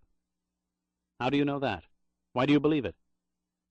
"An old man who saw more in his lifetime than you and I combined made the identification. He was not wrong. He was one of the few who admitted, or will ever admit, having dealt with the Matarese." "Saw? Was?" "Past tenses. He died. He called for me while he was dying. He wanted me to know. He had access to information neither you nor I would be given under any circumstances." "Who was he?" "Alexei Krupskaya. The name is meaningless, I realize, so I'll explain. "Meaningless," interrupted Schofield, crossing to an armchair in front of the fire and sitting down. "Not entirely. Krupskaya, the white cat of Krivoy Rog. Istrabitali, the last of the exterminators from Section 9 KGB. The original 9, of course. You do your schoolwork well, but then, as they say, you're a Harvard man. That kind of schoolwork can be helpful. Krupskaya was banished 20 years ago. He became a non-person. If he were alive, I figured he was vegetating in Groznow, not a consultant being fed information by people in the Kremlin.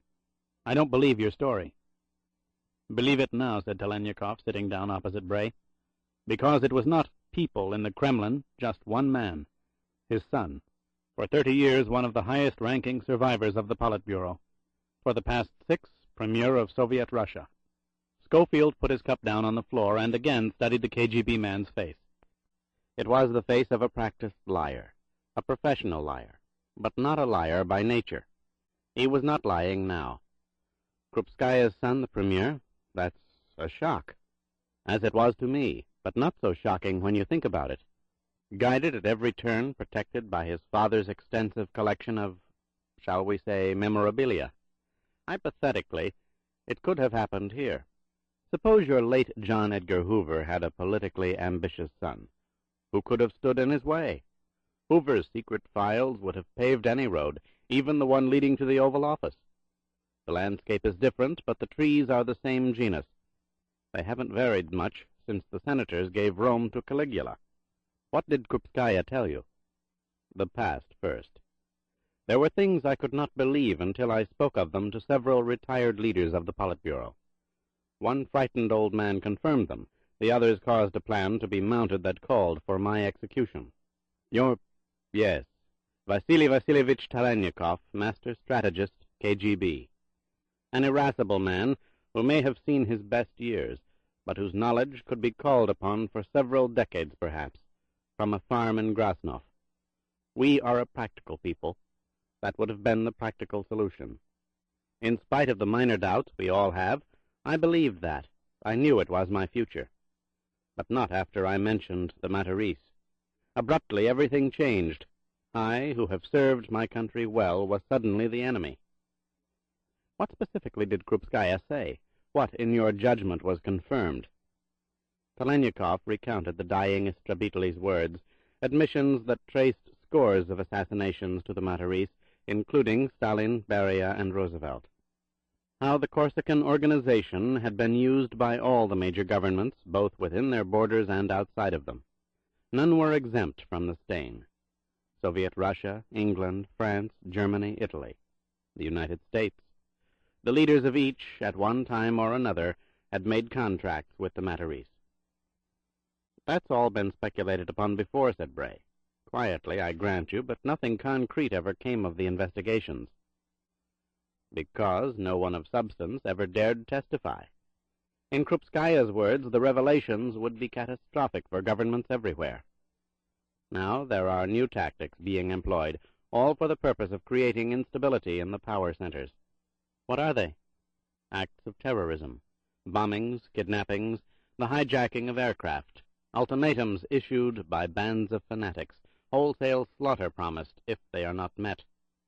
They grow in numbers every month, and the vast majority are funded by the Matarese. How? I can only surmise. The Matarese Council studies the objectives of the parties involved, sends in the experts, and provides covert financing. Fanatics do not labor over the sources of funds, only their availability. I submit that you and I have used such men and women more often than we can count. For distinctly accountable purposes, said Bray, picking up his cup from the floor. What about Blackburn and Yurievich? What did the Matarese accomplish by killing them? Krupskaya believed it was to test the leaders, to see if their own men could control each government's reactions. I'm not so sure now. I think perhaps there was something else. Frankly, because of what you've told me. What's that? Yurievich. You said he was your operation, is that true? Bray frowned. True, but not that simple. Yurievich was gray. He wasn't going to defect in any normal sense. He was a scientist, convinced both sides had gone too far. He didn't trust the maniacs. It was a probe. We weren't sure where we were going. Are you aware that General Blackburn, who was nearly destroyed by the war in Vietnam, did what no chairman of the Joint Chiefs has ever done in your history? He met secretly with your potential enemies. In Sweden, in the city of Skellefteå on the Gulf of Bothnia, traveling under cover as a tourist. It was our judgment that he would go to any length to avoid the repetition of pointless slaughter. He abhorred conventional warfare, and he did not believe nuclear weapons would ever be used. The Russian stopped and leaned forward. Two men who believed deeply, passionately in the rejection of human sacrifice, who sought accommodation, both killed by the Matarese. So perhaps testing was only a part of the exercise. There could well have been another. Eliminate powerful men who believed in stability. At first Schofield did not reply. The information about Blackburn was astonishing. In the testing, then, they pointed at me with Yurievich, and at me with Blackburn, completed Telenyakov. A Browning Magnum Grade 4 was used to kill Yurievich, a Grasburia for Blackburn. And both of us set up for execution. Exactly, said the Soviet. Because above all men in either country's intelligence service, we cannot be permitted to live. That will never change because we cannot change. Krupskaya was right. We are diversions. We will be used and killed. We are too dangerous. Why do they think so? They've studied us. They know we could no more accept the Matarese than we do the maniacs within our own branches. We are dead men, Schofield. Speak for yourself. Bray was suddenly angry. I'm out. Terminated. Finished. I don't give a goddamn what happens out there. Don't you make judgments about me. They've already been made. By others. Because you say so? Schofield got up, putting the coffee down, his hand not far from the Browning in his belt. Because I believed the man who told me. It's why I'm here, why I saved your life and did not take it myself. I have to wonder about that, don't I? What? Everything timed, even to your knowing where Prague was on the staircase? I killed a man who had you under his gun. Prague? A minor sacrifice. I'm a terminated encyclopedia. I have no proof my government reached Moscow, only possible conclusions based on what you told me. Maybe I'm missing the obvious. Maybe the great Telenyakov is eating a little temporary crow to bring in Beowulf agate. Damn you, Schofield, roared the KGB man, springing up from the chair. I should have let you die. Hear me clearly. What you suggest is unthinkable, and the KGB knows it. My feelings run too deep. I'd never bring you in. I'd kill you first. Bray stared at the Russian, the honesty of Telenyakov's statement obvious. I believe you, said Schofield, nodding, his anger diminishing in weariness. But it doesn't change anything. I don't care. I really don't give a goddamn. I'm not even sure I want to kill you anymore. I just want to be left alone. Bray turned away. Take the keys to the car and get out of here. Consider yourself alive. Thank you for your generosity, Beowulf, but I'm afraid it's too late. What? Schofield turned back to the Soviet. I did not finish. A man was caught, chemicals administered. There is a timetable, 2 months, 3 at the outside. The words were, Moscow by assassination, Washington by political maneuver, murder if necessary. When it happens, neither you nor I will survive. They'll track us to the ends of the earth. Wait a minute, said Bray, furious. Are you telling me that your people have a man? Had, corrected Telenyakov. Cyanide was implanted under his skin. He reached it. But he was heard. He was taped, recorded. His words were there. Heard, not taped, not recorded. And only by one man, who was warned by his father not to permit anyone else to listen. The Premier? Yes. Then he knows. Yes, he knows. And all he can do is try to protect himself. Nothing particularly new in his position, but he can't speak of it. For to speak of it, as Krupskaya said, is to acknowledge the past. This is the age of conspiracy, Schofield. Who cares to bring up past contracts? In my country there are a number of unexplained corpses. You are not so different over here. The Kennedys, Martin Luther King, perhaps most stunning, Franklin Roosevelt. We could all be at each other's throats, more precisely, on the nuclear buttons, if our combined pasts were revealed. What would you do if you were the premier? Protect myself, said Bray softly. Oh, my God. Now do you see? I don't want to. I really don't want to. I'm out. I submit that you cannot be. Nor I. The proof was yesterday on Nebraska Avenue. We're marked. They want us. They convinced others to have us killed for the wrong reasons, but they were behind the strategy. Can you doubt it? I wish I could. The manipulators are always the easiest to manipulate. Con men, the biggest suckers. Jesus. Schofield walked to the stove to pour himself more coffee. Suddenly he was struck by something not said, unclear. I don't understand. From what little's known about the Matarese, it started as a cult and evolved into a business. It accepted contracts, or supposedly accepted contracts, on the basis of feasibility and price. It killed for money. It was never interested in power, per se. Why is it interested now? I don't know, said the KGB man. Neither did Krupskaya. He was dying and not very lucid, but he said the answer might be in Corsica. Corsica? Why? It's where it all began. Not where it is, if it is. The word was that the Matarese moved out of Corsica in the mid-30s. Contracts were negotiated as far away as London, New York, even Berlin, centers of international traffic. Then perhaps clues to an answer is more appropriate. The Council of the Matarese was formed in Corsica, only one name ever revealed, Guillaume de Matarese. Who were the others? Where did they go? Who are they now? There's a quicker way of finding out than going to Corsica. If the Matarese is even a whisper in Washington, there's one person who can track it down. He's the one I was going to call anyway. I wanted my life straightened out. Who is he? Robert Winthrop, said Bray. The creator of consular operations. The Russian nodded. A good man who had no stomach for what he built. The Konzop you're referring to isn't the one he began. He's still the only man I've heard of who can call up to the White House and see the president in 20 minutes. Very little goes on that he doesn't know about, or can't find out about. Schofield glanced over at the fire, remembering. It's strange. In a way, he's responsible for everything I am, and he doesn't approve of me. But I think he'll listen. The nearest telephone booth was 3 miles down the highway beyond the dirt road to the cabin. It was 8:10 when Bray stepped in, shielding his eyes from the glare of the morning sun, and pulled the glass door shut. He had found Winthrop's private number in his attaché case. He had not called it in years. He dialed, hoping it was still the same. It was. The cultivated voice on the line brought back many memories, possibilities missed, many others taken. Schofield, where are you?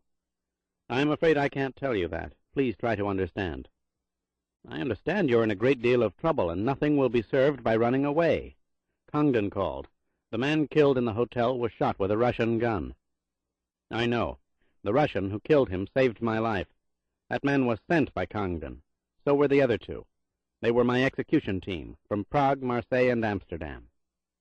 Oh, my God. The elder statesman was silent for a moment, and Bray did not interrupt that silence. Do you know what you're saying? Asked Winthrop. Yes, sir. You know me well enough to know I wouldn't say it unless I were sure. I'm not mistaken. I spoke to the man from Prague before he died. He confirmed it? In oblique words, yes. But then that's how those cables are sent. The words are always oblique. Again there was a moment of silence before the old man spoke. I can't believe it, Bray, for a reason you couldn't know. Congdon came to see me a week ago.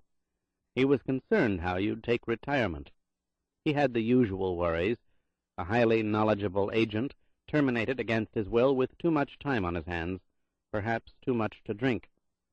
He's a cold fellow, that Congdon, and I'm afraid he angered me. After all you've been through, to have so little trust. I rather sardonically mentioned what you've just described. Not that I ever dreamed he would consider such a thing, just that I was appalled at his attitude. So I can't believe it, don't you see? He'd know I'd recognize it. He wouldn't take that risk. Then someone gave him the order, sir. That's what we have to talk about. Those 3 men knew where to find me, and there was only one way they could have learned. It was a KGB drop, and they were Konzop personnel. Moscow gave it to Congdon. He relayed it. Congdon reached the Soviets? That's not plausible. Even if he tried, why would they cooperate? Why would they reveal a drop? Their own man was part of the negotiation. They wanted him killed. He was trying to contact me. We'd exchanged cables. Telenyakov? It was Schofield's moment to pause. He answered quietly, "Yes, sir." A white contact? "Yes. I misread it, but that's what it was. I'm convinced now." You? And Telenyakov? Extraordinary. The circumstances are extraordinary. Do you remember an organization from the 40s that went by the name of the Matarese? They agreed to meet at 9 o'clock that evening, a mile north of the Missouri Avenue exit of Rock Creek Park on the eastern side. There was an indented stretch of pavement off the road where automobiles could park and strollers could enter the various paths that overlooked a scenic ravine. Winthrop intended to cancel the day's appointments and concentrate on learning whatever there was to learn about Bray's astonishing, if fragmentary, information. "He'll convene the 40 committee if he has to," said Schofield to Telenyakov on the way back to the cabin. "Can he do that?" asked the Russian. "The President can," answered Bray. The two men talked little during the day, the strain of proximity uncomfortable for each. Telenyakov read from the extensive bookshelves, glancing at Schofield now and then, the look in his eyes a mixture of remembered fury and curiosity.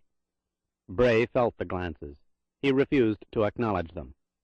He listened to the radio for news reports about the carnage at the hotel on Nebraska Avenue and the death of a Russian attaché in the adjacent building. They were played down, de-emphasized, no mention made of the dead embassy official. The hotel killings were theorized to be foreign in origin. That much was allowed, and no doubt criminally oriented, probably related to upper-level narcotics. The suppressants had been applied. The Department of State had moved swiftly with sure-footed censorship.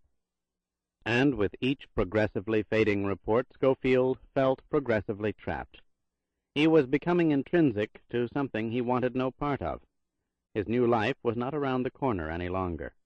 He began to wonder where it was, or if it would be. He was being inexorably drawn into an enigma called the Matarese. At 4 o'clock he went for a walk in the fields and along the banks of the Patuxent. As he left the cabin, he made sure the Russian saw him slip the Browning automatic into his holster. The KGB man did see. He placed his Grasburia on the table next to the chair. At 5 o'clock, Telenyakov made an observation. "I think we should position ourselves a good hour before the appointment." "I trust Winthrop," replied Bray. "With good reason, I'm sure, but can you trust those he'll be contacting?" "He won't tell anyone he's meeting us. He wants to talk to you at length. He'll have questions. Names, past positions, military ranks. I'll try to provide answers where they are relative to the Matarese. I will not be compromised in other areas." "Bully for you." "Nevertheless, I still think—" "We'll leave in 15 minutes," interrupted Schofield. "There's a diner on the way. We'll eat separately." At 7:35, Bray drove the rented car into the south end of the parking area on the border of Rock Creek Park. He and the KGB man made 4 penetrations into the woods, sweeping in arcs off the paths, checking the trees and the rocks and the ravine below for signs of intruders. The night was bitterly cold. There were no strollers, no one anywhere. They met at a prearranged spot on the edge of the small gorge. Telenyakov spoke first. "I saw nothing. The area is secure." Schofield looked at his watch in the darkness. "It's nearly 8:30. I'll wait by the car. You stay up here at this end. I'll meet with him first and then signal you." "How? It's several hundred yards." "I'll strike a match." "Very appropriate." "What?" "Nothing. It's unimportant." At 2 minutes to 9, Winthrop's limousine came out of the Rock Creek exit, drove into the parking area, and stopped within 20 feet of the rented car. The sight of the chauffeur disturbed Bray, but only momentarily. Schofield recognized the huge man almost instantly. He had been with Robert Winthrop for more than 2 decades. Rumors about a checkered Marine Corps career, cut short by several courts-martial, followed the chauffeur, but Winthrop never discussed him other than to call him my friend Stanley. No one ever pressed. Bray walked out of the shadows toward the limousine. Stanley opened the door and was on the pavement in one motion, his right hand in his pocket, in his left a flashlight. He turned it on. Schofield shut his eyes. It went off in seconds. "Hello, Stanley," said Bray. "It's been a long time, Mr. Schofield," replied the chauffeur. "Nice to see you." "Thanks, good to see you." "The ambassador's waiting," continued the driver, reaching down and snapping the lock release. "The door's open now." "Fine. By the way, in a couple of minutes I'm going to get out of the car and strike a match. It's the signal for a man to come and join us. He's up at the other end. He'll walk out of one of the paths." "I gotcha. The ambassador said there'd be two of you. Okay. What I'm trying to say is, if you still smoke those thin cigars of yours, wait till I get out before you light up. I'd like a few moments alone with Mr. Winthrop." "You've got a hell of a memory," said Stanley, tapping his jacket pocket with the flashlight. "I was about to have one." Bray got into the back seat of the car and faced the man who was responsible for his life. Winthrop had grown old, but in the dim light his eyes were still electric, still filled with concern. They shook hands, the elder statesman prolonging the grip. "I've thought about you often," he said softly, his eyes searching Schofield's, then noting the bandages and wincing. "I have mixed feelings, but I don't think I have to tell you that." "No, sir, you don't." "So many things changed, didn't they, Bray? The ideals, the opportunities to do so much for so many. We were crusaders, really, at the beginning." The old man released Schofield's hand and smiled. "Do you remember? You came up with a processing plan that was to be cross-collateralized with Lend-Lease, debts in occupied territories for multiple immigration. A brilliant concept in economic diplomacy. I've always said that. Human lives for monies that were never going to be repaid anyway. It would have been rejected. Probably, but in the arena of world opinion it would have pushed the Soviets to the wall. I recall your words. You said, if we're supposed to be a capitalistic government, don't walk away from it. Use it. Define it. American citizens paid for half the Russian army. Stress the psychological obligation. Get something. Get people. Those were your words. That was a graduate student expounding on naive theoretical geopolitics. There's often a great deal of truth in such naivete. You know, I can still see that graduate student. I wonder about him. "There's no time now, sir," interrupted Schofield. "Telenyakov's waiting. Incidentally, we checked the area. It's clear." The old man's eyes blinked. "Did you think it would be otherwise?" "I was worried about a tap on your phone." "No need for that," said Winthrop. "Such devices have to be listed somewhere, recorded somewhere. I wouldn't care to be the person who did such a thing. Too many private conversations take place on my telephone. It's my best protection." "Did you learn anything?" "About the Matarese? No. And yes.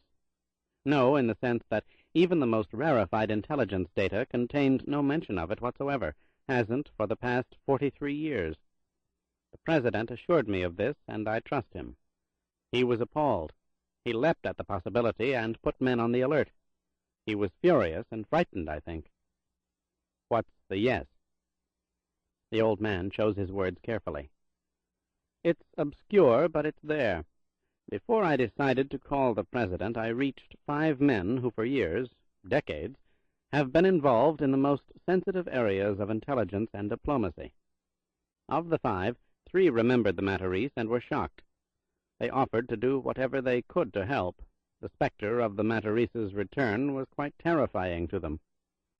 Yet the other 2, men who, if anything, are far more knowledgeable than their colleagues, claimed never to have heard of it. Their reactions made no sense. They had to have heard of it. Just as I had. My information minimal, but certainly not forgotten. When I said as much, when I pressed them, both behaved rather strangely, and, considering our past associations, not without insult. Each treated me as though I were some kind of senile patrician, given to senile fantasies. Really, it was astonishing." "Who were they?" "Again, odd." A flash of light in the distance. Schofield's eyes were drawn to it. And another. And another. Matches were being struck in rapid succession. Telenyakov. The KGB man was cupping matches and lighting one after another furiously. It was a warning. Telenyakov was warning him that something had happened, was happening. Suddenly the distant flame was constant, but broken by a hand held in front of the flame, in rapid sequences, more light, less light, basic Morse, dots and dashes. 3 dots repeated twice, S. A long spill repeated once, a single dash, T. S, T. "What's the matter?" asked Winthrop. "Just a second," replied Schofield. 3 dots, broken, then followed by a dash. The letters S and T were being repeated. S-T. Surveillance, terminal. The flame moved to the left, toward the road bordering the woods of the parking area, and was extinguished. The Soviet agent was repositioning himself. Bray turned back to the old man. "How certain are you about your telephone?" "Very. It's never been tapped. I have ways of knowing." "They may not be extensive enough." Schofield touched the window button. The glass rolled down, and he called to the chauffeur standing in front of the limousine. "Stan, come here." The driver did so. "When you drove through the park, did you check to see if anyone followed you?" "Sure did, and no way. I keep one eye on the rearview mirror. I always do, especially when we're meeting someone at night." "Did you see the light up there? Was it your man?" "Yes, he was telling me someone else was here." "Impossible," said Winthrop emphatically. "If there is, it's no concern of ours. This is, after all, a public park." "I don't want to alarm you, sir, but Telenyakov's experienced. There are no headlights, no cars in the road. Whoever's out there doesn't want us to know it, and it's not a night for a casual walk. I'm afraid it does concern us." Bray opened the door. "Stan, I'm going to grab my briefcase from my car. When I get back, drive out of here. Stop briefly at the north end of the lot by the road." "What about the Russian?" asked Winthrop. "That's why we're stopping. He'll know enough to jump in. He'd better." "Wait a minute," said Stanley, no deference in his voice. "If there's any trouble, I'm not stopping for anyone. I've only got one job, to get him out of here. Not you or anybody else." "We don't have time to argue. Start the engine." Bray ran to the rented car, the keys in his hand. He unlocked the door, removed his attaché case from the front seat, and started back toward the limousine. He never reached it. A beam of powerful light pierced through the darkness, aimed at Robert Winthrop's huge automobile. Stanley was behind the wheel, gunning the motor, prepared to bolt out of the area. Whoever held the light was not going to allow that to happen. He wanted that car, and whoever was in that car. The limousine's wheels spun, screeching on the pavement, as the huge car surged forward. A staccato spray of gunfire erupted. Windows shattered, bullets crunched into metal. The limousine weaved back and forth in abrupt half-circles, seemingly out of control. 2 loud reports came from the woods beyond. The searchlight exploded. A scream of pain followed. Winthrop's car straightened out briefly, then lurched into a sharp left turn. Caught in the headlights were 2 men, weapons drawn, a third on the ground. Bray's gun was in his hand. He dropped to the pavement and fired. One of the 2 men fell. The limousine completed the turn and roared out of the parking lot into the southbound road. Schofield rolled to his right. 2 shots were fired, the bullets singing off the pavement where he had been seconds ago. Bray got to his feet and ran in the darkness toward the railing that fronted the ravine. He lunged over the top rail, his attaché case slamming into the wood post, the sound distinct. The next gunshot was expected. It came as he hugged the earth and the rocks. Lights. Headlights. 2 beams shooting overhead, accompanied by the sound of a racing car. The smashing of glass came hard upon tires, screeching to a sudden stop. A shout, unclear, hysterical, cut off by a loud explosion, preceded silence. The engine had stalled, the headlights still on, revealing curls of smoke and 2 immobile bodies on the ground, a third on his knees, looking around in panic. The man heard something. He spun and raised his gun. A weapon was fired from the woods. It was final. The would-be killer fell. "Schofield!" Telenyakov shouted. "Over here!" Bray lunged up over the railing and ran toward the source of the Russian's voice. Telenyakov walked out of the woods. He was no more than 10 feet from the stalled automobile. Both men approached the car warily. The driver's window had been shattered, blown apart by a single shot from the KGB man's automatic. The head beyond the fragmented glass was bloodied but recognizable. The right hand was wrapped in a tight bandage. Still wrapped from an injured thumb broken on a bridge in Amsterdam at 3 o'clock in the morning by an angry, tired older man. It was the aggressive young agent, Harry, who had killed so needlessly in the rain that night. "I don't believe it," said Schofield. "You know him?" asked Telenyakov, a curious note in his voice. "His name was Harry. He worked for me in Amsterdam." The Russian was silent for a moment, then spoke. "He was with you in Amsterdam, but he did not work for you, and his name was not Harry. That young man is a Soviet intelligence officer, trained since the age of 9 at the American compound in Novgorod. He was a VKR agent." Bray studied Telenyakov's face, then looked back through the shattered window at Harry. "Congratulations. Things fall into place more clearly now."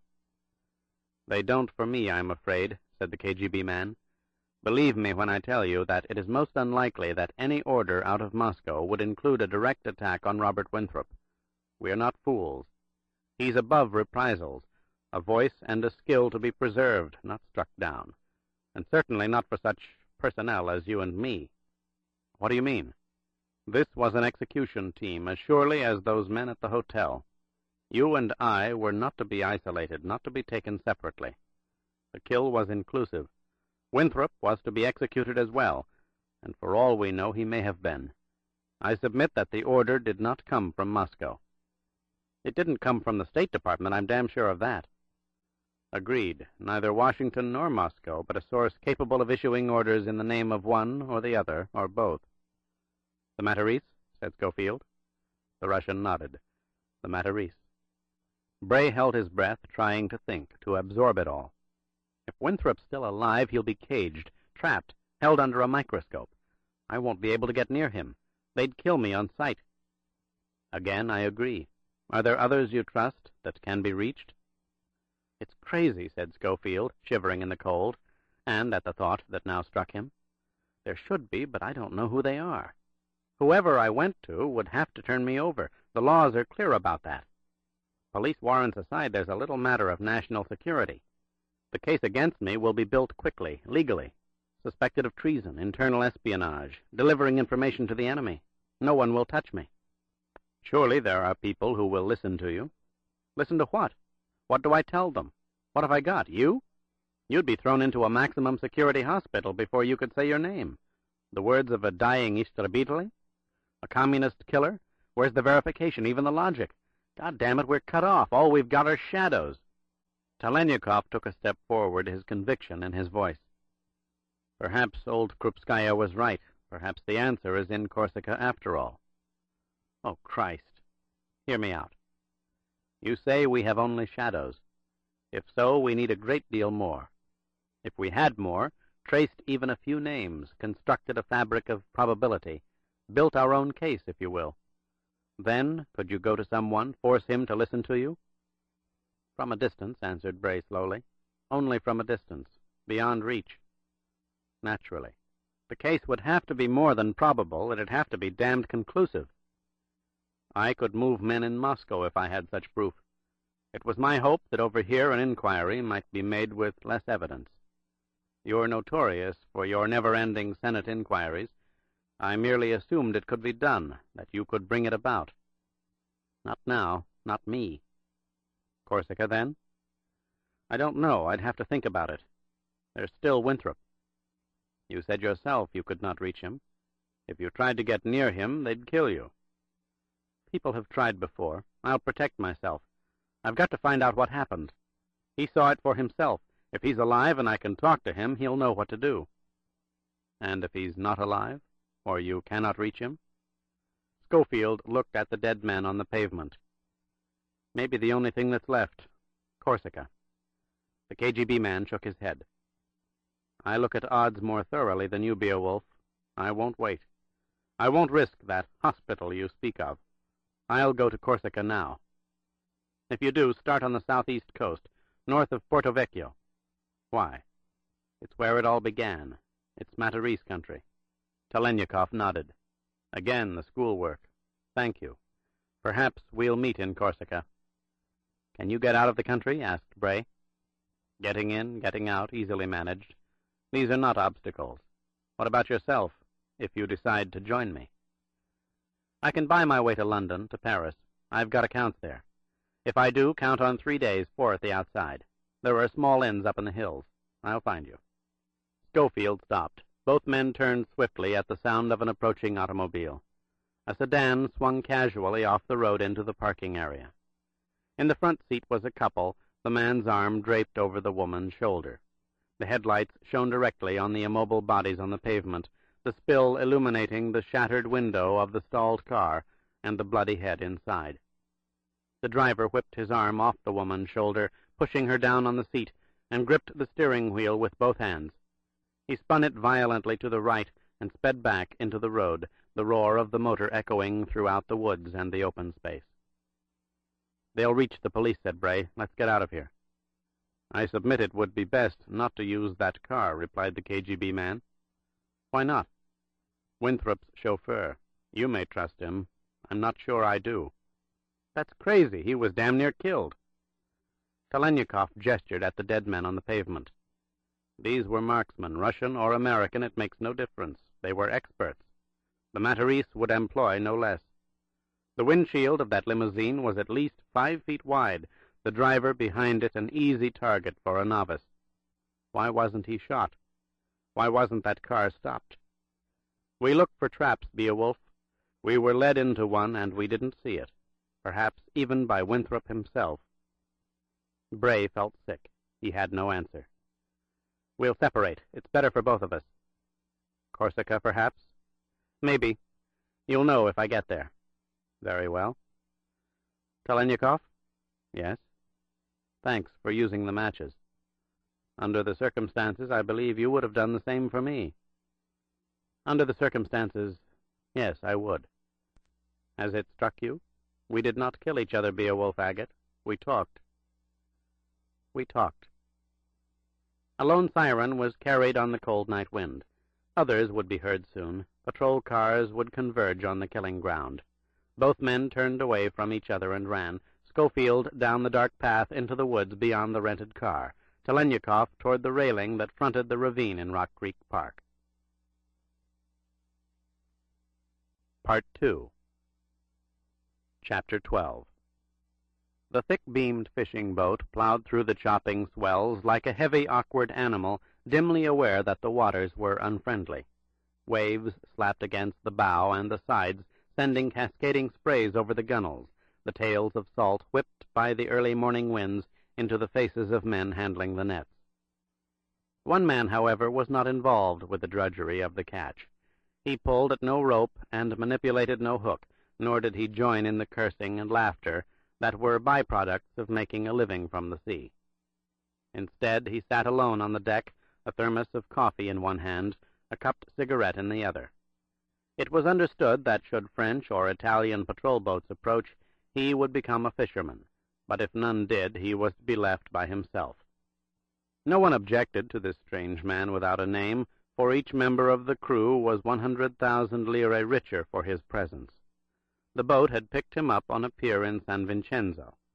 The vessel's schedule had called for a dawn departure from the Italian coast, but the stranger had suggested that if the coast of Corsica were seen by dawn, captain and crew would have a far better catch for their labors. Rank had its privileges. The captain received 150,000 lire. They had sailed out of San Vincenzo before midnight. Schofield twisted the top back onto the thermos and threw his cigarette over the side. He stood up and stretched, peering through the mists at the coastline. They had made good time. According to the captain, they would be in sight of Solenzara within minutes, and within an hour they would drop off their esteemed passenger between St. Lucie and Porto Vecchio. No problems were anticipated. There were scores of deserted inlets on the rocky shoreline for a temporarily disabled fishing boat. Bray yanked on the cord looped around the handle of his attaché case and strapped it to his wrist. It was firm and wet. The string burn on his wrist was irritated by the salt water, but it would heal quickly, actually aided by the salt. The precaution might seem unwarranted, but the appearance of it was as valuable as the attachment. One could doze, and Corsos were known to be quick to relieve travelers of valuables, especially travelers who journeyed without identification, but with money. "Signore, The captain approached, his wide smile revealing an absence of key teeth. Ecco Solenzara, ci arriveremo subito, 30 minuti, e nord di Porto Vecchio. Benissimo, grazie. Prego. In a half hour he'd be on land, in Corsica, in the hills where the Matarese was born. That it had been born was not disputed. That it had provided assassins for hire until the mid-30s was accepted as a firm probability. But so little was known about it that no one really knew how much of its story was myth and how much was based in reality. The legend was both encouraged and scorned at the same time. It was basically an enigma because no one understood its origins. Only that a madman named Guillaume de Matarese had summoned a council, from where was never recorded, and given birth to a band of assassins, based, some said, on the killer society of Hasar ibn al-Sabah in the 11th century. Yet this smacked of cult orientation, thus feeding the myth and diminishing the reality.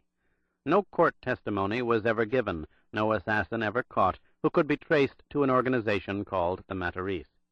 If there were confessions, none were ever made public. Still the rumors persisted. Stories were circulated in high places. Articles appeared in responsible newspapers, only to be denied editorial substance in later editions. Several independent studies were begun. If any were completed, no one knew about them. And through it all, governments made no comment. Ever. They were silent. And for a young intelligence officer studying the history of assassination years ago, it was this silence that lent a certain credibility to the Matarese. Just as another silence, suddenly imposed 3 days ago, convinced him that the rendezvous in Corsica was no proposal made in the heat of violence, but the only thing that was left. The Matarese remained an enigma, but it was no myth. It was a reality. A powerful man had gone to other powerful men and spoken the name in alarm.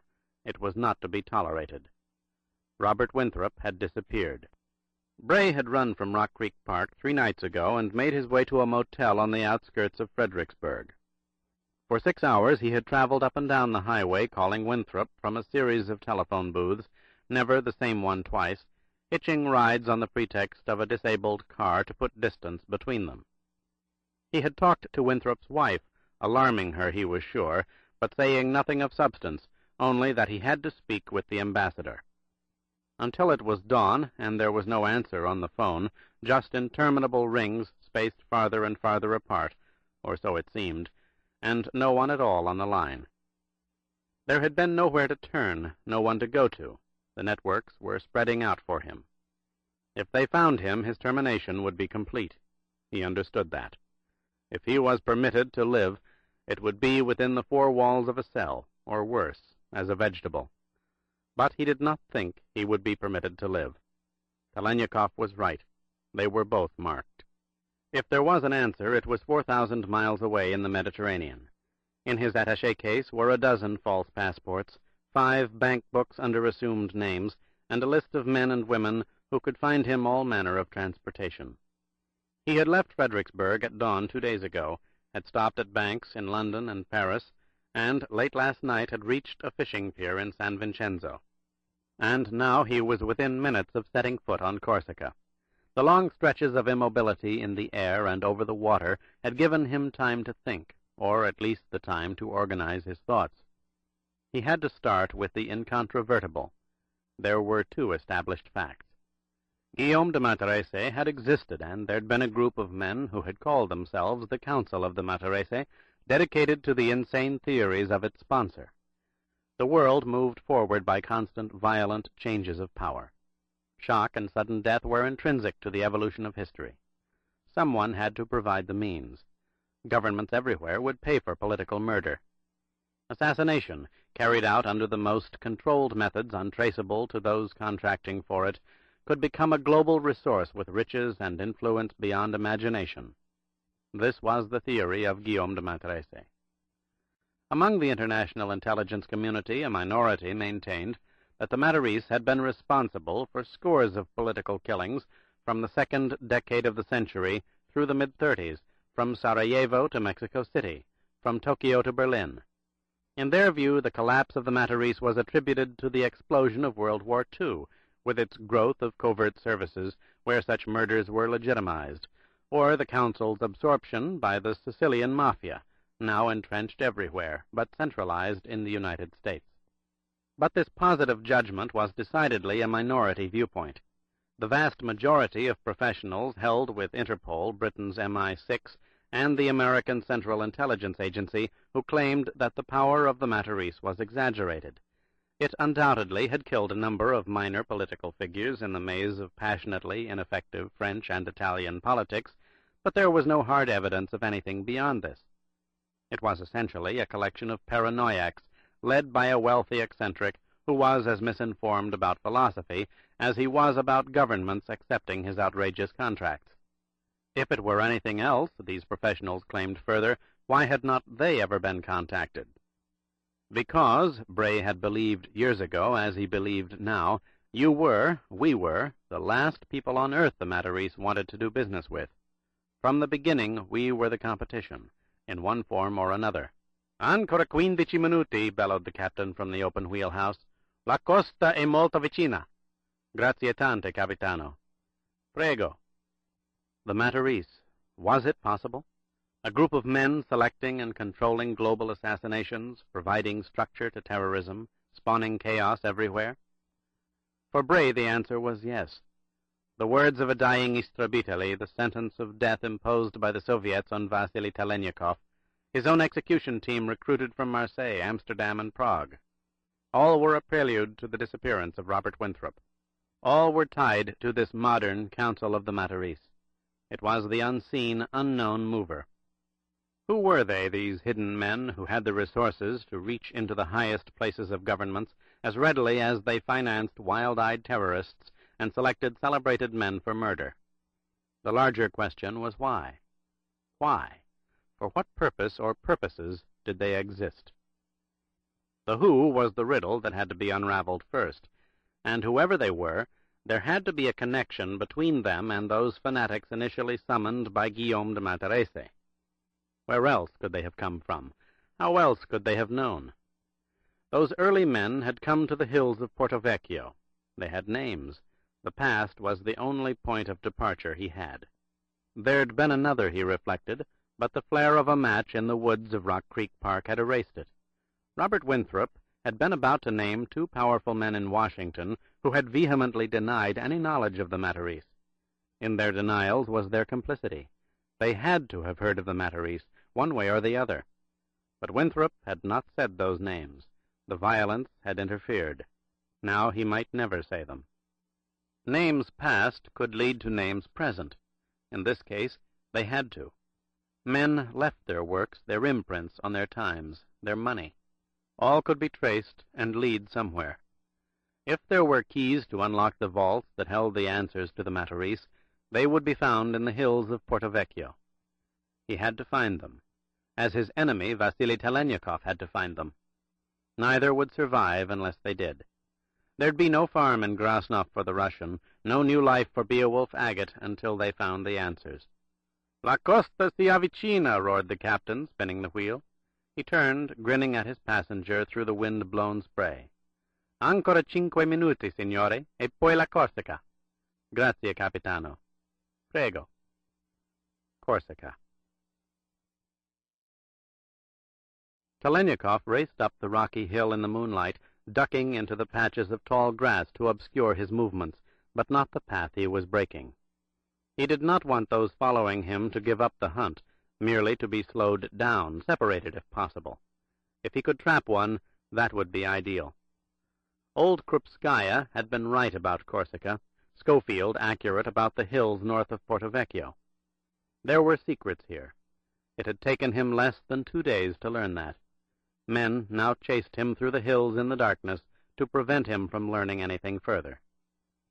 4 nights ago, Corsica had been a wildly speculative source, an alternative to capture, Porto Vecchio merely a town on the southeast coast of the island, the hills beyond unknown. The hills were still unknown. The people who lived in them were distant, strange, and uncommunicative, their ultramontane dialect difficult to understand. But the speculation had been removed. The mere mention of the Matarese was enough to further cloud eyes that were hostile to begin with. Pressing for even the most innocuous information was enough to end conversations barely begun.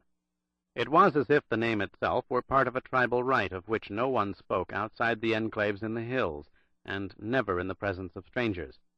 Vasily had begun to understand within hours after he had entered the rock-dotted countryside. It had been dramatically confirmed the first night. 4 days ago he would not have believed it. Now he knew it was so. The Matarese was more than a legend, more than a mystic symbol to primitive hill people. It was a form of religion. It had to be. Men were prepared to die to keep its secret. 4 days in the world had changed for him. He was no longer dealing with knowledgeable men, sophisticated equipment at their disposal. There were no computer tapes whirling inside glass panels at the touch of a button, no green letters rat-tat-tatting across black screens, delivering immediate information necessary for the next decision. He was probing the past among people of the past. Which was why he wanted so desperately to trap one of the men following him up the hill in the darkness. He judged there were 3 of them. The crest of the hill was long and wide and profuse with ragged trees and jagged rocks. They would have to separate in order to cover the various descents that led to further hills and the flatlands that preceded the mountain forests. If he could take one man and have several hours to work on his mind and body, he could learn a great deal. He had no compunction about doing so. The night before, a wooden bed had been blown apart in the darkness as a Corsican stood silhouetted in the doorframe, a Lupo shotgun in his hand. Telenyakov was presumed to have been in that bed. Just one man, that man, thought Vasily, suppressing his anger, as he ran into a small cluster of wild fir trees just beneath the crown of the hill. He could rest for a few moments. Far below, he could see the weak beams of flashlights. 1, 2, 3. 3 men, and they were separating. The one on the extreme left was covering his area. It would take that man 10 minutes of climbing to reach the cluster of wild fir. Telenyakov hoped it was the man with the Lupo. He leaned against a tree, breathing heavily, and let his body go limp. It had happened so fast, the excursion into this primitive world. Yet there was a symmetry of a kind. He had begun running at night along the wooded banks of a ravine in Washington's Rock Creek Park, and here he was in an isolated tree-lined sanctuary high in the hills of Corsica, at night. The journey had been swift. He had known precisely what to do and when to do it. 5 o'clock yesterday afternoon he had been in Rome's Leonardo da Vinci Airport, where he had negotiated for a private flight to Bonifacio, due west, on the southern tip of Corsica. He had reached Bonifacio by 7, and a taxi had driven him north along the coast to Porto Vecchio, and up to an inn up in the hill country. He had sat down to a heavy Corsican meal, engaging the curious owner in offhand conversation. "I am a scholar of sorts," he had said. "I seek information about a padrone of many years ago, a Guillaume de Matarese." "I do not understand," the innkeeper had replied. "You say a scholar of sorts. It would seem to me that one either is or is not, signore. Are you with some great university?" "A private foundation, actually, but universities have access to our studies." "Un fondazione?" "Un organizzazione accademica. My section deals with little-known history in Sardinia and Corsica during the late 19th and early 20th centuries. Apparently there was this padrone, Guillaume de Matarese, who controlled much of the land in these hills north of Porto Vecchio." "He owned most of it, signore. He was good to the people who lived on his lands." "Naturally, and we would like to grant him a place in Corsica's history. I'm not sure I know where to begin. Perhaps—" The innkeeper had leaned back in the chair, his eyes leveled, his voice strangely noncommittal. "The ruins of the Villa Matarese. It is a clear night, signore. They are quite beautiful in the moonlight. I could find someone to take you, unless, of course, you are too exhausted from your journey." "Not at all. It was a quick flight." He had been taken further up into the hills, to the skeletal remains of a once sprawling estate, the remnants of the great house itself, covering nearly an acre of land. Jagged walls and broken chimneys were the only structures still intact. On the ground, the brick borders of an enormous circular drive could be discerned beneath the overgrowth. On both sides of the great house, stone paths sliced through the tall grass, dotted by broken trellises. remembrances of lushly cultivated gardens long since destroyed. The entire ruins stood eerily on the hill in silhouette, heightened by the backwash of moonlight. Guillaume de Matarese had built a monument to himself, and the power of the edifice had lost nothing in its destruction by time and the elements. Instead, the skeleton had a force of its own. Vasily had heard the voices behind him, the young boy who'd escorted him nowhere to be seen. There had been 2 men, and those opening words of dubious greeting had been the beginning of an interrogation that had lasted more than an hour. It would have been a simple matter to subdue both Corsicans, but Telenyakov knew he could learn more through passive resistance. Unschooled interrogators imparted more than they dragged forth when they dealt with trained subjects. He had stayed with his story of the Organizzazione Accademica.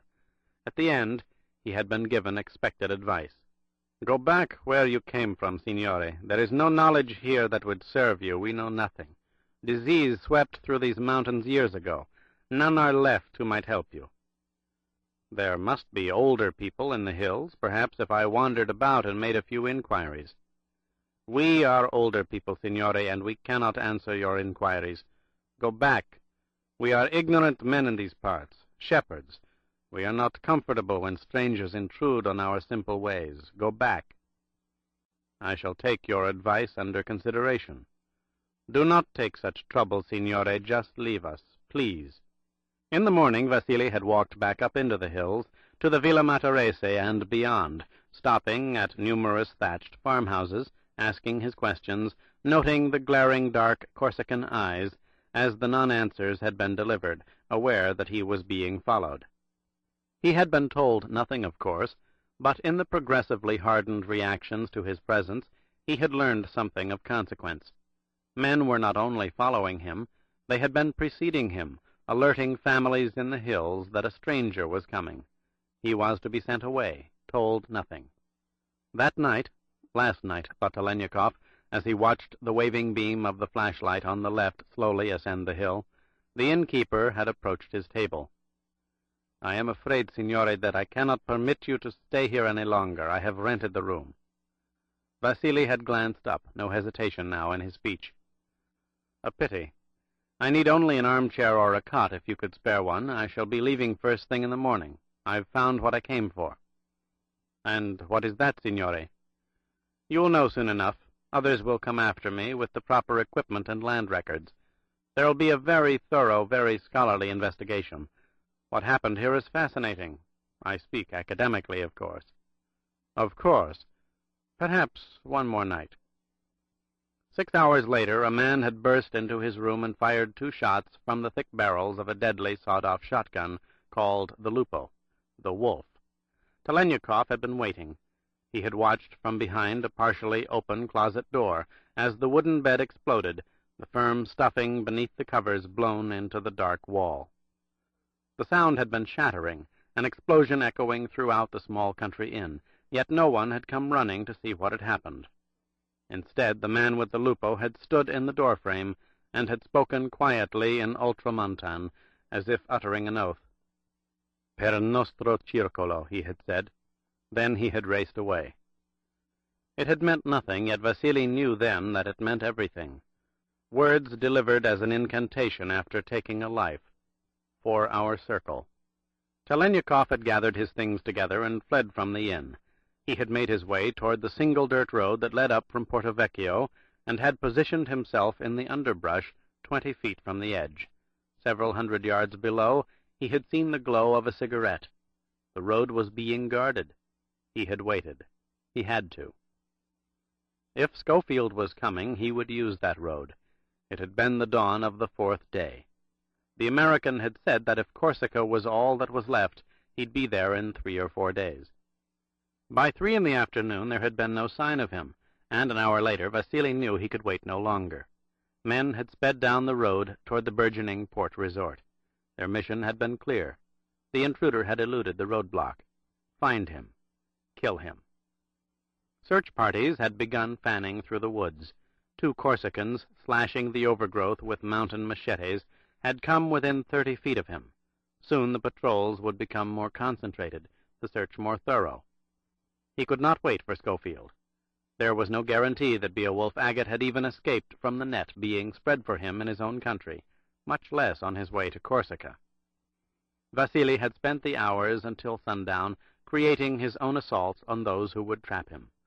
Like a swamp fox, his trail appeared one moment heading in this direction, his appearance sighted over there. Broken limbs and trampled reeds were proof that he was cornered in a stretch of marshland that fronted an unclimbable wall of schist, and as men closed in, his figure could be seen racing through a field a mile to the west. He was a yellow jacket on the wind, visually stinging in a dozen different places at once. When darkness had come, Telenyakov had begun the strategy that led him to where he was at the moment, hidden in a cluster of fir trees below the crown of a high hill, waiting for a man carrying a flashlight to approach.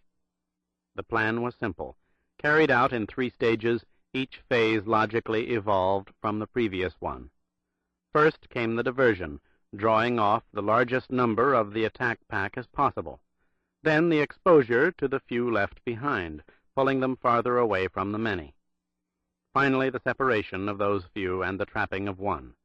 The third phase was about to be concluded as the fires raged a mile and a half below to the east. He had made his way through the woods, descending in the direction of Porto Vecchio, traveling on the right side of the dirt road. He had gathered together dried branches and leaves, breaking several grasburia shells, sprinkling the powder inside the pile of debris. He had ignited his pyre in the forest, waited until it had erupted, and he had heard the shouts of the converging Corsicans. He had raced northward across the road into a denser, drier section of the wooded hill, and repeated the action, lighting a larger pile of dried foliage next to a dead chestnut tree. It had spread like a firebomb, the flames leaping upward through the tree, promising to leap again, laterally into the surrounding forest. He had run once more to the north, and had set his last and largest fire, choosing a beech tree long since destroyed by insects. Within a half-hour the hills were blazing in 3 distinct areas, the hunters racing from one to another, containment and the search vying for priority. Fire. Always fire.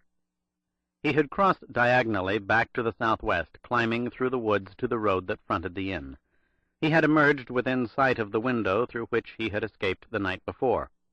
He had walked out on the road, seeing several men with rifles standing, talking anxiously among themselves.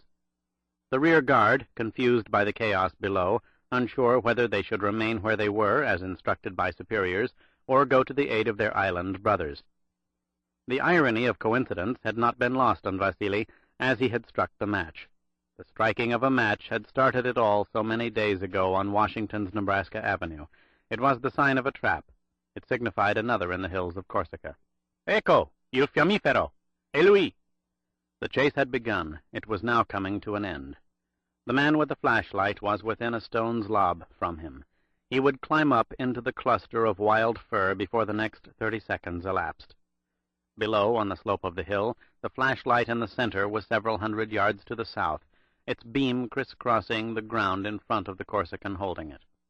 Far down to the right, the third flashlight, which only seconds ago had been sweeping frantically back and forth in semicircles, was now oddly stationary, its beam angled down to a single spot.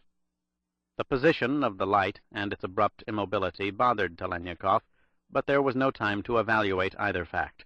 The approaching Corsican had reached the first tree in Vasily's natural sanctuary. The man swung the beam of light into the cluster of trunks and hanging limbs.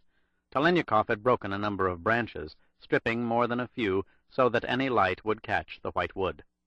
The Corsican stepped forward, following the trail. Vasily stepped to his left, concealed by a tree. The hunter passed within 18 inches, his rifle at the ready. Telenyakov watched the Corsican's feet in the wash of light. When the left foot moved forward, a beat would be lost for a right-handed marksman, the brief imbalance impossible to recover. The foot left the ground, and Vasily lunged, lashing his arm around the man's neck, his fingers surging in for the trigger enclosure, ripping the rifle out of the Corsican's hand. The beam of the flashlight shot up into the trees. Telenyakov crashed his right knee into his victim's kidney, dragging him backward, down onto the ground. He scissored the man's waist with his legs, forcing the Corsican's neck into a painful arch, the man's ear next to his lips. "You and I will spend the next hour together," he whispered in Italian. "When the time's up, You'll have told me what I want to know, or you won't speak again. I'll use your own knife. Your face will be so disfigured no one will recognize you. Now get up slowly. If you raise your voice, you're dead." Gradually, Vasily released the pressure on the man's waist and neck. Both men started to rise. Telenyakov's fingers gripped around the man's throat. There was a sudden crack from above, the sound echoing throughout the trees. A foot had stepped on a fallen branch. Vasily spun around, peering up into the dense foliage. What he saw caused him to lose his breath. A man was silhouetted between two trees, the silhouette familiar, last seen in the doorframe of a country inn, and as that last time the thick barrels of a lupo were leveled straight ahead. But now they were leveled at him. In the rush of thought, Telenyakov understood that not all professionals were trained in Moscow and Washington. The frenetically waving beam of light at the base of the hill, suddenly still, motionless. A flashlight strapped to a sapling or a resilient limb, pulled back and set in motion to give the illusion of movement, its owner racing in darkness up a familiar incline. "You were very clever last night, signore," said the man with the lupo, "but there is nowhere to hide here." "The Matarese!" screamed Vasily at the top of his lungs. "Per nostro circolo!" he roared. He lunged to his left. The double-barreled explosion of the lupo filled the hills. Chapter 13. Schofield jumped over the side of the skiff and waded through the waves toward the shoreline. There was no beach, only boulders joined together, forming a three-dimensional wall of jagged stone. He reached a promontory of flat, slippery rock and braced himself against the waters, balancing the attaché case in his left hand, his canvas duffel bag in his right. He rolled onto the sandy, vine-covered ground until the surface was level enough to stand. Then he ran into the tangled brush that concealed him from any wandering patrols above on the broken cliffs. The captain had warned him that the police were inconsistent. Some could be bought, others not. He knelt down, took a penknife from his pocket, and cut the webbed strap off his wrist, freeing the case. Then he opened the duffel bag and took out dry corduroy trousers, a pair of ankle boots, a dark sweater, a cap, and a coarse woolen jacket, all bought in Paris, all labels torn off. They were sufficiently rough in appearance to be accepted as native garb. He changed, rolled up the wet clothes, and stuffed them into the duffel bag along with the attaché case, then started the long, winding climb to the road above. He had been to Corsica twice before, Porto Vecchio once, both trips basically concerned with an obnoxious, constantly sweating owner of fishing boats in Bastia on state's payroll as one more observer of Soviet Ligurian sea operations. The brief visit south to Porto Vecchio had been in connection with the feasibility of covertly financing resort projects in the Tyrrhenian. He never knew what happened. While in Porto Vecchio, he had rented a car and driven up into the hills. He had seen the ruins of Villa Matarese in the broiling afternoon sun, and had stopped for a glass of beer at a roadside taverna, but the excursion had faded quickly from his mind. It never occurred to him that he would ever return. The legend of the Matarese was no more alive than the ruins of the villa. Not then. He reached the road and pulled the cap down, the cloth covering the bruise on his upper forehead where he had collided with an iron post in a stairwell. Telenyakov. Had he reached Corsica? Was he somewhere in the hills of Porto Vecchio? It would not take long to find out. A stranger asking questions about a legend would be easily tracked down. On the other hand, the Russian would be cautious. If it had occurred to them to go back to the source of the legend, it might well occur to others to do the same. Bray looked at his watch. It was nearly 11:30. He took out a map, estimating his position as 2.5 miles south of St. Lucie. The most direct line to the hills, to the Matarese hills, he reflected, was due west. But there was something to find before he entered those hills, a base of operations, a place where he could conceal his things with the reasonable expectation that they would be there when he came back. That ruled out any normal stop a traveler might make. He could not master the ultramontane dialect in a few hours. He'd be marked as a stranger, and strangers were marks. He would have to make camp in the woods, near water if possible, and preferably within walking distance of a store or inn where he could get food. He had to assume he would be in Porto Vecchio for several days. No other assumption was feasible. Anything could happen once he found Telenyakov, if he found him, but for the moment the necessities had to be considered before any plan was formulated, all the little things. There was a path, too narrow for any car to travel, a shepherd's route perhaps, that veered off the road into a gently rising series of fields. It headed west. He shifted the canvas duffel bag to his left hand and entered the path, pushing aside low-hanging branches until he was in the tall grass. By 12:45 he had walked no more than 5 or 6 miles inland, but he had purposely traveled in a zigzag pattern that afforded him the widest views of the area. He found what he was looking for, a section of forest that rose abruptly above a stream, thick branches of Corsican pine sweeping down to the ground on the banks. A man and his belongings would be safe behind those walls of green. A mile or so to the southwest there was a road that led further up into the hills. From what he could remember, he was fairly certain this was the road he had taken to the ruins of Villa Matarese. There had been only one. Again, if memory served, he recalled driving past a number of isolated farmhouses on the way to the ruins on the hill, and the inn where he had stopped for native beer during that hot afternoon. Only the inn came first, near that road on the hill, where a narrower road swung off it, to the right on the way up, on the left returning to Porto Vecchio. Bray checked his map again. It showed the hill road and the branch to the right. He knew where he was. He waded across the stream and climbed the opposite bank to the cascading pines. He crawled underneath, opened his duffel bag, and took out a small shovel, amused that 2 packets of toilet paper fell out with the instrument. The little things, he thought, as he started to dig into the soft earth. It was nearly 4 o'clock. He had set up his camp beneath the screen of green branches, his duffel bag buried, the bandage on his neck changed, his face and hands washed in the stream. Too, he had rested, staring up at the filtered sunlight strained through the webbing of pine needles. His mind wandered, an indulgence he tried to reject but could not. Sleep would not come. Thoughts did. He was under a tree on the banks of a stream in Corsica, a journey that had begun on a bridge at night in Amsterdam, and now he could never go back unless he and Telenyakov found what they were looking for in the hills of Porto Vecchio.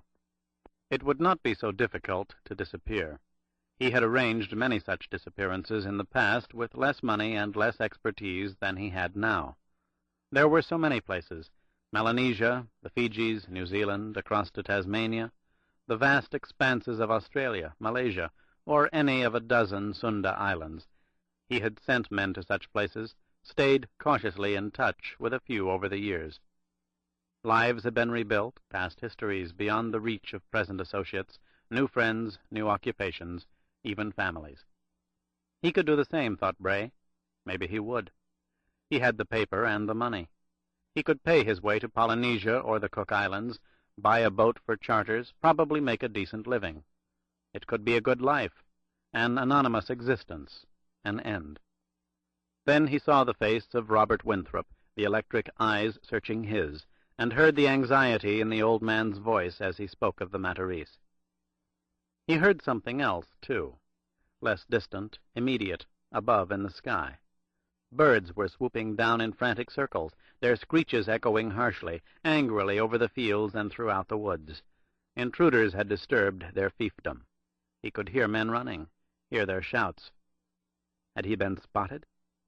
He rose quickly to his knees, taking his Browning from his jacket pocket, and peered through a spray of pine needles. Below, 100 yards to the left, 2 men had hacked their way with machetes down the overgrown bank to the edge of the stream. They stood for a moment, pistols in their belts, glancing swiftly in every direction, as if unsure of their next moves. Slowly Bray let out his breath. They were not after him. He had not been seen. Instead, the 2 men had been hunting, an animal that had attacked their goats, perhaps, or a wild dog. Not him. Not a stranger wandering in the hills. Then he heard the words and knew he was only partially right. The shout did not come from either Corsican holding a machete. It came from over the bank of the stream, from the field beyond. "Ecco là, nel campo!" It was no animal being pursued, but a man.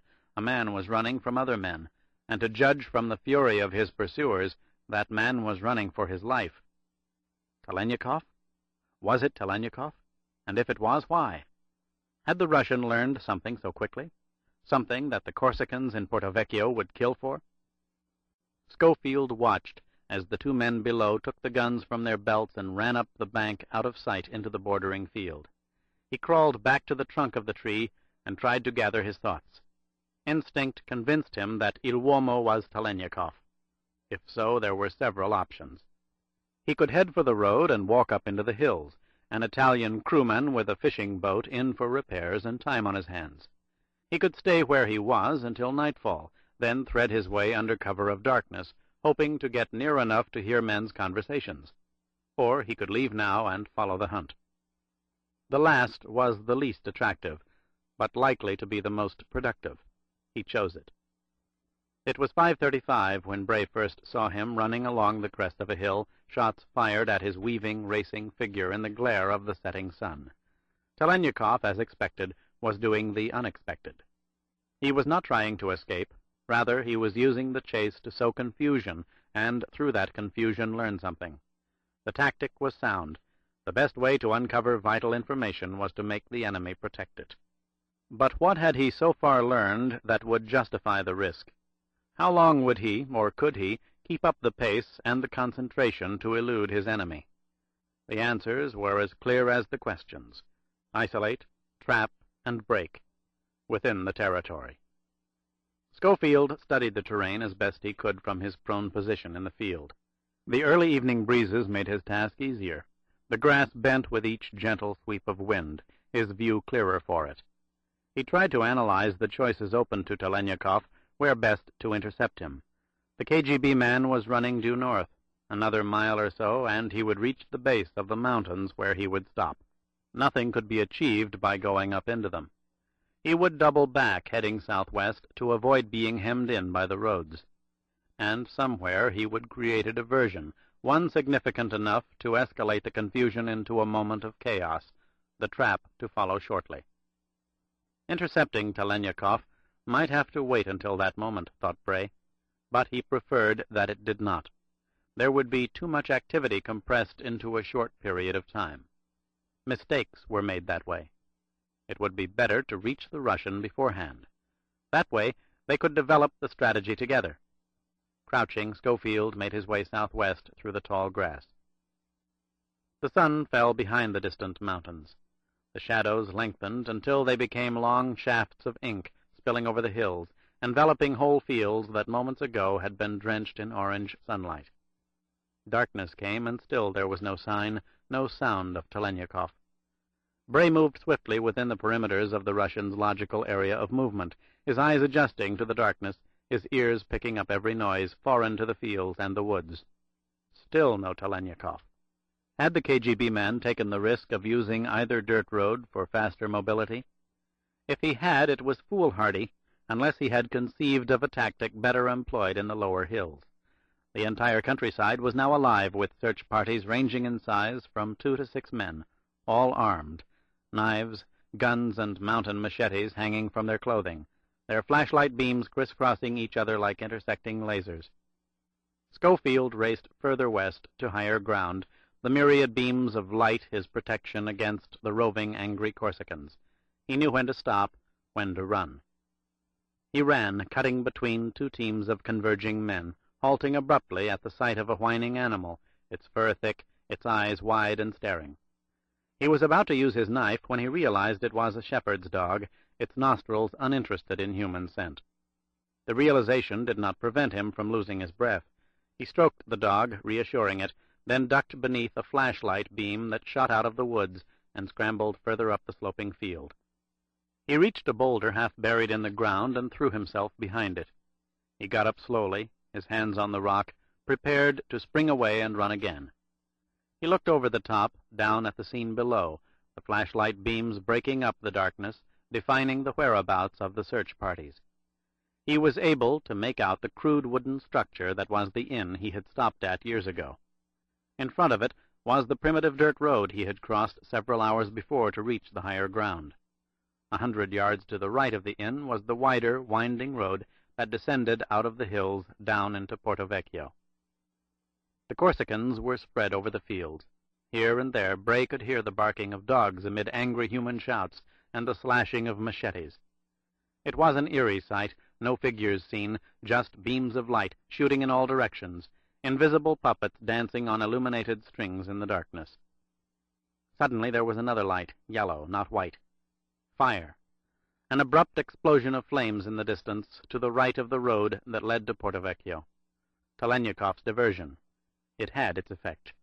Men ran, shouting, the beams of light converging on the road, racing toward the spreading fire. Schofield held his place, wondering, clinically, professionally, how the KGB man would use his diversion. What would he do next? What method would he use to spring his trap on one man? The beginning of the answer came 3 minutes later. A second, larger eruption of flames surged skyward about a quarter of a mile to the left of the road to Porto Vecchio. A single diversion was now two, dividing the Corsicans, confusing the search. Fire was lethal in the hills. He could see the puppets now, their strings of light fusing with the glow of the spreading flames. Another fire appeared, this one massive, an entire tree bursting into a ball of yellowish white, as though engulfed by napalm. It was 300 or 400 yards farther left, a third diversion greater than the previous two. Chaos spread as rapidly as the flames, both in danger of leaping out of control. Telenyakov was covering all his bases. If a trap was not feasible, he could escape in the confusion. But if the Russian's mind was working as his might, thought Bray, the trap would be sprung in moments. He crawled around the boulder and started down the expanse of descending field, keeping his shoulders close to the ground, propelling himself like an animal, hands and feet working in concert. There was a sudden flash far below on the road. It lasted no more than a second, a tiny eruption of light. A match had been struck. It appeared senseless until Bray saw a flashlight beam shoot out from the right, followed instantly by two others. The three beams converged in the direction of the briefly held match. Seconds later they separated at the base of the hill that bordered the road below. Schofield knew what the tactic was now. 4 nights ago a match had been struck in Rock Creek Park to expose a trap. It was struck now to execute one. By the same man. Telenyakov had succeeded in throwing the Corsicans' search into chaotic paralysis. He was now drawing off the few left behind. The final chase had started. The Russian would take one of those men. Bray took the automatic from the holster strapped beneath his jacket and reached into his pocket for his silencer. Snapping it into place, he unlatched the safety and began running diagonally to his left, below the crest of the hill. Somewhere within those acres of grassland and forest, the trap would be sprung. It was a question of finding out precisely where, if possible immobilizing one of the pursuers, thus favoring the odds for the trap's success. Better still, taking one of the Corsicans. 2 sources of information were better than one. He ran in spurts, staying close to the ground, his eyes on the 3 flashlight beams below. Each was covering a section of the hill, and in the spills he could see weapons clearly. At the first sign of the hunted, shots would be fired. Schofield stopped.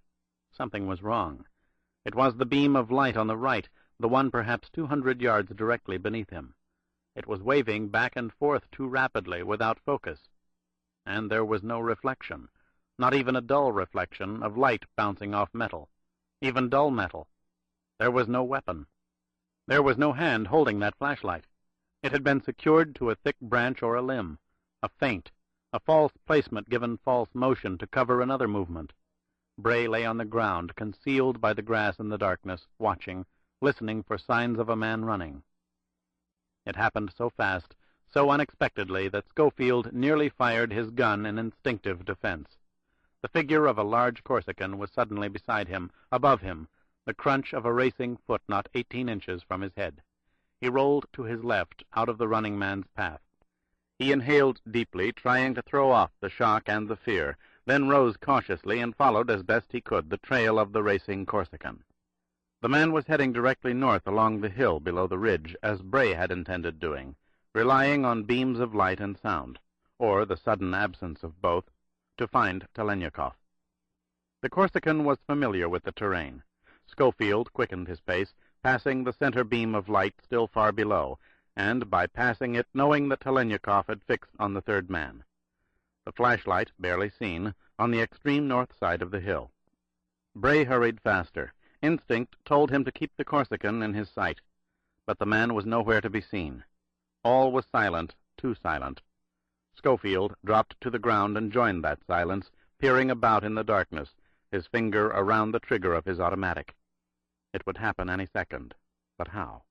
Where?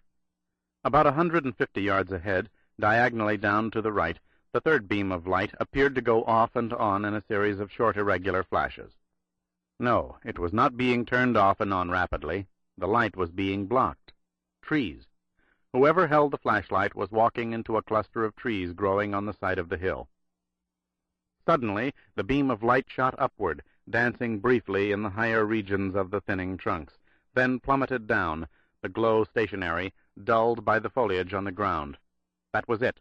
The trap had been sprung, but Telenyakov did not know a Corsican was waiting for a sign of that trap. Bray got to his feet and ran as fast as he could, his boots making harsh contact with the profusion of rocks on the hillside. He had only seconds.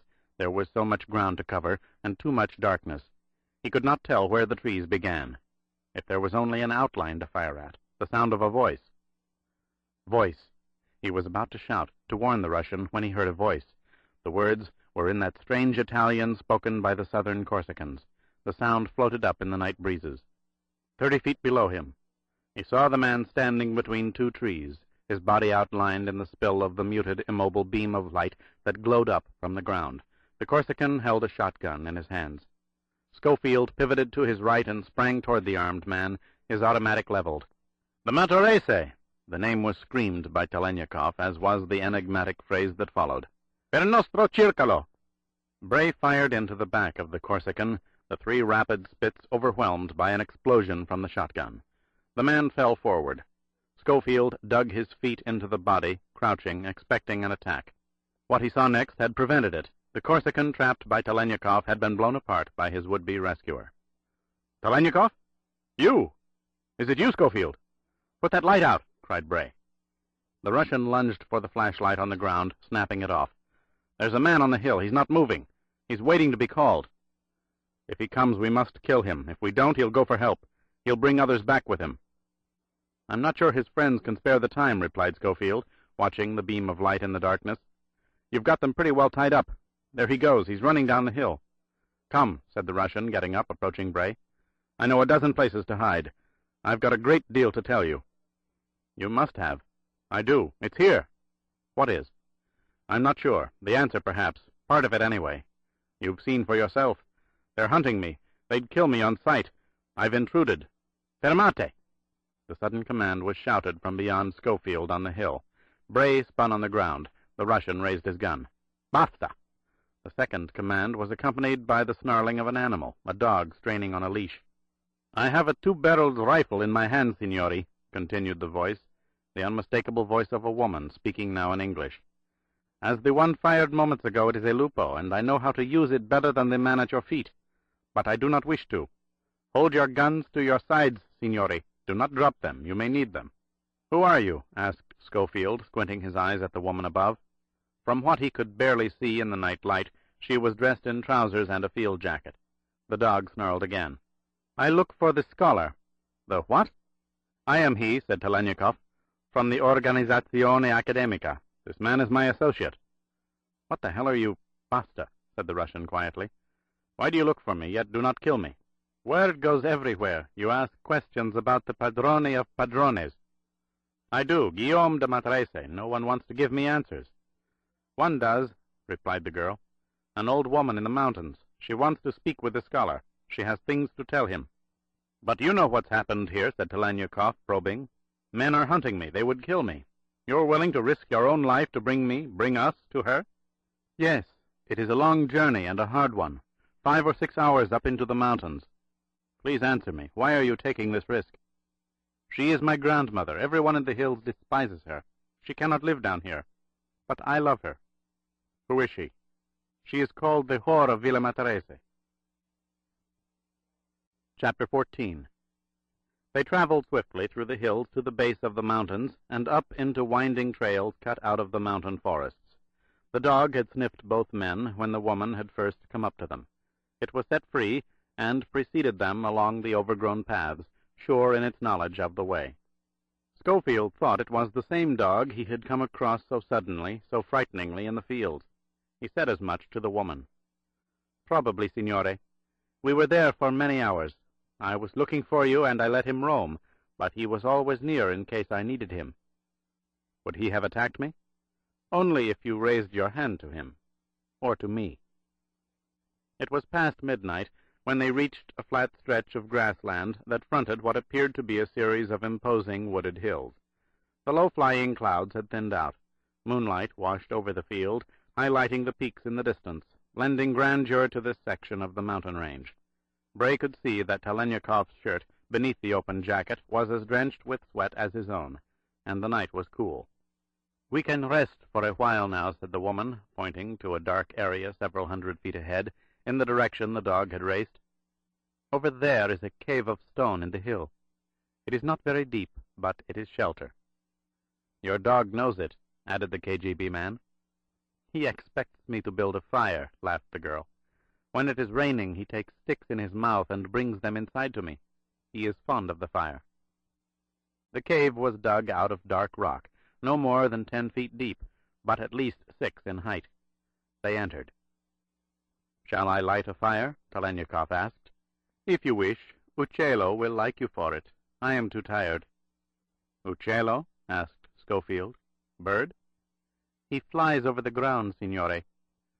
"You speak English very well," said Bray, as the Russian piled sticks together within a circle of stones, obviously used for previous fires. "Where did you learn?"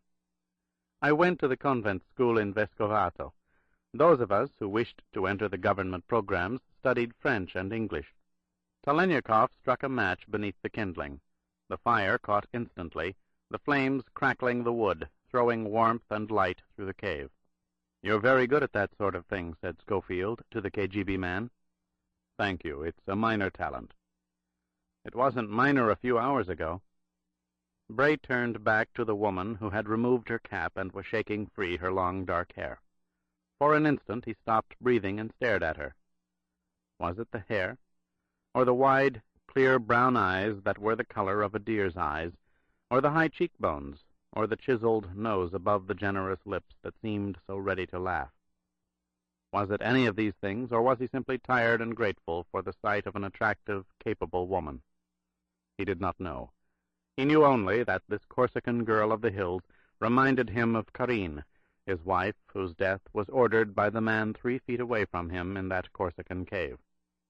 He suppressed his thoughts and breathed again. "And did you," he asked, "enter the government programs?" "As far as they would take me." "Where was that?" "To the Scuola Media in Bonifacio. The rest I managed with the help of others, monies supplied by the fondos." "I don't understand." "I am a graduate of the University of Bologna, signore. I am a comunista. I say it proudly." "Bravo," said Telenyakov softly.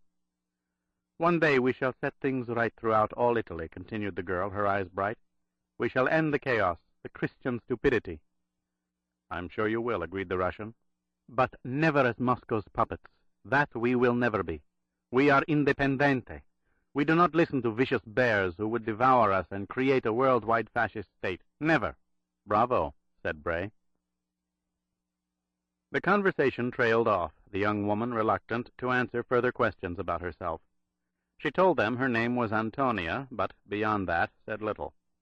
When Telenyakov asked why she, a political activist from Bologna, had returned to this isolated region of Corsica, she replied only that it was to be with her grandmother for a while. "Tell us about her," said Schofield. "She will tell you what she wants you to know," said the girl, getting up. "I have told you what she instructed me to say." "The whore of Villa Matarese," repeated Bray. "Yes. They are not words I would choose, or ever use. Come, we have another 2 hours to walk." They reached the flat crown of a mountain and looked down a gentle slope to a valley below.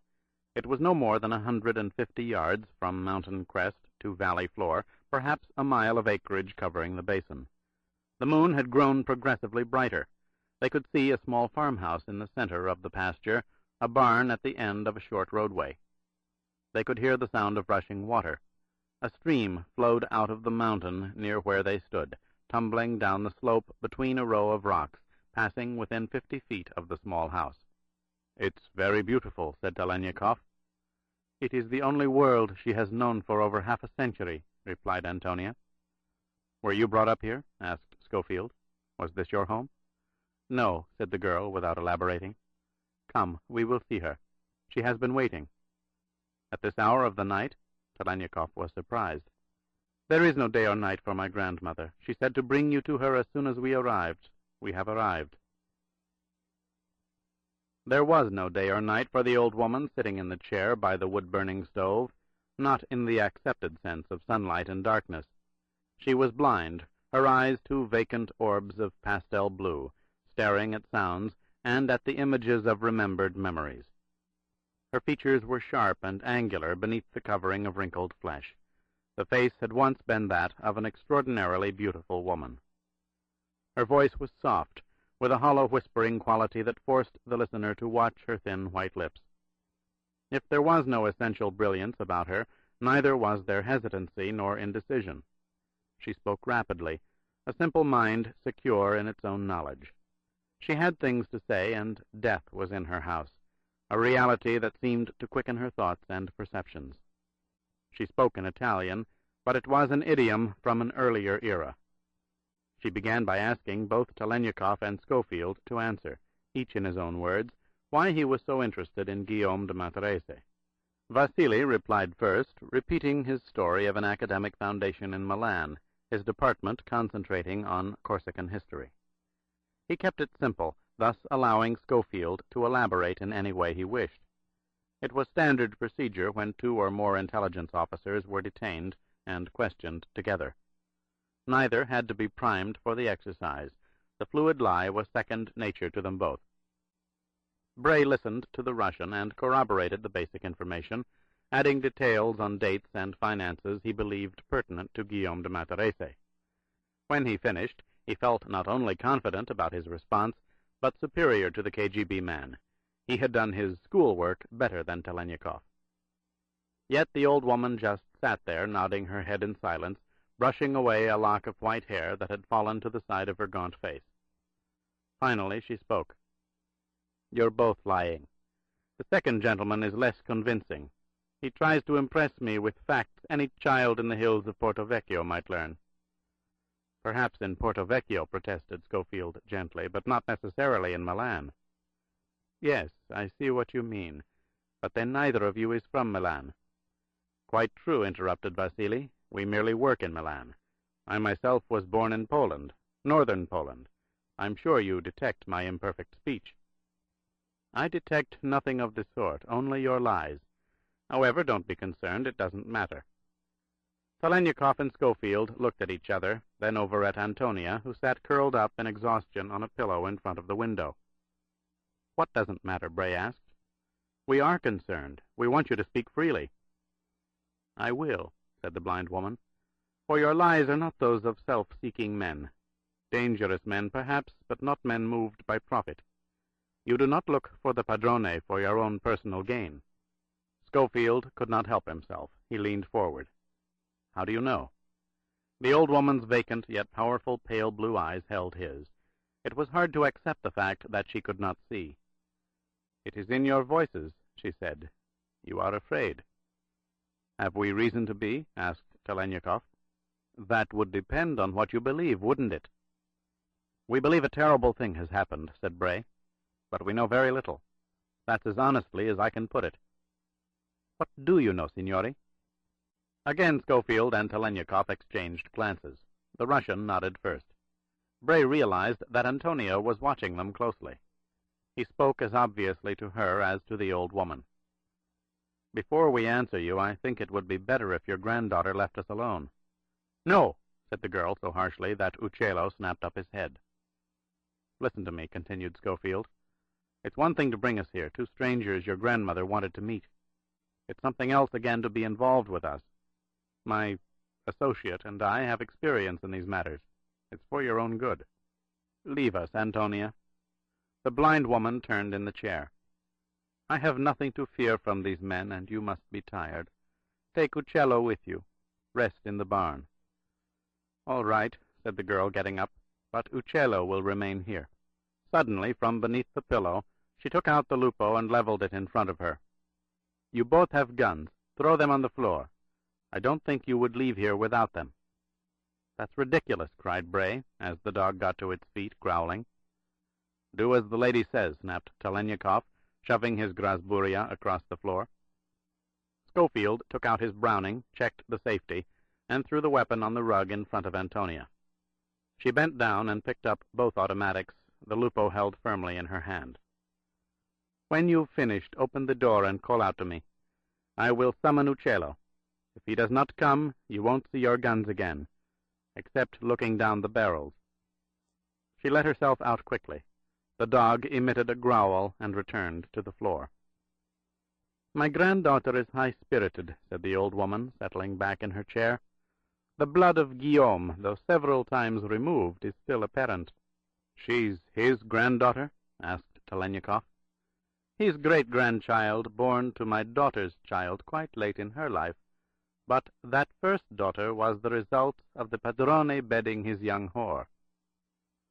"The whore of Villa Matarese," said Bray. "You told her to tell us that was what you were called." The old woman smiled, brushing aside a lock of white hair. For an instant she was in that other world, and vanity had not deserted her. "Many years ago. We will go back to those days, but before we do, your answers, please. What do you know? What brings you here?" "My associate will speak first," said Telenyakov. "He is more learned in these matters than I am, although I came to him with what I believed to be startling new information." "Your name, please," interrupted the blind woman. "Your true name, and where you come from." The Russian glanced at the American. In the look between them was the understanding that no purpose would be served by further lies. On the contrary, that purpose might be thwarted by them. This simple but strangely eloquent old woman had listened to the voices of liars for the better part of a century, in darkness. She was not to be fooled. "My name is Vasily Vasilievich Telenyakov, formerly External Affairs Strategist, KGB Soviet Intelligence." "And you?" The woman shifted her blind eyes to Schofield. "Brandon Schofield, retired intelligence officer, Euro-Mediterranean sectors, consular operations, United States Department of State." "I see." The old courtesan brought her thin hands and delicate fingers up to her face, a gesture of quiet reflection. "I am not a learned woman, and live an isolated life, but I am not without news of the outside world. I often listen to my radio for hours at a time. The broadcasts from Rome come in quite clearly, as do those from Genoa, and frequently Nice. I pretend no knowledge, for I have none, but your coming to Corsica together would appear strange." "It is, madam," said Telenyakov. "Very," agreed Schofield. "It signifies the gravity of the situation." "Then let your associate begin, signore." Bray sat forward in the chair, his arms on his knees, his eyes on the blind eyes in front of him. At some point between the years 1909 and 1913, Guillaume de Matarese summoned a group of men to his estate in Porto Vecchio. Who they were and where they came from has never been established. But they gave themselves a name. "The date was April 4th, 1911, interrupted the old woman. "They did not give themselves a name. The padrone chose it. They were to be known as the Council of the Matarese." "Go on, please." "You were there?" "Please continue." The moment was unsettling. They were talking about an event that had been the object of speculation for decades, with no records of dates or identities, no witnesses. Now, delivered in a brief few seconds, they were told the correct year, the exact month, the precise day. "Signore?" "Sorry." During the next 30 years or so, this Matarese and his council were the subject of controversy. Schofield told the story rapidly, without embellishment, keeping his words in the simplest Italian he knew, so there'd be no misunderstanding. He admitted that the majority of experts who had studied the Matarese legend had concluded it was more myth than reality. "What do you believe, signore?" "That is what I asked you at the start." "I'm not sure what I believe, but I know a very great man disappeared 4 days ago. I think he was killed because he spoke to other powerful men about the Matarese." "I see." The old woman nodded. 4 days ago. Yet I thought you said 30 years. from that first meeting in 1911. What happened then, signore? There are many years to be accounted for. According to what we know, or what we think we know, after Matarese died, the council continued to operate out of Corsica for a number of years, then moved away, negotiating contracts in Berlin, London, Paris, New York, and God knows where else. Its activities began to fade at the start of the Second World War. After the war, it disappeared. Nothing was heard from it again. A trace of a smile was on the old woman's lips. So, from nowhere it comes back. Is that what you are saying? Yes. My associate can tell you why we believe it. Bray looked at Telenyakov. Within recent weeks, said the Russian, 2 men of peace from both our countries were brutally assassinated. Each government led to believe the other was responsible.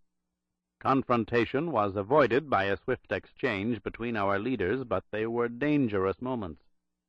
A dear friend sent for me. He was dying, and there were things he wanted me to know. He had very little time, and his mind wandered, but what he told me compelled me to seek out others for help, for guidance. What did he tell you? That the council of the Matarese was very much with us. That, in fact, it never disappeared, but instead went underground, where it continued to grow silently and spread its influence. That it was responsible for hundreds of acts of terrorism and scores of assassinations during recent years for which the world condemned others. Among them, the 2 men I just mentioned. But the Matarese no longer killed for money. Instead, it killed for its own purposes. Which were? Asked the old woman in that strange, echoing voice. He did not know. He knew only that the Matarese was a spreading disease that had to be stamped out, but he could not tell me how or whom to go to. No one who ever had dealings with the council will speak of it. He offered you nothing, then? The last thing he said to me before I left him was that the answer might be in Corsica. Naturally, I was not convinced of that until subsequent events left no alternative for either me or my associate, Agent Schofield. I understand your associate's reason. A great man disappeared 4 days ago because he spoke of the Matarese. But what was yours, signore? I, too, spoke of the Matarese. To those men from whom I sought guidance, and I was a man of credentials in my country, the order was put out for my execution. The old woman was silent, and again there was that slight smile on her wrinkled lips. The padrone returns, she whispered. I think you must explain that, said Telenyakov. We've been frank with you. Did your dear friend die? She asked instead. The next day. He was given a soldier's funeral, and he was entitled to it. He lived a life of violence without fear. Yet, at the end, the Matarese frightened him profoundly. The padrone frightened him, said the old woman. My friend did not know Guillaume de Matarese. He knew his disciples. It was enough. They were him. He was their Christ, and as Christ he died for them. The padrone was their God? Asked Bray. And their prophet, signore. They believed him. Believed what? That they would inherit the earth. That was his vengeance. Chapter 15. The old woman's vacant eyes stared at the wall as she spoke in her half-whisper. He found me in the convent at Bonifacio, and negotiated a favorable price with the Mother Superior. Render unto Caesar, he said, and she complied, for she agreed that I was not given to God. I was frivolous, and did not take to my lessons, and looked at myself in dark windows, for they showed me my face and my body. I was to be given to man, and the padrone was the man of all men. I was 10 and 7 years of age, and a world beyond my imagination was revealed to me. Carriages with silver wheels and golden horses with flowing manes took me above the great cliffs and into the villages and the fine shops where I could purchase whatever struck me. There was nothing I could not have, and I wanted everything, for I came from a poor shepherd's family. a God-fearing father and mother who praised Christ when I was taken into the convent and never saw me again. And always at my side was the Padrone. He was the lion, and I was his cherished cub. He would take me around the countryside to all the great houses and introduce me as his proteta, laughing when he used the word. Everyone understood and joined in the laughter. His wife had died, you see, and he had passed his 70th year. He wanted people to know, his 2 sons above all, I think, that he had the body and the strength of youth, that he could lie with a young woman and satisfy her as few men could. Tutors were hired to teach me the graces of his court, music and proper speech, even history and mathematics, as well as the French language, which was the fashion of the time for ladies of bearing. It was a wondrous life. We sailed often across the sea on to Rome. Then we would train north to Switzerland and across into France and to Paris. The Padrone made these trips every 5 or 6 months. His business holdings were in those places, you see. His 2 sons were his directors, reporting to him everything they did. For 3 years I was the happiest girl in the world, for the world was given me by the Padrone. And then that world fell apart. In a single week it came crashing down, and Guillaume de Matarese went mad. Men traveled from Zurich and Paris, from as far away as the Great Exchange in London, to tell him. It was a time of great banking investments and speculation. They said that during the 4 months that had passed, his sons had done terrible things, made unwise decisions, and most terrible of all, had entered into dishonest agreements, committing vast sums of money to dishonorable men who operated outside the laws of banking and the courts. The governments of France and England had seized the companies and stopped all trade, all access to funds. Except for the accounts he held in Genoa and Rome, Guillaume de Matarese had nothing. He summoned his 2 sons by wireless, ordering them home to Porto Vecchio to give him an accounting of what they had done. The news that came back to him, however, was like a thunderbolt striking him down in a great storm. He was never the same again. Word was sent through the authorities in Paris and London that both the sons were dead, one by his own hand, the other killed, it was said, by a man he had ruined. There was nothing left for the Padrone. His world had crumbled around him. He locked himself in his library for days on end, never coming out, taking trays of food behind the closed door, speaking to no one. He did not lie with me, for he had no interest in matters of the flesh. He was destroying himself, dying by his own hand as surely as if he had taken a knife to his stomach. Then, one day, a man came from Paris and insisted on breaking into the Padrone's privacy. He was a journalist who had studied the fall of the Matarese companies, and he brought with him an incredible story. If the Padrone was driving himself into madness before he heard it, afterward he was beyond hope. The destruction of his world was deliberately brought about by bankers working with their governments. His 2 sons had been tricked into signing illegal documents and blackmailed, held up to ruin, over matters of the flesh. Finally, they had been murdered, the false stories of their deaths acceptable, for the official evidence of their terrible crimes was complete. It was beyond reason. Why had these things been done to the great Padrone? His companies stolen from him and destroyed, his sons killed. Who would want such things to be done? The man from Paris gave part of the answer. 1 mad Corsican was enough for Europe for 500 years, was the phrase he had heard. The Padrone understood. In England, Edward was dead, but he had brought about the French and English treaties of finance, opening the way for the great companies to come together, fortunes made in India and Africa and the Suez. The Padrone, however, was Corsican. Beyond making profit from them, he had no use for the French, less so for the English. He not only refused to join the companies and the banks, but he opposed them at every turn, instructing his sons to outmaneuver their competitors. The Matarese fortune blocked powerful men from carrying out their designs. For the Padrone it was all a great game. For the French and English companies his playing was a great crime, to be answered with greater crimes. The companies and their banks controlled their governments. Courts of law and the police, politicians and statesmen, even kings and presidents, all were lackeys and servants to the men who possessed vast sums of money. It would never change. This was the beginning of his final madness. He would find a way to destroy the corruptors and the corrupted. He would throw governments everywhere into chaos, for it was the political leaders who were the betrayers of trust.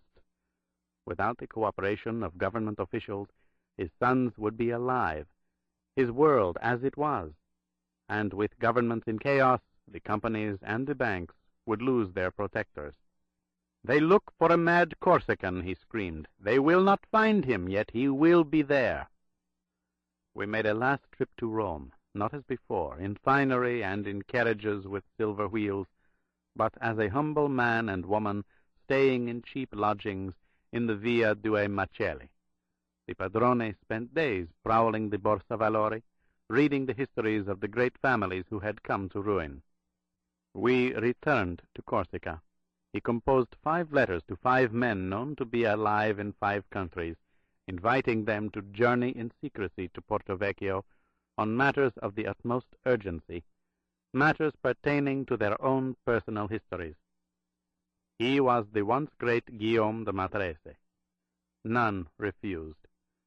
The preparations were magnificent. Villa Matarese made more beautiful than it had ever been. The gardens were sculptured and bursting with color, the lawns greener than a brown cat's eyes, the great house and the stables washed in white, the horses curried until they glistened. It was a fairyland again, the Padrone running everywhere at once, checking all things, demanding perfection. His great vitality had returned, but it was not the vitality we had known before. There was a cruelty in him now. "Make them remember, my child," he roared at me in the bedroom. "Make them remember what once was theirs." For he came back to my bed, but his spirit was not the same. There was only brute strength in the performance of his manhood. There was no joy. If all of us, in the house and the stables and in the fields, knew then what we soon would learn, we would have killed him in the forest. I, who had been given everything by the great Padrone, who worshipped him as both father and lover, would have plunged in the knife myself. The great day came. The ships sailed in at dawn from Lido di Ostia, and the carriages were sent down to Porto Vecchio to bring up the honored guests to Villa Matarese. It was a glorious day, music in the gardens, enormous tables heaped with delicacies, and much wine. The finest wines from all Europe, stored for decades in the Padrone's cellars. The honored guests were given their own suites, each with a balcony and a magnificent view. And, not the least, each guest was provided with his own young whore for an afternoon's pleasure. Like the wines, they were the finest, not of Europe, but of southern Corsica, 5 of the most beautiful virgins to be found in the hills. Night came, and the grandest banquet ever seen at Villa Matarese was held in the great hall. When it was over, the servants placed bottles of brandy in front of the guests, and were told to remain in the kitchens. The musicians were ordered to take their instruments into the gardens and continue playing. We girls were asked to go to the upper house to await our masters. We were flushed with wine, the girls and I, but there was a difference between myself and them.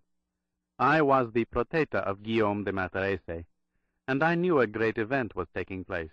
He was my Padrone, my lover, and I wished to be a part of it. In addition to which, I'd spent 3 years with tutors, and although hardly a learned woman, I was given to better things than the giddy talk of ignorant girls from the hills.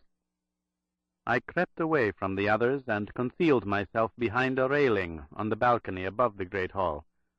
I watched and listened for hours, it seems, understanding very little then, of what my padrone was saying, only that he was most persuasive, his voice at times barely heard, at other times shouting as though he were possessed by the fever. He spoke of generations past, when men ruled empires given them by God and by their own endeavors, how they ruled them with iron might because they were able to protect themselves from those who would steal their kingdoms and the fruits of their labors. However, those days were gone, and the great families, the great empire builders, such as those in that room, were now being stripped by thieves and corrupt governments that harbored thieves. They, those in that room, had to look to other methods to regain what was rightfully theirs. They had to kill, cautiously, judiciously, with skill and daring, and divide the thieves and their corrupt protectors. They were never to kill by themselves, for they were the decision-makers, the men who selected victims. Wherever possible, victims chosen by others among the corrupted. Those in that room were to be known as the Council of the Matarese, and word was to go forth in the circles of power that there was a group of unknown, silent men who understood the necessity of sudden change and violence, who were unafraid to provide the means, and who would guarantee beyond living doubt that those performing the acts could never be traced to those purchasing them. He went on to speak of things I could not understand, of killers trained by great pharaohs and Arabian princes centuries ago, how men could be trained to do terrible things beyond their wills, even beyond their knowledge, how others needed only the proper encouragement, for they sought the assassin's martyrdom. These were to be the methods of the Matarese, but in the beginning there would be disbelief in the circles of power, so examples had to be made. During the next few years, selected men were to be assassinated.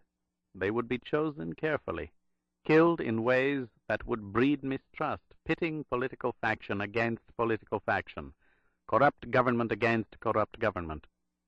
There would be chaos and bloodshed, and the message would be clear. The Matarese existed. The padrone distributed to each guest pages on which he had written down his thoughts. These writings were to be the council's source of strength and direction, but they were never to be shown to eyes other than their own. These pages were the last will and testament of Guillaume de Matarese, and those in that room were his inheritors. Inheritors? Asked the guests. They were compassionate, but direct. In spite of the villa's beauty, and the servants, and the musicians, and the feast they had enjoyed, they knew he had been ruined, as each of them had been ruined. Who among them had anything left but his wine cellars and his lands and rents from tenants to keep but a semblance of his former life intact? A grand banquet once in a great while, but little else. The padrone did not answer them at first. Instead, he demanded to know from each guest whether that man accepted the things he had said, if that man was prepared to become a consigliere of the Matarese. They replied yes, each more vehement than the last, pledging himself to the padrone's goals, for great evil had been done to each of them, and they wanted revenge.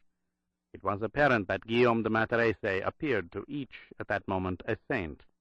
Each except one, a deeply religious Spaniard who spoke of the word of God and of his commandments. He accused the padrone of madness, called him an abomination in the eyes of God. "Am I an abomination in your eyes, sir?" asked the padrone. "You are, sir," replied the man. Whereupon the first of the most terrible things happened.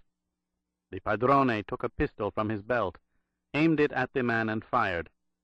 The guests sprang up from their chairs and stared in silence at the dead Spaniard. "He could not be permitted to leave this room alive," said the padrone. As if nothing had happened, the guests returned to their chairs, all eyes on this mightiest of men, who could kill with such deliberateness. Perhaps afraid for their own lives, it was difficult to tell. The padrone went on. "All in this room are my inheritors," he said. "For you are the council of the Matarese, and you and yours will do what I can no longer do. I am too old, and death is near, nearer than you believe. You will carry out what I tell you. You will divide the corrupters and the corrupted. You will spread chaos, and through the strength of your achievements you will inherit far more than I leave you. You will inherit the earth. You will have your own again."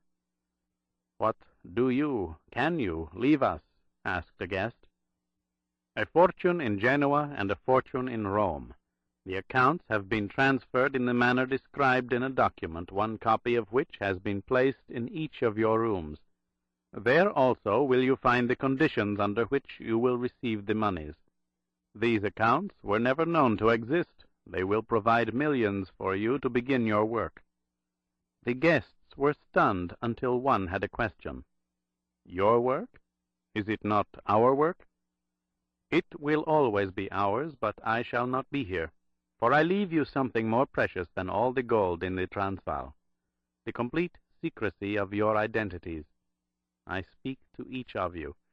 Your presence here this day will never be revealed to anyone on earth. No name, no description, no likeness of your face, no pattern of your speech can ever be traced to you. Neither will it ever be forced from the senile wanderings of an old man's mind." Several of the guests protested, mildly to be sure, but with reason. There were many people at Villa Matarese that day. The servants, the grooms, the musicians, the girls. The padrone held up his hand. It was as steady as his eyes were glaring. "I will show you the way. You must never step back from violence. You must accept it as surely as the air you breathe, for it is necessary to life, necessary to your lives, to the work you must do."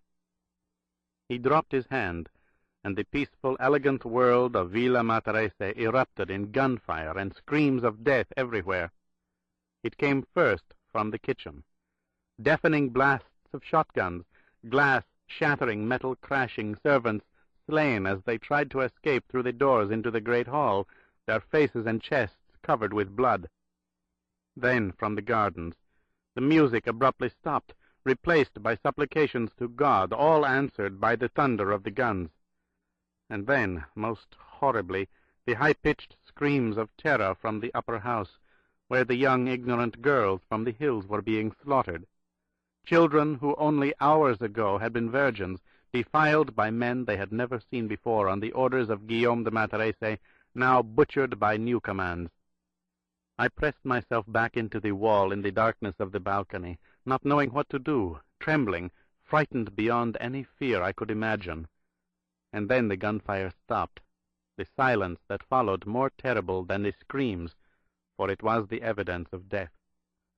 Suddenly I could hear running, 3 or 4 men I could not tell, but I knew they were the killers. They were rushing down staircases and through doors, and I thought, "Oh God in heaven, they are looking for me." But they were not. They were racing to a place where all would gather together. It seemed to be the north veranda. I could not be sure, all was happening so fast. Below in the great hall, the 4 guests were in shock, frozen to their chairs, the padrone holding them in their places by the strength of his glaring eyes. There came what I thought would be the final sounds of gunfire, until my own death. 3 shots, only 3, between terrible screams. And then I understood.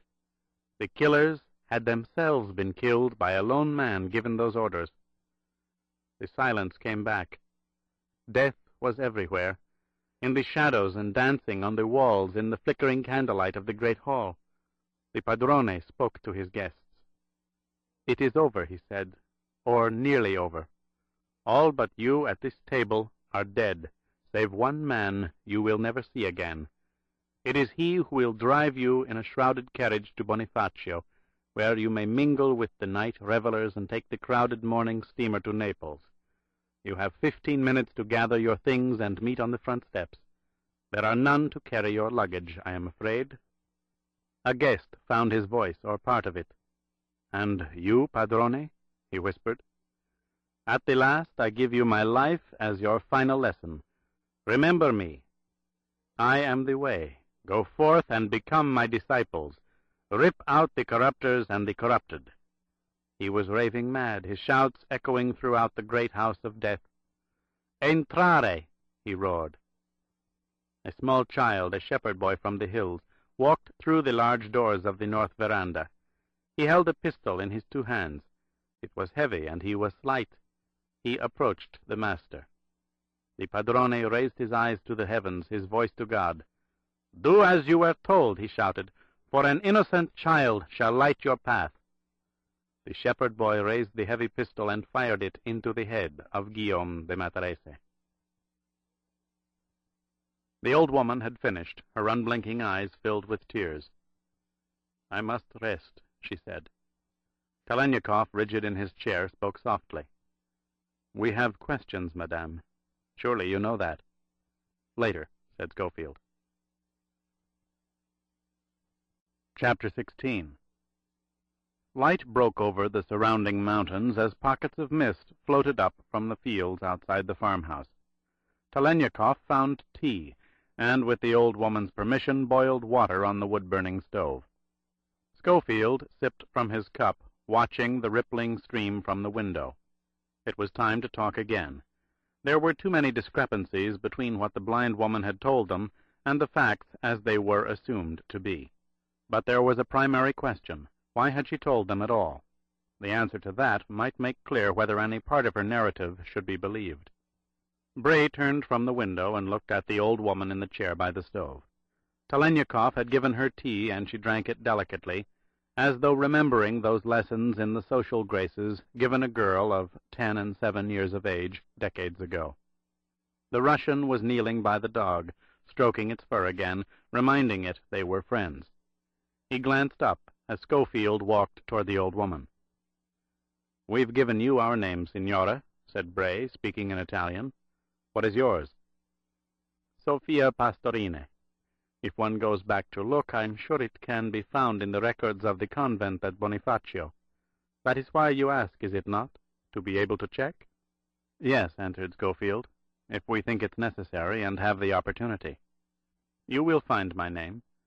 The padrone may even be listed as my benefactor, to whom I was ward, as an intended bride for one of his sons, perhaps. I never knew." "Then we must believe you," said Telenyakov, getting to his feet. "You would not be so foolish as to direct us to such a source if it were not true. Records that have been meddled with are easily detected these days." The old woman smiled, a smile with its roots in sadness. "I have no understanding of such matters, but I can understand if you have doubts." She put down her cup of tea on the ledge of the stove. "There are none in my memories. I have spoken the truth." "Then my first question is as important as any we may ask you," said Bray, sitting down. "Why did you tell us this story?" "Because it had to be told, and no one else could do so.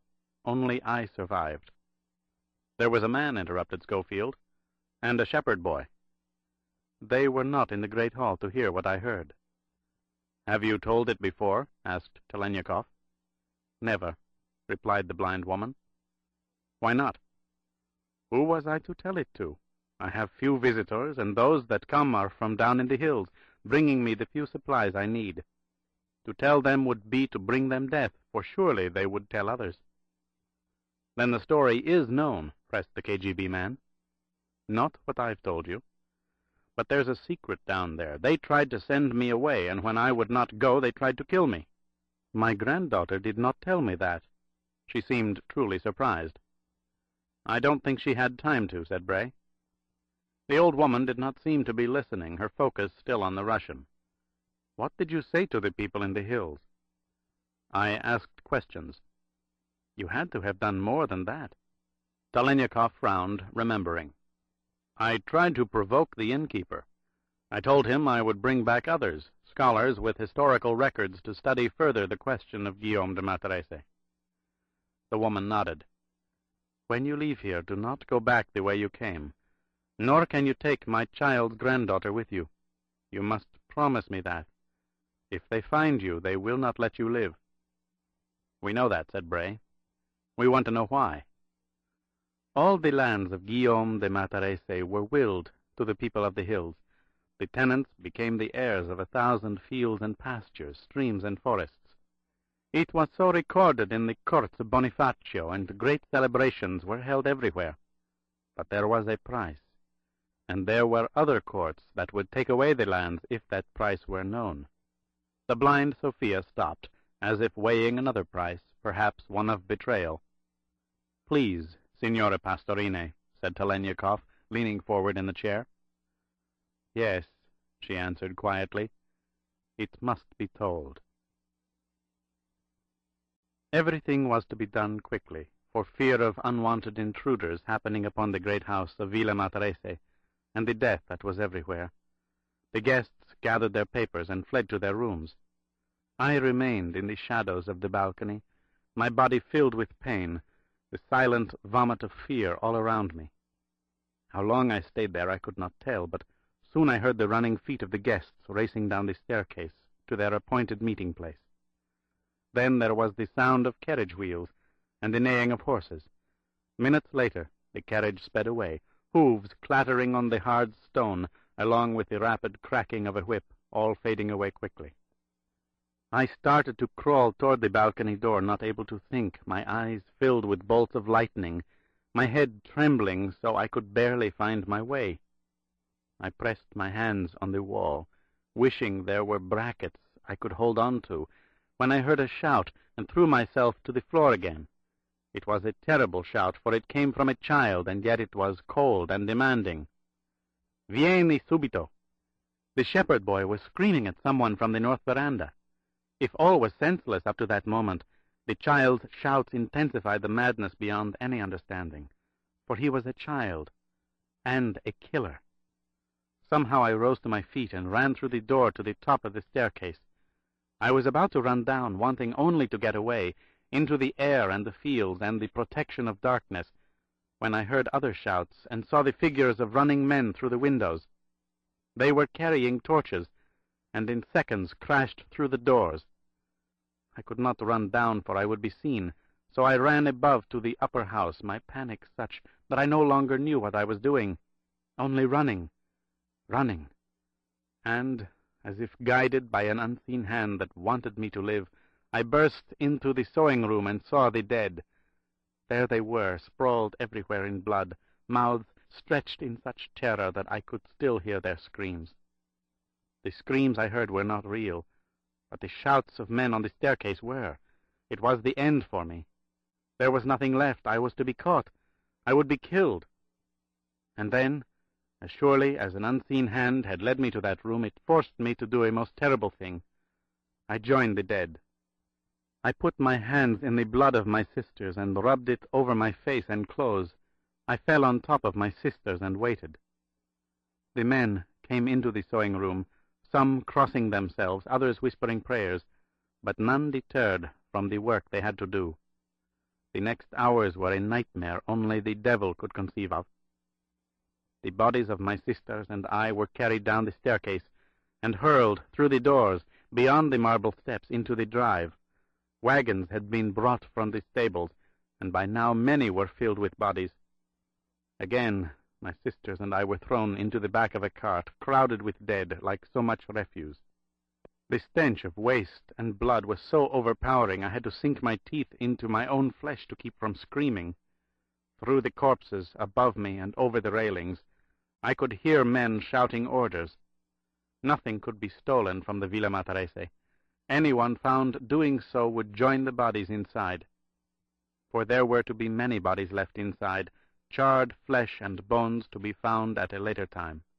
The wagons began to move, smoothly at first. Then we reached the fields, and the horses were whipped unmercifully. The wagons raced through the grass and over the rocks at immense speeds, as if every second was a second our living guards wished to leave behind in hell. There was death below me, death above me, and I prayed to Almighty God to take me also. But I could not cry out, for although I wanted to die, I was afraid of the pain of dying. The unseen hand held me by the throat. But mercy was granted me. I fell into unconsciousness. How long, I do not know, but I think it was a very long time. I awakened. The wagons had come to a stop, and I peered through the bodies and the slats in the side. There was moonlight, and we were far up in the wooded hills, but not in the mountains. Nothing was familiar to me. We were far, far away from Villa Matarese, but where I could not tell you then and cannot tell you now. The last of the nightmare began. Our bodies were pulled off the wagons and thrown into a common grave, each corpse held by 2 men so that they could hurl it into the deepest part. I fell in pain, my teeth sinking into my fingers to keep my mind from crossing into madness. I opened my eyes, and the vomit came again at what I saw. All around me, dead faces, limp arms, gaping mouths, stabbed, bleeding carcasses that only hours ago had been human beings.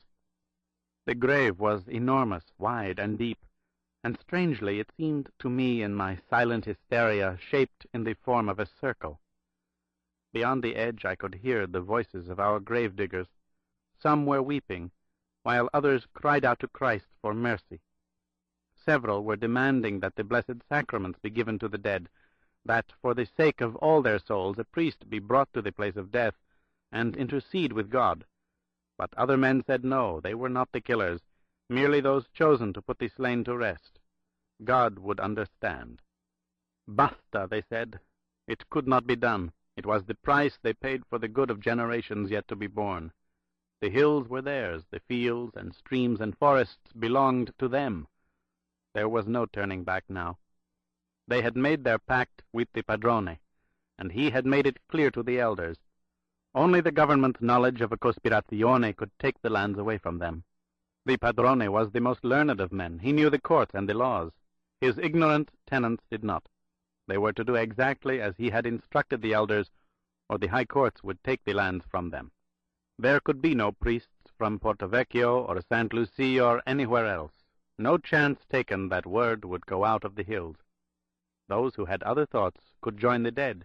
Their secret was never to leave the hills. The lands were theirs. It was enough. The men fell silent, picked up their shovels, and began throwing dirt over the bodies. I thought then that surely I would die, my mouth and nostrils smothered under the earth. Yet I think all of us, trapped with death, find ways to elude its touch, ways we could never dream of before we are caught. It happened for me. As each layer of earth filled the circular grave and was trampled upon, I moved my hand in the darkness, clawing the dirt above me so that I could breathe. At the very end I had nothing but the smallest passage of air, but it was enough. There was space around my head, enough for God's air to invade. The unseen hand had guided mine, and I lived. It was hours later, I believed, when I began to burrow my way to the surface, a blind, unknowing animal seeking life. When my hand reached through to nothing but cold, moist air, I wept without control, and a part of my brain went into panic, frightened that my weeping would be heard. God was merciful. Everyone had left. I crawled out of the earth, and I walked out of that forest of death into a field and saw the early sunlight rising over the mountains. I was alive, but there was no life for me. I could not go back to the hills, for surely I would be killed. Yet to go elsewhere, to arrive at some strange place and simply be, was not possible for a young woman in this island country. There was no one I could turn to, having spent 3 years a willing captive of my padrone. Yet I could not simply die in that field, with God's sunlight spreading over the sky. It told me to live, you see. I tried to think what I might do, where I might go. Beyond the hills, on the ocean's coasts, were other great houses that belonged to other padrones, friends of Guillaume. I wondered what would happen were I to appear at one of them and plead for shelter and mercy. Then I saw the error of such thinking. Those men were not my padrone. They were men with wives and families, and I was the whore of Villa Matarese.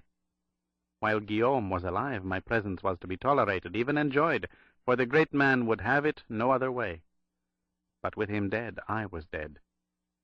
Then I remembered. There was a man who tended the stables of an estate in Zonza. He had been kind to me during those times we visited, and I rode his employer's mounts. He had smiled often and guided me as to my proper deportment in the saddle, for he saw that I was not born to the hunt. Indeed, I admitted it, and we had laughed together. and each time I had seen the look in his eyes. I was used to glances of desire, but his eyes held more than that. There was gentleness and understanding, perhaps even respect, not for what I was, but for what I did not pretend to be. I looked at the early sun, and knew that Zonza was on my left, probably beyond the mountains. I set out for those stables and that man. He became my husband, and although I bore the child of Guillaume de Matarese, he accepted her as his own, giving us both love and protection through the days of his life. Those years and our lives during those years are no concern of yours. They do not pertain to the padrone. It is enough to say that no harm came to us. For years we lived far north in Vescovato, away from the danger of the hill people, never daring to mention their secret. The dead could not be brought back, you see, and the killer and his killer son, the man and the shepherd boy, had fled Corsica. I have told you the truth, all of it. If you still have doubts, I cannot put them to rest. Again she had finished. Talenikov got up and walked slowly to the stove and the pot of tea. Per nostro circolo, he said, looking at Schofield. 70 years have passed, and still they would kill for their grave. Perdona? The old woman did not understand English, so the KGB man repeated his statement in Italian. Sophia nodded. The secret goes from father to son. These are the 2 generations that have been born since the land was theirs. It is not so long. They are still afraid. There aren't any laws that could take it from them, said Bray. I doubt there ever were. Men might have been sent to prison for withholding information about the massacre, but in those days who would prosecute? They buried the dead, that was their conspiracy. There was a greater conspiracy. They did not permit the Blessed Sacraments. That's another court. I don't know anything about it. Schofield glanced at the Russian, then brought his eyes back to the blind eyes in front of him. Why did you come back? I was able to, and I was old when we found this valley. That's not an answer. The people of the hills believe a lie. They think the padrone spared me, sent me away before the guns began. To others I am a source of fear and hatred. It is whispered that I was spared by God to be a remembrance of their sin, yet blinded by God so never to reveal their grave in the forests. I am the blind whore of Villa Matarese, permitted to live because they are afraid to take the life of God's reminder. Talenikov spoke from the other side of the stove. But you said a while ago that they would not hesitate to kill you if you told the story. Perhaps if they were even aware that you knew it. Yet now you tell it to us and imply that you want us to bring it out of Corsica. Why? Did not a man in your own country call for you and tell you things he wanted you to know? The Russian began to reply. Sophia Pastorine interrupted. Yes, signore. As that man, the end of my life draws near. With each breath I know it. Death, it seems, invites those of us who know some part of the Matarese to speak of it. I'm not sure I can tell you why, but for me there was a sign. My granddaughter traveled down to the hills and came back with news of a scholar seeking information about the padrone. You were my sign. I sent her back to find you. Does she know? Asked Bray. Have you ever told her? She could have brought the story out. Never. She is known in the hills, but she is not of the hills. She would be hunted down wherever she went. She would be killed. I asked for your word, signore, and you must give it to me. You must have nothing further to do with her. You have it, agreed Talenikov. She's not in this room because of us. What did you hope to accomplish by speaking to my associate? Asked Bray. What his friend hoped for, I think. To make men look beneath the waves to the dark waters below. It is there that the power to move the sea is found.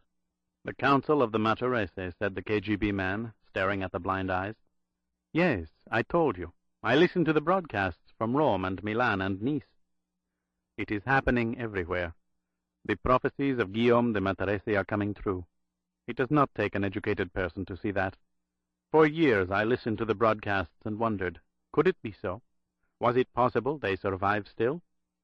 Then, one night, many days ago, I heard the words, and it was as though time had no meaning, I was suddenly back in the shadows of the balcony in the great hall, the gunfire and the screams of horror echoing in my ears. I was there, with my eyes before God took them from me, watching the terrible scene below. And I was remembering what the padrone had said moments before. You and yours will do what I can no longer do. The old woman stopped, her blind eyes swimming, then began again, her sentences rushed in fear. It was true. They had survived, not the council as it was then, but as it is today. You and yours, the yours, had survived, led by the one man whose voice was crueler than the wind. Sophia Pastorine abruptly stopped again, her frail, delicate hands grasping for the wooden arm of her chair. She stood up and, with her left hand, reached for her cane by the edge of the stove. The list. You must have it, signori. I took it out of a blood-soaked gown 70 years ago after crawling out of the grave in the mountains. It had stayed next to my body through the terror. I had carried it with me, so I would not forget their names and their titles, to make my padrone proud of me. The old woman tapped the cane in front of her as she walked across the room to a primitive shelf on the wall.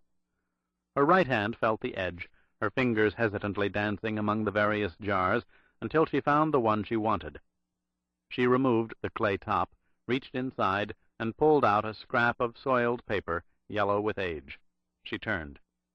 It is yours. Names from the past. This is the list of honored guests who journeyed in secrecy to Villa Matarese on the 4th of April in the year 1911. If, by giving it to you, I do a terrible thing, may God have mercy on my soul. Schofield and Telenyakov were on their feet. You haven't, said Bray. You've done the right thing. The only thing, added Vasily. He touched her hand. May I? She released the faded scrap of paper. The Russian studied it. It's the key, he said to Schofield. It's also quite beyond anything we might have expected. Why? Asked Bray. The Spaniard, the man Matarese killed, has been crossed out, but 2 of these names will startle you. To say the least, they are prominent. Here. Telenyakov crossed to Schofield, holding the paper delicately between 2 fingers so as not to damage it further. Bray took it in the palm of his hand. I don't believe it, said Schofield, reading the names. I'd like to get this analyzed to make sure it wasn't written 5 days ago. It wasn't, said the KGB man. I know, and that scares the hell out of me. Perdona? Sophia Pastorine stood by the shelf. Bray answered her in Italian. We recognize 2 of these names. They are well-known men. But they are not the men, broke in the old woman, stabbing her cane on the floor. None of them. They are only the inheritors. They are controlled by another. He is the man. What are you talking about? Who? The dog growled. Neither Schofield nor Telenyakov paid any attention. An angry voice had been raised. The animal got to its feet, now snarling, the 2 men, their concentration on Sophia, still ignoring it. But the old woman did not. She held up her hand, a gesture for silence. She spoke, her anger replaced by alarm. Open the door. Call out for my granddaughter, quickly. What is it? Asked the Russian. Men are coming. They're passing through the thickets. Uccello hears them. Bray walked rapidly to the door. How far away are they? On the other side of the ridge. Nearly here. Hurry! Schofield opened the door and called out. You, Antonia, come here quickly. The dog's snarls came through bared teeth. Its head was thrust forward, its legs stretched and taut, prepared to defend or attack. Leaving the door open, Bray crossed to a counter and picked up a lettuce leaf. He tore it in half and placed the yellow scrap of paper between the 2 sections and folded them together. I'll put this in my pocket, he said to the KGB man. I've memorized the names and the countries, replied Telenyakov, but then I'm sure you have too. The girl ran through the door, breathless, her field jacket only partially buttoned, the lupo in her hand, the bulges of the automatics in her side pockets. What's the matter? Schofield turned from the counter. Your grandmother said men were coming. The dog heard them. On the other side of the hill, interrupted the old woman. 900 paces, perhaps, no more. Why would they do that? Asked the girl. Why would they come? Did they see you, my child? Did they see Uccello? They must have, but I said nothing. I did not interfere with them. They had no reason to think.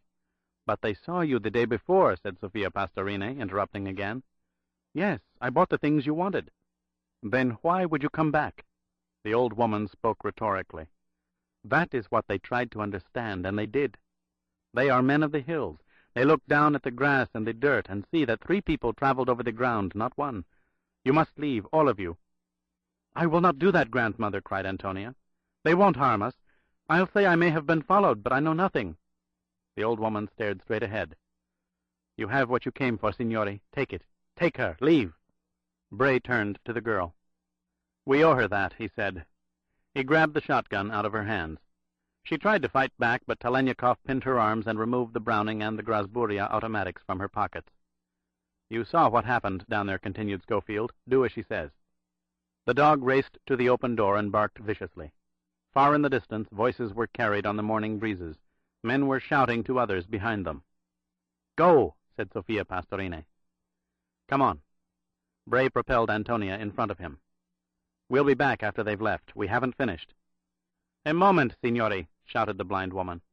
I think we have finished. The names you possess may be helpful to you, but they are only the inheritors. Look for the one whose voice is crueler than the wind. I heard it. Find him. The shepherd boy. It is he. Chapter 17. They ran along the edge of the pasture on the border of the woods and climbed to the top of the ridge.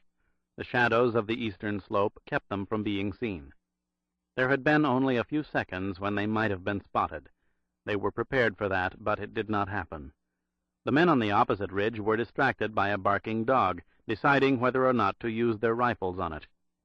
They did not, for the dog was retrieved by a whistle before such a decision could be made. Uccello was beside Antonia now in the grass, his breath coming as rapidly as hers. There were 4 men on the opposite ridge, as there were 4 remaining names on the scrap of yellow paper in his pocket, thought Schofield. He wished finding them, trapping them, were as easy as trapping and picking off the 4 men who now descended into the valley. But the 4 men on the list were just the beginning. There was a shepherd boy to find. A voice crueler than the wind. A child's voice recognized decades later as one and the same, coming from the throat of what had to be a very, very old man.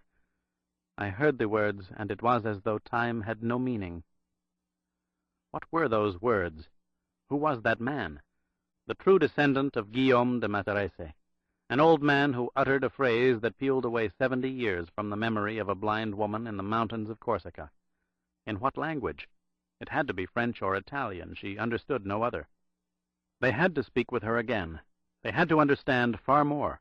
They had not finished with Sophia Pastorini. Bray watched as the 4 Corsicans approached the farmhouse, 2 covering the sides, 2 walking up to the door, all with weapons drawn. The men by the door paused for an instant. Then the one on the left raised his boot and rammed it into the wood, crashing the door inward. Silence. 2 shouts were heard, questions asked harshly. The men outside ran around opposite corners of the farmhouse and went inside. There was more shouting, and the unmistakable sound of flesh striking flesh. Antonia started to get up, fury on her face. Telenyakov pulled her down by the shoulder of her field jacket. The muscles in her throat were contorted. She was about to scream. Schofield had no choice. He clamped his hand over her mouth, forcing his fingers into her cheeks. The scream was reduced to a series of coughs. "Be quiet," whispered Bray. "If they hear you, they'll use her to get you down there." "It would be far worse for her," said Vasily, "and for you. You would hear her pain, and they would take you." Antonia's eyes blinked. She nodded. Schofield relieved his grip, but did not release it. She whispered through his hand, "They hit her. A blind woman, and they hit her." "They're frightened," said Telenyakov, "more than you can imagine. Without their land, they have nothing." The girl's fingers gripped Bray's wrist. "What do you mean?" "Not now," commanded Schofield. "There's something wrong. They're staying in there too long." "They've found something, perhaps," agreed the KGB man. "Or she's telling them something. Oh, Christ, she can't." "What are you thinking?" asked Telenyakov. "She said we'd finished. We haven't, but she's going to make sure of it. They'll see our footprints on the floor. We walked over wet ground. She can't deny we were there. With her hearing, she knows which way we went. She'll send them in another direction." "That's fine," said the Russian. "God damn it, they'll kill her." Telenyakov snapped his head back toward the farmhouse below. "You're right," he said. "If they believe her, and they will, they can't let her live. She's the source. She'll tell them that, too, if only to convince them. Her life for the shepherd boy. So we can find the shepherd boy. But we don't know enough. Come on, let's go." Schofield got to his feet, yanking the automatic from his belt. The dog snarled. The girl rose, and Telenyakov pushed her down to the ground again. They were not in time. 3 gunshots followed one upon the other. Antonia screamed. Bray lunged, holding her, cradling her. "Please, please," he whispered. He saw the Russian pull a knife from somewhere inside his coat. "No, it's all right." Telenyakov palmed the knife and knelt down, his eyes on the farmhouse below. "They're running outside. You were right. They're heading for the south slope." "Kill them!" The girl's words were muffled by Schofield's hand. "To what purpose now?" said the KGB man. She did what she wished to do, what she felt she had to do. The dog would not follow them. Commands from Antonia had no effect. It raced down into the farmhouse and would not come out, its whimpering carried up to the ridge. "Goodbye, Uccello," said the girl, sobbing. "I will come back for you. Before God, I will come back." They walked out of the mountains, circling northwest beyond the hills of Porto Vecchio, then south to St. Lucie, following the stream until they reached the massive pine under which Bray had buried his attaché case and duffel bag. They traveled cautiously, using the woods as much as possible, separating and walking in sequence across open stretches so no one would see them together. Schofield pulled the shovel from beneath a pile of branches, dug up his belongings, and they started out again, retracing the stream north toward St. Lucie. Conversation was kept to a minimum. They wasted no time putting distance between themselves and the hills. The long silences and brief separations served a practical purpose, thought Bray, watching the girl as she pressed forward, bewildered, following their commands without thinking, tears intermittently appearing in her eyes. The constant movement occupied her mind. She had to come to some sort of acceptance of her grandmother's death. No words from relative strangers could help her. She needed the loneliness of her own thoughts.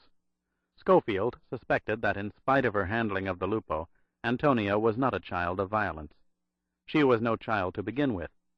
In the daylight he could see that she would not see 30 again, but beyond that she came from a world of radical academics, not revolution. He doubted she would know what to do at the barricades. "We must stop running," she cried suddenly. "You may do what you like, but I am returning to Porto Vecchio. I'll see them hanged." "There's a great deal you don't know," said Telenyakov. "She was killed. That is all I have to know."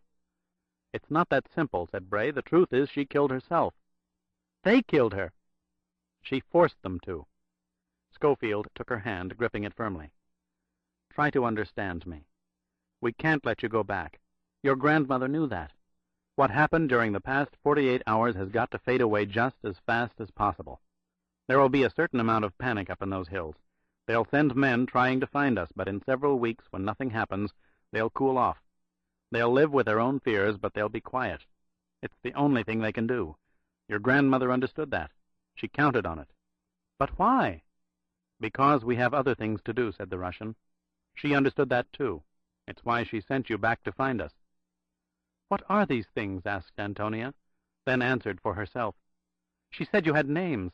She spoke of a shepherd boy." "But you must speak of neither," ordered Telenyakov. "Not if you wish her death to mean anything. We cannot let you interfere." Schofield caught the sound in the KGB man's voice, and for an instant found himself reaching for his gun. In that split second, the memory of Berlin 10 years ago was prodded to the surface. Telenyakov had already made a decision. If the Russian had the slightest doubt, he would kill this girl. "She won't interfere," said Bray, without knowing why he gave such a guarantee, but delivering it firmly. "Let's go. We'll make one stop. I'll see a man in Murato. Then, if we can reach Bastia, I can get us out."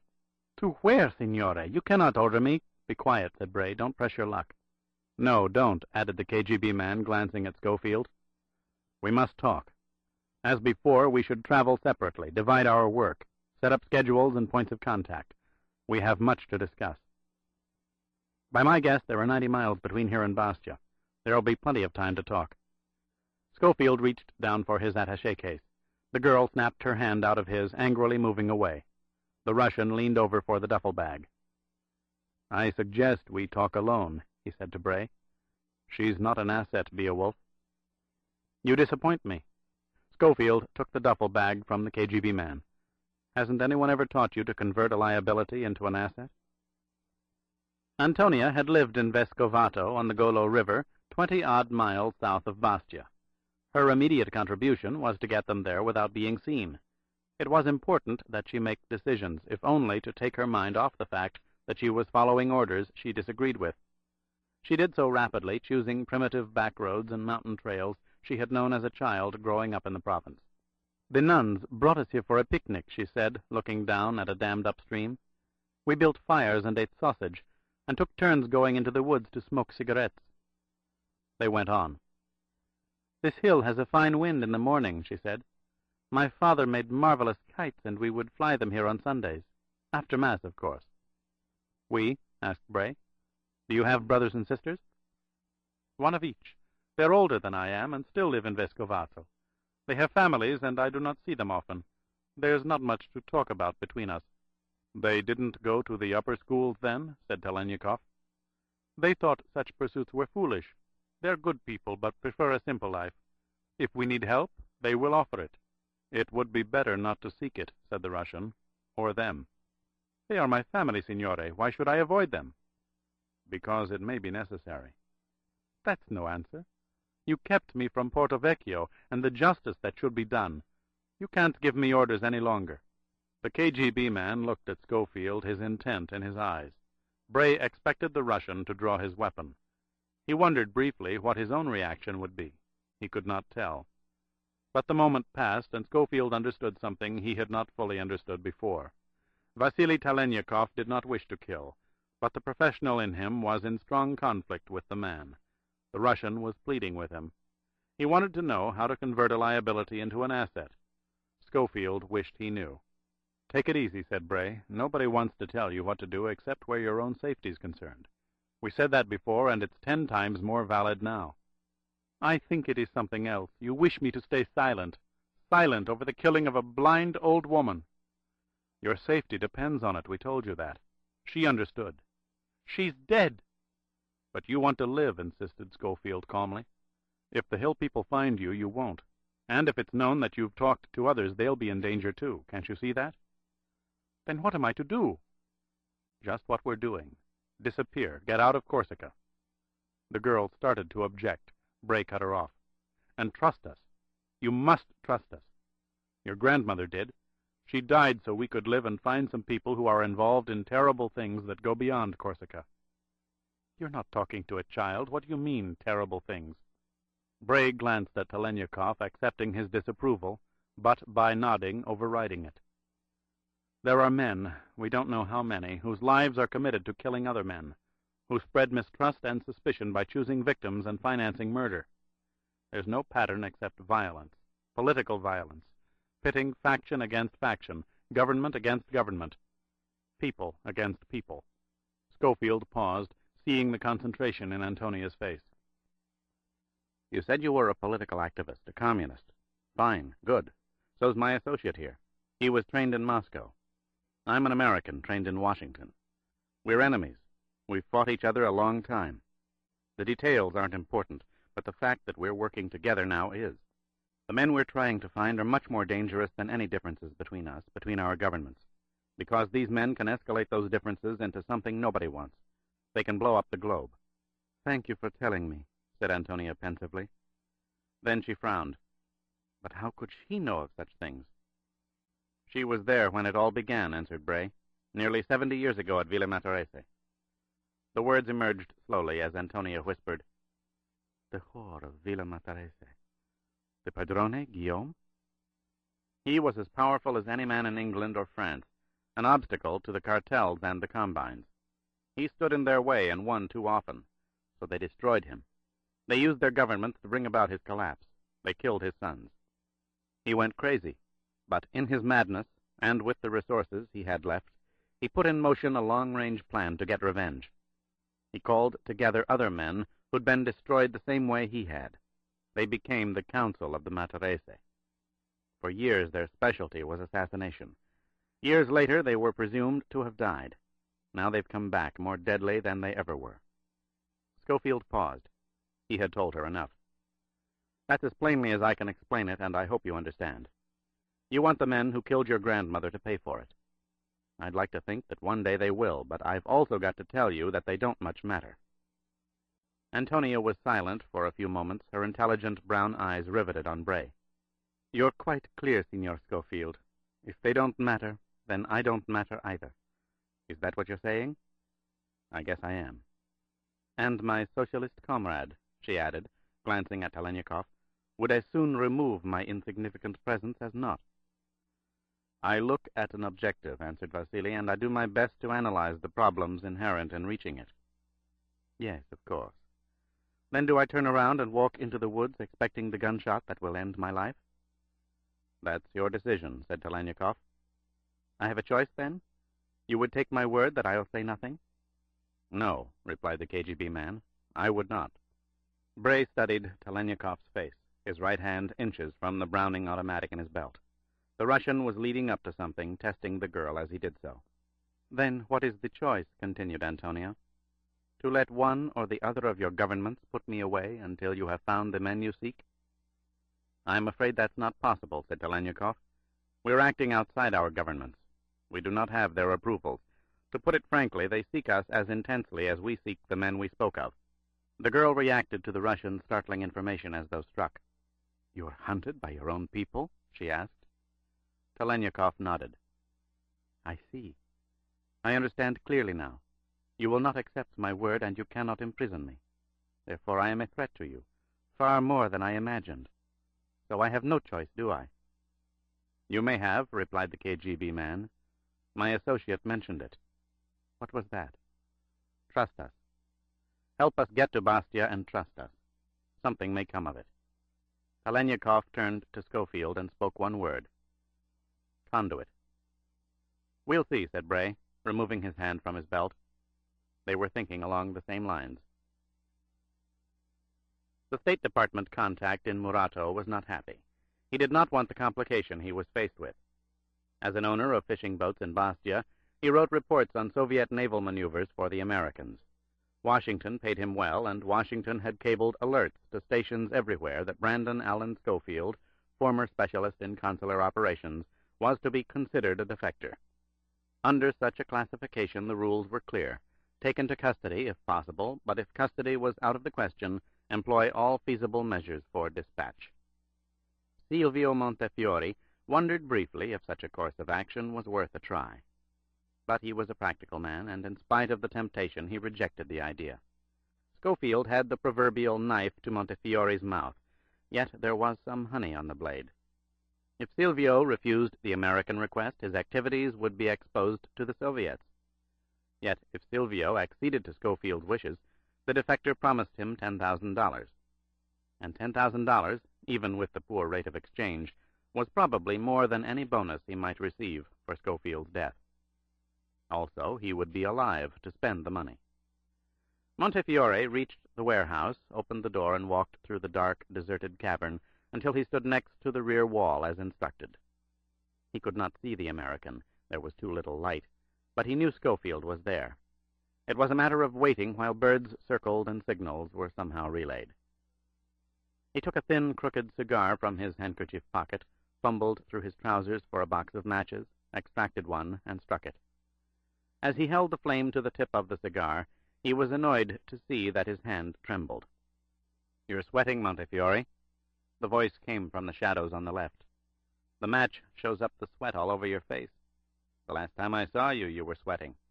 I was in charge of the pouch then, and asked you certain questions." "Brandon," exclaimed Silvio, his greeting effusive.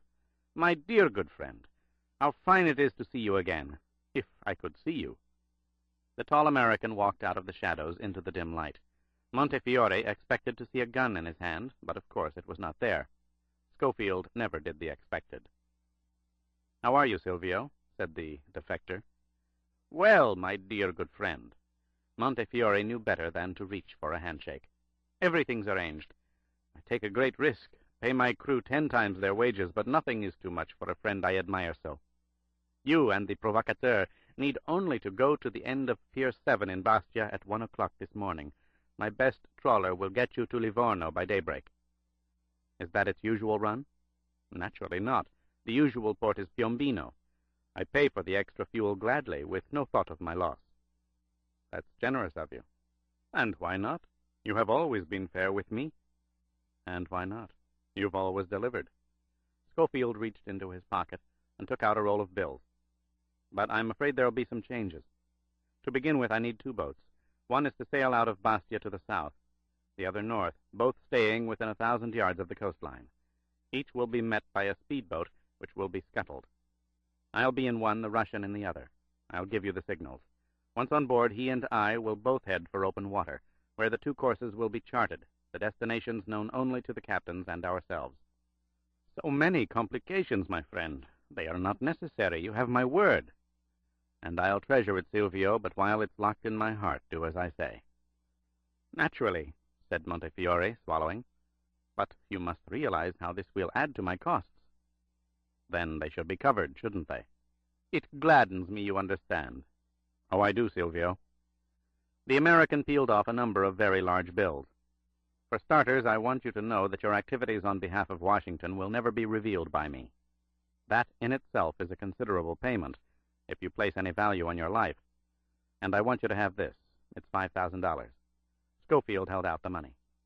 My dearest fellow, you said 10,000. It was on your word that I predicated my very expensive arrangements.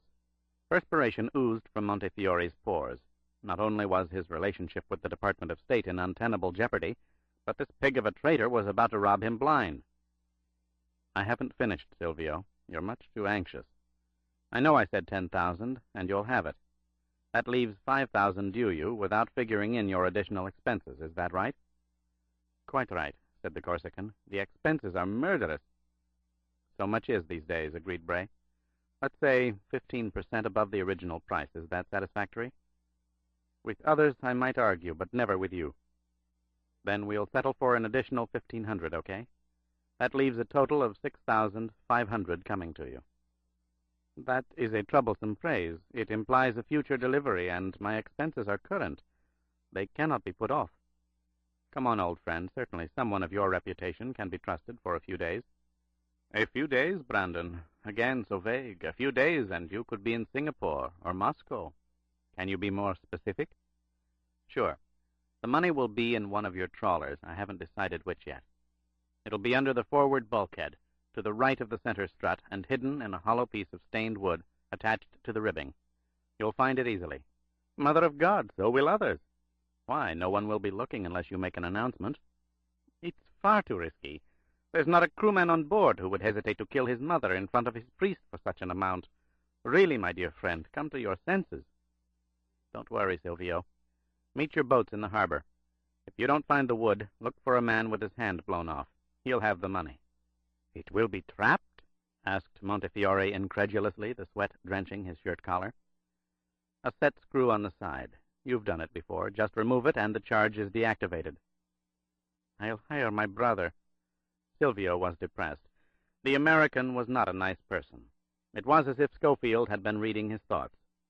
Since the money was on board, it would be counterproductive to have either boat sunk. The State Department might not pay in full. And by the time both were back in Bastia, the despicable Schofield could be sailing down the Volga, or the Nile. You won't reconsider, my dear good friend? I'm afraid I can't, and I won't tell anybody how much Washington thinks of you either. Don't fret, Silvio. The money will be there. You see, we may be in touch again, very soon. Do not hurry, Brandon, and please, say nothing further. I do not care to know anything. Such burdens. What are the signals for tonight? Simple. 2 flashes of light, repeated several times, or until the trawlers stop. 2 flashes, repeated. Distressed speedboat seeking help. I cannot be responsible for accidents at sea. Ciao, my old friend. Montefiore blotted his neck with his handkerchief, turned in the dim light of the warehouse, and started across the concrete floor. Silvio. Montefiore stopped. Yes? Change your shirt. They had watched her closely for nearly 2 days now, both men silently acknowledging that a judgment had to be made. She would either be their conduit, or she would have to die. There was no middle ground, no security prison or isolated compound to which she could be sent. She would be their conduit, or an act of sheer cold necessity would take place. They needed someone to relay messages between them. They could not communicate directly. It was too dangerous. There had to be a third party stationed in one spot, under cover, familiar with whatever basic codes they mounted, above all secretive and accurate. Was Antonia capable of being that person? And if she was, would she accept the risks that went with the job? So they studied her as if thrown into a crash analysis of an impending exchange between enemies on neutral ground. She was quick and had surface courage, qualities they had seen in the hills. She was also alert, conscious of danger. Yet she remained an enigma. Her core eluded them. She was defensive, guarded, quiet for long periods, her eyes darting in all directions at once, as though she expected a whip to crack across her back or a hand to grab her throat from the shadows behind. But there were no whips, no shadows in the sunlight. Antonia was a strange woman, and it occurred to both professionals that she was hiding something. Whatever it was, if it was, she was not about to reveal it. The moments of rest provided nothing. She kept to herself, intensely to herself, and refused to be drawn out. But she did what they had asked her to do. She got them to Bastia without incident, even to the point of knowing where to flag down a broken-down bus that carried laborers from the outskirts into the port city. Talenikov sat with Antonia in the front, while Schofield remained at the rear, watching the other passengers. They emerged on the crowded streets, Bray still behind them, still watching, still alert for a break in the pattern of surrounding indifference. A face suddenly rigid, a pair of eyes zeroing in on the erect, middle-aged man walking with the dark-haired woman 30 paces ahead. There was only indifference. He had told the girl to head for a bar on the waterfront, a run-down hole where no one dared intrude on a fellow drinker. Even most Corsos avoided the place. It served the dregs of the piers. Once inside, they separated again, Talenikov joining Bray at a table in the corner, Antonia 10 feet away at another table, the chair next to her angled against the edge, reserved. It did nothing to inhibit the drunken advances of the customers. These, too, were part of her testing. It was important to know how she handled herself. "What do you think?" asked Talenikov. "I'm not sure," said Schofield. "She's elusive. I can't find her." "Perhaps you're looking too hard. She's been through an emotional upheaval. You can't expect her to act with even the semblance of normalcy. I think she can do the job. We'd know soon enough if she can't. We can protect ourselves with prearranged cipher. And quite frankly, who else do we turn to? Is there a man at any station anywhere you could trust, or I could trust? Even what you call drones outside the stations. Who would not be curious? Who could resist the pressures of Washington or Moscow?" "It's the emotional upheaval that bothers me," Bray said. "I think it happened long before we found her. She said she was down in Porto Vecchio to get away for a while. Get away from what? There could be a dozen explanations. Unemployment is rampant throughout Italy. She could be without work. Or an unfaithful lover, an affair gone sour. Such things are not relevant to what we would be asking her to do. Those aren't the things I saw. Besides, why should we trust her, and even if we took the chance, why would she accept?" "She was there when that old woman was killed," said the Russian. "It may be enough." Schofield nodded. "It's a start, but only if she's convinced there's a specific connection between what we're doing and what she saw." "We made that clear. She heard the old woman's words. She repeated them." "While she was still confused, still in shock. She's got to be convinced." "Then convince her." "Me?" "She trusts you more than she does her socialist comrade. That's obvious." Schofield lifted his glass. "Were you going to kill her?" "No, that decision would have had to come from you. It still does. I was uncomfortable seeing your hand so close to your belt." "So was I." Bray put down the glass and glanced over at the girl. Berlin was never far away. Talenikov understood that. But Schofield's mind and his eyes were not playing tricks with his memories now. He was not in a cave on the side of a hill watching a woman toss her hair free in the light of a fire. There was no similarity between his wife and Antonia any longer. He could kill her if he had to. "She'll go with me, then," he said to the Russian. "I'll know in 48 hours. Our first communication will be direct. The next two through her in prearranged code, so we can check the accuracy. If we want her, and she says she'll do it. And if we do not, or she does not, that'll be my decision, won't it? Bray made a statement. He did not ask a question. Then he took out the leaf of lettuce from his jacket pocket and opened it. The yellowed scrap of paper was intact, the names blurred but legible. Without looking down, Telenyakov repeated them. Count Alberto Scotti, Rome. Sir John Waverley, London. Prince Andrei Voroshin, St. Petersburg. The name Russia is added, and, of course, the city is now Leningrad. Senor Manuel Ortiz Ortega, Madrid. He's crossed out. Joshua, which is presumed to be Joshua, Appleton, State of Massachusetts, America. The Spaniard was killed by the Padrone at Villa Matarese, so he was never part of the council. The remaining 4 have long since died, but 2 of their descendants are very prominent, very available. David Waverley and Joshua Appleton IV, Britain's Foreign Secretary, and the Senator from Massachusetts. I say we go for immediate confrontation. I don't, said Bray, looking down at the paper and the childlike writing of the letters, because we do know who they are, and we don't know anything about the others. Who are their descendants? Where are they? If there are more surprises, let's try to find them first. The Matarese isn't restricted to 2 men, and these 2 in particular may have nothing to do with it. Why do you say that? Everything I know about both of them would seem to deny anything like the Matarese. Waverley had what they call in England a good war, a young commando, highly decorated. Then a hell of a record in the Foreign Office. He's always been a tactical compromiser, not an inciter. It doesn't fit. Appleton's a Boston Brahmin who bolted the class lines and became a liberal reformer for 3 terms in the Senate, protector of the working man as well as the intellectual community. He's a shining knight on a solid political horse that most of America thinks will take him to the White House next year. What better residence for a consigliere of the Matarese? It's too jarring, too pat. I think he's genuine. The art of conviction, in both instances, perhaps. But you're right, they won't vanish. So we start in Leningrad and Rome, trace what we can. You and yours will do what I can no longer do. Those were the words Matarese used 70 years ago. I wonder if it's that simple. Meaning the yours could be selected, not born? Asked Telenyakov.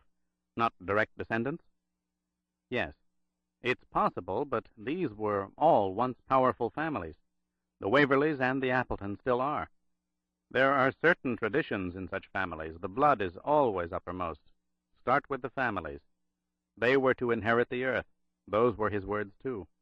The old woman said it was his vengeance. Schofield nodded. I know. She also said they were only the survivors, that they were controlled by another, that we should look for someone else. With a voice crueler than the wind, added the Russian. It is he, she said. The shepherd boy, said Bray, staring at the scrap of yellow paper. After all these years, who is he? What is he? Start with the families, repeated Telenyakov. If he's to be found, it is through them.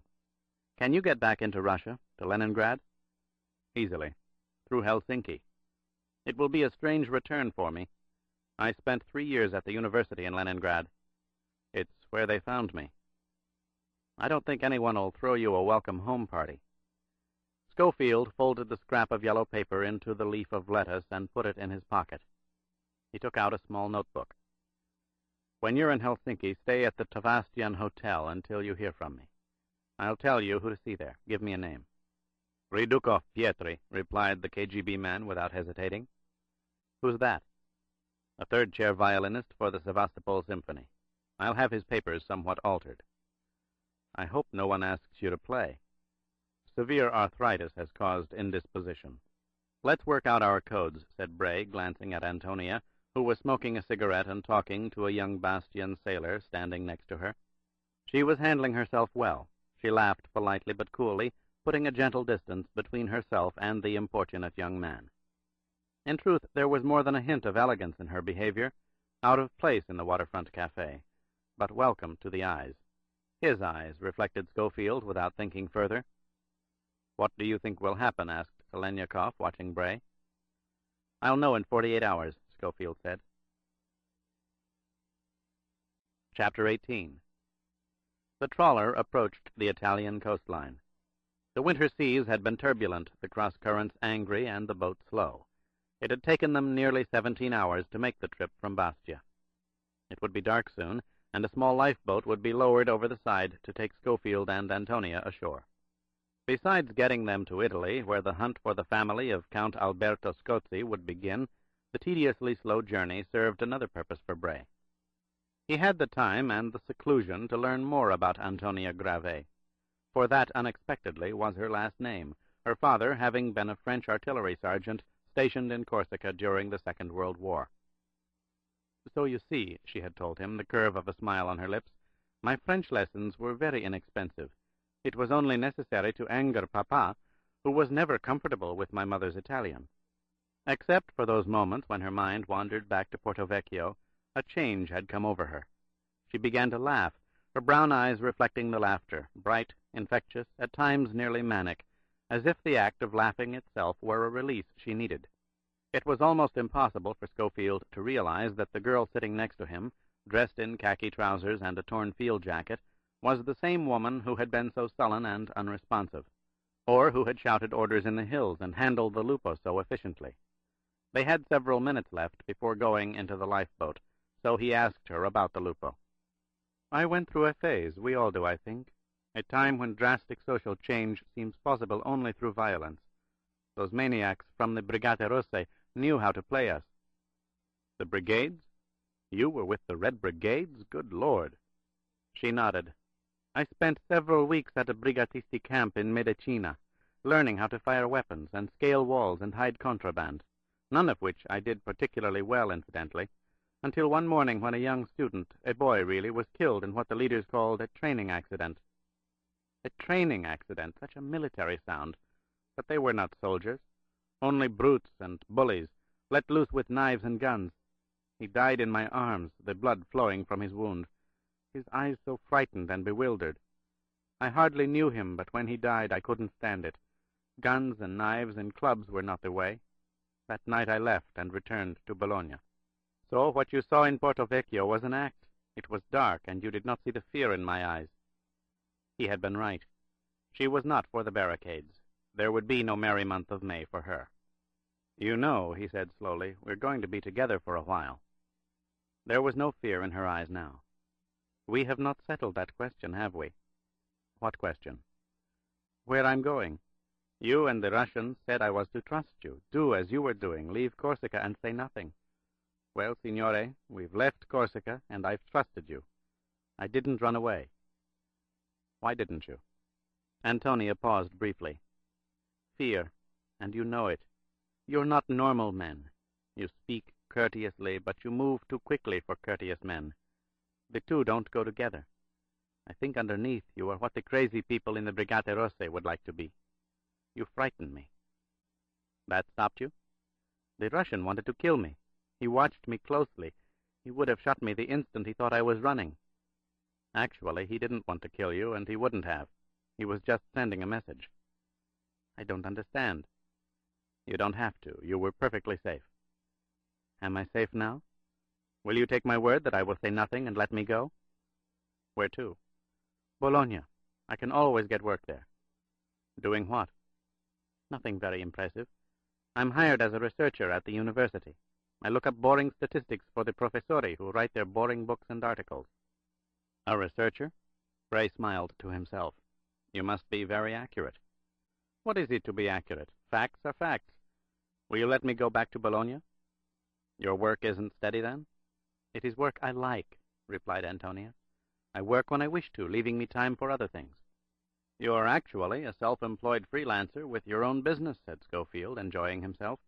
"That's the essence of capitalism, isn't it?" "And you're maddening. You ask questions, but you don't answer mine." "Sorry, occupational characteristic. What was your question?"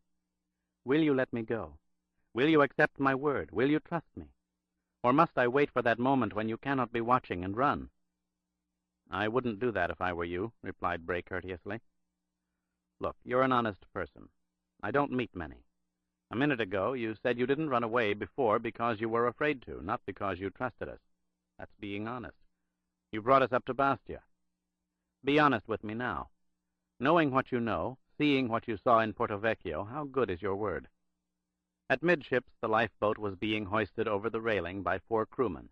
Antonia watched it as she spoke. "You're being unfair. You know what I saw, and you know what you told me. When I think about it, I want to cry out and—" She did not finish. Instead, she turned back to him, her voice weary. "How good is my word? I don't know. So what's left for me? Will it be you and not the Russian who fires the bullet? I may offer you a job. I don't want work from you." "We'll see," said Bray. "Venite subito, signori. La lancia va a partire." The lifeboat was in the water. Schofield reached for the duffel bag at his side and got to his feet. He held out his hand for Antonia. "Come on. I've had easier people to deal with." The statement was true. He could kill this woman if he had to. Still, he would try not to have to.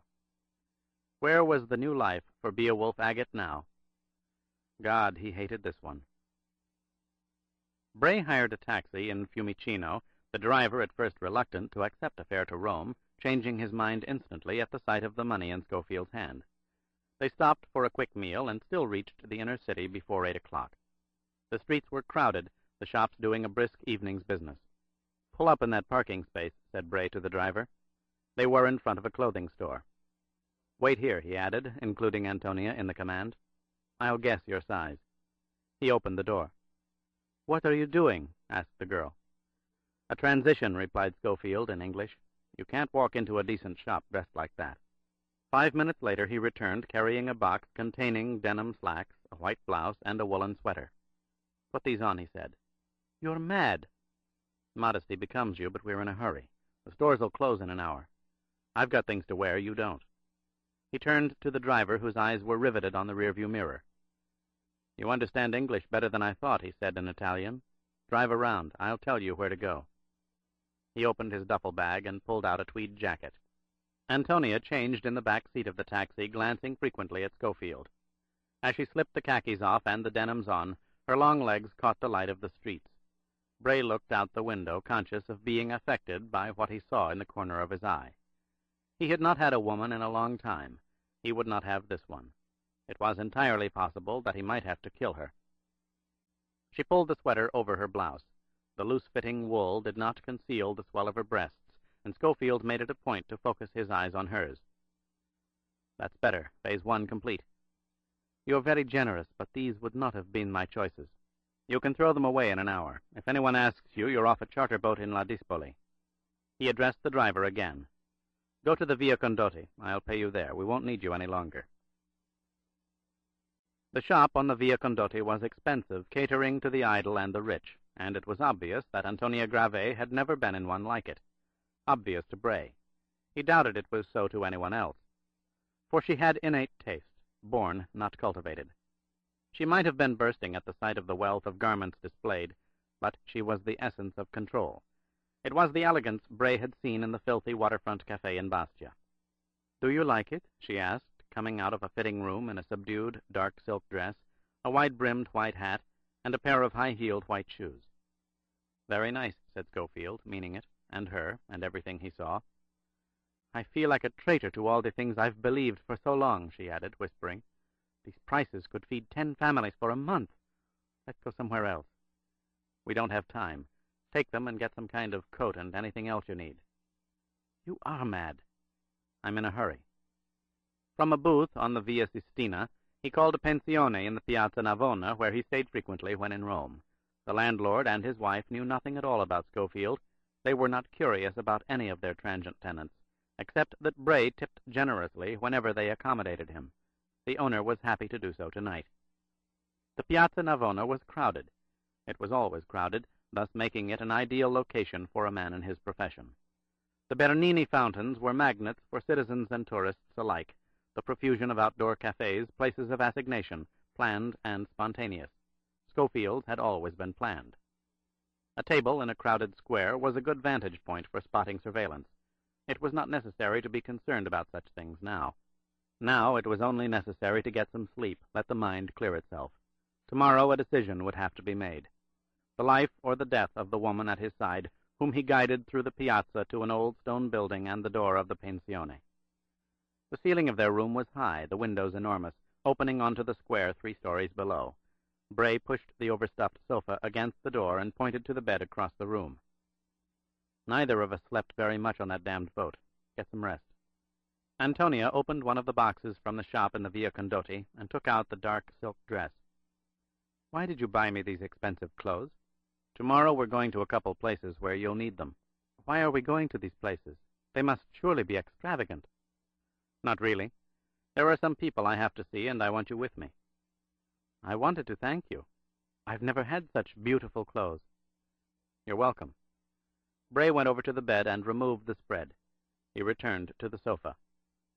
Why did you leave Bologna and go to Corsica? More questions? She said quietly. I'm just curious, that's all. I told you I wanted to get away for a while. Is that not a good enough reason? It's not much of an explanation. It's the one I prefer to give. She studied the dress in her hands. Schofield slapped the spread over the sofa. Why Corsica?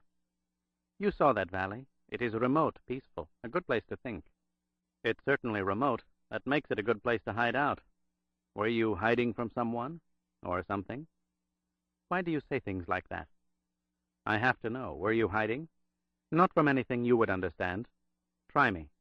Stop it! Antonio held the dress out for him. Take your clothes. Take anything you want from me. I can't stop you, but leave me alone. Bray approached her. For the first time he saw fear in her eyes. I think you'd better tell me. All that talk about Bologna, it was a lie. You wouldn't go back there even if you could. Why? She stared at him for a moment, her brown eyes glistening. When she began, she turned away and walked to the window overlooking the Piazza Navona. You might as well know it doesn't matter any longer. You're wrong. I can go back. They expect me back. And if I do not return one day, they will come looking for me. Who? The leaders of the Red Brigades. I told you on the boat how I had run away from the camp in Medicina.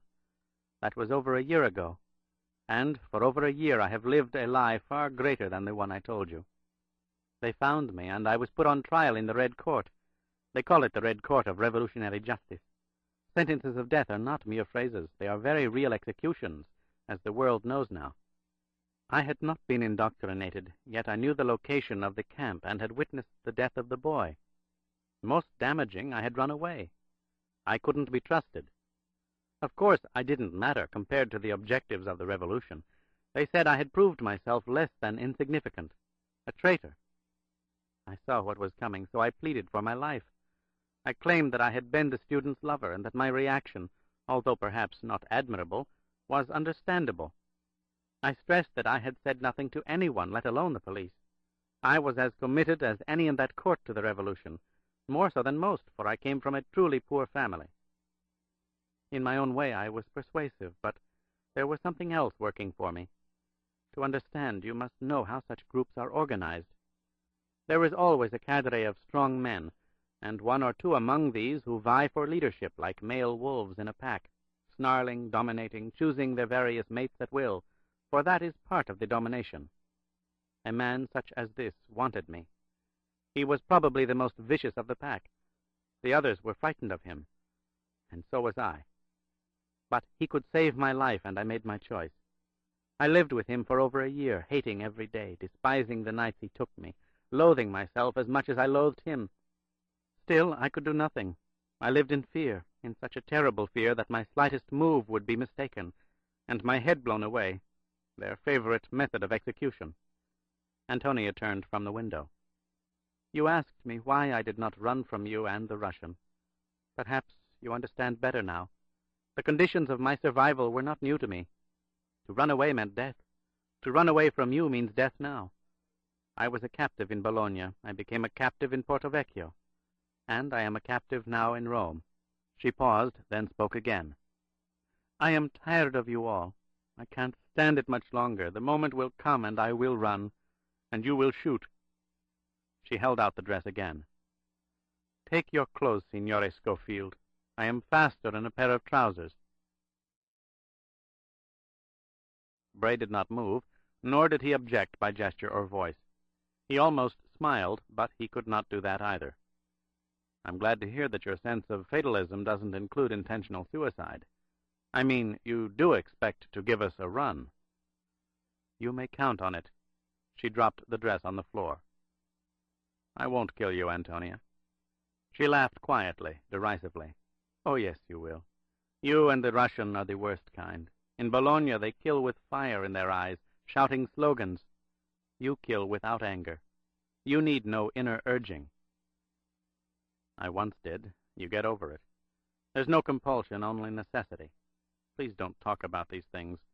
The way you've lived is your stay of execution. That's all you need to know." "I won't argue with you.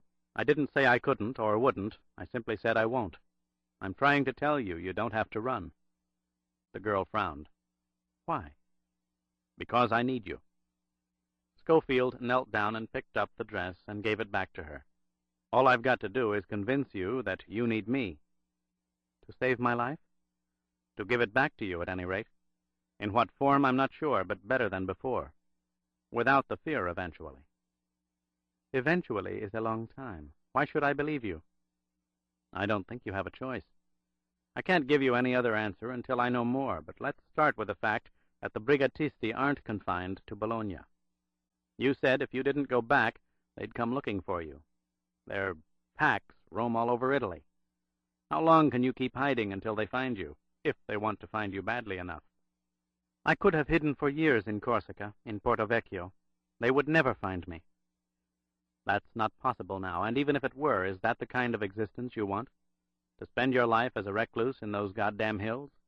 Those men who killed that old woman are no different from the brigades. One wants to keep its world, and its filthy little secret, and it will kill to do it. The other wants to change the world with terror, and it kills every day to do that. Believe me, they're connected to each other. That's the connection Telenyakov and I are looking for. We'd better find it before the maniacs blow us all up. Your grandmother said it. It's happening everywhere. Stop hiding. Help us. Help me." "There's no way I can help you." "You don't know what I'm going to ask." "Yes, I do. You want me to go back." "Later, perhaps. Not now." "I won't. They're pigs. He's the pig of the world." "Then remove him from the world.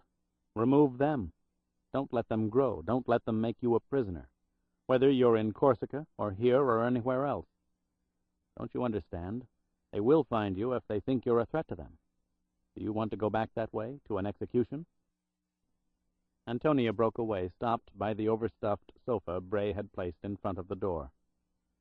"How will they find me? Will you help them?" "No," said Schofield, remaining motionless. "I won't have to." "There are 100 places I can go." "And there are 1,000 ways they have of tracing you." "That's a lie." She turned and faced him. "They have no such methods." "I think they do. Groups like the brigades everywhere are being fed information, financed, given access to sophisticated equipment, and most of the time they don't know how or why. They're all foot soldiers, and that's the irony. But they'll find you." "Soldiers for what?" "The Matarese." "Madness." "I wish it were, but I'm afraid it isn't. Too much has happened to be coincidence any longer. Men who believed in peace have been killed. A statesman respected by both sides went to others and spoke of it. He disappeared. It's in Washington, Moscow, in Italy and Corsica and God knows where. It's there, but we can't see it. I only know we've got to find it, and that old woman in the hills gave us the first concrete information to go on. She gave up what was left of her life to give it to us. She was blind, but she saw it, because she was there when it began. Words. Facts. Names. A sound. Not part of the hum from the square below, but beyond the door. All sounds were part of a pattern, or distinctly their own. This was its own. A footstep, a shifting of weight, a scratch of leather against stone. Bray brought his index finger to his lips, then gestured for Antonia to move to the left end of the sofa, while he walked quickly to the right. She was bewildered. She had heard nothing. He motioned for her to help him lift the sofa away from the door. Smoothly, silently. It was done. Schofield waved her back into the corner, took out his Browning, and resumed a normal conversational tone. He inched his way to the door, his face turned away from it. "It's not too crowded in the restaurants. Let's go down to Tre Scalini for some food. God knows I could use—" He pulled the door open. There was no one in the hallway. Yet he had not been mistaken. He knew what he had heard. The years had taught him not to make mistakes about such things. And the years had also taught him when to be furious with himself over his own carelessness. Since Fiumicino, he had been very careless, disregarding the probability of surveillance. Rome was a low-priority station. Since the heavy traffic 4 years ago, CIA, Conzop, and KGB activity had been held to a minimum. It had been more than 11 months since he had been in the city, and the scanner sheets then had shown no agents of status in operation there. If anything, Rome had lessened the intelligence potential during the past year. Who could be around? Someone was, and he had been spotted. Someone moments ago had been close to the door, listening, trying to confirm a sighting. The sudden break in conversation had served to warn whomever it was, but he was there, somewhere in the shadows of the squared-off hallway or on the staircase. God damn it, thought Bray angrily as he walked silently around the landing. Had he forgotten that alerts had been sent to every station in the world by now? He was a fugitive, and he had been careless. Where had he been picked up? In the Via Condotti? Crossing the piazza? He heard a rush of air, and even as he heard it, his instinct told him he was too late to react. He stiffened his body as he spun to his right, lunging downward to lessen the impact of the blow. A door behind him had suddenly been yanked open, and a figure that was only a blur above his back rushed out, an arm held high, but only for an instant. It came crashing down, the sickening bolt of pain spreading from the base of his skull throughout his chest, surging downward into his kneecaps where it settled, bringing on the wind of collapse and darkness. He blinked his eyes, tears of pain filling them, disorienting him, but somehow providing a measure of relief. How many minutes had he been lying on the hallway floor? He could not tell, yet he sensed it was not long. He rose slowly and looked at his watch. He had been out for roughly 15 minutes. Had he not twisted the instant before impact, the elapsed time would have been closer to an hour. Why was he there, alone? Where was his captor? It did not make sense. He had been taken, then left by himself. What was his capture for? He heard a muted cry quickly cut off and turned toward the source, bewildered. Then the bewilderment left him. He was not the target. He never had been. It was she, Antonia. She was the one who had been spotted, not he. Schofield got to his feet, braced himself against the railing, and peered down at the floor around him. His Browning was gone, naturally, and he had no other weapon. But he had something else. Consciousness. His assailant would not expect that. The man had known precisely where to hammer the butt of his gun. In his mind, his victim would be unconscious far longer than the few minutes involved. Drawing that man out was not a significant problem. Bray walked noiselessly to the door of the single room and put his ear to the wood. The moans were more pronounced now. Sharp cries of pain abruptly stilled. A strong hand clasped over a mouth, fingers pressed into flesh, choking off all but throated protests. And there were words, spoken harshly in Italian. "Whore! Pig! It was to be Marseille! 900,000 lire! 2 or 3 weeks at most! We sent our people. You were not there. He was not there. No courier of drugs had ever heard of you. Liar! Whore! Where were you? What have you done? Traitor!" A scream was suddenly formed, more suddenly cut off, the guttural cry that followed, searing in its torment. What in the name of God was happening? Schofield slammed his hand against the door, shouting as though only half-conscious, incoherent, his words slurred and barely comprehensible. "Stop it! Stop it! What is this? I can't... Wait, I'll run downstairs. There are police in the square. I'll bring the police." He pounded his feet on the stone floor as if running, his shouts trailing off until there was silence. He pressed his back into the wall and waited, listening to the commotion within. He heard slaps and gasps of pain. There was a sudden loud thud. A body, her body, was slammed into the door, and then the door was pulled open. Antonia propelled through it with such force she sprawled forward, falling to her knees. What Bray saw of her caused him to suppress all reaction. There was no emotion, only movement. And the inevitable. He would inflict punishment. The man rushed through the door, weapon first. Schofield shot out his right hand, catching the gun, pivoting as he did so, his left foot arcing up viciously into the attacker's groin. The man grimaced in shock and sudden agony. The gun fell to the floor, metal clattering against stone. Bray grabbed the man's throat, smashing his head into the wall and twisting him by the neck into the open doorframe. He held the Italian upright and hammered his fist into the man's lower rib cage. He could hear the bone crack. He plunged his knee into the small of the man's back and, with both hands acting as a battering ram, sent him plummeting through the door into the room. The Italian collapsed over the obstructing sofa and fell senseless to the floor beyond it. Schofield turned and ran to Antonia. Reaction was allowed now. He felt sick. Her face was bruised. Spidery veins of red had spread from the swellings caused by repeated blows to the head. The corner of her left eye was so battered the skin had broken. A two-pronged rivulet of blood flowed down her cheek. The loose-fitting sweater had been removed by force, the white blouse torn to shreds, nothing left but ragged patches of fabric. Beneath, her brassiere had been pulled from its hasps, yanked off her breasts, hanging from a single shoulder strap. It was the flesh of this exposed part of her body that made him swallow in revulsion. There were cigarette burns, ugly little circles of charred skin, progressing from her pelvic area across the flat of her stomach, over the swell of her right breast toward the small red nipple. The man who had done this to her was no interrogator seeking information. That role was secondary. He was a sadist, indulging his sickness as brutally and as rapidly as possible. And Bray had not finished with that man. Antonia moaned, shaking her head back and forth, pleading not to be hurt again. He picked her up and carried her back into the room, kicking the door shut, edging his way around the sofa, past the unconscious man on the floor, to the bed. He placed her gently down, sat beside her, and drew her to him. "It's all right. It's over. He can't touch you any more." He felt her tears against his face, and then was aware that she had put her arms around him. She was suddenly holding him fiercely, her body trembling, the cries from her throat more than pleas for release from immediate pain. She was begging to be set free from a torment that had been deep within her for a very long time.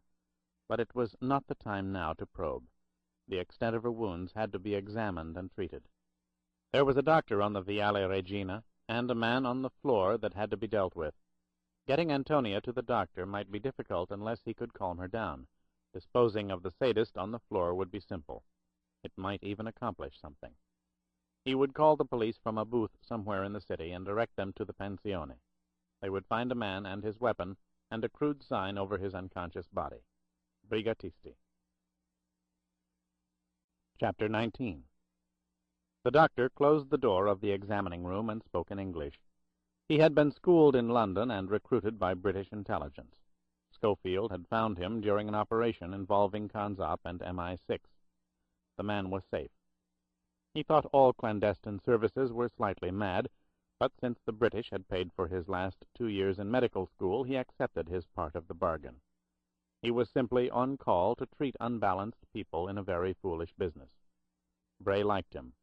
"She's sedated, and my wife is with her. She'll come out of it in a few minutes, and you can go." "How is she?" "In pain, but it won't last.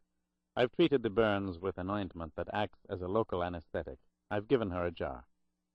The doctor lit a cigarette. He had not finished. "An ice pack or two should be applied to the facial contusions. The swellings will go down overnight. The cuts are minor, no stitches required." "Then she's all right," said Schofield, relieved. "No, she's not, Bray." The doctor exhaled smoke. "Oh, medically she's sound, and with a little make-up and dark glasses she'll no doubt be up and about by noon tomorrow. But she is not all right." "What do you mean?" "How well do you know her?" "Barely. I found her several days ago. It doesn't matter where." "I'm not interested," interrupted the doctor. "I never am. I just want you to know that tonight was not the first time this has happened to her. There is evidence of previous beatings, some quite severe." Good Lord. Schofield thought immediately of the cries of anguish he had heard less than an hour ago. What kind of evidence? Scars from multiple lacerations and burns, all small and precisely placed to cause maximum pain. Recent? Within the last year or so, I'd say. Some of the tissue is still soft, relatively new. Any ideas? Yes. During severe trauma, people speak of things. The doctor stopped, inhaling on his cigarette. I don't have to tell you that. You count on it. Go on, said Bray. I think she was systematically, psychologically broken. She kept repeating catchwords, allegiances to this and that, loyalty beyond death and torture of self and comrades, that sort of garbage. The Brigatisti were busy little pricks, Bray said. What? Forget it. Forgotten. She has a mass of confusion in that lovely head of hers. Not as much as you think. She got away. Intact and functioning? Asked the doctor. Mostly. Then she's remarkable. More to the point, she's exactly what I need, said Schofield. Is that, too, a required response? The medical man's ire was apparent. You people never cease to disappoint me. That woman's scars aren't only on her skin, Bray. She's been brutalized. She's alive. I'd like to be there when she comes out of sedation, may I? So you can catch her while her mind is only half alive, extract your own responses? The doctor paused again. I'm sorry, it's not my business. I'd like her to be your business if she needs help, if you don't mind. The doctor studied him. My services are limited to medicine, you know that. I understand. She has no one else. She's not from Rome. Can she come to you if any of those scars get torn away? The Italian nodded. Tell her to come and see me if she needs medical attention. Or a friend. Thank you very much. And thanks for something else. You've fit several pieces into a puzzle I couldn't figure out. I'll go in now if it's all right. Go ahead. Send my wife out here. Schofield touched Antonia's cheek. She lay still on the bed, but at the touch rolled her head to the side, her lips parted, a moan of protest escaping her throat. Things were clearer now, the puzzle that was Antonia Grave coming more into focus. For it was the focus that had been lacking. He had not been able to see through the opaque glass wall she had erected between herself and the outside world. The commanding woman in the hills who displayed courage without essential strength, yet who could face a man she believed wanted her dead and tell him to fire away. And the childlike woman on the trawler drenched by the sea, given to sudden moments of infectious laughter. The laughter had confused him. It did not confuse him now. It was her way of grasping for small periods of relief and normality. The boat was her temporary sanctuary. She would not be hurt while at sea, and so she had made the most of it. An abused child, or a prisoner, allowed an hour of fresh air and sunshine. Take the moments and find joy in them, if only to forget, for those brief moments. A scarred mind worked that way. Schofield had seen too many scarred minds not to recognize the syndrome once he understood the scars. The doctor had used the phrase, a mass of confusion in her lovely head.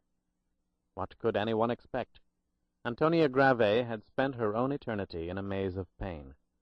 That she had survived above a vegetable was not only remarkable, it was the sign of a professional. Strange, thought Bray, but that conclusion was the highest compliment he could pay. In a way, it made him sick. She opened her eyes, blinking in fear, her lips trembling. Then she seemed to recognize him. The fear receded, and the trembling stopped. He touched her cheek again, and her eyes reflected the comfort she felt at the touch. "Grazie," she whispered. "Thank you, thank you, thank you." He bent over her. "I know most of it," he said quietly. "The doctor told me what they did to you. Now tell me the rest. What happened in Marseille?" Tears welled up in her eyes, and the trembling began again. "No, no, you must not ask me. Please, I have to know. They can't touch you. They'll never touch you again." "You saw what they do. Oh, God, the pain." "It's over." He brushed away the tears with his fingers. "Listen to me. I understand now. I said stupid things to you because I didn't know. Of course you wanted to get away. Stay away. Isolate yourself. Resign from the human race, for Christ's sake. I understand that. But don't you see? You can't. Help us stop them. Help me stop them. They've put you through so much. Make them pay for it, Antonia. God damn it, get angry. I look at you, and I'm angry as hell." He was not sure what it was. Perhaps the fact that he cared, for he did, and he did not try to conceal that care. It was in his eyes, in his words. He knew it. Whatever it was, the tears stopped. Her brown eyes glistened, as they had glistened on the trawler. Anger and purpose were surfacing. She told the rest of her story. "I was to be the drug whore," she said, "the woman who traveled with the courier, keeping her eyes open and her body available at all times. I was to sleep with men, or women, it made no difference, performing whatever services they wished." Antonia winced, the memories sickening to her. "The drug whore is valuable to the courier. She can do things he cannot do, being bribe and decoy and unsuspected watchdog. I was trained. I let them think I had no resistance left. My courier was chosen, a foul-mouthed animal, who could not wait to have me, for I had been the favorite of the strongest. It gave him status. I was sick to my stomach at what was before me, but I counted the hours, knowing that each one brought me closer to what I had dreamed of for months. My filthy courier and I were taken to La Spezia, where we were smuggled aboard a freighter, our destination Marseille, and the contact who would set up the drug runs. The courier could not wait, and I was ready for him. We were put into a storage room below deck.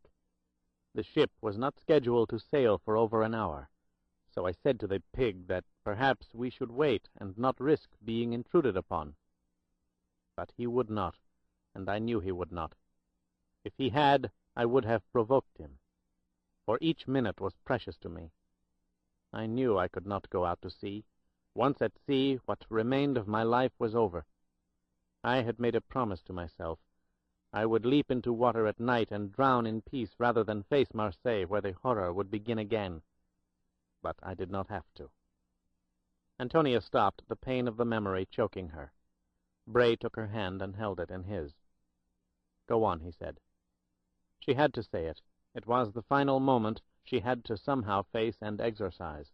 He felt it as surely as if it were his own. "The pig pulled off my coat and tore the blouse from my chest. It did not matter that I was willing to remove them. He had to show his bull strength. He had to rape, for he was taking, not being given. He ripped the skirt off my waist until I stood naked before him.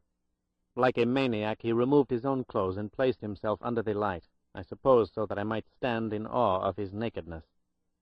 He grabbed me by the hair and forced me to my knees, to his waist, and I was sick beyond sickness.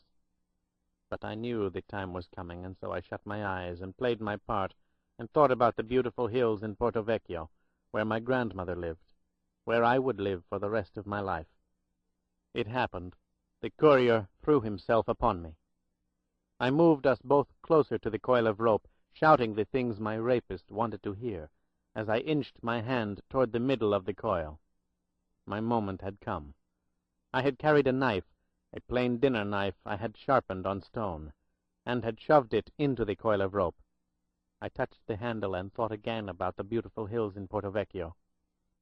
And as that scum lay naked on top of me, I raised the knife behind him and plunged it into his back. He screamed and tried to raise himself, but the wound was too deep. I pulled it out and brought it down again, and again, and again. And, oh, Mother of Christ, again and again. I could not stop killing. She had said it, and now she cried uncontrollably. Schofield held her, stroking her hair, saying nothing, for there was nothing he could say that would ease the pain. Finally, the terrible control she forced upon herself returned. "It had to be done. You understand that, don't you?" Bray said. She nodded. "Yes." "He didn't deserve to live. That's clear to you, isn't it?" "Yes." "That's the first step, Antonia. You've got to accept it. We're not in a court of law where lawyers can argue philosophies. For us, it's cut and dried. It's a war, and you kill because if you don't, someone will kill you." She breathed deeply, her eyes roaming over his face, her hand still in his. "You are an odd man. You say the right words, but I have the feeling you don't like saying them." "I don't. I do not like what I am. I did not choose my life. It fell down upon me. I am in a tunnel deep in the earth, and I cannot get out. The right words are a comfort, and most of the time I need them for my sanity." Bray squeezed her hand. "What happened after?" "After I killed the courier?" "After you killed the animal who raped you. Who would have killed you?" "Grazie ancora," said Antonia. "I dressed in his clothes, rolled up the trousers, pushing my hair into the cap, and filling out the large jacket with what was left of my dress. I made my way up to the deck. The sky was dark, but there was light on the pier. Dock workers, who were walking up and down the gangplank, carried boxes like an army of ants. It was simple. I got in line and walked off the ship. "Very good," said Schofield, meaning it. It was not difficult, except when I first put my foot on the ground. Why, what happened? I wanted to scream. I wanted to shout and laugh and run off the pier, yelling to everyone that I was free. Free! The rest was very easy. The courier had been given money. It was in his trousers pocket. It was more than enough to get me to Genoa, where I bought clothes and a ticket on the plane to Corsica. I was in Bastia by noon the next day. And from there to Porto Vecchio? Yes. Free. Not exactly. God knows the prison was different, but you were still a prisoner. Those hills were your cell. Antonia looked away. I would have been happy there for the rest of my life. Since I was a child, I loved the valley and the mountains. "Keep the memories," said Bray. "Don't try to go back." She turned her head toward him. "You said one day I could. Those men must pay for what they did. You yourself agreed to that." "I said I hoped they would. Maybe they will, but let others do the work, not you. Someone would blow your head off if you stepped foot in those hills." Schofield released her hand and brushed away the strands of dark hair that had fallen over her cheek when she turned so abruptly to him. Something disturbed him. He was not sure what it was. Something was missing. A quantum jump had been made, a step omitted. "I know it's not fair to ask you to talk about it, but I'm confused. These drug runs, how are they mounted?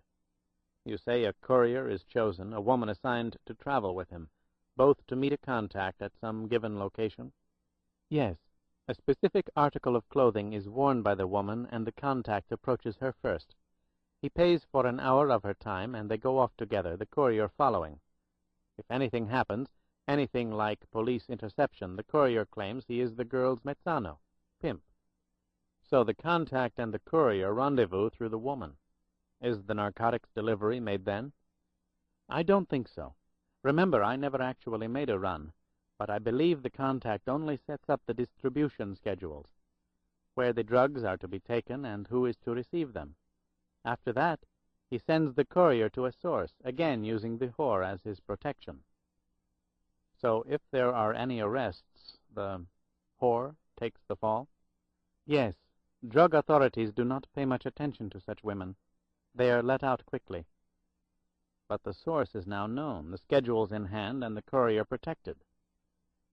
What was it? Bray stared at the wall, trying to sort out the facts, trying to spot the omission that bothered him so. Was it in the pattern? "Most of the risks are reduced to the minimum," said Antonia. "Even the delivery runs are made in such a way that the merchandise can be abandoned at a moment's notice. At least, that's what I gathered from the other girls."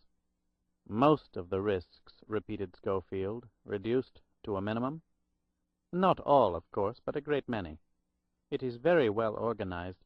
Each step has a means to escape built in." "Organized? Escape?" "Organized. That was it. Minimum risks, maximum returns. It was the pattern, the entire pattern. It went back to the beginning, to the concept itself. Antonia, tell me, where did the contacts come from? How did they reach the brigades in the first place?" "The brigades make a great deal of money from narcotics. The drug market is its main source of income. But how did it start? When?" "A few years ago, when the brigades began to expand." "It didn't just happen. How did it happen?" "I can only tell you what I heard. A man came to the leaders. Several were in jail. He told them to find him when they got out on the streets again. He could lead them to large sources of money that could be made without the heavy risks involved in robbery and kidnapping." "In other words," said Schofield, thinking rapidly as he spoke, "he offered to finance them in a major way with minor effort. Teams of 2 people going out for 3 or 4 weeks and returning with something like 9 million lire. $70,000 for a month's work. Minimum risk, maximum return. Very few personnel involved." "Yes. In the beginning, the contacts came from him, that man. They, in turn, led to others. As you say, it does not take many people, and they bring in large amounts of money. So the brigades can concentrate on their true calling, completed Bray sardonically. The disruption of the social order. In a single word, terrorism. He got up from the bed. That man who came to see the leaders in jail, did he stay in touch with them? She frowned. Again, I can only tell you what I heard. He was never seen after the second meeting. I'll bet he wasn't. Every negotiation always 5 times removed from the source. A geometric progression, no single line to retrace. That's how they do it. Who? The Matarese. Antonia stared at him. Why do you say that? Because it's the only explanation. Serious dealers in narcotics wouldn't touch maniacs like the brigades. It's a controlled situation, a charade mounted to finance terrorism, so the Matarese can continue to finance the guns and the killing. In Italy, it's the Red Brigades. In Germany, Bader Meinhof. In Lebanon, the PLO. In my country, the Minutemen and the Weathermen, the Ku Klux Klan and the JDL and all the goddamn fools who blew up banks and laboratories and embassies. Each financed differently, secretly. All pawns for the Matarese, maniacal pawns, and that's the scary thing. The longer they're fed, the bigger they grow, and the bigger they grow, the more damage they do. He reached for her hand, aware that he had done so only after they had touched. You are convinced, aren't you, that it's happening? Now more than ever. You just showed me how one small part of the whole is manipulated. I knew, or thought I knew, it was being manipulated, but I didn't know how. Now I do, and it doesn't take much imagination to think of variations. It's a guerrilla war with 1,000 battlegrounds, none of them defined. Antonia lifted his hand, as though reassuring herself it was there, freely given. And then her dark brown eyes shifted to his, suddenly questioning. You talk as if this were new to you, this war. Surely that's not so. You're an intelligence officer. I was, corrected Bray, not any more. That doesn't change what you know. You said to me only a moment ago that certain things must be accepted, that courts and avvocati had no place, that one killed in order not to be killed oneself. Is this war so different now? More than I can explain, answered Schofield, glancing up at the white wall. We were professionals, and there were rules, most of them our own, most harsh. But there were rules, and we abided by them. We knew what we were doing. Nothing was pointless. I guess you could say we knew when to stop. He turned back to her. These are wild animals let loose in the streets. They have no rules. They don't know when to stop, and those who are financing them never want them to learn. Don't fool yourself. They're capable of paralyzing governments. Bray caught himself, his voice trailing off. He heard his own words, and they astonished him. He had said it. In a single phrase he had said it. It was there all the time, and neither he nor Telenyakov had seen it. They had approached it, circled it, used words that came close to defining it, but they had never clearly faced it. They're capable of paralyzing governments. When paralysis spreads, control is lost, all functions stop. A vacuum is created for a force not paralyzed to move into the host and assume control. You will inherit the earth. You will have your own again.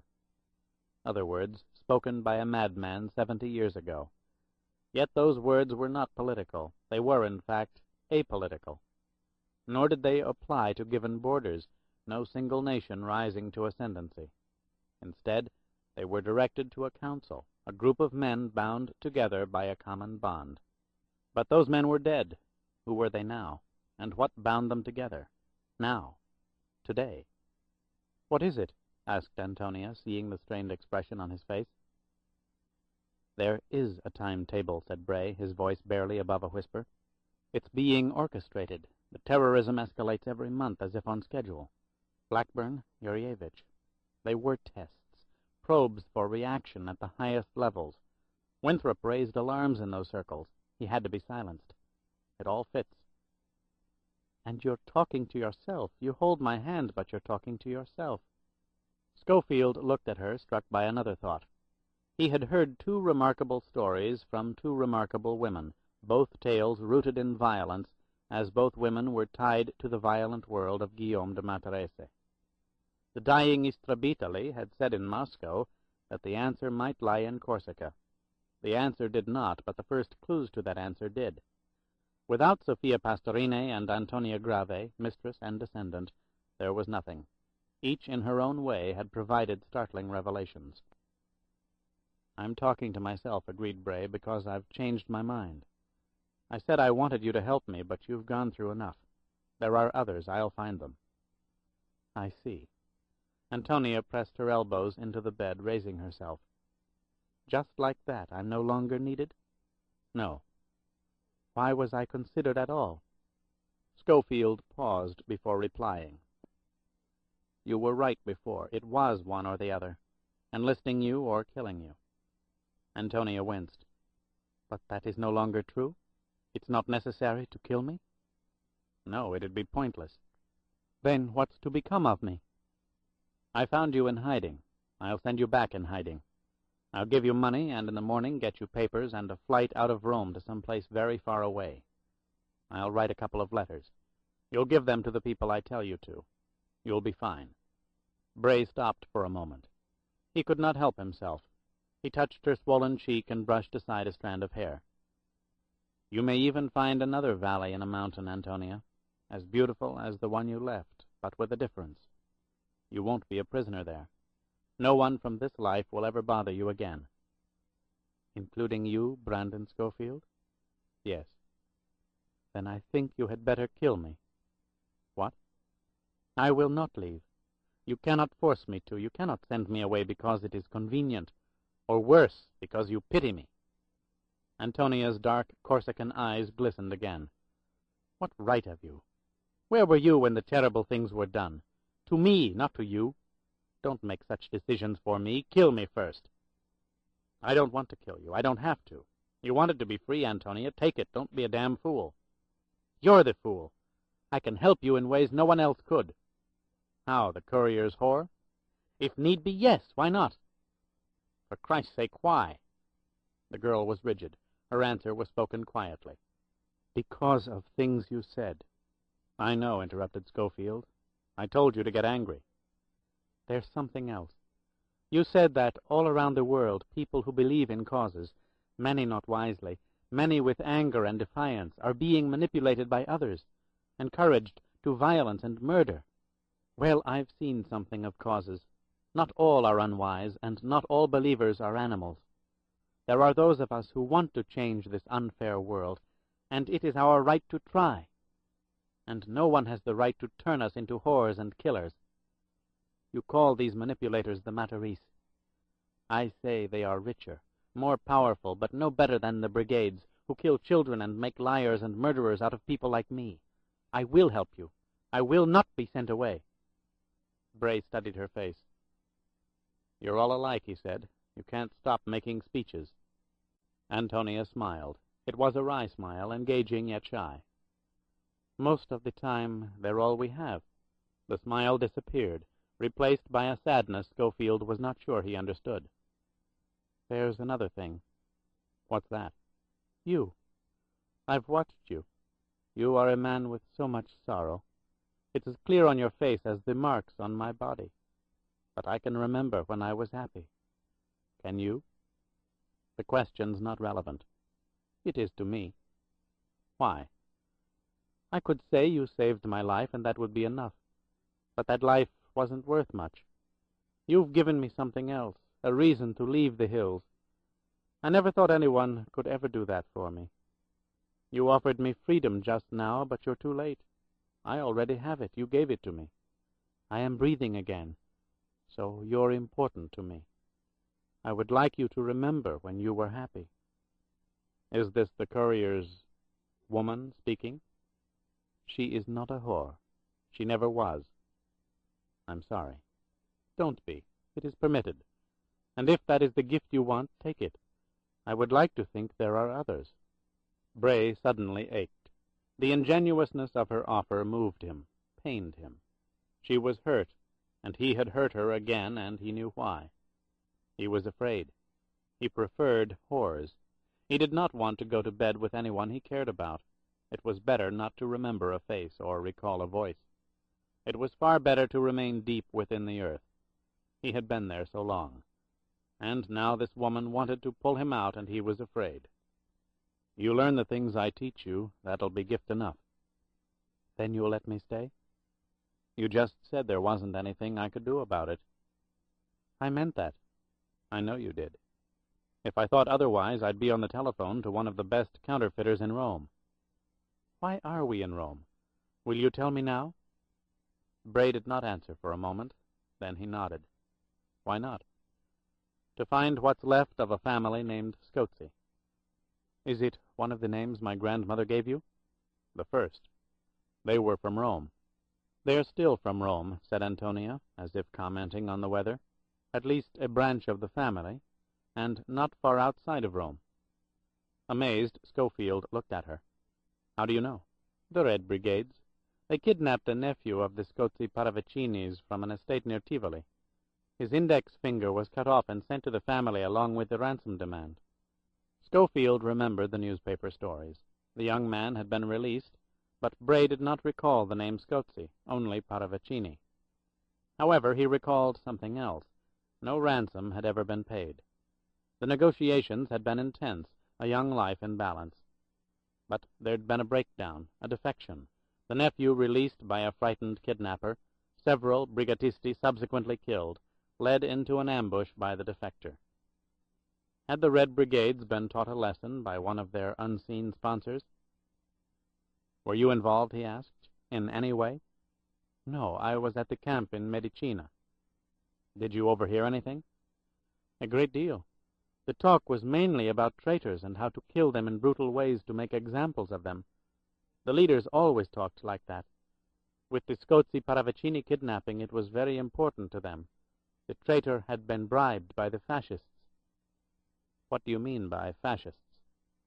"A banker who represented the Scozzis years ago. The Paravicini interests authorized payment."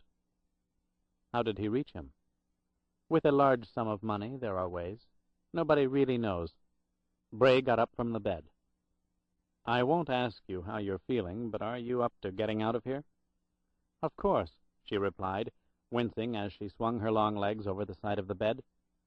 The pain struck her. A sharp intake of breath followed. She remained still for a moment. Schofield held her shoulders.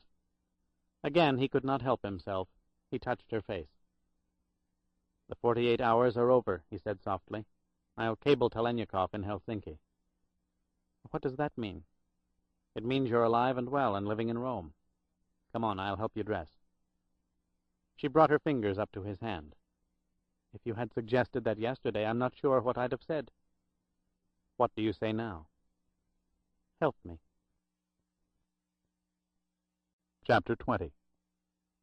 There was an expensive restaurant on the Via Frascati owned by the three Crispi brothers, the oldest of whom ran the establishment with the perceptions of an accomplished thief and the eyes of a hungry jackal, both masked by a cherubic face and a sweeping ebullience. Most who inhabited the velvet lairs of Rome's dolce vita adored Crispi, for he was always understanding and discreet, the discretion more valuable than the sympathy. Messages left with him were passed between men and their mistresses, wives and their lovers, the makers and the maid. He was a rock in the sea of frivolity, and the frivolous children of all ages loved him. Schofield used him. 5 years ago, when NATO's problems had reached into Italy, Bray had put his clamp on Crispi. The restaurateur had been a willing drone. Crispi was one of the men Bray had wanted to see before Antonia had told him about the Scozzi Paravicinis. Now it was imperative. If anyone in Rome could shed light on an aristocratic family like the Scozzi Paravicinis, it was the effusive crown prince of foolishness that was Crispi. They would have lunch at the restaurant on the Via Frascati. An early lunch for Rome, considered Schofield, putting down his coffee and looking at his watch. It was barely noon, the sun outside the window warming the sitting-room of the hotel suite, the sounds of traffic floating up from the Via Veneto below. The doctor had called the Excelsior and made the arrangements shortly past midnight, explaining confidentially to the manager that a wealthy patient was in sudden need of quarters, confidentially.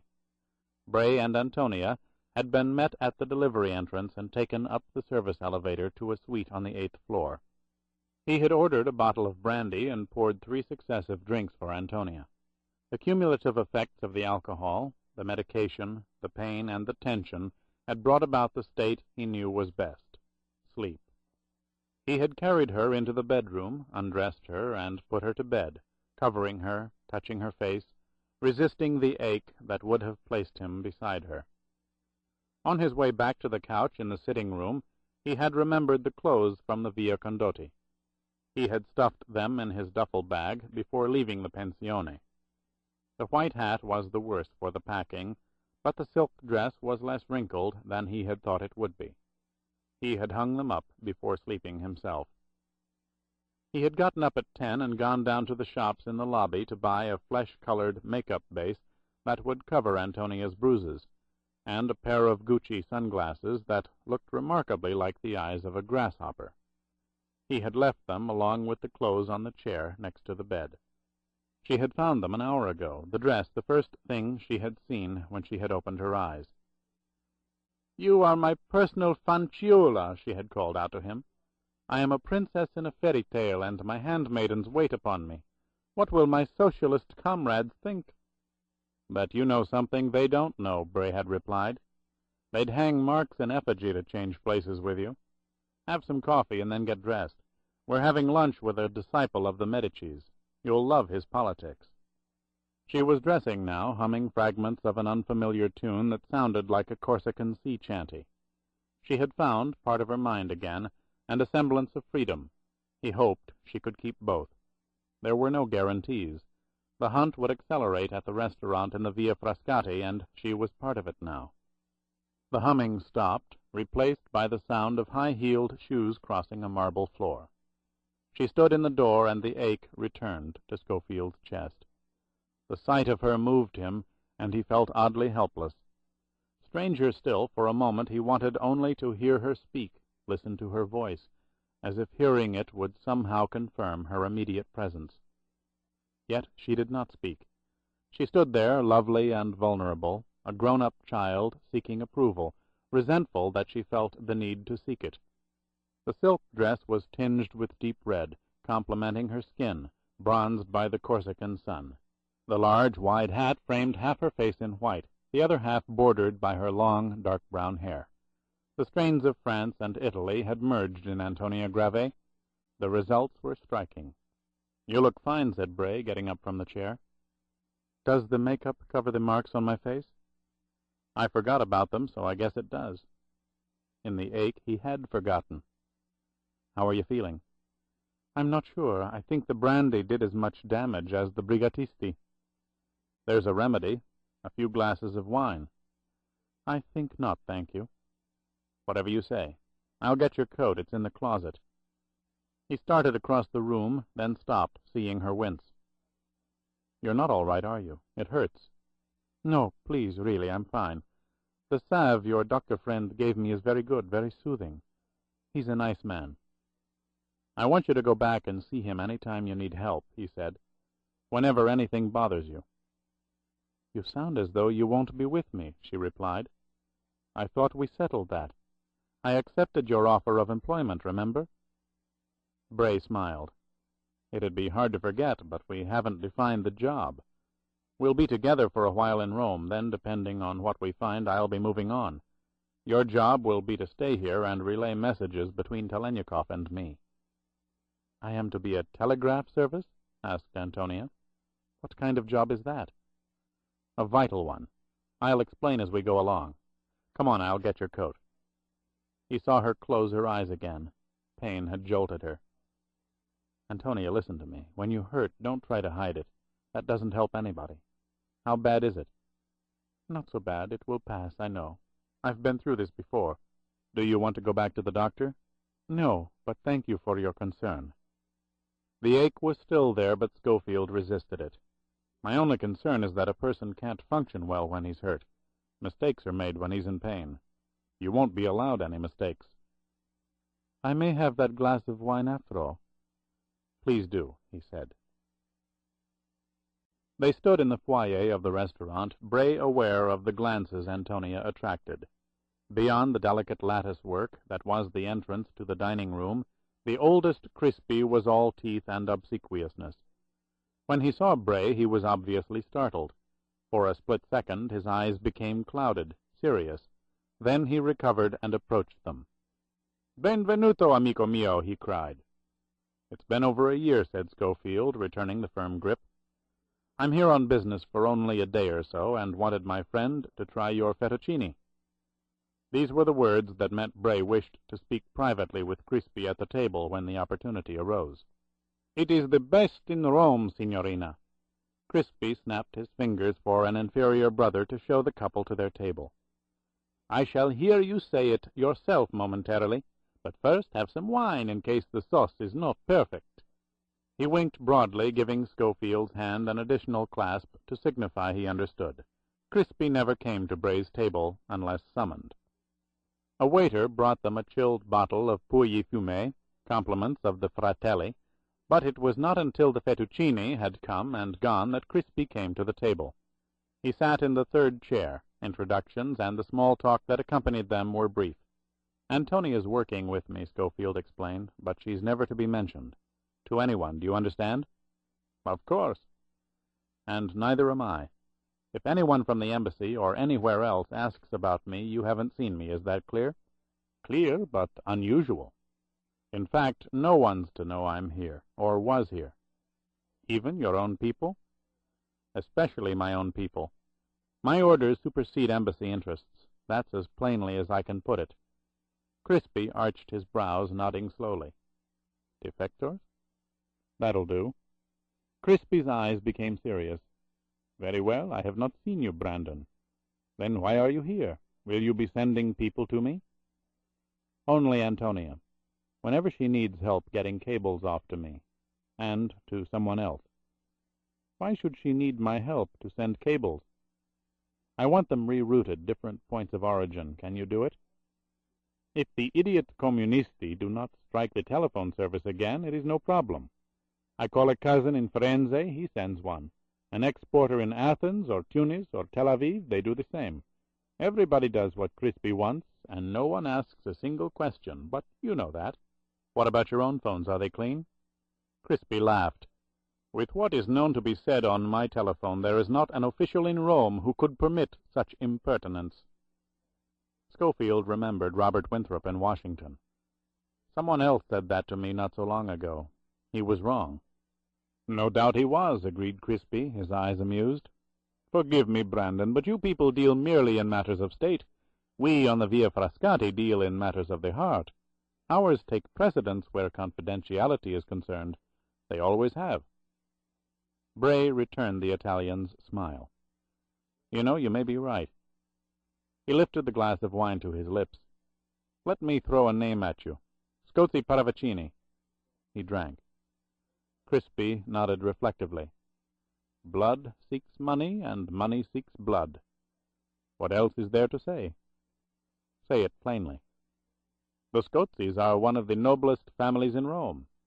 The venerable Contessa to this day is chauffeured in her restored Bugatti up the Veneto, her children pretenders to thrones long since abandoned. Unfortunately, all they had were their pretensions, not 1,000 lire between them. The Paravicinis had money, a great deal of money, but not a drop of decent blood in their veins. It was a marriage made in the heavenly courts of mutual convenience." "Whose marriage?" "The Contessa's daughter to Signor Bernardo Paravicini. It was a long time ago, the dowry a number of millions, and gainful employment for her son, the Count. He assumed his father's title." "What's his name?" "Guillermo, Count Guillermo Scozzi." "Where does he live?" "Wherever his interests, financial and otherwise, take him. He has an estate near his sister's in Tivoli, but I don't think he's there very often." "Why do you ask? Is he connected with defectors?" "It's hardly likely." "He may not be aware of it. It could be he's being used by people who work for him." "Even more unlikely. Beneath his charming personality there's the mind of a Borgia. Take my word for it." "How do you know that?" "I know him," said Crispy, smiling. "He and I are not so different. Bray leaned forward.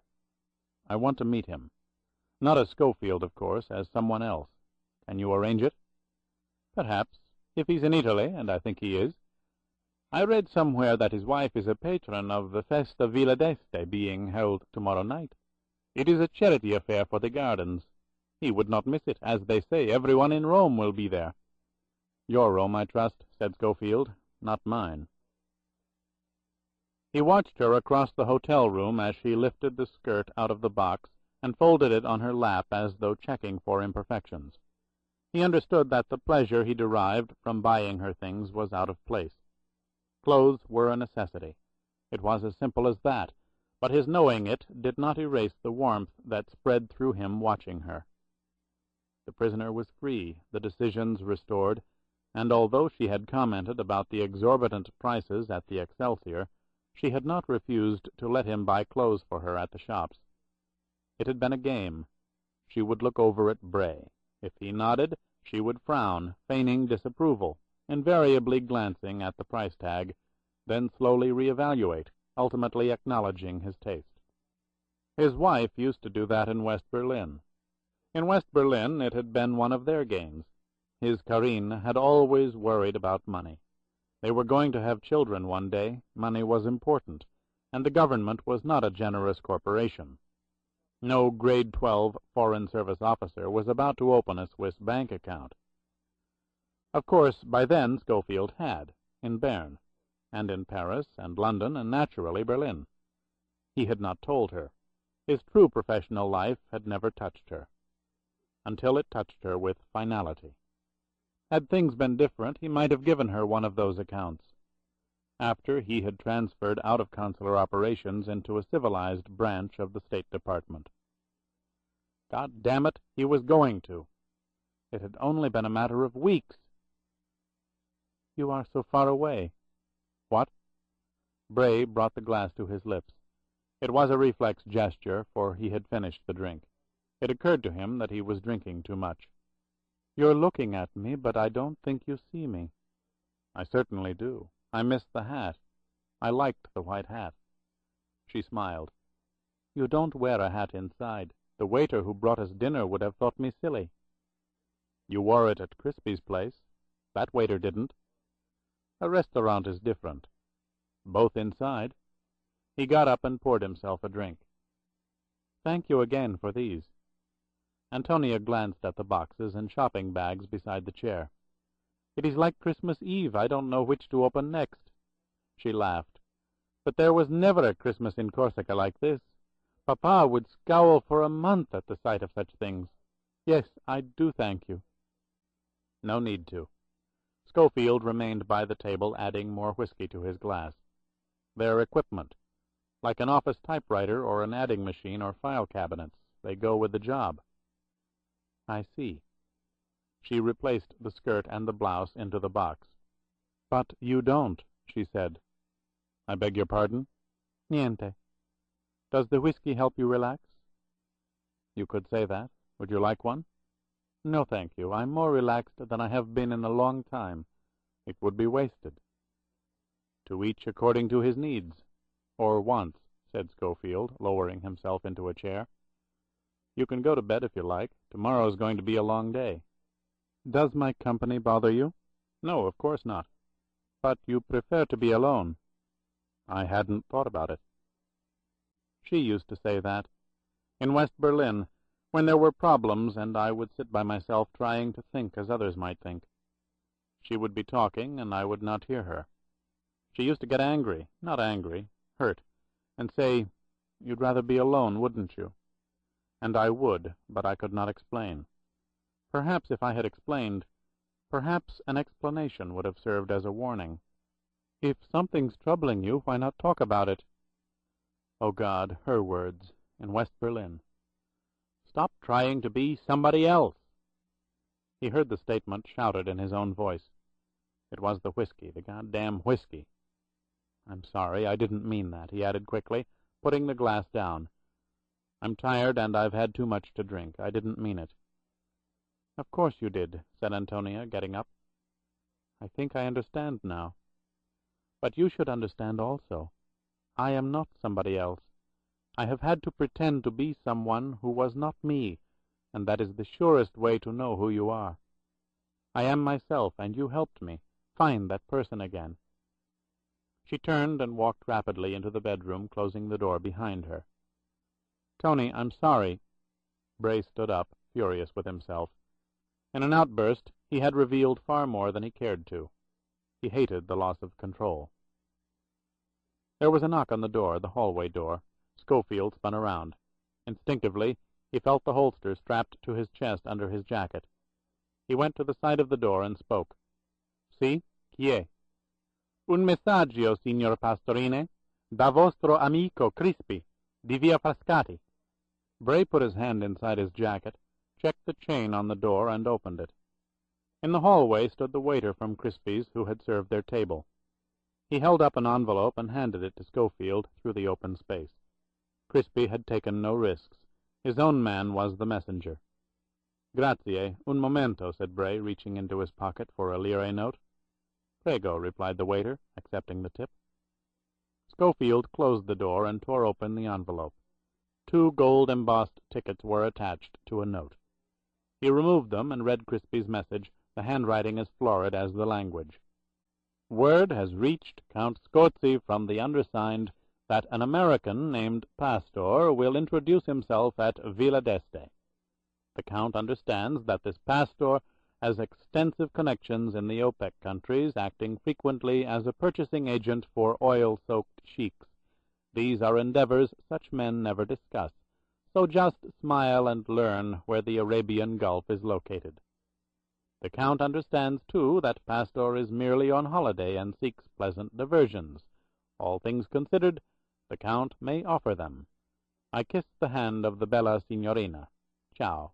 Crispi." Bray smiled. Crispi was right. No one who performed middleman services for the sheiks ever discussed those services. Profiles were kept excessively low because the stakes were excessively high. He would talk of other things with Count Guillermo Scorzi. He heard the latch turn on the bedroom door.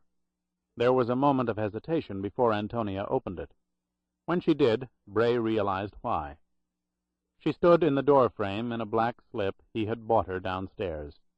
She had removed her brassiere, her breasts swelling against the sheer silk, her long legs outlined below in opaque darkness. She was barefoot, the bronzed skin of her calves and ankles in perfect concert with her arms and face. Her lovely face, striking yet gentle, with the dark eyes that held his without wavering, without judgment. "You must have loved her very much," she said. "I did. It was a long time ago." "Not long enough, apparently. You called me Tony. Was that her name?" "No." "I'm glad. I would not wish to be mistaken for someone else." "You made that clear. It won't happen again." Antonia was silent, remaining motionless in the doorway, her eyes still without judgment. When she spoke, it was a question. "Why do you refuse yourself?" "I'm not an animal in the hold of a freighter." "We both know that. I've seen you look at me, then look away as though it were not permitted. You're tense, but you seek no release." "If I want that kind of release, I know where to find it." "I offer it to you." "The offer will be taken under consideration." "Stop it!" cried Antonia, stepping forward. "You want a whore? Then think of me as a courier's whore." "I can't do that." "Then don't look at me the way you do. A part of you with me, another far away. What do you want?" "Please don't do this. Leave me where I was, deep in the earth, comfort in the darkness. Don't touch me, for if you do, you die. Can't you understand that? Men will call you across a barrier, and they will kill you. Leave me with whores, professionals, as I am a professional. We know the rules. You don't." She stood in front of him. He had not seen her come to him. She was simply there. He looked down at her, her face tilted up to his, her eyes close, her tears near, her lips parted. Her whole body was trembling. She was gripped by fear. The scars had been torn away. He had ripped them because she had seen the ache in his eyes. She could not erase his pain. What made her think he could erase hers? And then, as if she were reading his thoughts, she whispered again, "If you loved her so much, love me a little. It may help." She reached up to him, her hands cupping his face, her lips inches from his, the trembling no less for the nearness. He put his arms around her. Their lips touched, and the ache was released. He was drawn into a wind. He felt his own tears well up in his eyes and roll down his cheeks, mingling with hers. He let his hands fall down her back, caressing her, pulling her to him, holding her. Please, closer, the moisture of her mouth arousing him, replacing the ache of pain with the ache of wanting her beside him. He swept his hand around to her breast. She pulled her own hand down and pressed it over his, pushing herself against him, revolving her body to the rhythm that infused them both. She pulled her mouth away. "Take me to bed. In the name of God, take me, and love me. Please love me a little." "I tried to warn you," he said. "I tried to warn us both." He was coming out of the earth, and there was sunlight above. Yet in the distance there was the darkness still, and fear. He felt it sharply. But for the moment he chose to remain in the sunlight, if only for a while, with her. Chapter 21. The magnificence of the Villa d'Este was not lost in the chill of the evening. The floodlights had been turned on, and the banks of fountains illuminated. Thousands of cascading streams caught in the light as they arced in serrated ranks down the steep inclines.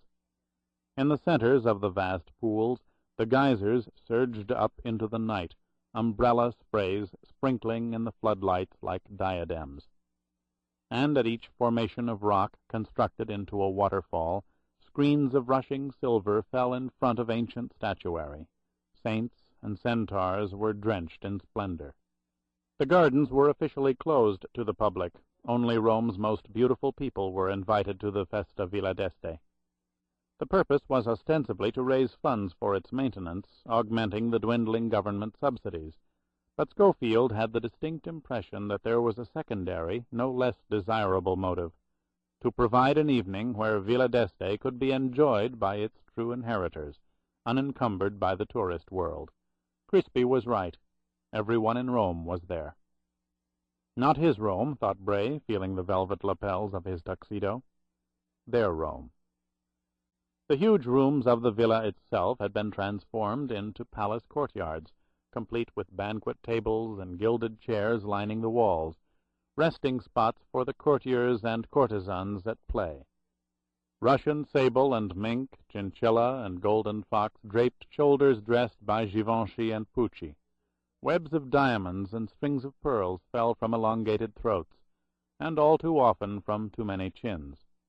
Slender cavalieri, dashing in their scarlet cummerbunds and graying temples, coexisted with squat, bald men who held cigars and more power than their appearances might signify.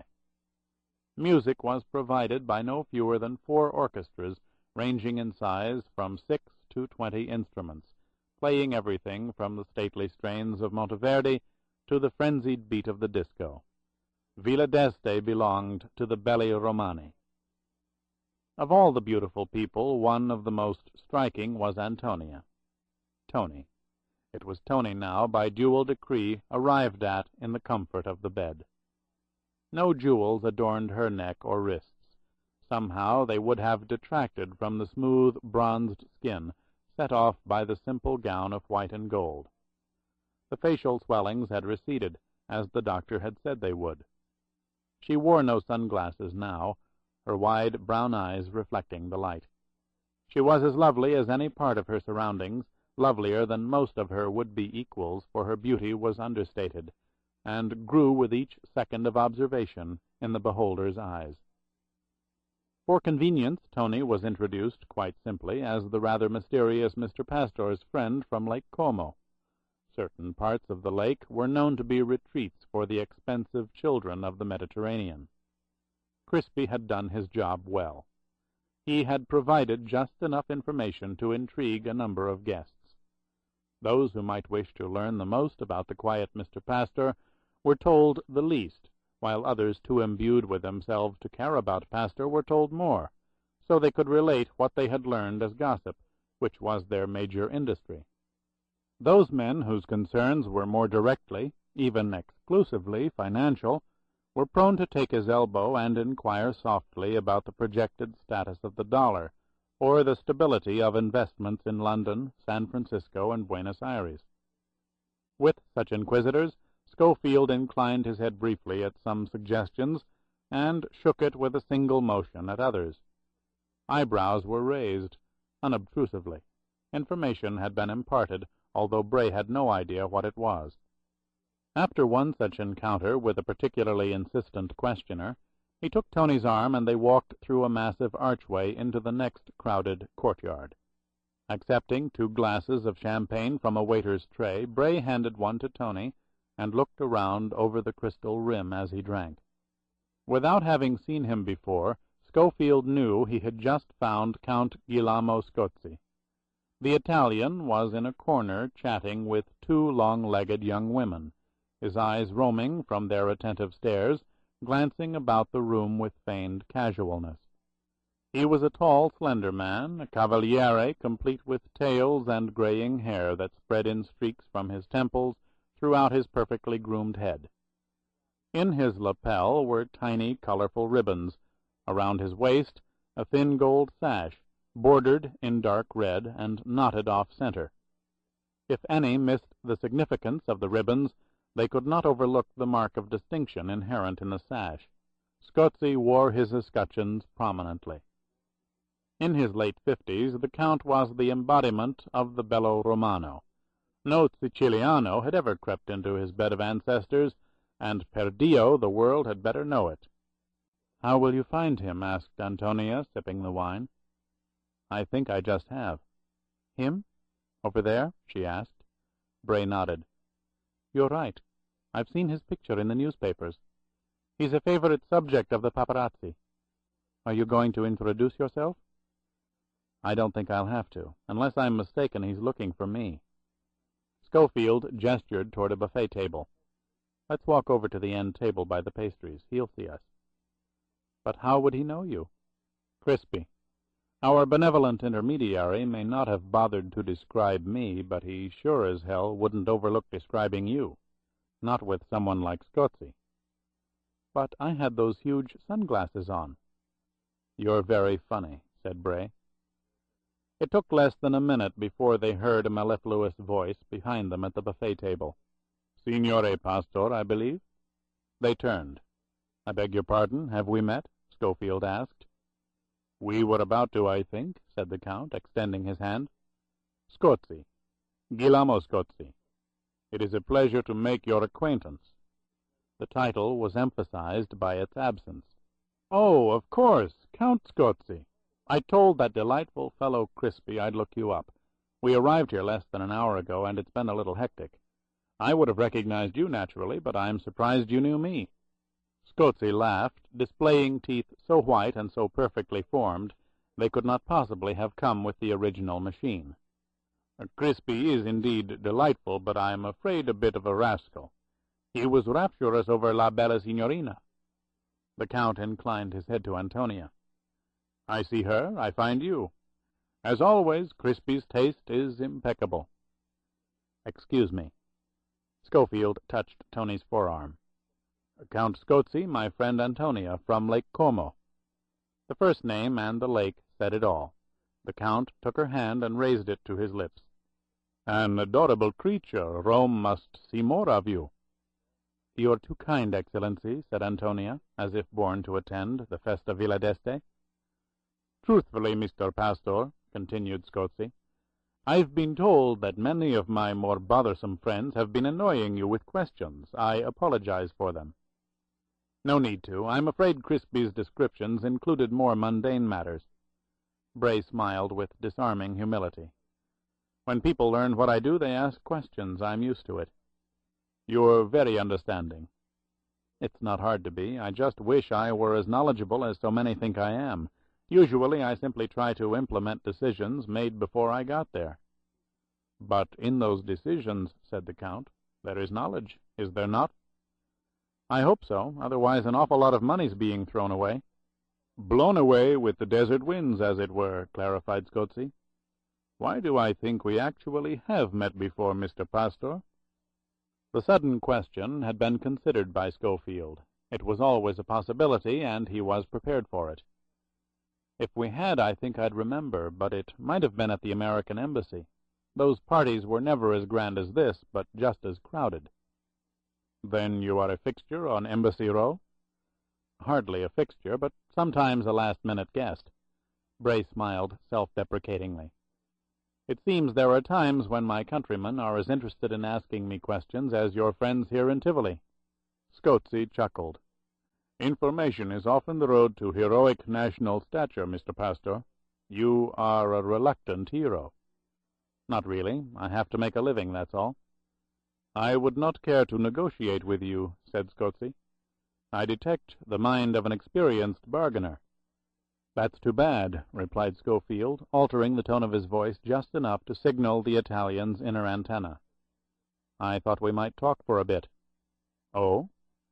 The Count glanced at Antonia. "But we bore the bella signorina."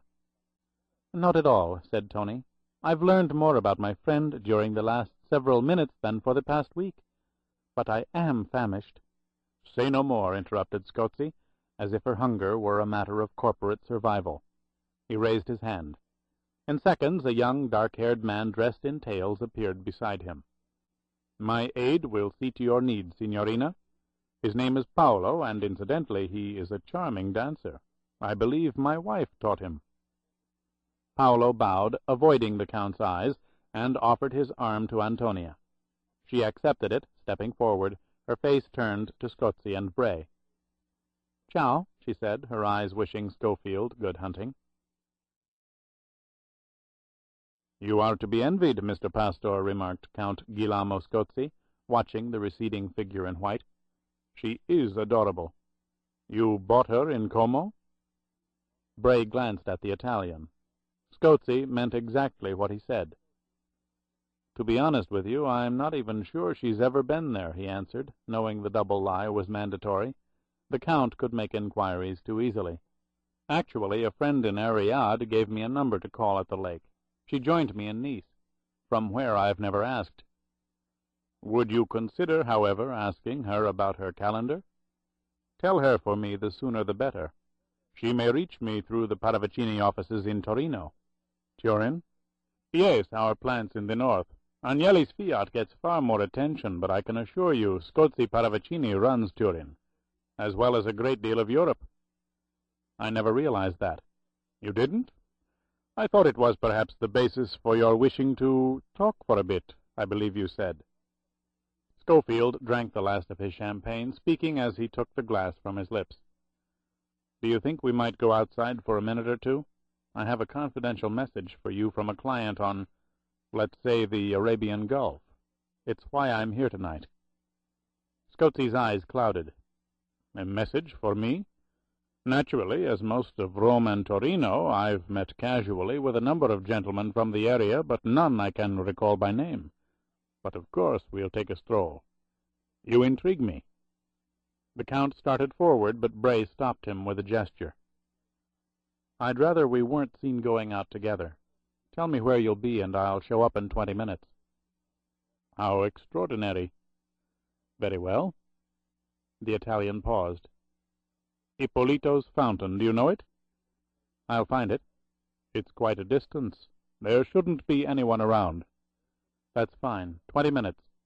Schofield nodded. Both turned and walked away in opposite directions through the crowd. There were no floodlights at the fountain or sounds of disturbance as a man crawled around the rocks and walked silently through the foliage. Bray was taking no chances that Scotsy had stationed aides in the vicinity. If he had, Schofield would have sent a message to the Italian, naming a second immediate rendezvous. They were alone, or would be in a matter of minutes. The Count was strolling down the path toward the fountain. Bray doubled back through a weed-filled garden, emerging on the path 50 feet behind Scotsy. He cleared his throat the moment Scotsy reached the waist-high wall of the fountain's pool. The Count turned. There was just enough light from the terraces above for each to see the other. Schofield was bothered by the darkness. Scotsy could have chosen any number of places more convenient, less filled with shadows. Bray did not like shadows. "Was it necessary to come down this far?" he asked. "I wanted to see you alone, but I hadn't figured on walking halfway back to Rome." "Nor had I, Mr. Pastor, until you made the statement that you did not care to have us seen leaving together. It brought to my mind the obvious. It is perhaps not to my advantage to be seen talking in private with you. You are a broker for the sheiks. Why should that bother you? Why did you wish to leave separately?" Scotsy had a quick mind, bearing out Crispy's allusion to a Borgia mentality. "A matter of being too obvious, I'd say. But if someone wandered down here and saw us, that would also be too obvious. There's a middle ground, a casual encounter in the gardens, for example." "You have the encounter, and no one will see us," said the Count. "There is only one entrance to the fountain of Ippolito. It is 40 meters behind us. I have an aide standing there. Guillermo Scotsy has been known to stroll with a companion of his choice down, if you will, a primrose path. At such times he does not care to be disturbed. Does my doing what I do call for those precautions?" The Count raised his hand. "Remember, Mr. Pastor, Scotsy Paravicini deals throughout all Europe and both Americas. We look constantly for new markets, but we do not look for Arab capital. It is highly suspect. Barriers are being erected everywhere to prevent its excessive infusion. We would not care to be so scrutinized. Jewish interests in Paris and New York alone could cost us dearly." "What I have to say to you has nothing to do with Scotsy Paravicini," said Schofield. "It concerns the Scotsy part, not the Paravicini." "You allude to a sensitive area, Mr. Pastor. Please be specific." "You are the son of Count Alberto Scotsy, aren't you?" "It is well known, as are my contributions to the growth of Paravicini Industries. The significance of the corporate conversion to the name of Scotsy Paravicini is, I trust, not lost on you?" "It isn't, but even if it were, it doesn't matter. I'm only a go-between, supposedly the first of several contacts, each further removed from the next. As far as I'm concerned, I ran into you casually at a charity affair in Tivoli. We never had this talk." "Your message must indeed be dramatic. Who sends it?" It was Bray's turn to raise his hand. "Please. As we understand the rules, identities are never specific at the first conference. Only a geographical area and a political equation that involves hypothetical antagonists." Scotsy's eyes narrowed. The lids fell in concentration. "Go on," he said. "Your account, so I'll bend the rules a bit. Let's say there's a prince living in a sizable country, a sheikdom, really, on the Gulf. His uncle, the king, is from another era. He's old and senile, but his word is law, just as it was when he led a Bedouin tribe in the desert. He's squandering millions with bad investments, depleting the sheikdom's resources, taking too much out of the ground too quickly. This hypothetical prince would like him removed, for everyone's good. He appealed to the council through the son of Alberto Scotsy, named for the Corsican padrone Guillaume. That's the message. Now I'd like to speak for myself." "Who are you?" asked the Italian, his eyes now wide. "Who sent you?" "Let me finish," said Bray quickly. He had to get past the initial jolt, jump to a second plateau. "As an observer of this hypothetical equation, I can tell you it's reached a crisis. There isn't a day to lose. The prince needs an answer, and, frankly, if I bring it to him, I'll be a much richer man for it. You, of course, can name the council's price. And I can tell you that 50 million American is not out of the question." 50 million! It worked. The second plateau was reached. Even for a man like Guillermo Scotsy, the amount was staggering. His arrogant lips were parted in amazement. It was the moment to complicate, to stun again. "The sum is conditional, of course. It's a maximum figure that presumes an immediate answer, eliminating subsequent contracts, and delivery of the package within 7 days. It won't be easy. The old man is guarded day and night by Sabati. They're a collection of mad dogs who—" Schofield paused. "But then I don't have to tell you about anything related to Hassan ibn al-Sabah, do I? From what I gather, the Corsican drew on him pretty extensively. At any rate, the prince suggests a programmed suicide." "Enough," whispered Scozi. "Who are you, Pastor? Is the name to mean something to me? Pastor? Priest? Are you a high priest sent to test me?" The Italian's voice rose stridently. "You talk of things buried in the past. How dare you?" "I'm talking about 50 million American dollars. And don't tell me or my client about things buried. His father was buried with his throat slit from chin to collarbone by a maniac sent by the council. Check your records, if you keep them. You'll find it. My client wants his own back again, and he's willing to pay roughly 50 times what his father's brother paid." Bray stopped for a moment and shook his head in disapproval and sudden frustration. "This is crazy. I told him for less than half the amount I could buy him a legitimate revolution, sanctioned by the United Nations. But he wants it this way, with you. And I think I know why. He said something to me. I don't know if it's part of his message, but I'll deliver it anyway. He said, 'The way of the Matarese is the only way. They'll see my faith.' He wants to join you." Guillermo Scozi recoiled. His legs were pressed against the wall of the fountain, his arms rigidly at his side. "What right have you to say these things to me? You're insane, a madman. I don't know what you're talking about." "Really? Then we've got the wrong man. We'll find the right one. I'll find him. We were given the words. We know the response." "What words?" "Per nostro—" Schofield let his voice trail off, his eyes riveted on Scozi's lips in the dim light. Involuntarily the lips parted.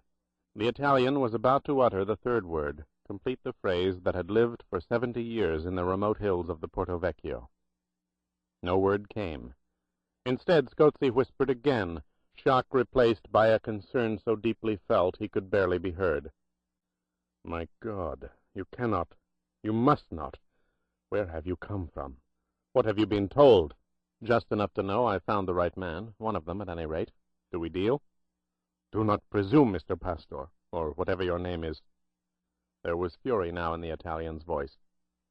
"Pastor'll do. All right, I've got my answer. You pass. I'll tell my client." Bray turned. "Alto!" "Perché? Che cosa?" Schofield spoke over his shoulder without moving. "Your Italian is very quick, very fluent." "So are several other languages. It helps when you travel a lot." "I travel a lot. What do you want?" "You will stay here until I say you may leave." "Really?" said Schofield, turning to face Scozi again. "What's the point? I've got my answer." "You will do as I tell you. I have only to raise my voice, and an aide will be beside you, blocking any departure you may consider." Bray tried to understand. This powerful consigliere could deny everything. He had, after all, said nothing, and have a strange American followed. Or he could call for help. Or he might simply walk away himself and send armed men to find him. He could do any of these things. He was part of the Matarese. The admission was in his eyes, but he chose to do none of them. Then Schofield thought he did understand. Guillermo Scozi, the quick-thinking industrial pirate with the Borgia mentality, was not sure what he should do. He was caught in a dilemma that suddenly had overwhelmed him. It had all happened too fast. He was not prepared to make a decision. So he made none. Which meant that there was someone else, someone nearby, accessible, who could. Someone at Villa d'Este that night. "Does this mean that you're reconsidering?" asked Bray. "It means nothing." "Then why should I stay? I don't think you should give orders to me. I'm not one of your Praetorians." "We don't deal. It's as simple as that." "It is not that simple." Scozi's voice rose again, fear more pronounced than anger now. "I say it is, and I say the hell with it," said Schofield, turning again. It was important that the Italian summon his unseen guard. Very important. Scozi did so. "Veni, presto!" Bray heard racing feet on the dark path. In seconds, a broad-shouldered, stocky man in evening clothes came running out of the shadows. "Sorveglia quest'uomo." The guard did not hesitate. He pulled out a short-barreled revolver, leveling it at Bray. Scozzi spoke, as if superimposing a control on himself, explaining the unnecessary. These are troubled times, Signore Pastore. All of us travel with these Praetorians you just mentioned. Terrorists are everywhere. The moment was irresistible. It was the instant to insert the final verbal blade. That's something you people should know about. Terrorists, I mean, like the brigades. Do the orders come from the shepherd boy? It was as though Scozzi had been struck by an unseen hammer. His upper body convulsed, fending off the blow, feeling its impact, trying to recover, but not sure it was possible. In the dim light, Schofield could see perspiration forming at the Italian's hairline, matting the perfectly groomed gray temples. His eyes were the eyes of a terrified animal. "Rimanere," he whispered to the guard, then rushed away up the dark path. Schofield turned to the man, looking afraid and speaking in Italian. "I don't know what this is all about any more than you do. I offered your boss a lot of money from someone, and he goes crazy. Christ, I'm just a salesman." The guard said nothing, but Bray's obvious fear relieved him. "Do you mind if I have a cigarette? Guns scare the hell out of me." "Go ahead," said the broad-shouldered man. It was the last thing he would say for several hours. Schofield reached into his pocket with his left hand, his right at his side, in shadow, under the guard's elbow. As he pulled out a pack of cigarettes, he shot his right hand up, clasping his fingers around the barrel of the guard's revolver, twisting hand and weapon violently in a counterclockwise motion.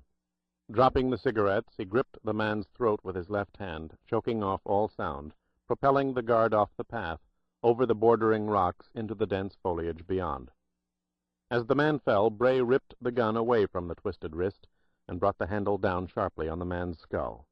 The guard went limp. Schofield pulled him farther into the weeds. No second could be wasted.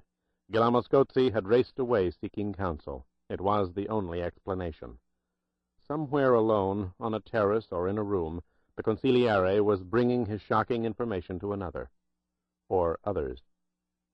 Bray ran up the path, keeping in the shadows as much as possible, slowing down to a rapid walk as he emerged on the plateau of terraces that fronted the final incline of steps into the villa itself. Somewhere just above, somewhere was the panicked Scozzi. To whom was he running? Who could make the decision this powerful, frightened man was incapable of making? Schofield took the steps rapidly, the guard's revolver in his trouser pocket, his Browning strapped to his chest beneath his tuxedo. He walked through the French doors into a crowded room. It was the courtyard, devoted anachronistically to the crashing sounds of the disco beat.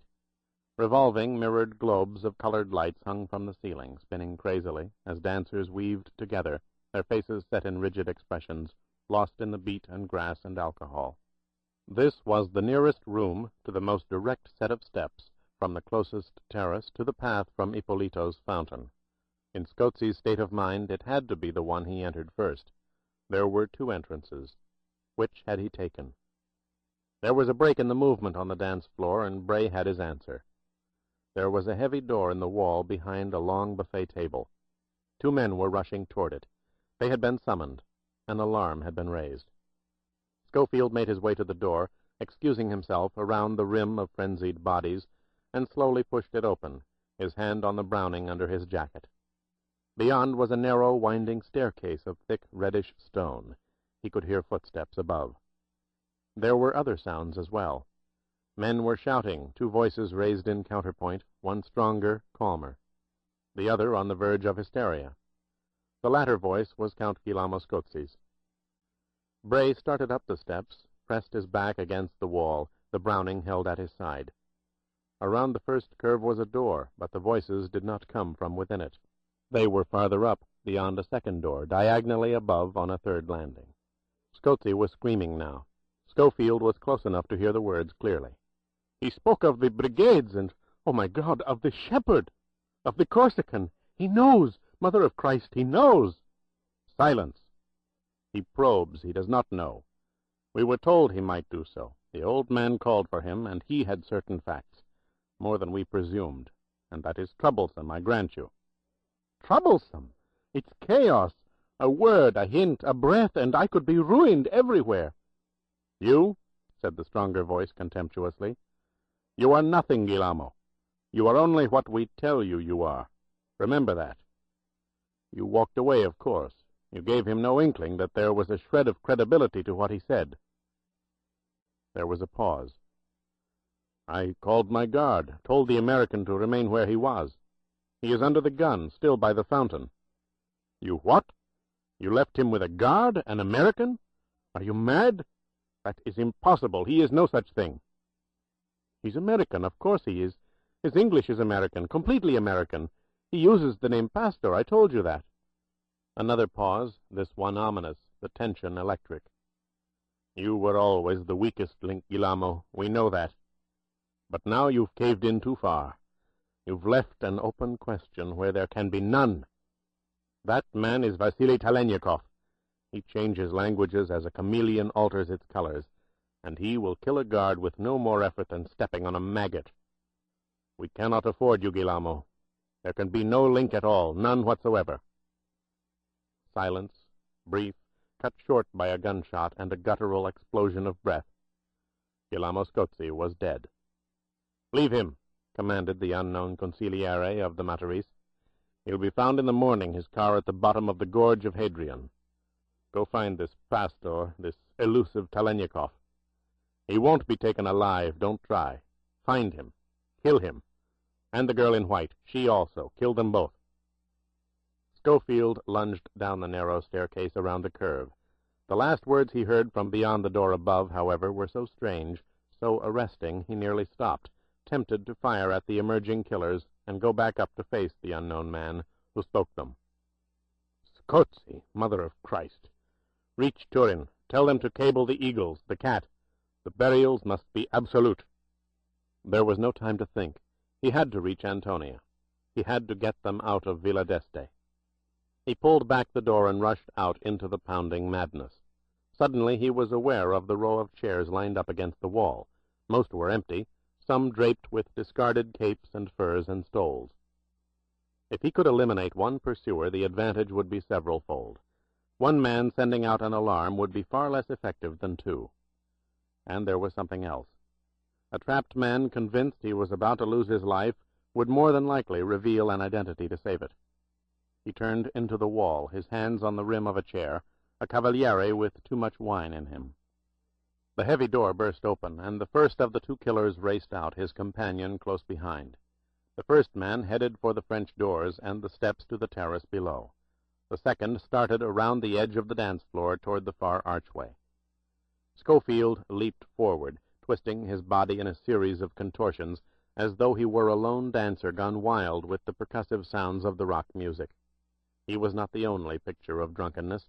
There were more than a few on the crowded dance floor. He reached the second man and threw his arm over a shoulder, clamping his hand on the holster beneath the jacket, immobilizing the weapon inside it by gripping the handle through the cloth, forcing the barrel into the man's chest. The Italian struggled. It was useless, and in seconds he knew it. Bray surged his right hand along the edge of the man's waist and dug his fingers into the base of the rib cage, yanking back with such force that the man screamed.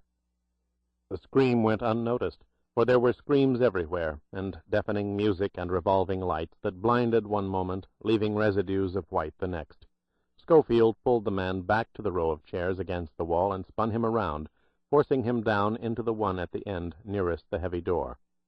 He plunged his fingers into the Italian's throat, his left hand now under the jacket, his fingers inching toward the trigger, the barrel still jammed into the man's flesh. He put his lips next to the killer's ear. "The man upstairs, who is he? Tell me, or your own gun will blow your lungs out. The shot won't even be heard in here. Who is he?" "No." The man tried to arch out of the chair. Bray sunk his kneecap into the rising groin, his fingers choking the windpipe. He pressed both, pain without release or relief. "I warn you, and it's final. Who is he?" Saliva poured out of the man's mouth, his eyes two circles of red webs, his chest heaving in surrender. He abandoned his cause, and he expelled the name in a strained whisper. "Paravicini!" Bray viced a last clamp on the killer's windpipe. The air to the lungs and the head was suspended for slightly more than 2 seconds. The man fell limp. Schofield angled him down over the adjacent chair, one more drunken bello romano. He turned and threaded his way through the narrow path between the row of chairs and the jagged line of fever-pitched dancers. The first man had gone outside. Bray could roam freely for a minute or two, but no longer. He pressed his way through the crowd in the entranceway and walked into a less frenzied gathering in the next room.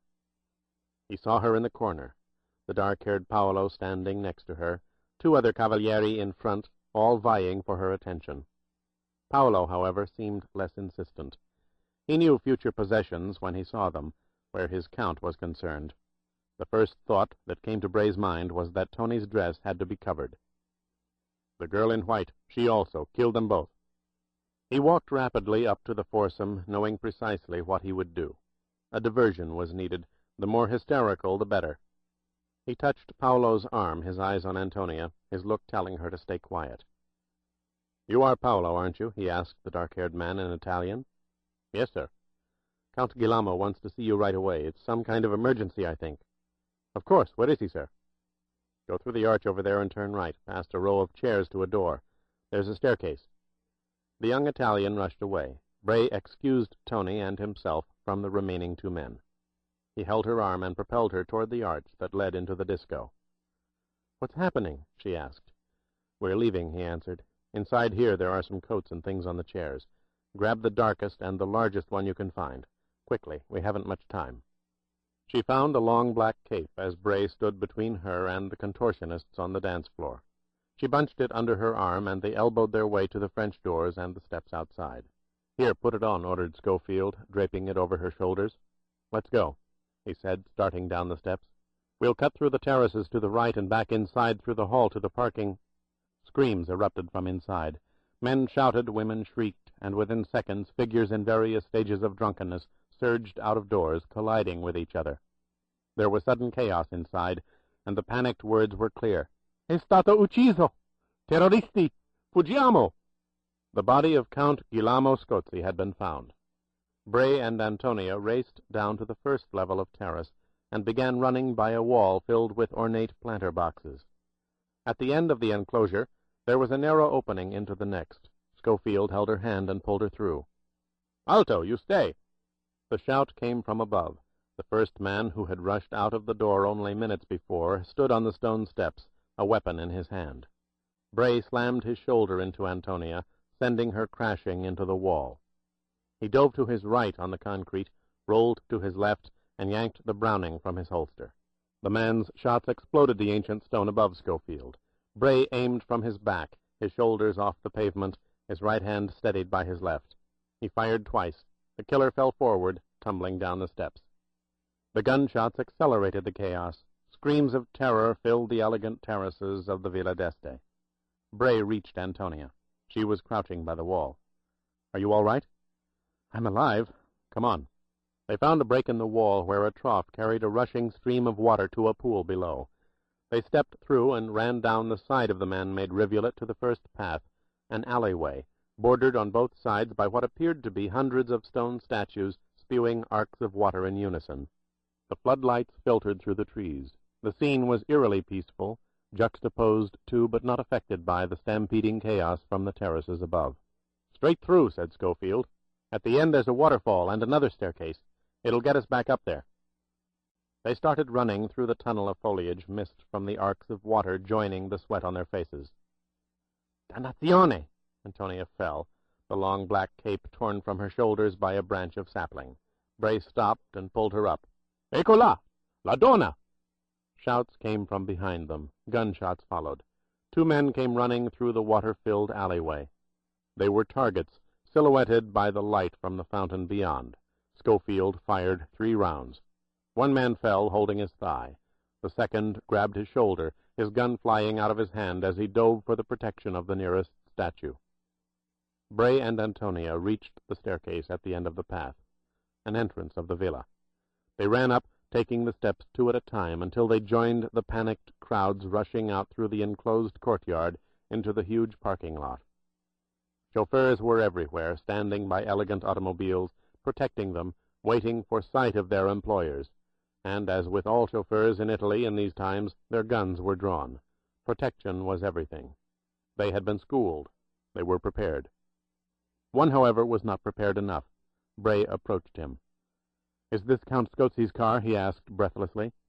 "No, it is not, signore. Stand back." "Sorry." Schofield took a step away from the man, sufficiently to allay his fears, then lunged forward, hammering the barrel of his automatic into the side of the chauffeur's skull. The man collapsed. "Get in," he yelled to Antonia. "Lock the doors and stay on the floor until we're out of here." It took them nearly a quarter of an hour before they reached the highway out of Tivoli. They sped down the road for 6 miles, then took an offshoot to the right that was free of traffic. Bray pulled over to the side of the road, stopped, and for several minutes let his head fall back against the seat and closed his eyes. The pounding lessened. He sat up, reached into his pocket for his cigarettes, and offered one to Antonia. "Normally I do not," she said, "but right now I will. What happened?" He lighted both their cigarettes and told her, ending with the murder of Guillermo Scozzi, the enigmatic words he had heard on the staircase, and the identity of the man who spoke them. Paravicini. The specifics were clear, the conclusions less so. He could only speculate. "They thought I was Telenyakov. They'd been warned about him. But they knew nothing about me. My name was never mentioned. It doesn't make sense. Scozzi described an American. They should have known." "Why?" "Because Washington and Moscow both knew Telenyakov was coming after me. They tried to trap us. They failed, and so they had to presume we made contact." Or did they? Wondered Schofield. The only one who actually knew he and the Russian had made contact was Robert Winthrop, and if he was alive, his silence could be counted upon. The rest of the intelligence community had only hearsay evidence to go on. No one had actually seen them together. Still, the presumption had to be made unless— "They think I'm dead," he said out loud, staring through the cigarette smoke to the windshield. "It's the only explanation. Someone told them I was dead. That's what impossible meant." "Why would anyone do that?" "I wish I knew. If it were purely an intelligence maneuver, it could be for a reason as basic as buying time, throwing the opposition off, your own trap to follow. But this isn't that kind of thing. It couldn't be. The Matarese has lines into Soviet and U.S. operations. I don't doubt it for a minute. But not the other way around. I don't understand." "Could whoever it was think you are dead?" Bray looked at her, his mind racing. "I don't see how or why. It's a damn good idea, but I didn't think of it. To pull off a burial without a corpse takes a lot of doing." Burial. The burials must be absolute. Reach Turin. Tell them to cable the Eagles, the cat. Turin. Paravicini. "Have you thought of something?" asked Antonia. "Something else," he replied. "This Paravicini. He runs the Scozzi-Paravicini companies in Turin." "He did once, and in Rome and Milan, New York and Paris as well. All over. He married the Scozzi daughter, and as time went on, her brother, the Count, assumed more and more control. The Count's the one who ran the companies. At least, that's what the newspapers said." "It's what Paravicini wanted them to say. It wasn't true. Scozzi was a well-put-together figurehead." "Then he wasn't part of the Matarese?" "Oh, he was part of it all right, in some ways the most important part. Unless I'm wrong, he brought it with him. He and his mother, the Contessa, presented it to Paravicini along with his blue-blooded new wife. But now we come to the real question. Why would a man like Paravicini even listen? Men like Paravicini need, above all things, political stability. They pour fortunes into governments that have it and candidates who promise it, because they lose fortunes when it isn't there. They look for strong authoritarian regimes capable of stamping out a Red Brigades or a Baader-Meinhof, no matter how indiscriminate the process, or how much legitimate dissent goes down with them. That government does not exist in Italy, interrupted Antonia. And in not many other places either. That's what doesn't make sense. The Paravicinis of this world thrive on law and order. They have nothing to gain by, or nothing to substitute for, its breakdown. Yet the Matarese is against all that. It wants to paralyze governments. It feeds the terrorists, funnels money to them, spreads the paralysis as quickly as possible. Schofield drew on his cigarette. The clearer some things became, the more obscure did others. You're contradicting yourself, Bray. Antonia touched his arm. It had become a perfectly natural gesture during the past 24 hours. You say Paravicini is the Matarese, or part of it. He is. That's what's missing. The reason. Where do you look for it? Not here any longer. I'll ask the doctor to pick up our things at the Excelsior. We're getting out. We? Schofield took her hand. Tonight changed a lot of things. La Bella Signorina can't stay in Rome now. Then I can go with you. As far as Paris, said Bray hesitantly, the hesitation not born of doubt, only of how to arrange the avenues of communication in Paris. You'll stay there. I'll work out the procedures and get you a place to stay. Where will you go? London. We know about Paravicini now. He's the Scozzi factor. London's next. Why there? Paravicini said Turin was to cable the Eagles, the cat. With what your grandmother told us in Corsica, that code isn't hard to figure out. One eagle is my country, the other Telenyakov's. It doesn't follow, disagreed Antonia. Russia is the bear. Not in this case. The Russian bear is Bolshevik, the Russian eagle Tsarist. The third guest at Villa Matarese in April of 1911 was a man named Voroshin, Prince Andrei Voroshin, from St. Petersburg. That's Leningrad now. Telenyakov's on his way there. And the cat? The British lion. The second guest, Sir John Waverley. A descendant, David Waverley, is England's foreign secretary. A very high position. Too high, too visible. It doesn't make sense for him to be involved either, any more than the man in Washington, a senator who will probably be president next year. And because it doesn't make sense, it scares the hell out of me. Schofield released her hand and reached for the ignition. We're getting closer. Whatever there is to be found under the two eagles and the cat may be harder to dig out, but it's there. Paravicini made that clear. He said the burials had to be absolute. He meant that all the connections had to be re-examined, put farther out of reach. You'll be in a great deal of danger. She touched his arm again. Nowhere near as much as Telenyakov. As far as the Matarese is concerned, I'm dead, remember? He's not, which is why we're going to send our first cable to Helsinki. We've got to warn him. About what?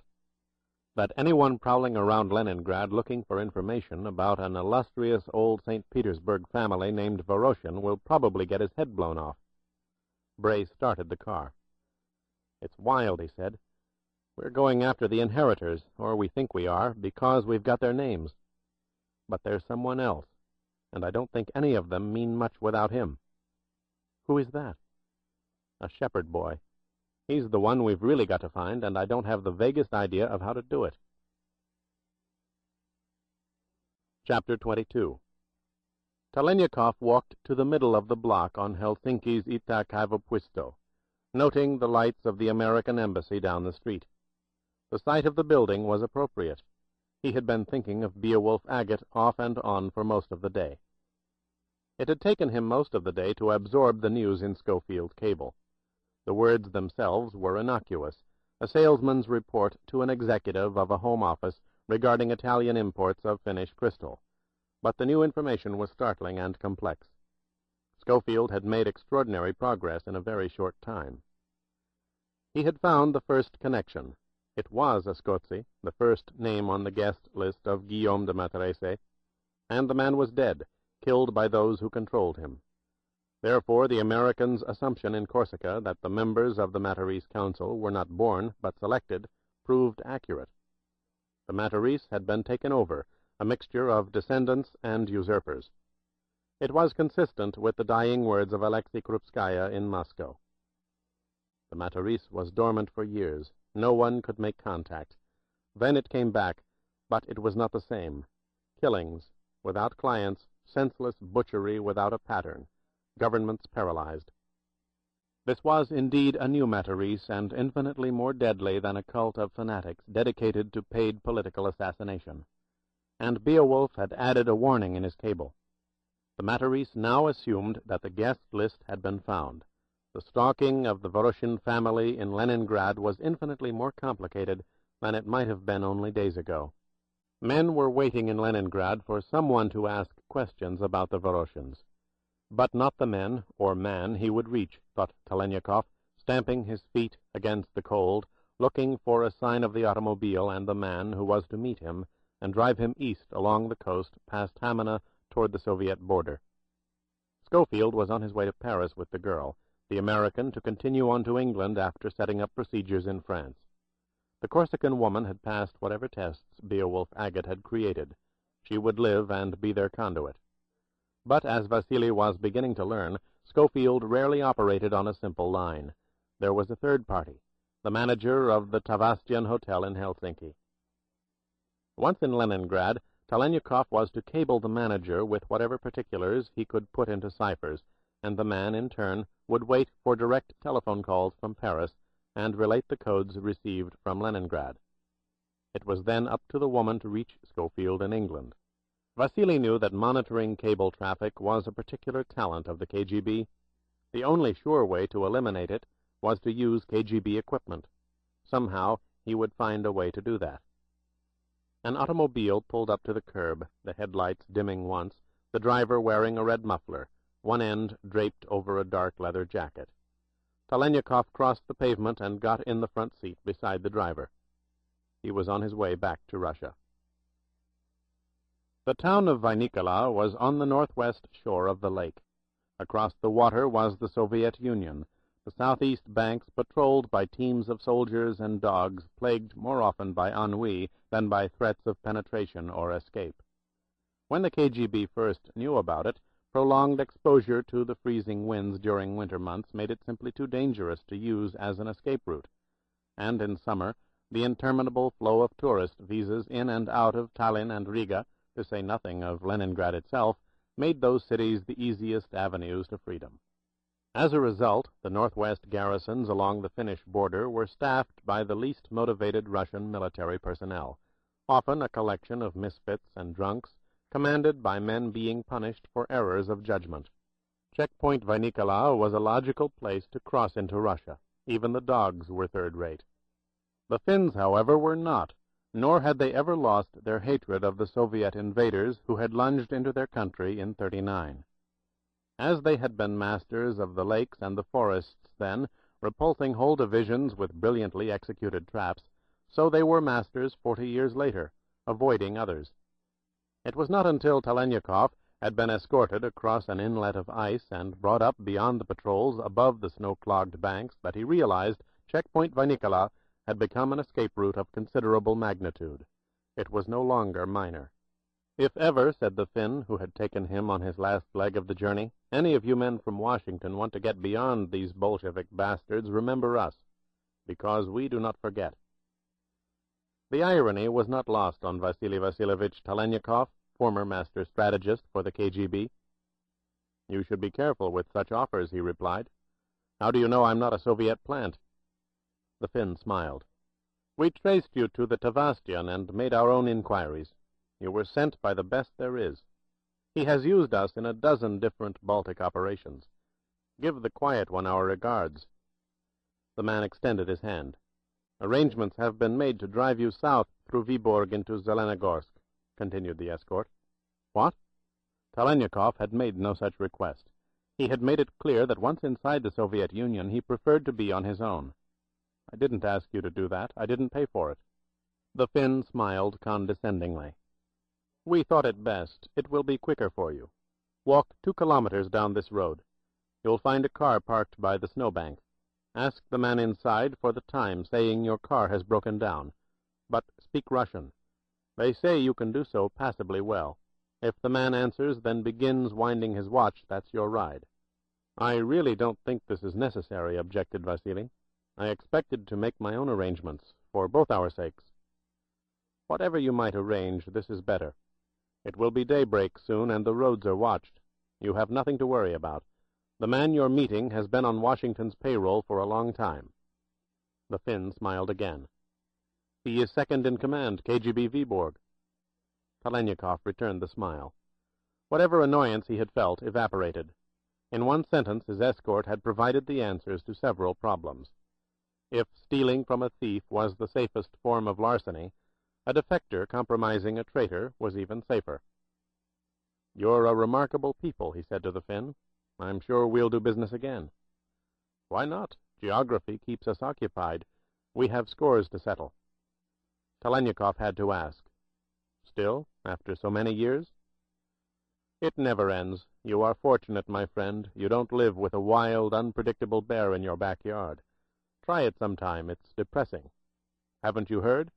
We drink too much." Vasily saw the car in the distance, a black shadow among other shadows, surrounded by the snow on the road. It was dawn.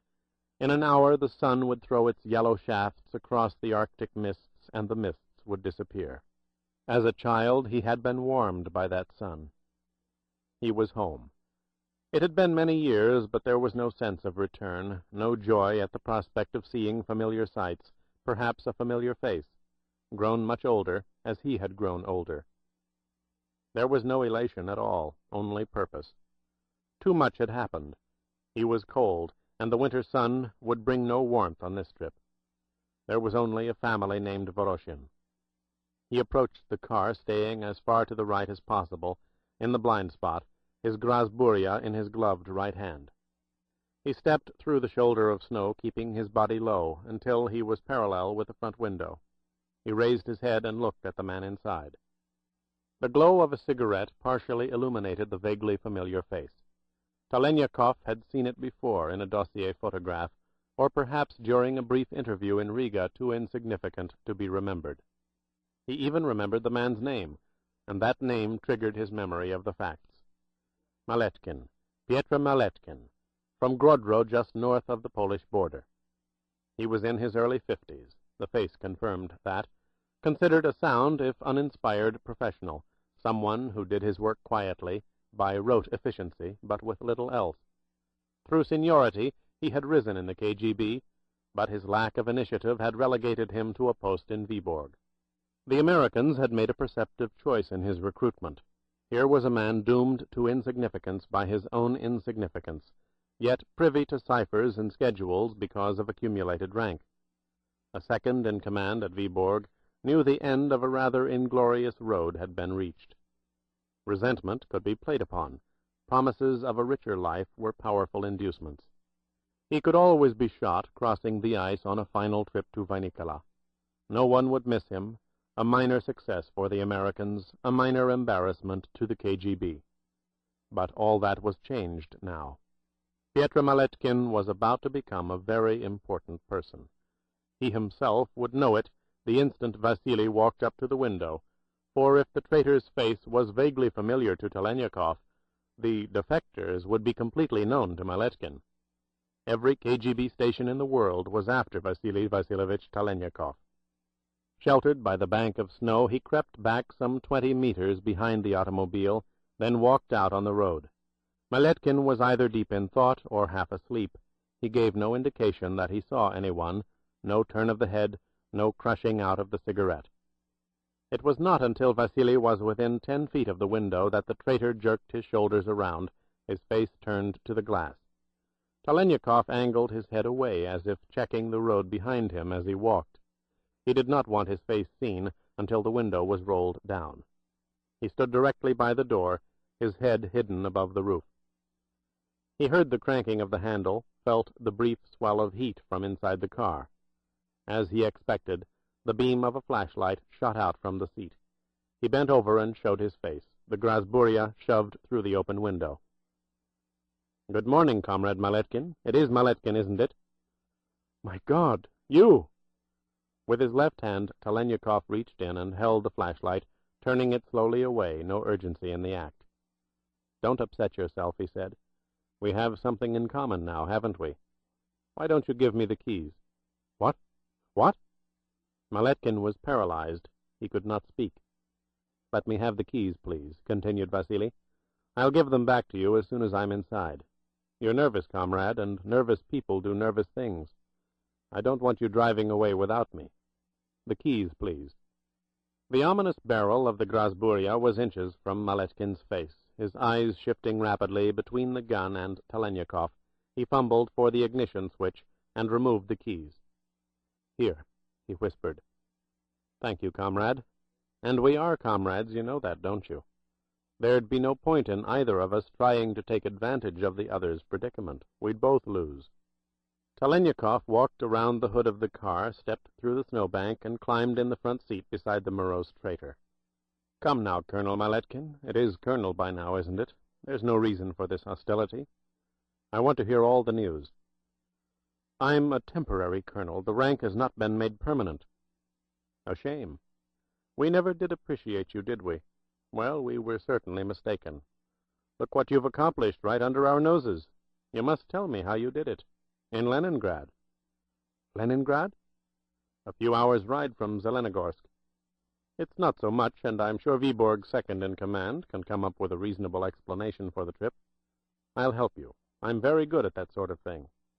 Maletkin swallowed, his eyes apprehensively on Vasily.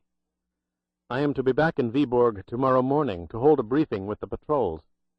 Delegate it, Colonel. Everyone loves to have responsibility delegated to them. It shows they're appreciated. It was delegated to me, said Maletkin. See what I mean? By the way, where are your bank accounts? Norway, Sweden, New York? Certainly not in Finland. That would be foolish. In the city of Atlanta, a bank owned by Arabs. Good thinking. Talenikov handed him the keys. Shall we get started, comrade? This is crazy, said Maletkin. We're dead men. Not for a while. We have business in Leningrad. It was noon when they drove over the Kirov Bridge, past the summer gardens wrapped in burlap, and south to the enormous boulevard that was the Nevsky Prospect. Talenikov fell silent as he looked out the window at the monuments of Leningrad. The blood of millions had been sacrificed to turn the freezing mud and marshland of the Neva River into Peter's window on Europe. They reached the end of the prospect under the gleaming spire of the Admiralty building and turned right into the quay. There, along the banks of the river, stood the Winter Palace. Its effect on Vasily was the same as it had always been. It made him think about the Russia that once had been and ended here. There was no time for such reflections, nor was this the Leningrad he would roam for the next several days, although, ironically, it was this Leningrad, that Russia, that brought him here. Prince Andrei Voroshin had been part of both. Drive over the Anachov Bridge and turn left, he said. Head into the old housing development district. I'll tell you where to stop. What's down there? Asked Maletkin, his apprehension growing with each block they traveled, each bridge they crossed, into the heart of the city. I'm surprised you don't know. You should. A string of illegal boarding houses, and equally illegal cheap hotels that seem to have a collectively revisionist attitude regarding official papers. In Leningrad? You don't know, do you? Said Talenikov. And no one ever told you. You were overlooked, comrade. When I was stationed in Riga, those of us who were area leaders frequently came up here and used the district for conferences we wished to keep secret, the ones that concerned our own people throughout the sector. It's where I first heard your name, I believe. Me? I was brought up? Don't worry, I threw them off and protected you. You and the other man in Viborg. Viborg? Maletkin lost his grip on the wheel. The car swerved, narrowly avoiding an oncoming truck. Control yourself, Vasily shouted. An accident would send us both to the black rooms of Lubyanka. But Viborg, repeated the astonished traitor. KGB Viborg? Do you know what you're saying? Precisely, replied Talenikov. Two informers from the same source, neither aware of the other. It's the most accurate way to verify information. But if one does learn about the other, well, he has the best of both worlds, wouldn't you say? In your case, the advantages would be incalculable. Who is he? Later, my friend, later.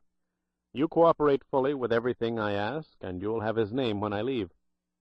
Agreed, said Maletkin, his composure returning. Talenikov leaned back in the seat as they progressed down the traffic-laden Sadovaya into the crowded streets of the old housing district, the Domvashin.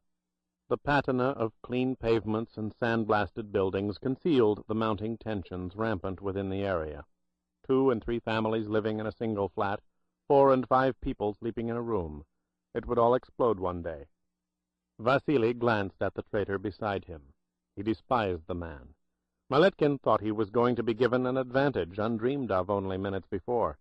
The name of a high-ranking KGB intelligence officer from his own station, a traitor like himself, who could be manipulated unmercifully. He would do almost anything to get that name. It would be given to him. In 3 words, no other identification necessary. And, of course, it would be false. Pyotr Maletkin would not be shot by the Americans crossing the ice to Vanikala. but instead in a barracks courtyard in Viborg. So much for the politics of the insignificant man, thought Vasily, as he recognized the building he was looking for down the street. "Stop at the next corner, comrade," he said. "Wait for me. If the person I want to see isn't there, I'll be right back. If he's home, I'll be an hour or so." Maletkin pulled to the right behind a cluster of bicycles chained to a post on the curb. "Do remember," Talenikov continued, "that you have two alternatives. You can race away to KGB headquarters — it's on the Ligovsky Prospect, incidentally — and turn me in. That will lead to a chain of revelations which will result in your execution. Or you can wait for me, do as I ask you to do, and you will have bought yourself the identity of someone who can bring you present and future rewards. You will have your hook in a very important man." "Then I don't really have a choice, do I?" said Maletkin. "I'll be here." The traitor grinned. He perspired on his chin, and his teeth were yellow. Talenikov approached the stone steps of the building. It was a 4-story structure with 20 to 30 flats, many crowded, but not hers. Lodzia Kronesha had her own apartment. That decision had been made by the KGB 5 years ago. With the exception of a brief weekend conference 14 months ago in Moscow, he had not seen her since Riga. During the conference they had spent one night together, the first night, but had decided not to meet subsequently for professional reasons. The brilliant Talenikov had been showing signs of strain, his oddly intemperate behavior annoying too many people. And too many people had been talking about it, whispering about it. Him. It was best they sever all associations outside the conference rooms. For in spite of total clearance, she was still being watched. He was not the sort of man she should be seen with. He had told her that, insisted upon it. 5 years ago, Lodzia Kronesha had been in trouble. Some said it was serious enough to remove her from her post in Leningrad. Others disagreed, claiming her lapses of judgment were due to a temporary siege of depression brought on by family problems. Besides, she was extremely effective in her work. Whom would they get to replace her during those times of crisis? Lodzia was a ranking mathematician, a doctoral graduate from Moscow University, and trained in the Lenin Institute. She was among the most knowledgeable computer programmers in the field. So she was kept on and given the proper warnings regarding her responsibility to the state, which had made her education possible. She was relegated to night operations, computer division, KGB Leningrad, Ligovsky Prospect. That was 5 years ago. She would remain there for at least another 2. Lodzia's crimes might have been dismissed as professional errors, a series of minor mathematical variations, had it not been for a disturbing occurrence 1,300 miles away in Vienna. Her brother had been a senior air defense officer, and he had committed suicide, the reasons for the act unexplained. Nevertheless, the air defense plans for the entire southwest German border had been altered, and Lodzia Kronesha had been called in for questioning. Talenikov had been present, intrigued by the quiet academic woman brought in under the KGB lamps. He had been fascinated by her slow, thoughtful responses that were as convincing as they were lacking in panic. She had readily admitted that she adored her brother, and was distressed to the point of a breakdown over his death and the manner of it. No, she had known of nothing irregular about his life. Yes, he had been a devoted member of the party. No, she had not kept his correspondence. It had never occurred to her to do so. Talenikov had kept silent, knowing what he knew by instinct and 1,000 encounters with concealed truth. She had been lying, from the beginning. But her lies were not rooted in treason, or even for her own survival. It was something else.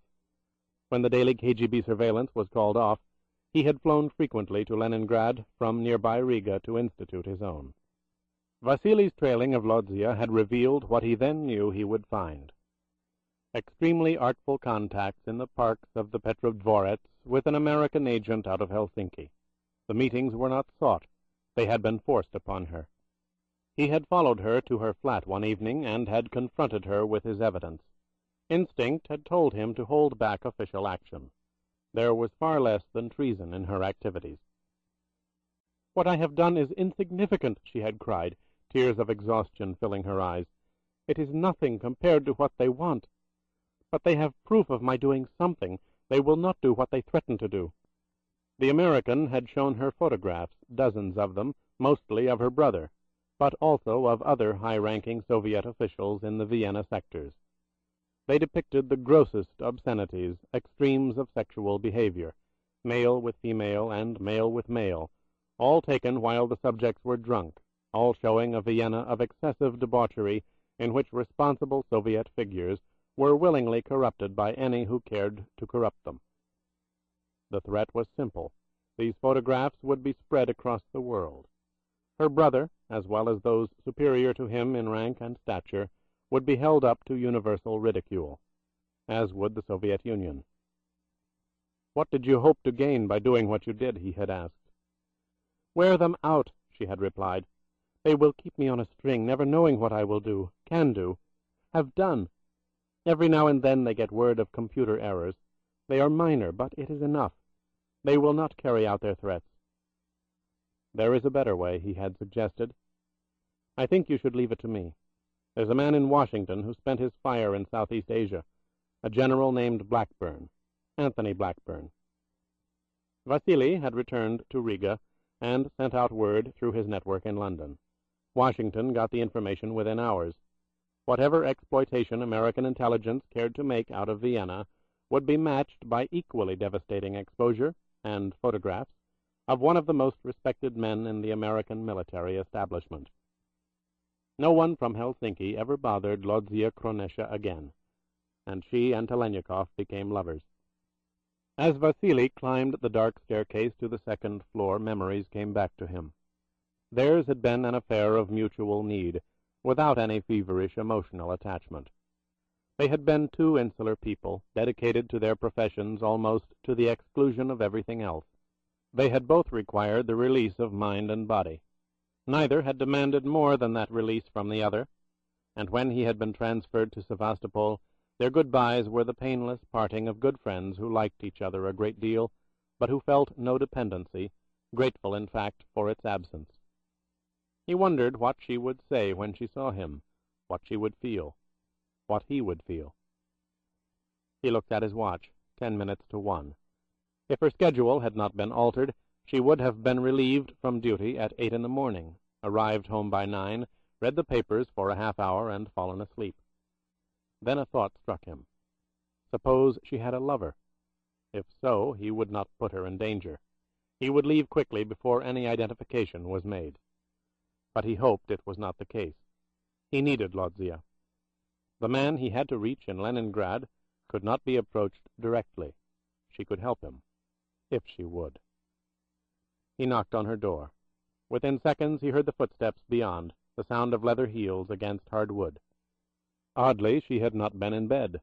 The door opened halfway, and Lodzia Kronesha stood there fully clothed, strangely clothed, in a bright-colored cotton dress, a summer dress, her light brown hair falling over her shoulders, her sharp, aquiline face set in a rigid expression, her hazel green eyes staring at him, as if his sudden appearance after so long were not so much unexpected as it was an intrusion. "How nice of you to drop by, old friend," she said without a trace of an inflection. She was telling him something. There was someone inside with her, someone waiting for him. "It's good to see you again, old friend," said Telenyakov, nodding in acknowledgment, studying the crack between the door and the frame. He could see the cloth of a jacket, the brown fabric of a pair of trousers. There was only one man. She was telling him that, too. He pulled out his Grasburia, holding up his left hand, 3 fingers extended, gesturing to his left. On the third nod of his head, she was to drive to her right. Her eyes told him she understood. "It's been many months," he continued casually. "I was in the district, so I thought I would." He gave the third nod. She lunged to her right. Vasily crashed his shoulder into the door, into the left panel so the arc would be clean, the impact total, then battered it again, crushing the figure behind it into the wall. He plunged inside, pivoting to the right, his shoulder smashing the door again. He ripped a gun out of the man's hand, peeling the body away from the wall, hammering his knee into the exposed neck, propelling his would-be assailant off his feet into a nearby armchair, where he collapsed on the floor. "You understood," cried Lodzia, crouching against the wall. "I was so worried that you wouldn't." Telenyakov shut the door. "It's not yet 1 o'clock," he said, reaching for her hand. "I thought you'd be asleep." "I was hoping you'd realize that. Also, it's freezing outside, hardly the season for a summer dress." "I knew you'd notice that. Most men don't, but you would." He held her shoulders, speaking rapidly. "I've brought you terrible trouble. I'm sorry. I'll leave immediately. Tear your clothes, say you tried to stop me. I'll break into a flat upstairs and— Vasily, listen to me. That man's not one of us. He's not KGB. Telenyakov turned toward the man on the floor. He was regaining consciousness slowly, trying to rise and orient himself at the same time. "Are you sure?" "Very. To begin with, he's an Englishman. His Russian shouts with it. When he mentioned your name, I pretended to be shocked, angry that our people would think me capable of harboring a fugitive. I said I wanted to telephone my superior. He refused to let me. He said, 'We have all we want from you.' Those were his exact words." Vasily looked at her. "Would you have called your superior?" "I'm not sure," replied Lodzia, her hazel green eyes steady on his. "I suppose it would have depended on what he said. It's very difficult for me to believe you're what they say you are." "I'm not. On the other hand, you must protect yourself."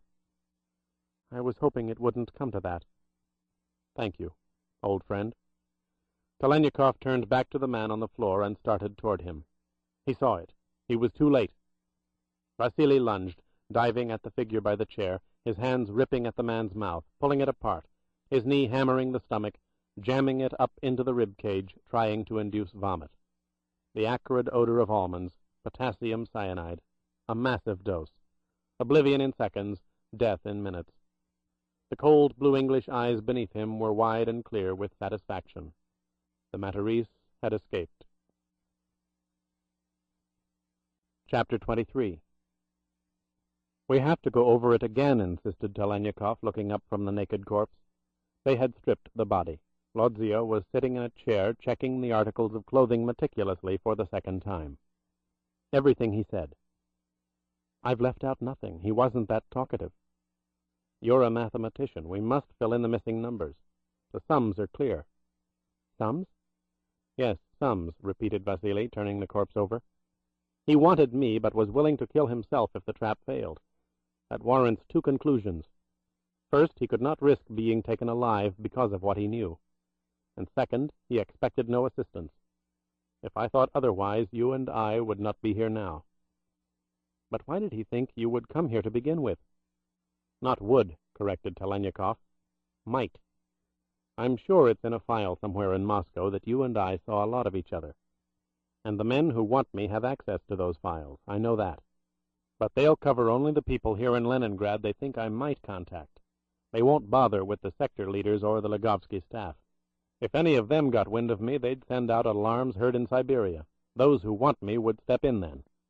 No, they'll only concern themselves with people they can't trust to turn me in. You're one of them." "Are there others here in Leningrad?" "3 or 4, perhaps.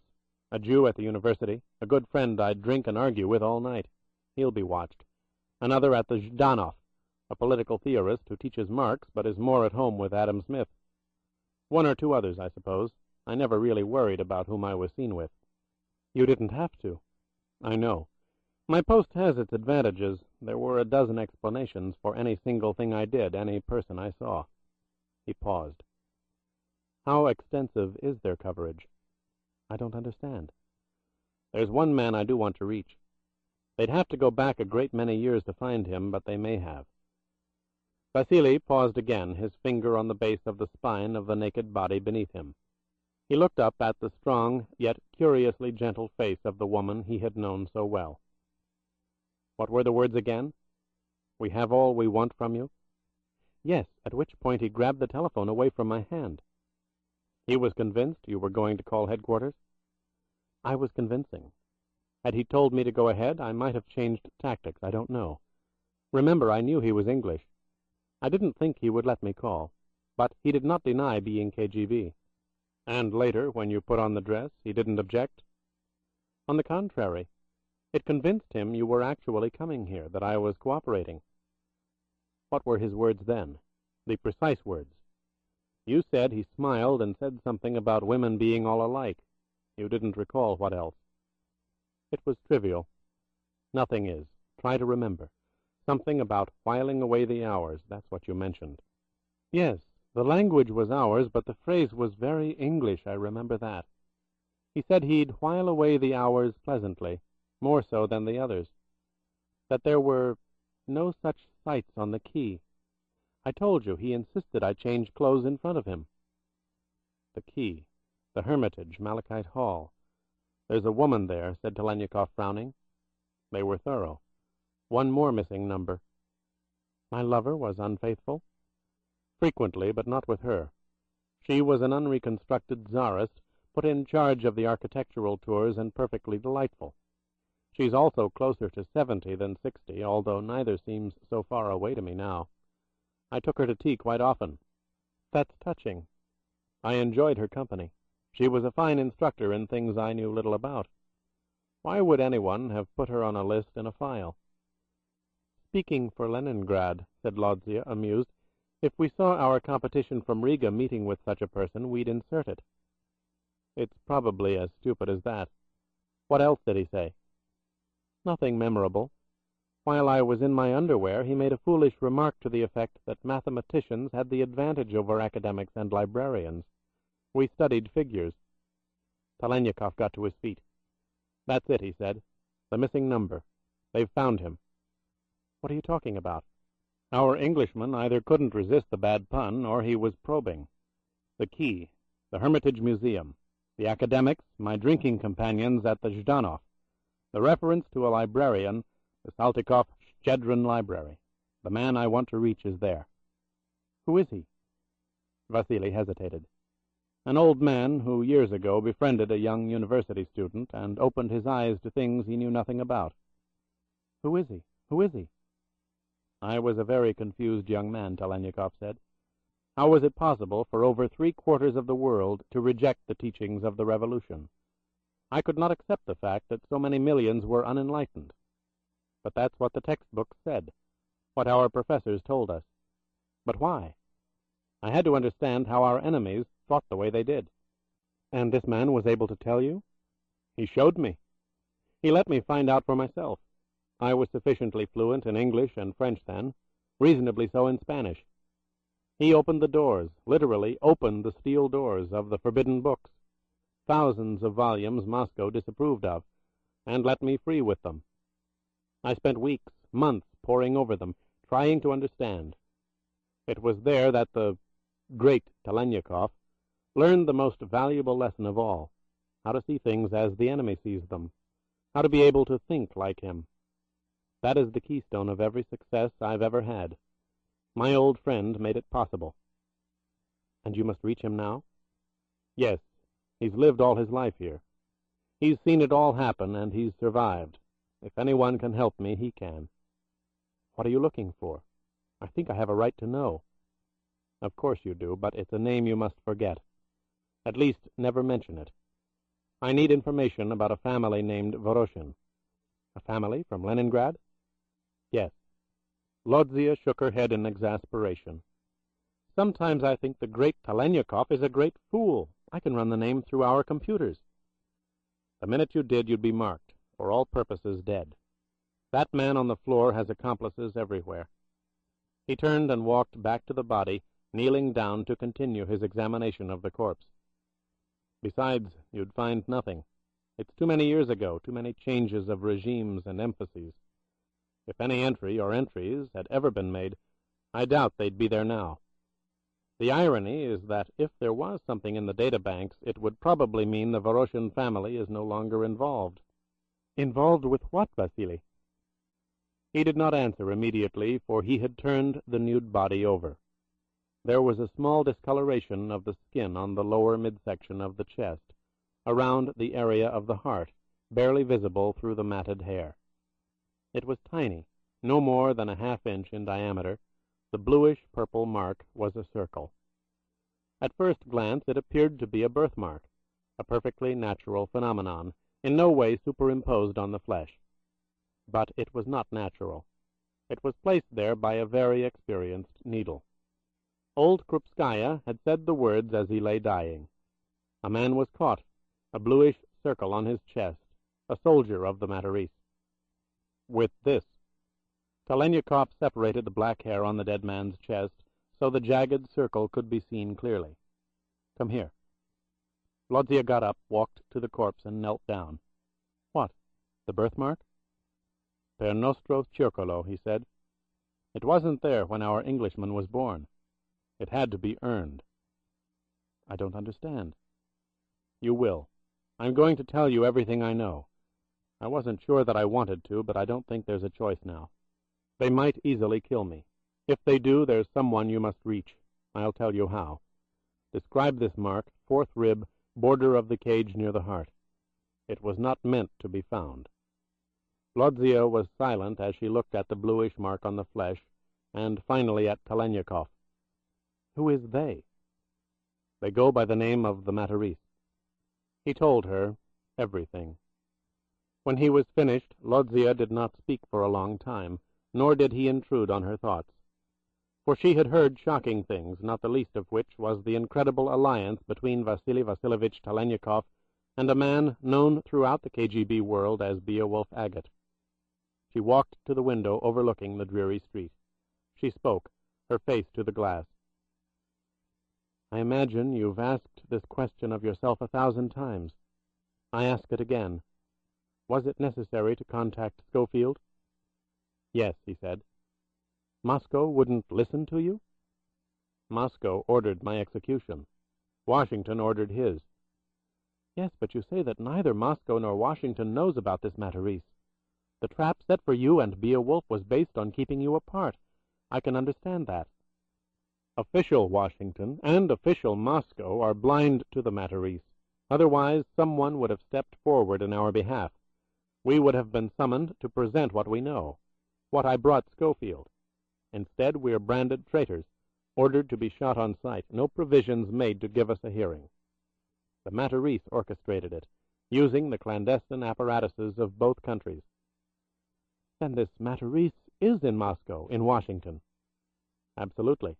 In, but not of. Capable of manipulating, but unseen. Not unseen, Vasily, objected Lodzia. The men you spoke to in Moscow— Panicked old men, interrupted Telenyakov. Dying war horses put out to pasture.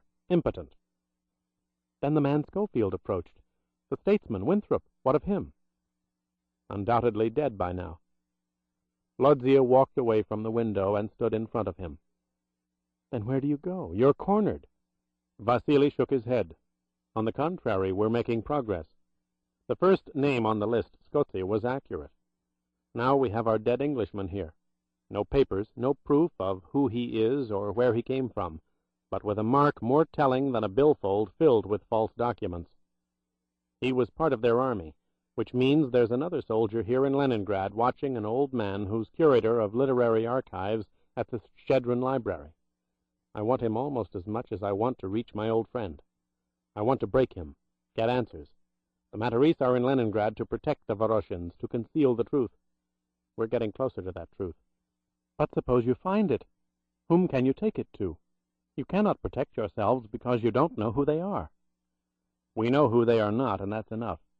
The Premier and the President, to begin with. You won't get near them. We will if we have our proof. Beowulf was right about that. We need incontrovertible proof. Will you help us? Help me? Lodzia Kronesha looked into his eyes, her own softening. She reached up with both her hands and cupped his face. Vasily Vasilyevich, my life had become so uncomplicated, and now you return. I didn't know where else to go. I couldn't approach that old man directly. I testified on his behalf at a security hearing in 1954.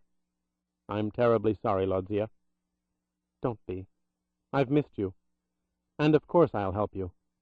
Were it not for you, I might be teaching primary grades in our Tashkent sectors. He touched her face, returning her gesture. That must not be the reason for your help. It isn't. What you've told me frightens me. Under no condition was the traitor Maletkin to beware of Lodzia. The Viborg officer had remained in the automobile at the corner. But when more than an hour had passed, Telenyakov could see him pacing nervously on the pavement below. "He's not sure whether it's this building or the one next door," said Vasily, stepping back from the window. "The cellars still connect, don't they?" "They did when I was last there." "I'll go down and come out on the street several doors away. I'll meet him and tell him the man I'm with wants another half hour. That should give us enough time. Finish dressing the Englishman, will you?" Lodzia was right. Nothing had changed in the old buildings. Each cellar connected with the one next door, the filthy, damp underground alleyway extending most of the block. Telenyakov emerged on the street 4 buildings away from Lodzia's flat. He walked up to the unsuspecting Maletkin, startling him. "I thought you went in there," said the traitor from Viborg, nodding his head at the staircase on his left. "There? Yes, I was sure of it." "You're still too excited, comrade. It interferes with your observation. I don't know anyone in that building. I came down to tell you that the man I'm meeting with needs more time. I suggest you wait in the car. It's not only extremely cold, but you'll draw less attention to yourself." "You won't be much longer, will you?" asked Maletkin anxiously. "Are you going somewhere? Without me?" No, of course not. I have to go to the toilet." "Discipline your bladder," said Telenyakov, hurrying away. 20 minutes later, he and Lodzia had worked out the details of his contact with the curator of archives at the Saltykov-Shchedrin Library on the Mayorov Prospect. She would tell him that a student from many years ago, a man who had risen high in government office and who had testified for the old gentleman in 1954, wanted to meet with him privately. That student, this friend, could not be seen in public. He was in trouble and needed help. There was to be no doubt as to the identity of that student, or of the danger in which he found himself. The old man had to be jolted, frightened, concern for a once dear young friend forced to the surface.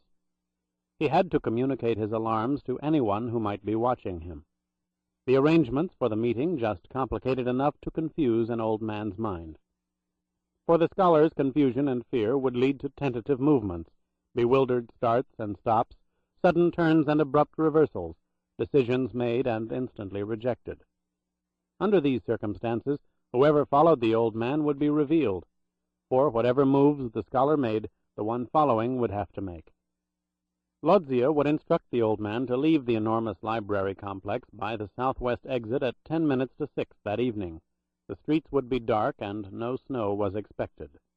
He would be told to walk a given number of blocks one way, then another. If no contact was made, he was to return to the library and wait. If it were at all possible, his friend from long ago could try to get there. However, there were no guarantees.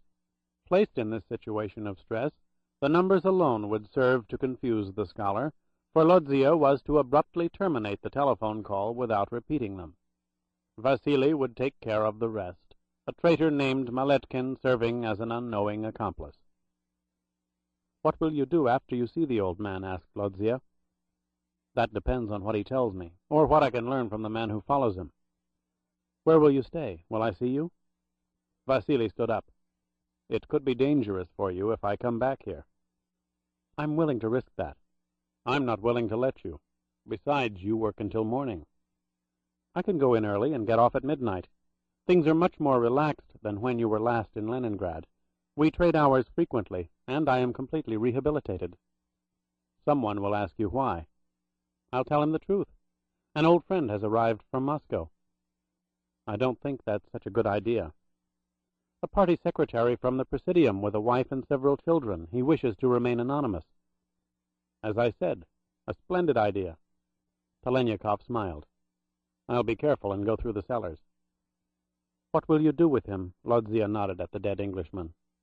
"Leave him in the farthest cellar I can find. Do you have a bottle of vodka?" "Are you thirsty?" "He is. One more unknown suicide in paradise.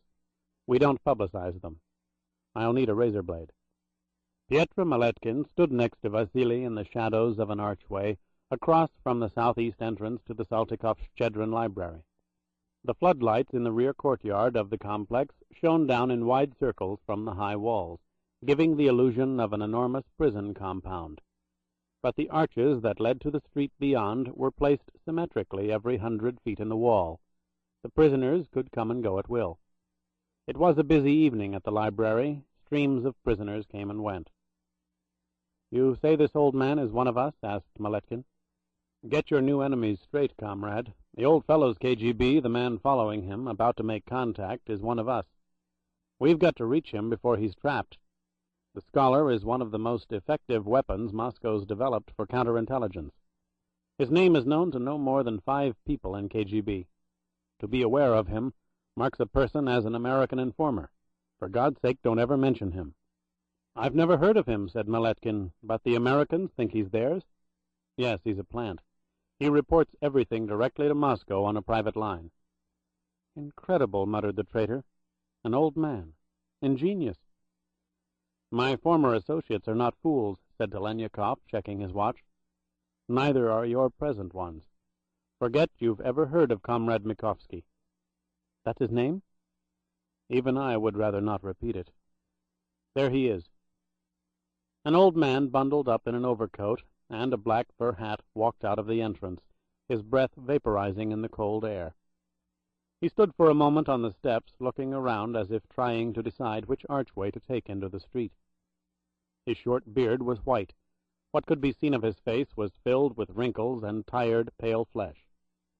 He started down the stairs cautiously, holding on to the railing. He reached the courtyard and walked toward the nearest arch on his right. Telenyakov studied the stream of people that came out through the glass doors after the old curator. They seemed to be in groups of 2s and 3s. He looked for a single man whose eyes strayed to the courtyard below. None did, and Vasily was disturbed. Had he been wrong? It did not seem likely, yet there was no single man Telenyakov could pick out of the crowds whose focus was on Mikovsky, now halfway across the courtyard. When the scholar reached the street, there was no point in waiting any longer. He had been wrong. The Matarese had not found his friend. A woman. He was not wrong. It was a woman. A lone woman broke away from the crowd and hurried down the steps, her eyes on the old man. How plausible, thought Vasily. A single woman remaining for hours alone in a library would draw far less attention than a man. Among its elite soldiers, the Matarese trained women. He was not sure why it surprised him. Some of the best agents in the Soviet KGB and the American consular operations were women, but their duties rarely included violence. That's what startled him now. The woman following old Mikovsky was trailing the curator only to find him. Violence was intrinsic to that assignment. That woman, he said to Maletkin, the one in the brown overcoat and the visored cap, she's the informer. We've got to stop her from making contact. A woman? She is capable of a variety of things which you are not, comrade. Come along now, we must be careful. She won't approach him right away. She'll wait for the most opportune moment, and so must we. We've got to separate her. Take her when she's far enough away from him so he can't identify her if there's any noise. Noise? Echoed the perplexed Maletkin. Why would she make any noise? Women are unpredictable. It's common knowledge. Let's go. The next 18 minutes were as disorganized and as painful to watch as Telenyakov had anticipated. Painful in that a concerned old man grew progressively bewildered as the moments passed, his agitation turning into panic when there was no sign of his young friend. He crossed the bitterly cold streets, his walk slow, his legs unsteady. He kept checking his watch, the light too dim for his eyes. He was jostled by pedestrians whenever he stopped. And he stopped incessantly, breath and strength diminishing. Twice he started for an omnibus shelter in the block beyond where he stood, momentarily convinced that he had made the wrong count of the streets. At the intersection where the Kirov Theater stood, there were 3 shelters, and his confusion mounted. He visited all 3, more and more bewildered. The strategy had the expected effect on the woman following Mikovsky. She interpreted the old man's actions as those of a subject aware that he might be under surveillance, a subject unschooled in methods of evasion, but also old and frightened, and capable of creating an uncontrollable situation. So the woman in the brown overcoat and visored cap kept her distance, staying in shadows, going from darkened storefront to dimly lit alleyways, propelled into agitation herself by the unpredictability of her subject. The old scholar started on his return pattern to the library. Vasily and Meletkin watched from a vantage point 75 meters away. Telenyakov studied the route directly across the wide avenue. There were 2 alleyways, both of which would be used by the woman as Mikovsky passed her on the way back. "Come along," ordered Vasily, grabbing Meletkin's arm, pushing him forward. "We'll get behind him in the crowd on the other side. She'll turn away as he goes by, and when he passes that second alleyway she'll use it." "Why are you so sure?" "Because she used it before. It's the natural thing to do. I'd use it. We will use it now." "How?" "I'll tell you when we're in position." The moment was drawing near, and Telenyakov could feel the drum-like beat in his chest. He had orchestrated the events of the past 16 minutes. The next few would determine whether the orchestration had merit. He knew 2 indisputable facts. 1, the woman would recognize him instantly. She would have been provided with photographs and a detailed physical description. 2, should the violence go against her, she would take her own life as quickly and as efficiently as the Englishman had done in Lodzia's flat. Timing and shock were the only tools at his immediate disposal. He would provide the first, the traitor from Viborg the second. They crossed the square with a group of pedestrians and walked into the crowds in front of the Kirov Theater. Vasily glanced over his shoulder and saw Mikovsky weave his way awkwardly through the line forming for tickets, breathing with difficulty. "Listen to me and do exactly as I say," said Telenyakov, holding Meletkin's arm. "Repeat the words I say to you." They entered the flow of pedestrians walking up the pavement, remaining behind a quartet of soldiers, their bulky overcoats serving as a wall Vasily could see beyond at will. The scholar up ahead approached the first alleyway. The woman briefly disappeared into it, then re-emerged as he passed. Moments now, only moments. The second alleyway. Mikovsky was in front of it, the woman within. "Now," Vasily ordered, rushing with Meletkin toward the entrance. He heard the words Meletkin shouted, so they